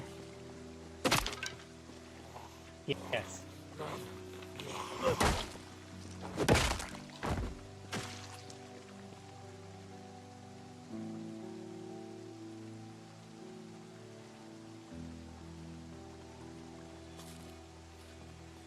All right.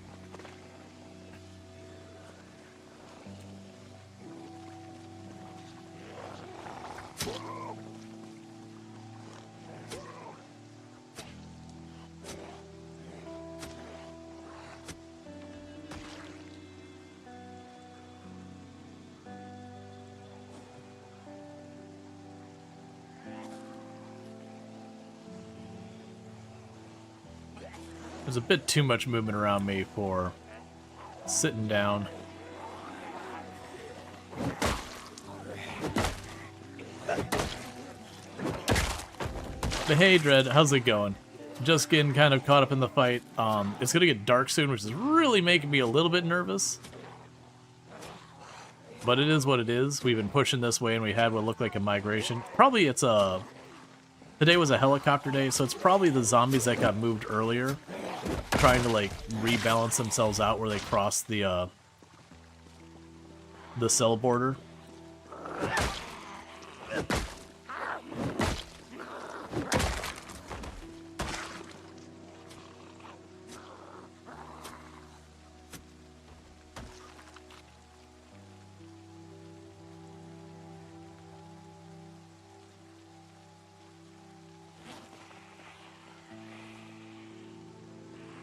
If you need to rest, I'll,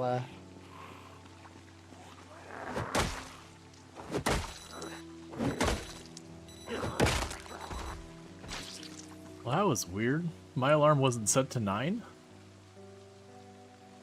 It's set to 7:50. Was that your alarm that went off? It sounded like we both had one go off.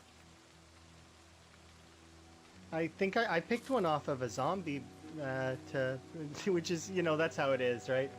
Clearly the zombie had an appointment right now.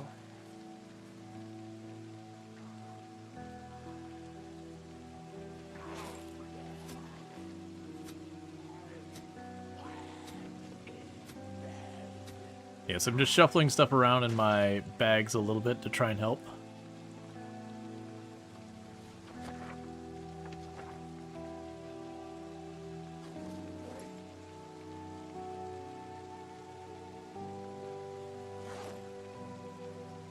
Okay. And we're no longer overburdened. Got a bit? Alright, Nether, thank you again for that raid. I do appreciate it.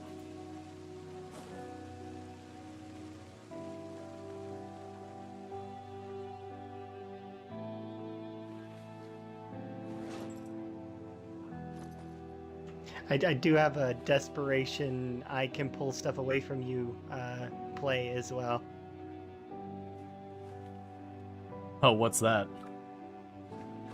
I found a pistol. Oh, excellent. Alright, so But not in my immediate hands, over encumbered. yeah, it's not danger. We're probably gonna have to push hard for just the house real fast, so I can sleep. If not, I do have a tent. We can fall back and just find an open spot and hope for the best. The sketchy sleep in the middle of a field. The classic.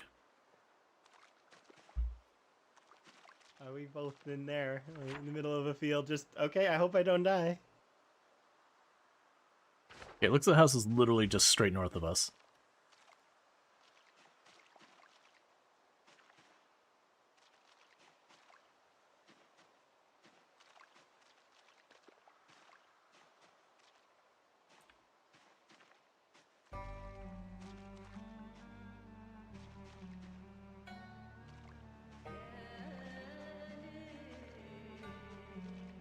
There's definitely a couple zombies here, but it's not looking too terrible. Oh, right, we don't have power, so when the night falls, I will not even be able to see at the house. Okay, that's terrifying.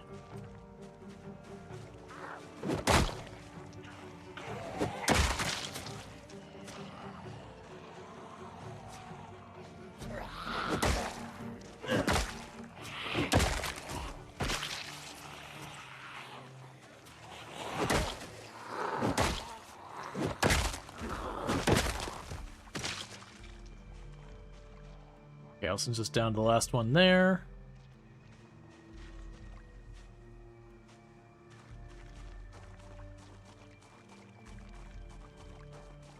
Looks like we got one wandering away from the front yard.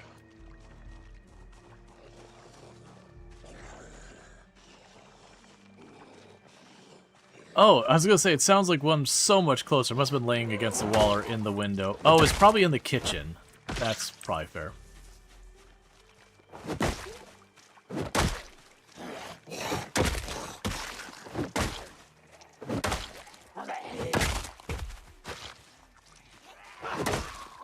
At this point, it's a graveyard? Oh, and it was even worse earlier. This is after a lot of the bodies have been despawning.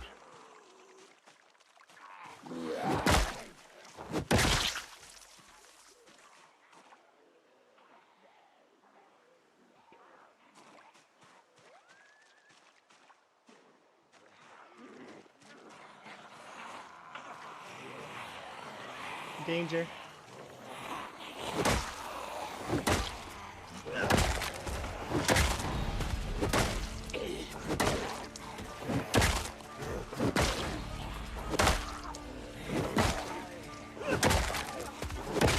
Probably only got a couple more seconds till I won't be able to see very well anymore.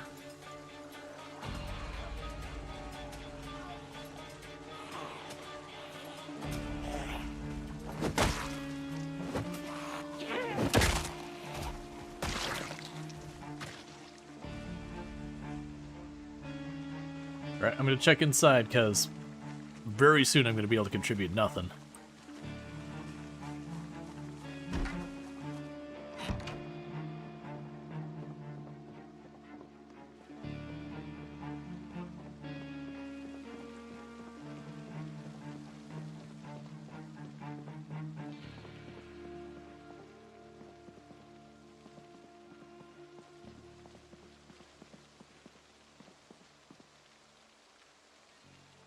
Okay, think it's safe in here. Relatively speaking.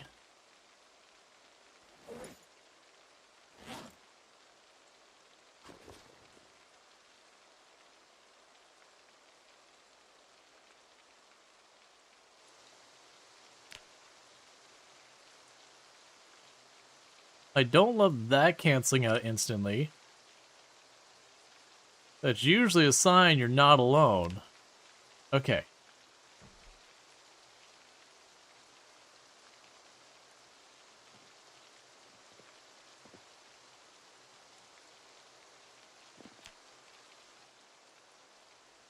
Alright, trying to sleep. We'll see how it goes. If we hear anything, we hold shift and upright. Okay, we're still fine. Second round of sleep.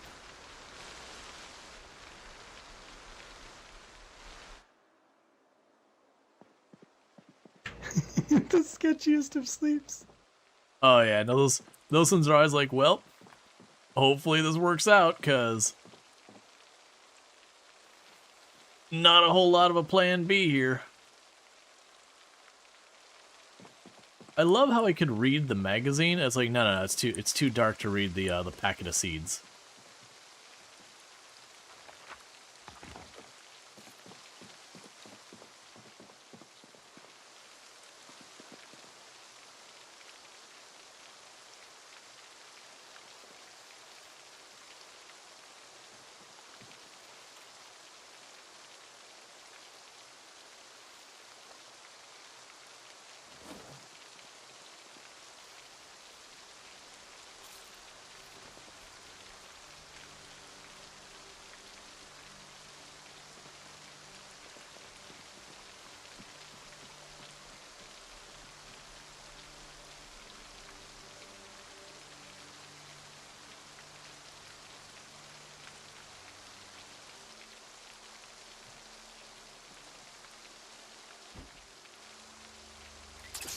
Top off the water bottle. Okay. So I still have the pot that we put water in. So I'll take a sip from that to top myself Quite a few off. rally groups out here. Yeah, we'll just have to keep clearing.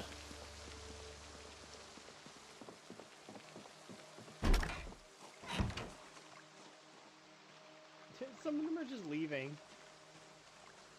Yeah, I mean, all of it's coming from Lake Fallow, so everyone we kill here is just fewer we deal with overall.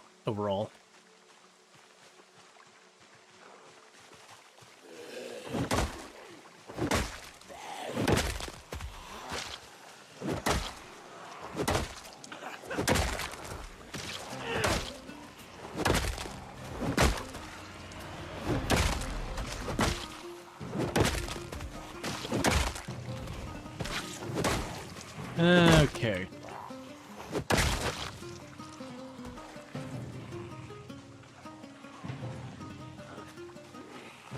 Yeah, it's like literally just like a block south of us is we're looking at. Can we get a shout out for Trico, by the way? Another fantastic content creator on the platform. Plays a lot of RimWorld, as well as stuff like Anno and a bunch of the other like city builders like Whiskerwood, all that. So that's kind of your jam. You'll find that over there. An absolutely fantastic person that I highly recommend checking out.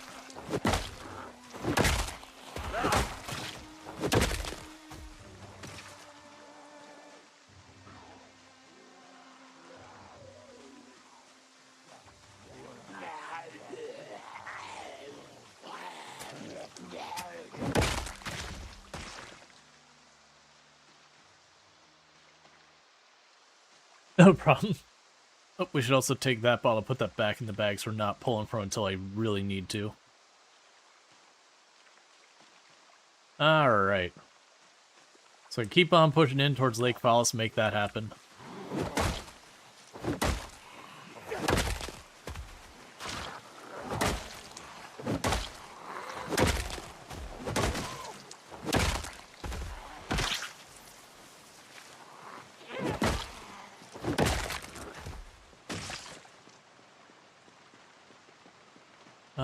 Oh, there's Allison back there. Okay, that's fine. Just making sure that not just straight up abandoning. Hiking backpack. Hiking, hiking backpack. Nice.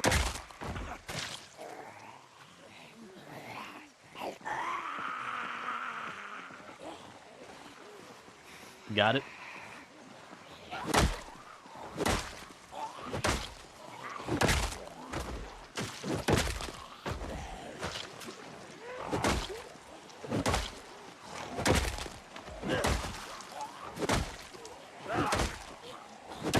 That's perfect because I got a tent and I can mount the tent on that.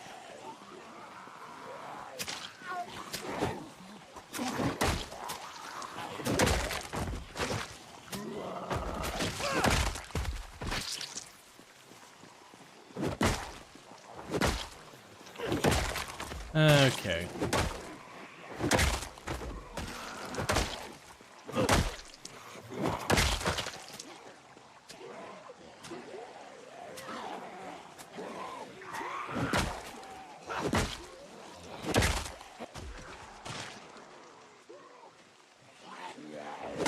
Yeah, it definitely seems like the helicopter may have taken the zombies just outside their like cell.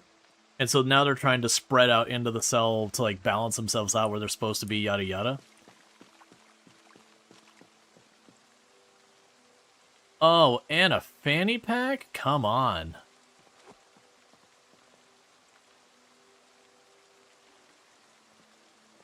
Not much else. Let's check the others, because sometimes when you have one of them that's got that stuff. Yeah, so it wasn't a full-on survivor zombie. But, you know, some goodies.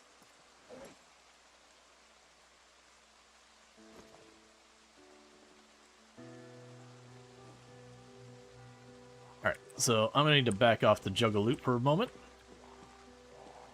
Okay.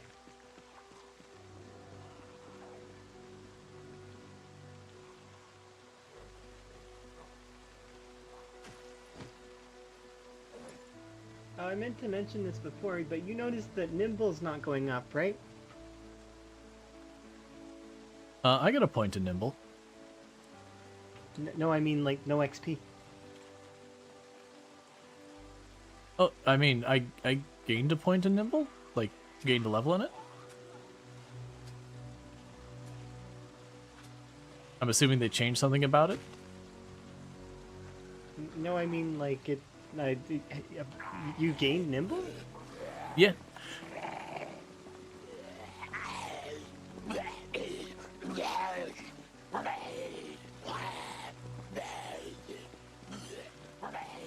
I can't catch him.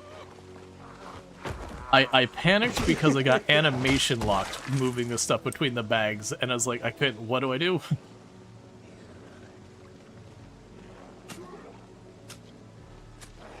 You're good though, right?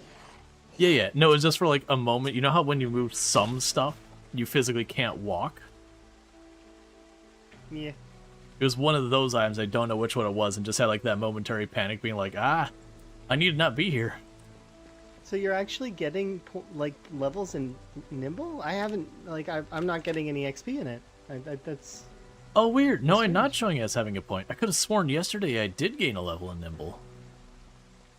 yeah. From what I know, the last couple of like, because it's just not no Nimble. It's just not working. What you're at is what you get. At least for now. It's probably just some weird thing.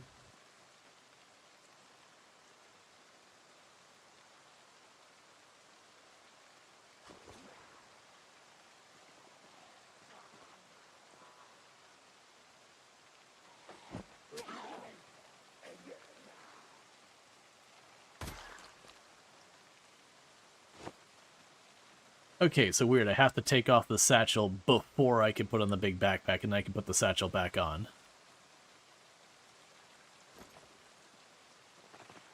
Gotta do the Tetris loop in the right order. Yeah, no, it just threw me. It's like, why can't I put this on? So I had to juggle everything.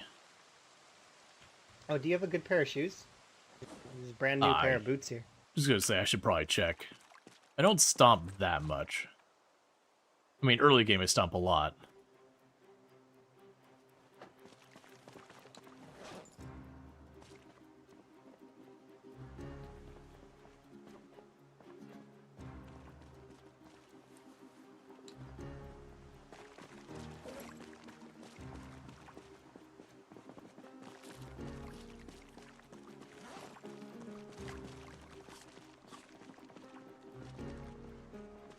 It's not a ginseng addiction. I can quit whenever I want. It's not an addiction. You're just, you know, making sure to use it while it's good. Yeah.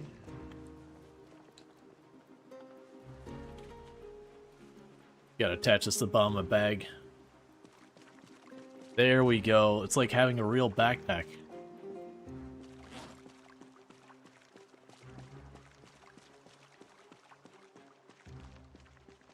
Even got my tent packed on the bottom.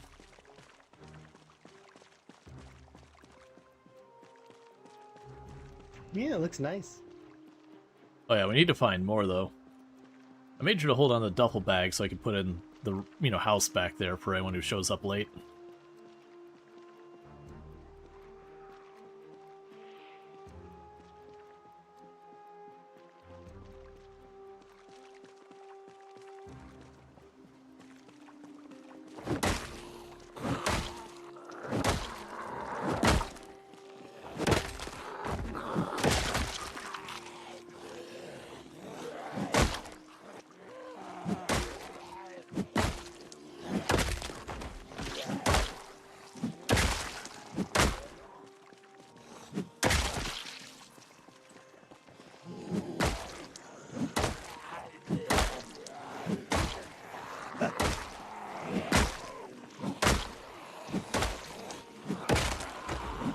I see Allison zigzagging back there.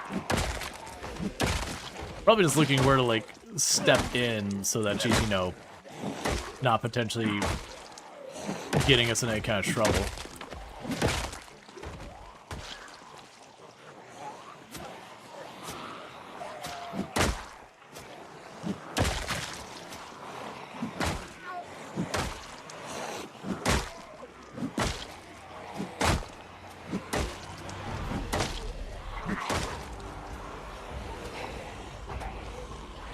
Okay, I'm gonna have to try and zig over here. We don't want to be too close where we can aggro trade. I don't want to see exerted. That doesn't bring me joy.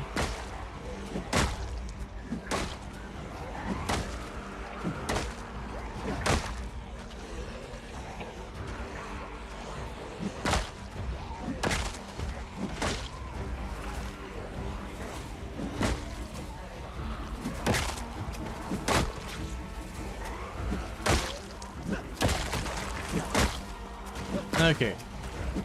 Hey, how's it going, Moose? Yep, no, we're hanging out right now with Allison, but we're also on the server that Ultra and Drongo have been playing on as well.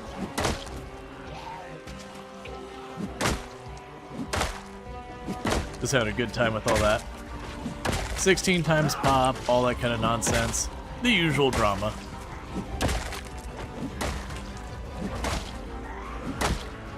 Oh, that's high exertion.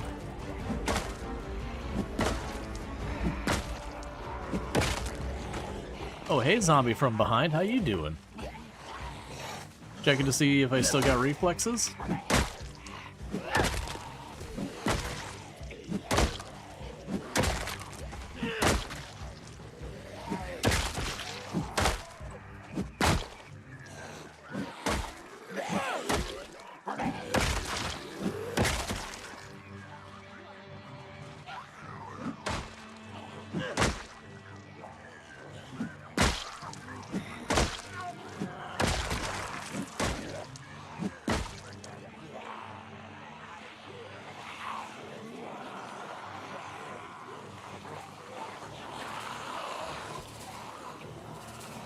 Now I'm pretty much spent. Gotta make a break.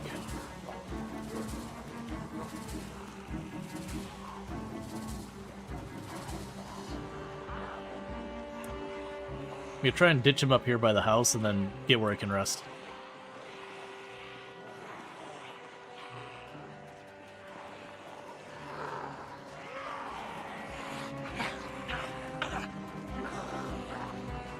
Because right now we're on a clock. Once we hit that high exertion, we are draining stamina, not gaining stamina by walking away. But I can't keep the fight up because, you know, just not hitting hard enough. Because that is going to be, I think, like an 85% damage penalty. In other words, freaking appalling. And that's just we had a lot of zombies kind of coming from the sides.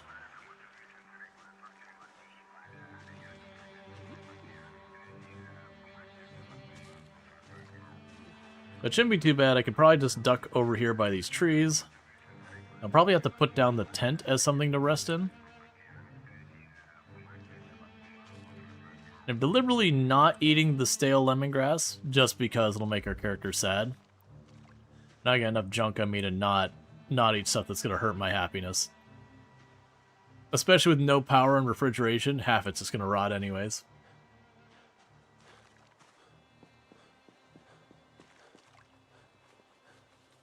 There we go.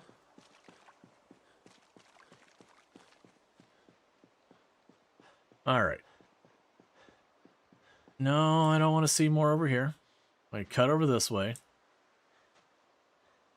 Okay, so I got a couple coming from the north.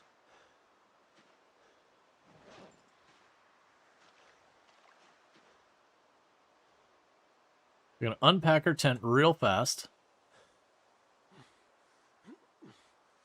We're going to place it.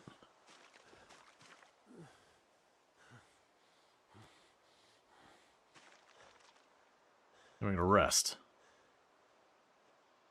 Hopefully, I mean, I'd assume if things weren't good, Allison would have already had problems. It would just kind of sucked because, like, things kept escalating. I was like, oh, I'm not just early into high exertion, I'm pretty far in. I gotta back off if I'm gonna back off at all.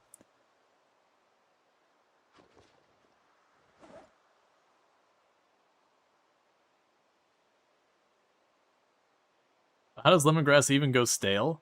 I mean, if you just had it in your bag for a while, eventually it would get kind of soggy or sad or whatever. But more realistically, it's called video game, and realism does not matter. So, don't follow me. I am minding my own business. Alright, come on, man. Well, at least we got off a high exertion. There'll be only like 2 hits till we're back into it. At least we got a good rest in. But yeah, no, it's just like, there's a lot of things in the game that in real life would probably not go bad. Or if it did, like, it'd still be safe to eat, it'd just be unpleasant. But video game mechanics, most foods go bad.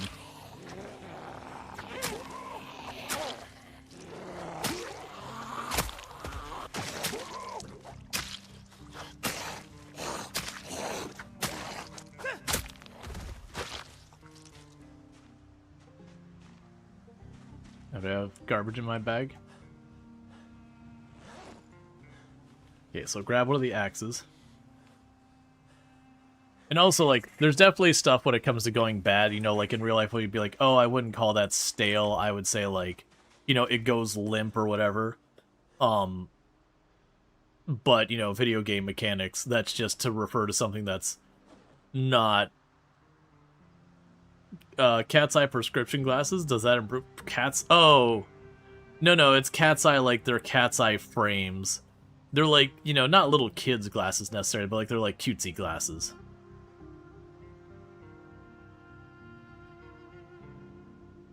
Okay, how big is that berry? Alright, that's a 5. So even if it's a poisonous berry, I should be fine to snack on that. Still, no poison. I wonder if multiplayer just doesn't do the poisonous berries now. Just by the fact that just realistically, I should have hit a poison berry by this point.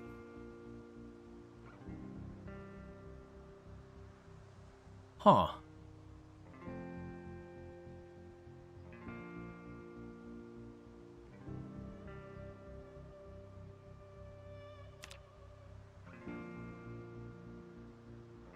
Apparently can't just eat that. That's fine. Oh, those nettles are pretty good calories. Well, not calories. Pretty good hunger.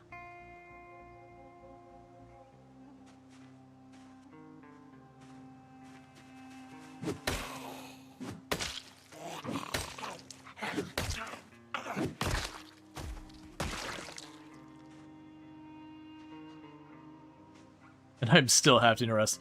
Yeah, it's probably a really good thing I backed off when I did. If I was that far into exerted, there is a real good chance I was probably just 1 or 2 more hits from excessive exertion. And that'd be a fast downhill roller coaster. Because you start being able to like not run anymore, and your damage basically goes to being like 5% normal damage and all that kind of stuff. You get on that treadmill and it's a downhill slope real fast. Not that you can't get away with it, but it gets pretty dodgy. I'm just gonna scarf all that mint.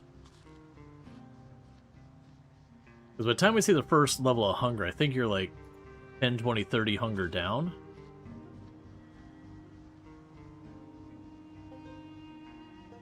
So each one of those is 1. We need to slam those out real fast.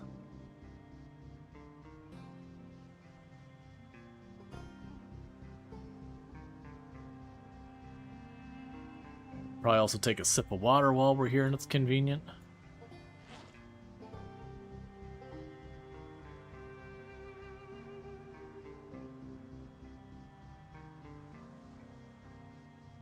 Favorite that.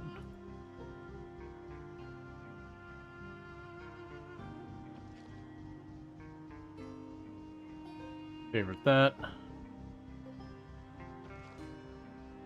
Favorite that. Okay, so pretty soon we should be good to get back to it. Alright. I'll have to catch up to figure out how things are going with Allison. Because we did basically get separated there because the zombies kept closing in and I had to back off.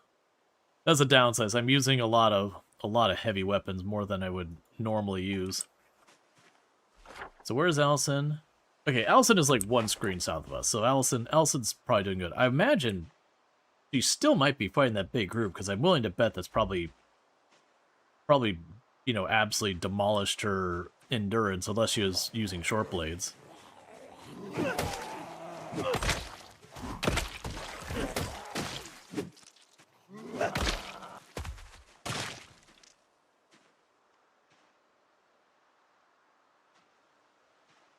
Where's she at now? Okay, so she's basically on the main road going south back towards the intersection.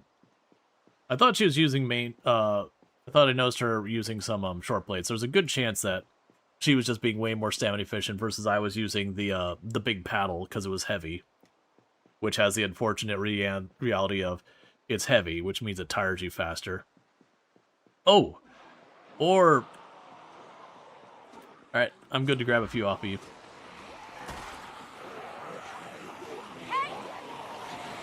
Oops.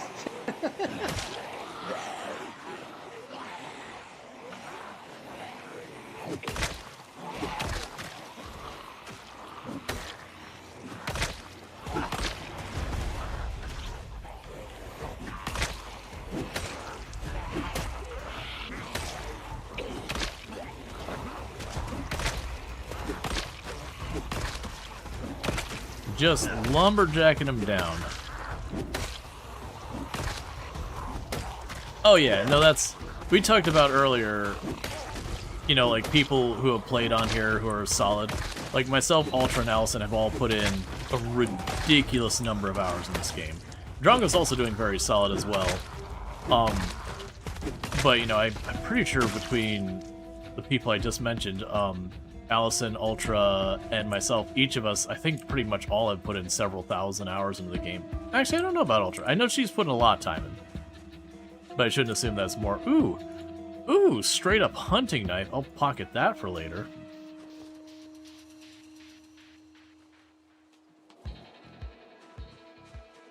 But yeah, the point being is a lot of them are people who've been around for a while. But yeah, Allison is a very solid player.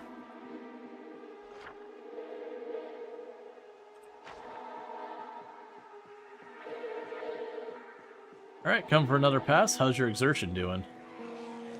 I made it to high on short blades, which is Yep.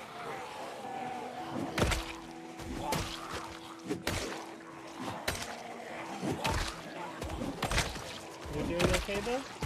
Oh, I had to stop and do like a full rest. I'm good. I'm fresh.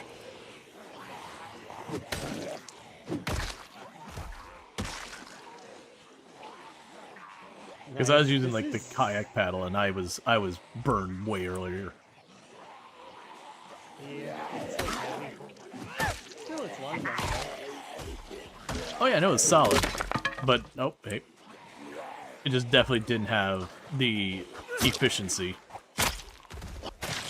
This is an effective strat. My goodness.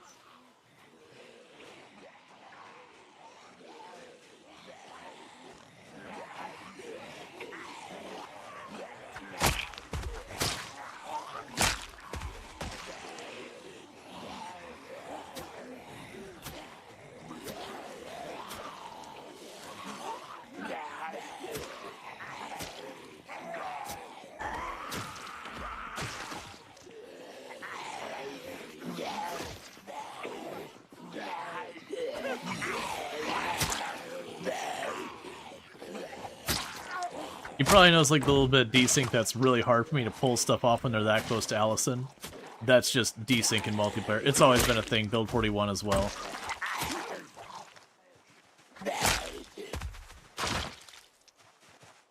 Alright. I may need a little rest. No problem.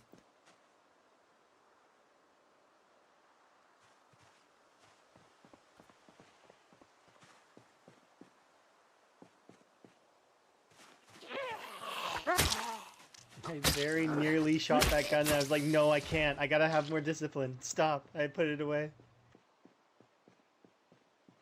It would have made this area scary, I bet. I actually wonder how much is still moving around. Probably enough to be in gunshot range at least, right? There, you can rest on that for a little bit faster resting. Pretty much what I did is I ran up there because I wasn't at excessive, but I was pretty close. I'm like, I gotta get out of this.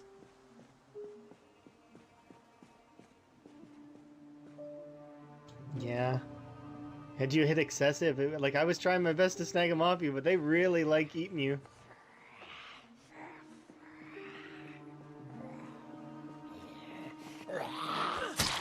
But it's the captain's hat. It happens. They like to be pretty sticky sometimes in multiplayer.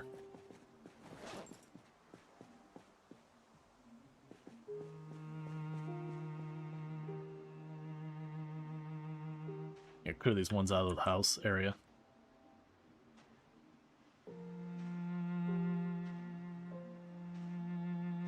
Hey! Hey!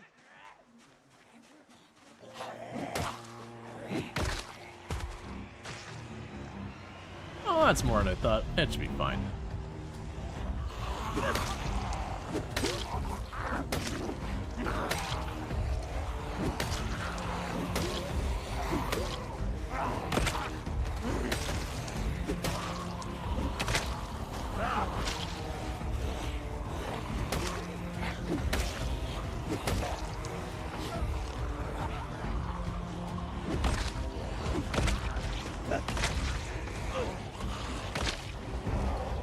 Woohoo! That was one right behind me. We're alright.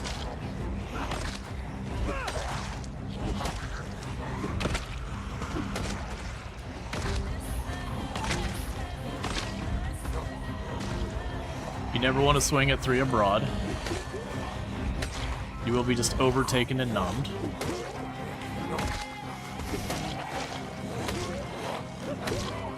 I'm already exerted again. Oh, axes. You have always been a troll on your exertion. Real effective weapons, but the stamina efficiency's never been their strong suit.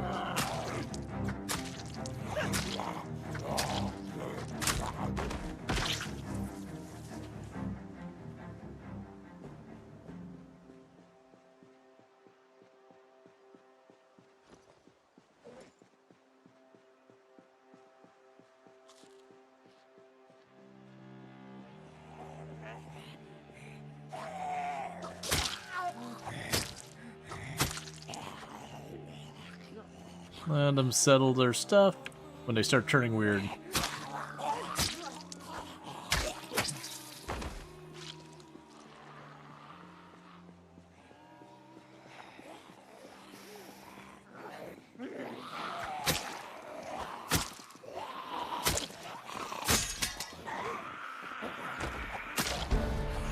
Hey, another point in maintenance.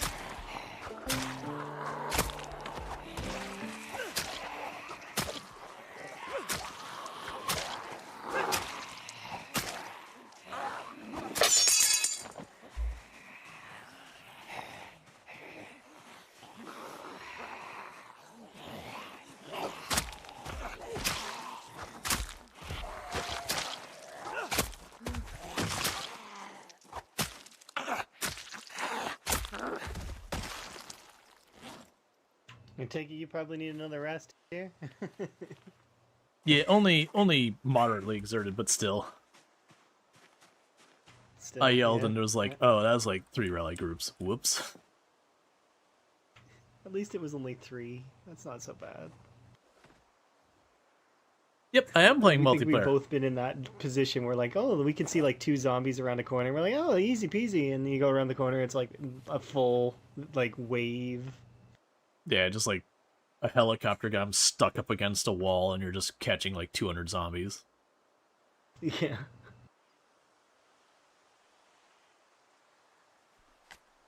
How does it work? It works pretty well. It works exactly like solo. You can add like PvP and a bunch of other stuff like that. We have all that turned off because honestly, Project Zomboid PvP is pretty terrible. It's very desyncy. It's I don't care about alcohol wipes. Get this out of my life.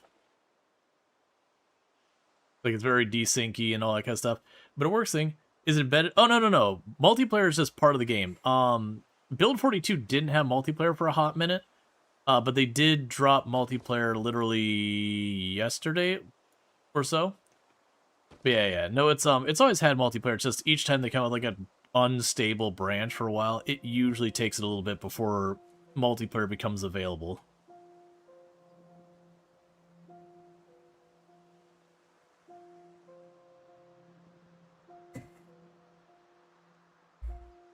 How many kills we're up to? Almost 1,200. And that weight is shedding. We're still okay. We're at 71. You're addicted to Diablo 4? Excellent. Well, I hope you have a good time with that. Zomboid where your frames drop down to 5 and then you're not wondering why, you're just wondering where. Oh, yeah. No, I still remember the audio bug where all the zombies got, like, pinpoint hearing plus. And I had started the Louisville run. Everybody, all at once, losing characters left and right. Oh, yeah. No, I managed to survive that, but there was times where I was getting, like, a frame a second going, how am I fighting like this? I don't get a choice. I want out, but there's no out here. I'm surrounded. For, like, I think it must have been, like, a week or something. I was just doing, like, real life week, I was just doing that crap. Nothing but, like, low frame rate fighting till I finally... I think they killed, like, 30,000 zombies in just that one spot.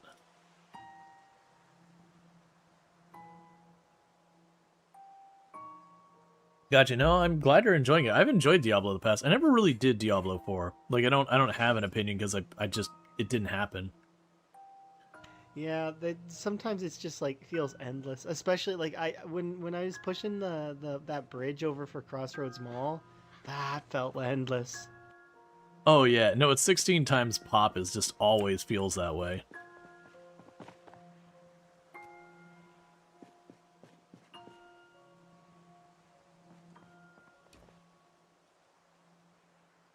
It's just like you start pushing and it feels like you're losing ground until you hit whatever that threshold is where you've just kind of exhausted the number of zombies on the back line. And then you just like shove through. 11 days of fighting straight. Like 11 like lengthy stream fighting days. Oh yeah, no, it's just 100% the meat grinder. It's like you're just losing ground, be like, man, this has to give, and then suddenly you just walk right through it. But there's just not enough left to push you. That's how it was in Westport. Just that one day, I was getting ready for a full day of fighting, and it was just I went from you know where that church is on the left side that's beside the graveyard. I went from Yeah. there all the way to Thundergas in one sitting. Oh yeah, no, you'll absolutely be on like the edge of a cell or whatever, and you'll spend weeks and weeks and weeks just grinding the edge of that cell. And then in one day you'll go like 3 blocks into the cell all at once. You're like, wait, what? I'm pretty sure the game's bugged. You're getting 100 XP. Oh no, forging the XP is super. They gave it a buff because you no longer get XP for picking things up. They just went way over the top on the buff. It needs nerfing. I'm already at 10. Gonna get a sip of water out of our cooking pot in the corner. Also want to make sure that we're still safe here.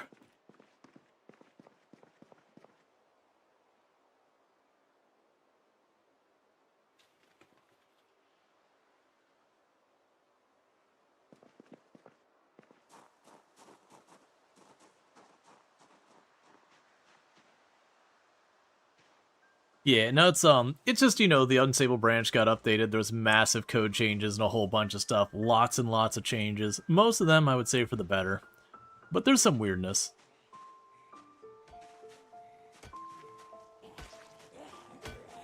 Don't you usually have text smaller on the inventory things? I try to usually have my text big. So that way people on, like, tablets and mobile devices and all that can still see. But yeah, normally I have the text in this game pretty big.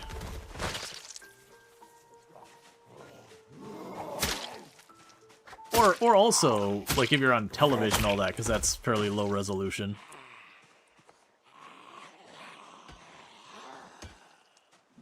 Yep, that's a deliberate thing. Almost any game that lets me scale up the UI, I'll usually scale it up about 1.5 or so. Depending. Like, some games I could go a little higher if the UI is kind of on the small side to begin with. And then there's some games you pull up the UI and you're like, oh man, you are already gold. Like, this UI in this game is big. The Project Zomboid can be a little dense sometimes where it's kind of hard to see.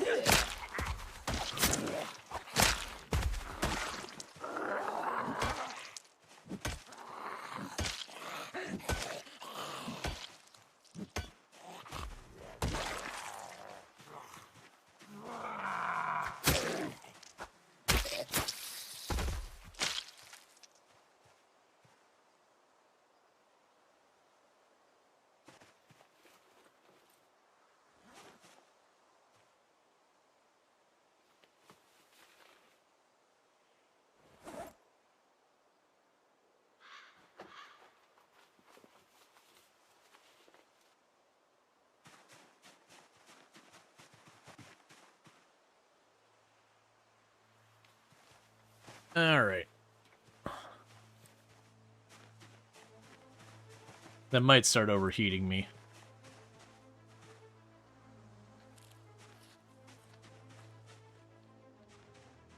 So I might ditch the leather jacket if we start overheating. We're definitely not ditching the leather pants though. We gotta have our style.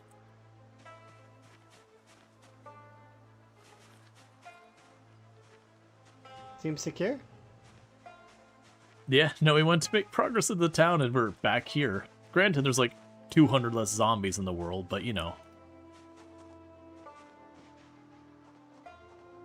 There's a couple up here.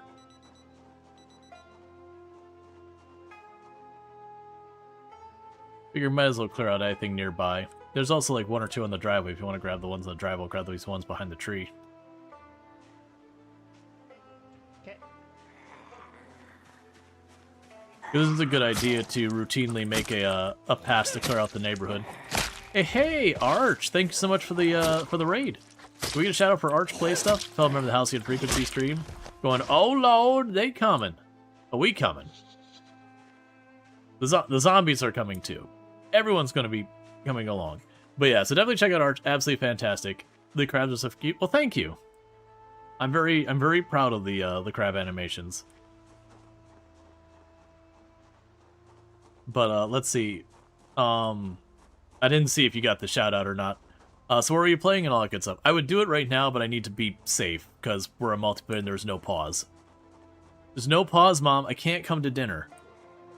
5 more minutes. I'm almost done with my game.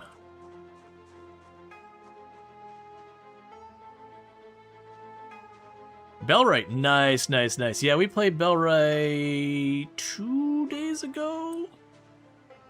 Yeah, because I'm pretty sure I did Bellright, and then I wrapped up for the night, ended stream, and it was almost the exact moment I ended stream that multiplayer dropped.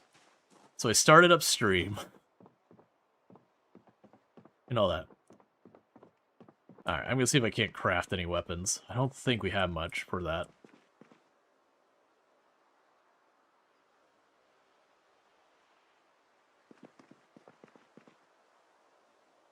But yeah, we've been having some fun doing some 16 times pop zombie stuff. But again, check out Arch. Plays a whole wide range of indie games.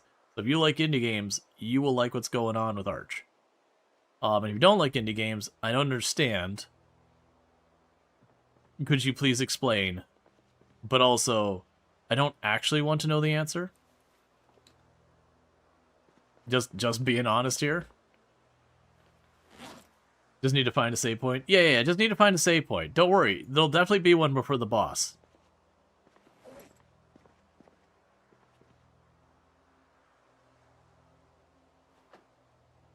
How does one not like indie games?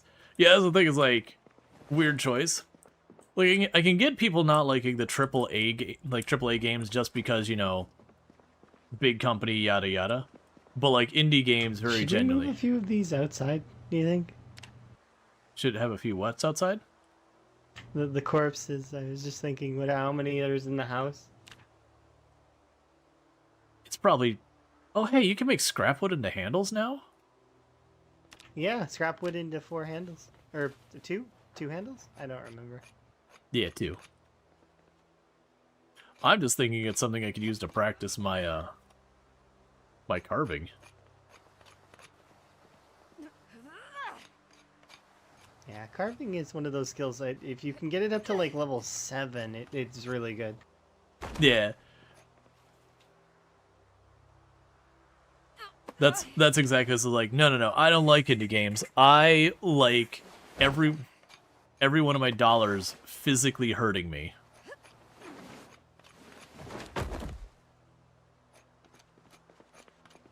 There's crafting sequences that give a lot of carving XP. Yeah. Well, that's the thing. You can take like, it's like the sapling and take it into a rod and take it into a handles, and like I think you can even take some of the handles and carve them one step farther. That you can kind of take the same material and take it like 4 degrees deep, and you end up chucking the outcome into the garbage because you don't need it. But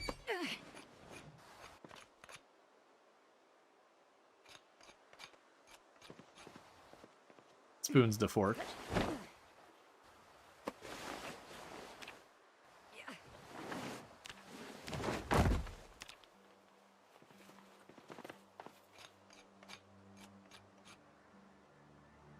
I also like making the small handles because they make knives. Yeah, CEOs are people do. Making large handles later. Yeah, I didn't remember having too much problem getting my carving skill up. What was the skill I had problems? I know the blacksmithing stuff took me a while to get going. There was definitely one of the skills, the last time I played I was working on, that, felt pretty tedious, which granted I haven't played a whole lot of Product Zomboid since March. You know, went really hard when Build 42 dropped. Alright, yeah, when I get done with this one, I'll, probably hit the sleeps. It's getting dark.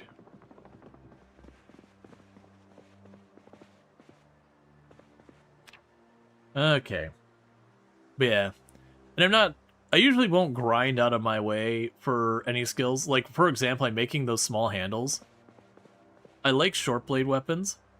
So I'm kind of seeing it as, I'm just going to make the short handles, and then later on I'll be, doing the stones to,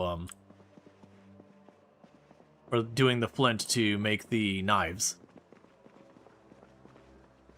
Yeah, no, it's definitely getting blacksmithing up was a whole process.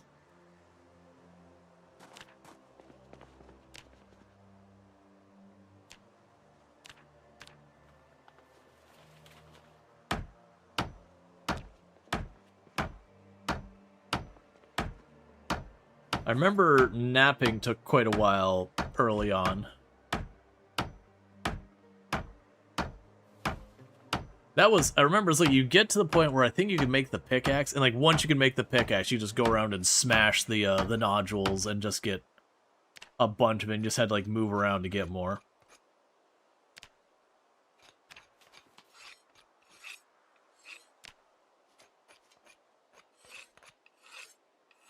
Let's see, what level of carving do you need to make large handles? I don't know off the top of my head, but we can find out.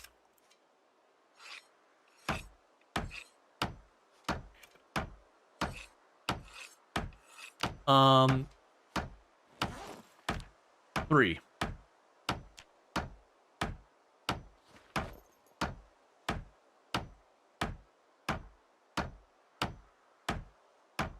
I know you're napping, but it absolutely looks like you're disassembling the table. What do you mean I'm napping? I'm totally disassembling the table. I mean, that's fine if you are. No, I'm not. It kind of does look like that, though, doesn't it?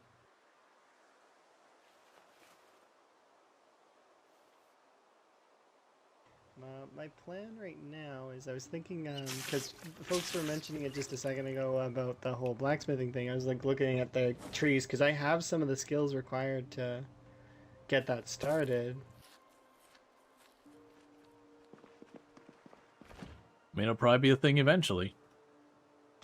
Yeah.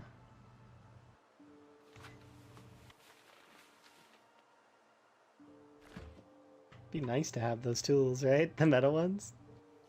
Oh, yeah. Let's see, for maintenance event, it's a lot easier with skill books by pumping out a ton of spears. Nowadays, that you can sharpen, if you're staying on top of sharpening your stuff, you can actually get a decent amount just passively keeping your weapons in working order. There's a lot of that you could be pretty surprised at like how much skill you can get for just continuing to function. Oh, we haven't gambled with a berry in a little bit. Alright, poison berry time. How high is your carving?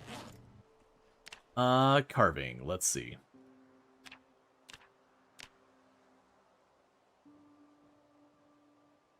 About 1.5. 1.5 carving?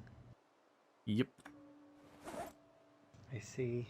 I'm like 1 and a bit as well. We need level 4 in order to start blacksmithing.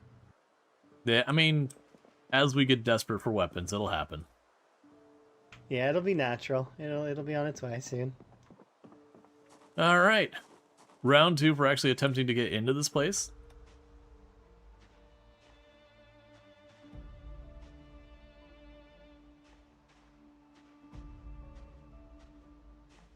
No rush, I'll just start pushing in the meantime.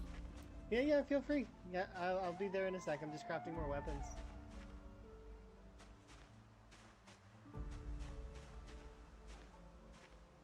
Yeah, no, we're doing pretty good. I'm willing to bet we're probably right around 1,200 kills since we brought the server up. Yeah, just shy of 1,200. Which, considering the server's been up, I don't even think 48 hours yet, is not bad. Granted, I'm used to starting like 0 to hero where your first day, it's like, how many kills did you get? 14! It was hairy. As you're saying with like 0 fitness, 0 strength, and you got like a rock and a stick and you're just hoping for the best. Maybe you got lucky and got a frying pan. Get like 20 kills in the first day. The server settings, 16 times population, no spread on the fire. We have our loot is between insane and extremely rare. The helicopters are set to sometime, so every 10 to 12 in-game days, give or take, a helicopter will show up, and it'll keep doing that forever. Let's see, what else do we have that's relevant? Infection is normal, all that stuff's normal. We did give everyone who's brand new, like, a little care package that's got, like, 1 nightstick, a can of soda, and, like, some chips. Just that way, people who show up late don't show up, and there's, like, no loot to be found anywhere nearby. They at least have something to, you know, tide them over till they can group up. What else do we got?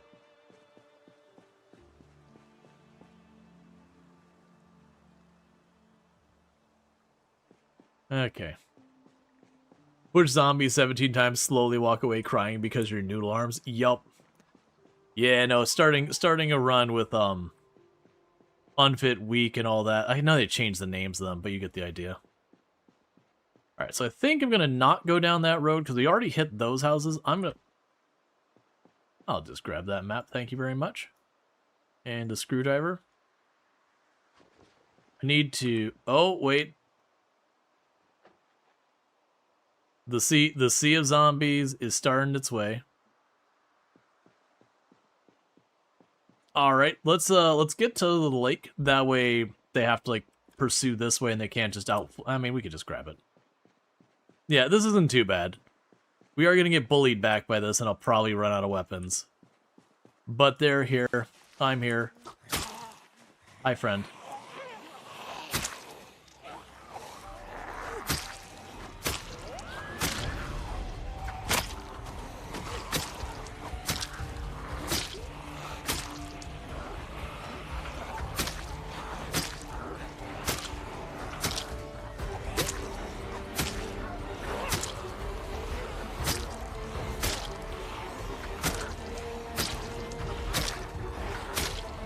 Hey Reza, how's it going? Yep, the classic. Grab the knife, get going. I got my old friend the hunting knife. Sadly, only have one, and it's not gonna last super long because we don't have that much short blade skill yet.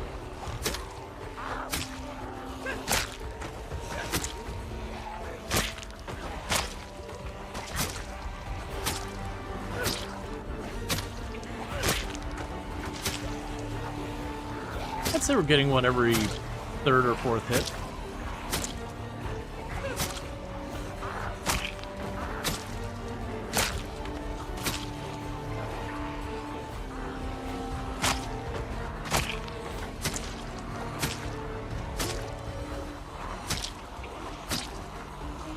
And considering we're at maybe 4 short blade,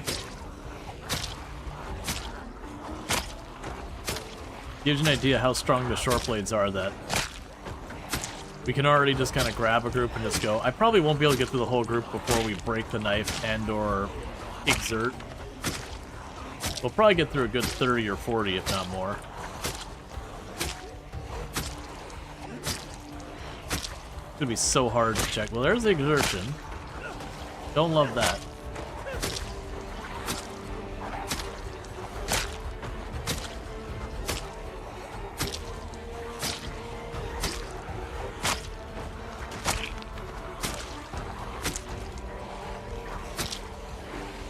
And I saw at least a hatchet, several knives. Well, several things stabbed in the back. I can't verify their knives though.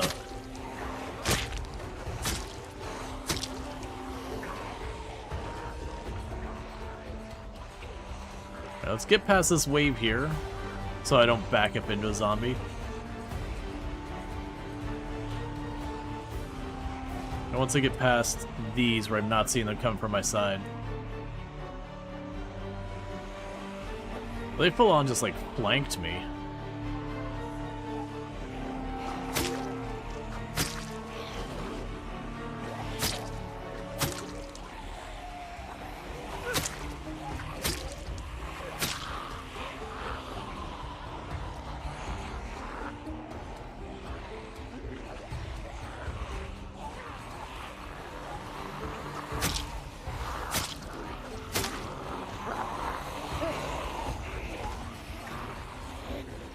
So the problem here is we are slowly exerting more and more. We're already doing about half damage because of that first level of exertion. Which is... nope.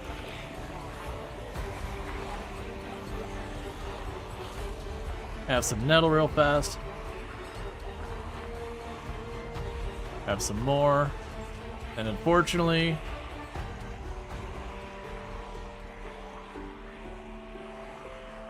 that's that there.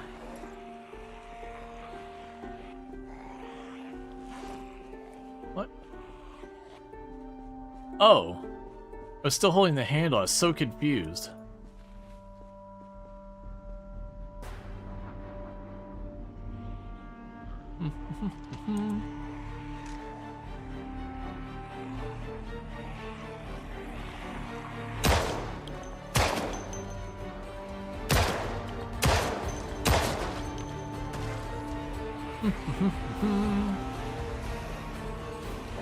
The guns aren't very good at my level, but you know, I had it.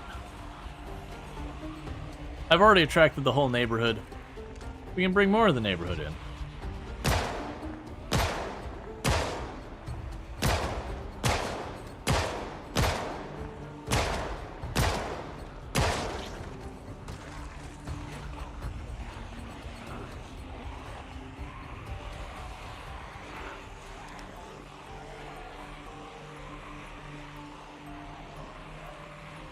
Alright, guns expended.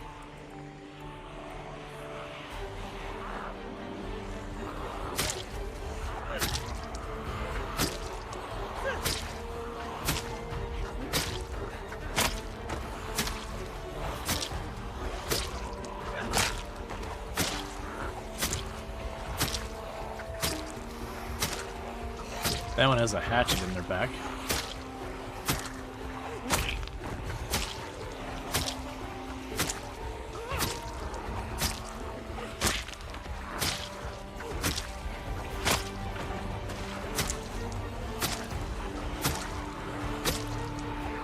Okay, our knife is getting dull.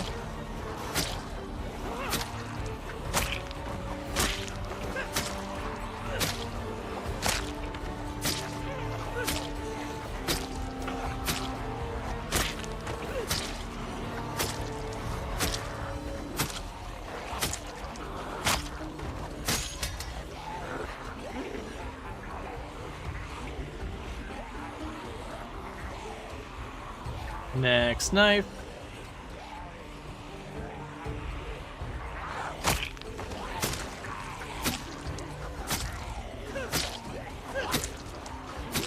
Sooner or later I'll run out of zombies.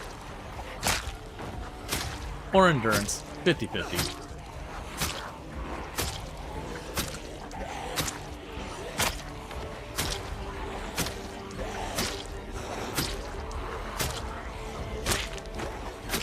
It's looking like the endurance is the one losing the race. Oh, well, that knife didn't last long at all. Alright.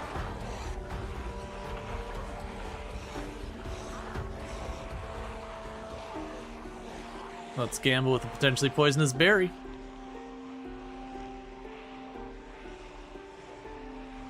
Not poison. Alright, so where we're at now is I'm going to just try and break away from these zombies. We're at high exertion. If I keep trying to fight it, it's just a downhill battle. We did get most of them. But yeah, no, just that many zombies without the short blade skill to back it up. Yeah, what is our short blade at? Our short blade is at 4. This modded? No. Generally speaking, right now in Project Zomboid, if anyone's playing multiplayer, they will not be playing modded. Pretty much all mods have been broken. It's a major, major change of the game. So, don't expect to see any mods on anyone playing the latest version. Not for at least a little while.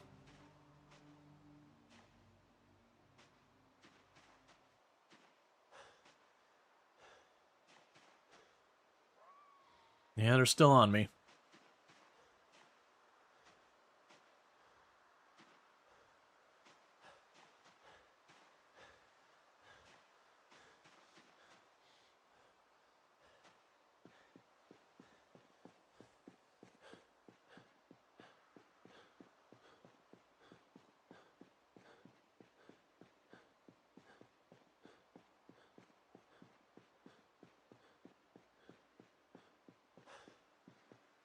I'm partly walking along here in the off chance we see, like, there was a couple of knives and hatchets and all that I saw in there. Well, I should say knives. I saw a couple of handles that could be knives. And there's the hatchet.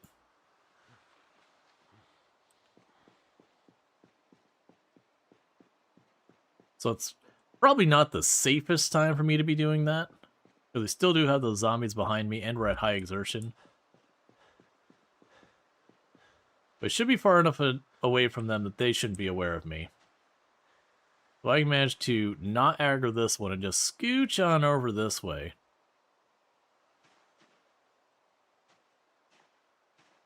Yeah, so I got one that's following over there.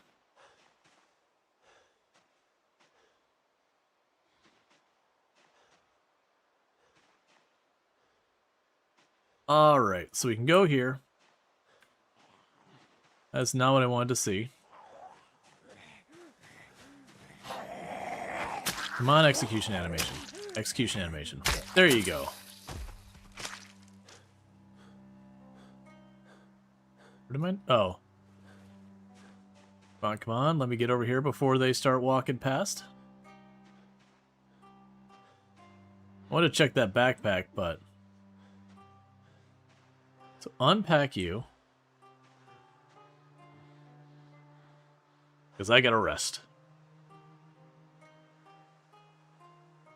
Now, Allison's a very competent player. Like, Allison is probably among, like, the top 100 players in the game.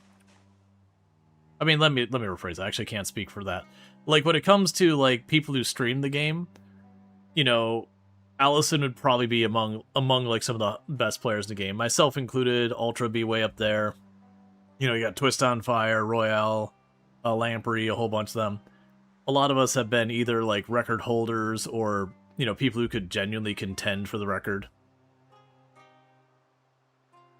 Yeah, no, she'll be fine. The only thing that could catch her is, like, if she was in the middle of something and got caught by surprise, because that house we're in there is a disaster. Alright, I'm gonna read this map. Okay, that was weird. Sure, that map can go on the ground now. Ah, boo, it's stale. It's fine. We'll eat that one stale. It's fine. Take a chance on another gamble berry. And is it poison? Nope.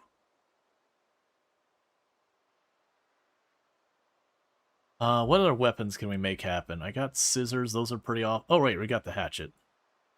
Yeah, hatch will be fine. Yeah, because Allison was over there making some new weapons. That was the only reason that she was a little far behind me. Because I was already kid to go. That said, I say that, and then I pulled... I mean, I didn't really pull them. We were walking up, and they were already walking our directions. Like, alright, I guess we're fighting this. But a bunch of them weren't even aggro to me. They just walked right past, so... Allison probably had to walk out of the building and fight for herself, too. I haven't checked to see if any of the others have popped back on. Yes, it's still just me and Allison. Yeah, and Allison's on the main road working her way up, so she's probably fighting the stuff that got dumped down there. I will need that to go a little bit longer. We could take a sip of water. Put that back in her bag.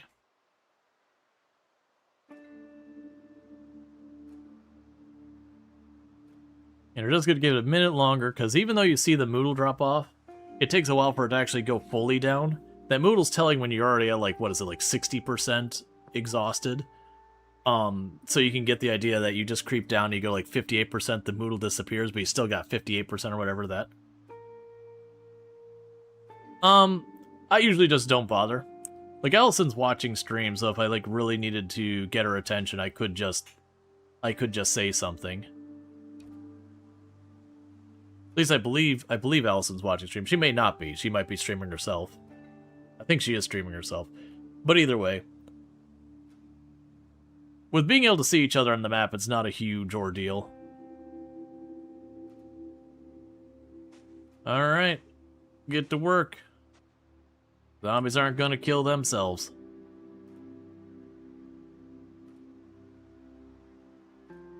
Oh, wow. That time is getting away from me. Okay, so what I'll probably do is I'll fight till we can get ourselves saved, but then I'm going to probably have to wrap up in not too long. I think, one second, I'm going to try snoozing the ads here, so you don't be subjected to any more than you need to. The backpack?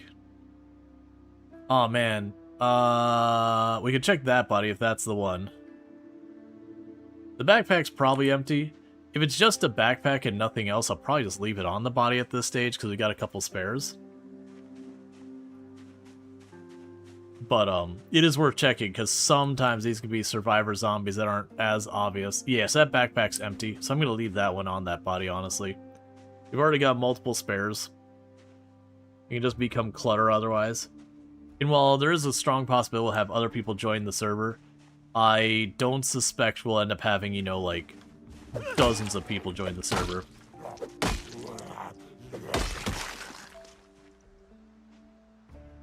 Yeah, most like the zombies that were following me, they seemed like they were working their way back down, like they lost aggro to me but just kept going south. We've had a little bit of weird movement on the server, but it's one of those things that, for example, say Allison was down there and a med event triggers by Allison, I might not hear it at all, but the zombies will and respond to it. So sometimes some of that weird, unexplained movement, there's a very valid reason why it's happening. But from your position, it's not a big thing. I also wonder if when I started popping off with that gun, I hope I didn't cause too much trouble. I feel like I was about to sell back at that point. So probably fine. Because it wasn't a big gun either. It was just the 9mm. And if it did make a big mess, well, then we'll learn. That's the broken hunting knife blade.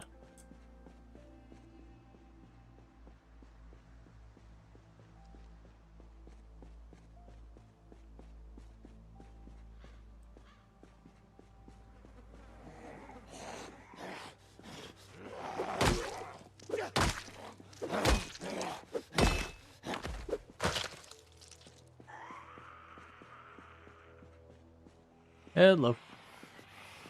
Hello. You're an essence of chaos. I mean, to be fair, I walked up towards town and just saw, like, the wave of zombies. It's like, alright, well, I guess we're doing this all over again. Well, I mean, Hey, this is Pegman. the faster way to do it, I suppose. I mean, if they invite themselves to the party, because I didn't get a chance to pull them, they came to me. Hey, how's it going? Can we get a shout out for Pegman, by the way? I do hope you had some good stream and all that stuff. What were you streaming and all that? Well, welcome in, Raiders. You got a couple over here by the house. I'm enjoying the multiplayer build. It's been pretty good. Still some, you know, bugs and jank, not surprising to anyone with it being an unstable build for multiplayer that just dropped. But you know.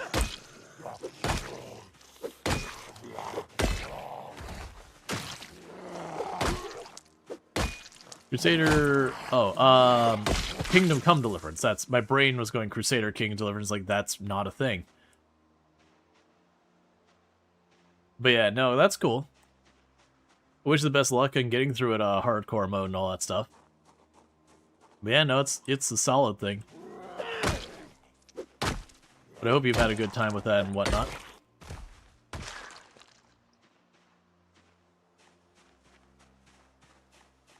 Yeah, well, I mean, one thing that you're going to have, and this has just been a thing for Product Zomboid, Build 41 and Build 42, you will have weird desyncing, especially if someone's got really bad ping. If you're standing really close to each other, you'll have a lot of desync there. And in cars, especially if you're driving fast, things can get a little wonky. But that's been a thing with Build 41 and Build 42 since multiplayer forever. And a big part of why that is that way is a lot of stuff like where the zombies are relative to you is determined by whoever the zombies are aggroed to, not server side. So like, for example, this zombie here that I'm hitting, Allison might see that zombie in a totally different place, but because that zombie's aggroed onto me, the moment it flips, it's determined by me because I'm the one under threat. So you want to make sure that lag doesn't get me bit. But it does lead to weird things where it looks like someone's just getting grabbed by zombies again and again. But it's just because, again, it is prioritizing whoever is the one in danger. But with that said, that's where you can get some really weird, you know, weird desync things. Is if, say, me and Allison are standing right next to each other fighting, where the aggro is being traded between us, that's where things get hairy. So it's generally the recommended advice that if you're going to fight with the help of other people, you know, if I've got a ball of zombies chasing me, you grab the group of zombies from behind. So instead of trying to get alongside me and like do a rolling retreat, you go to like the side of like the ball of zombies or the back of the ball of zombies, and you know, just grab whatever you can away from the back, fight those, and then come back for another group. Oh yeah, no, it's got a very good reason why it's why it works the way it does. But it does create some weird glitchy animations when, again, you know, I have a really bad ping. It'll look like I'm constantly being grabbed to Allison by the zombies I'm fighting, but then, you know, the zombies will fall down one by one as I kill them. It's just one of those things you don't worry about too much.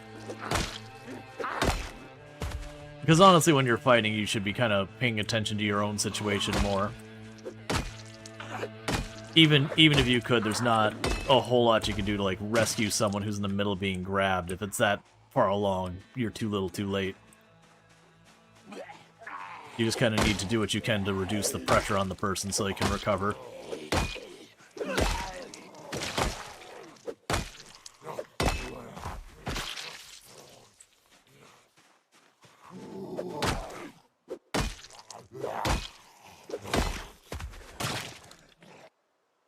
Backpack's empty.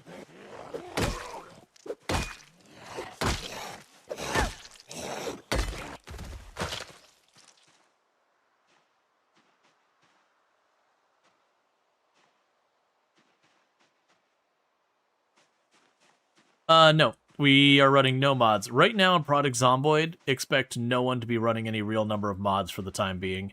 There was a major rewrite of the code for this update. Like a major refactor kind of thing. So very, very genuinely, most, if not all, mods are pretty much broken. Doing okay? Yeah, I'm just gonna grab a little bit of water. Pretty soon I'm gonna have to wrap up for the night. Fair dues. Yeah, so I might actually do is, like, grab some water, eat a little bit, hide in the closet, and hope we wake up in the morning. Yeah.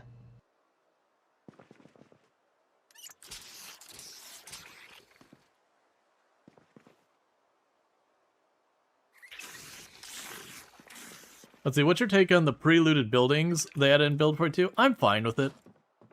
Keep in mind, I'm used to, now I gotta say goodbye to Allison real fast. Yeah, so I'm gonna be popping off here. Sounds good. I'll, You're gonna be in that closet? Maybe Yeah, I'll most go in likely. that closet too. And then I'll log off there. Is that Gotcha, fine, gotcha. or can we log off on the same square? Yeah, no, that should, I'd never heard of it being a problem. Oh, okay. But I'll probably do the same, because I think I don't want to be the only one on the server. No. Right, you don't want to feel like you're pushing everything ahead with no one around. No, I gotcha. Yeah, yeah. Alright, well, it's been fun playing with you. Absolutely. See you soon. Okay, so what's gonna go ahead and happen is Sometime in the future. I'm gonna go ahead and hop off there because I'm gonna be wrapping up here in just a couple minutes. But yeah, so what I was going to say is, what's your take on the prelude buildings? I'm fine with it, but keep in mind I am a very atypical player. I do marathon runs where we put hundreds and hundreds of hours into one run, and the loot kind of only matters at the very beginning of the run, because once you get past that early phase of the run, you just have a surplus of, like, everything. So having a building be looted doesn't really matter. It can suck when the building's like a bookstore or library or someplace that's kind of important, but generally speaking, landmark critical buildings are ineligible from being pre-looted.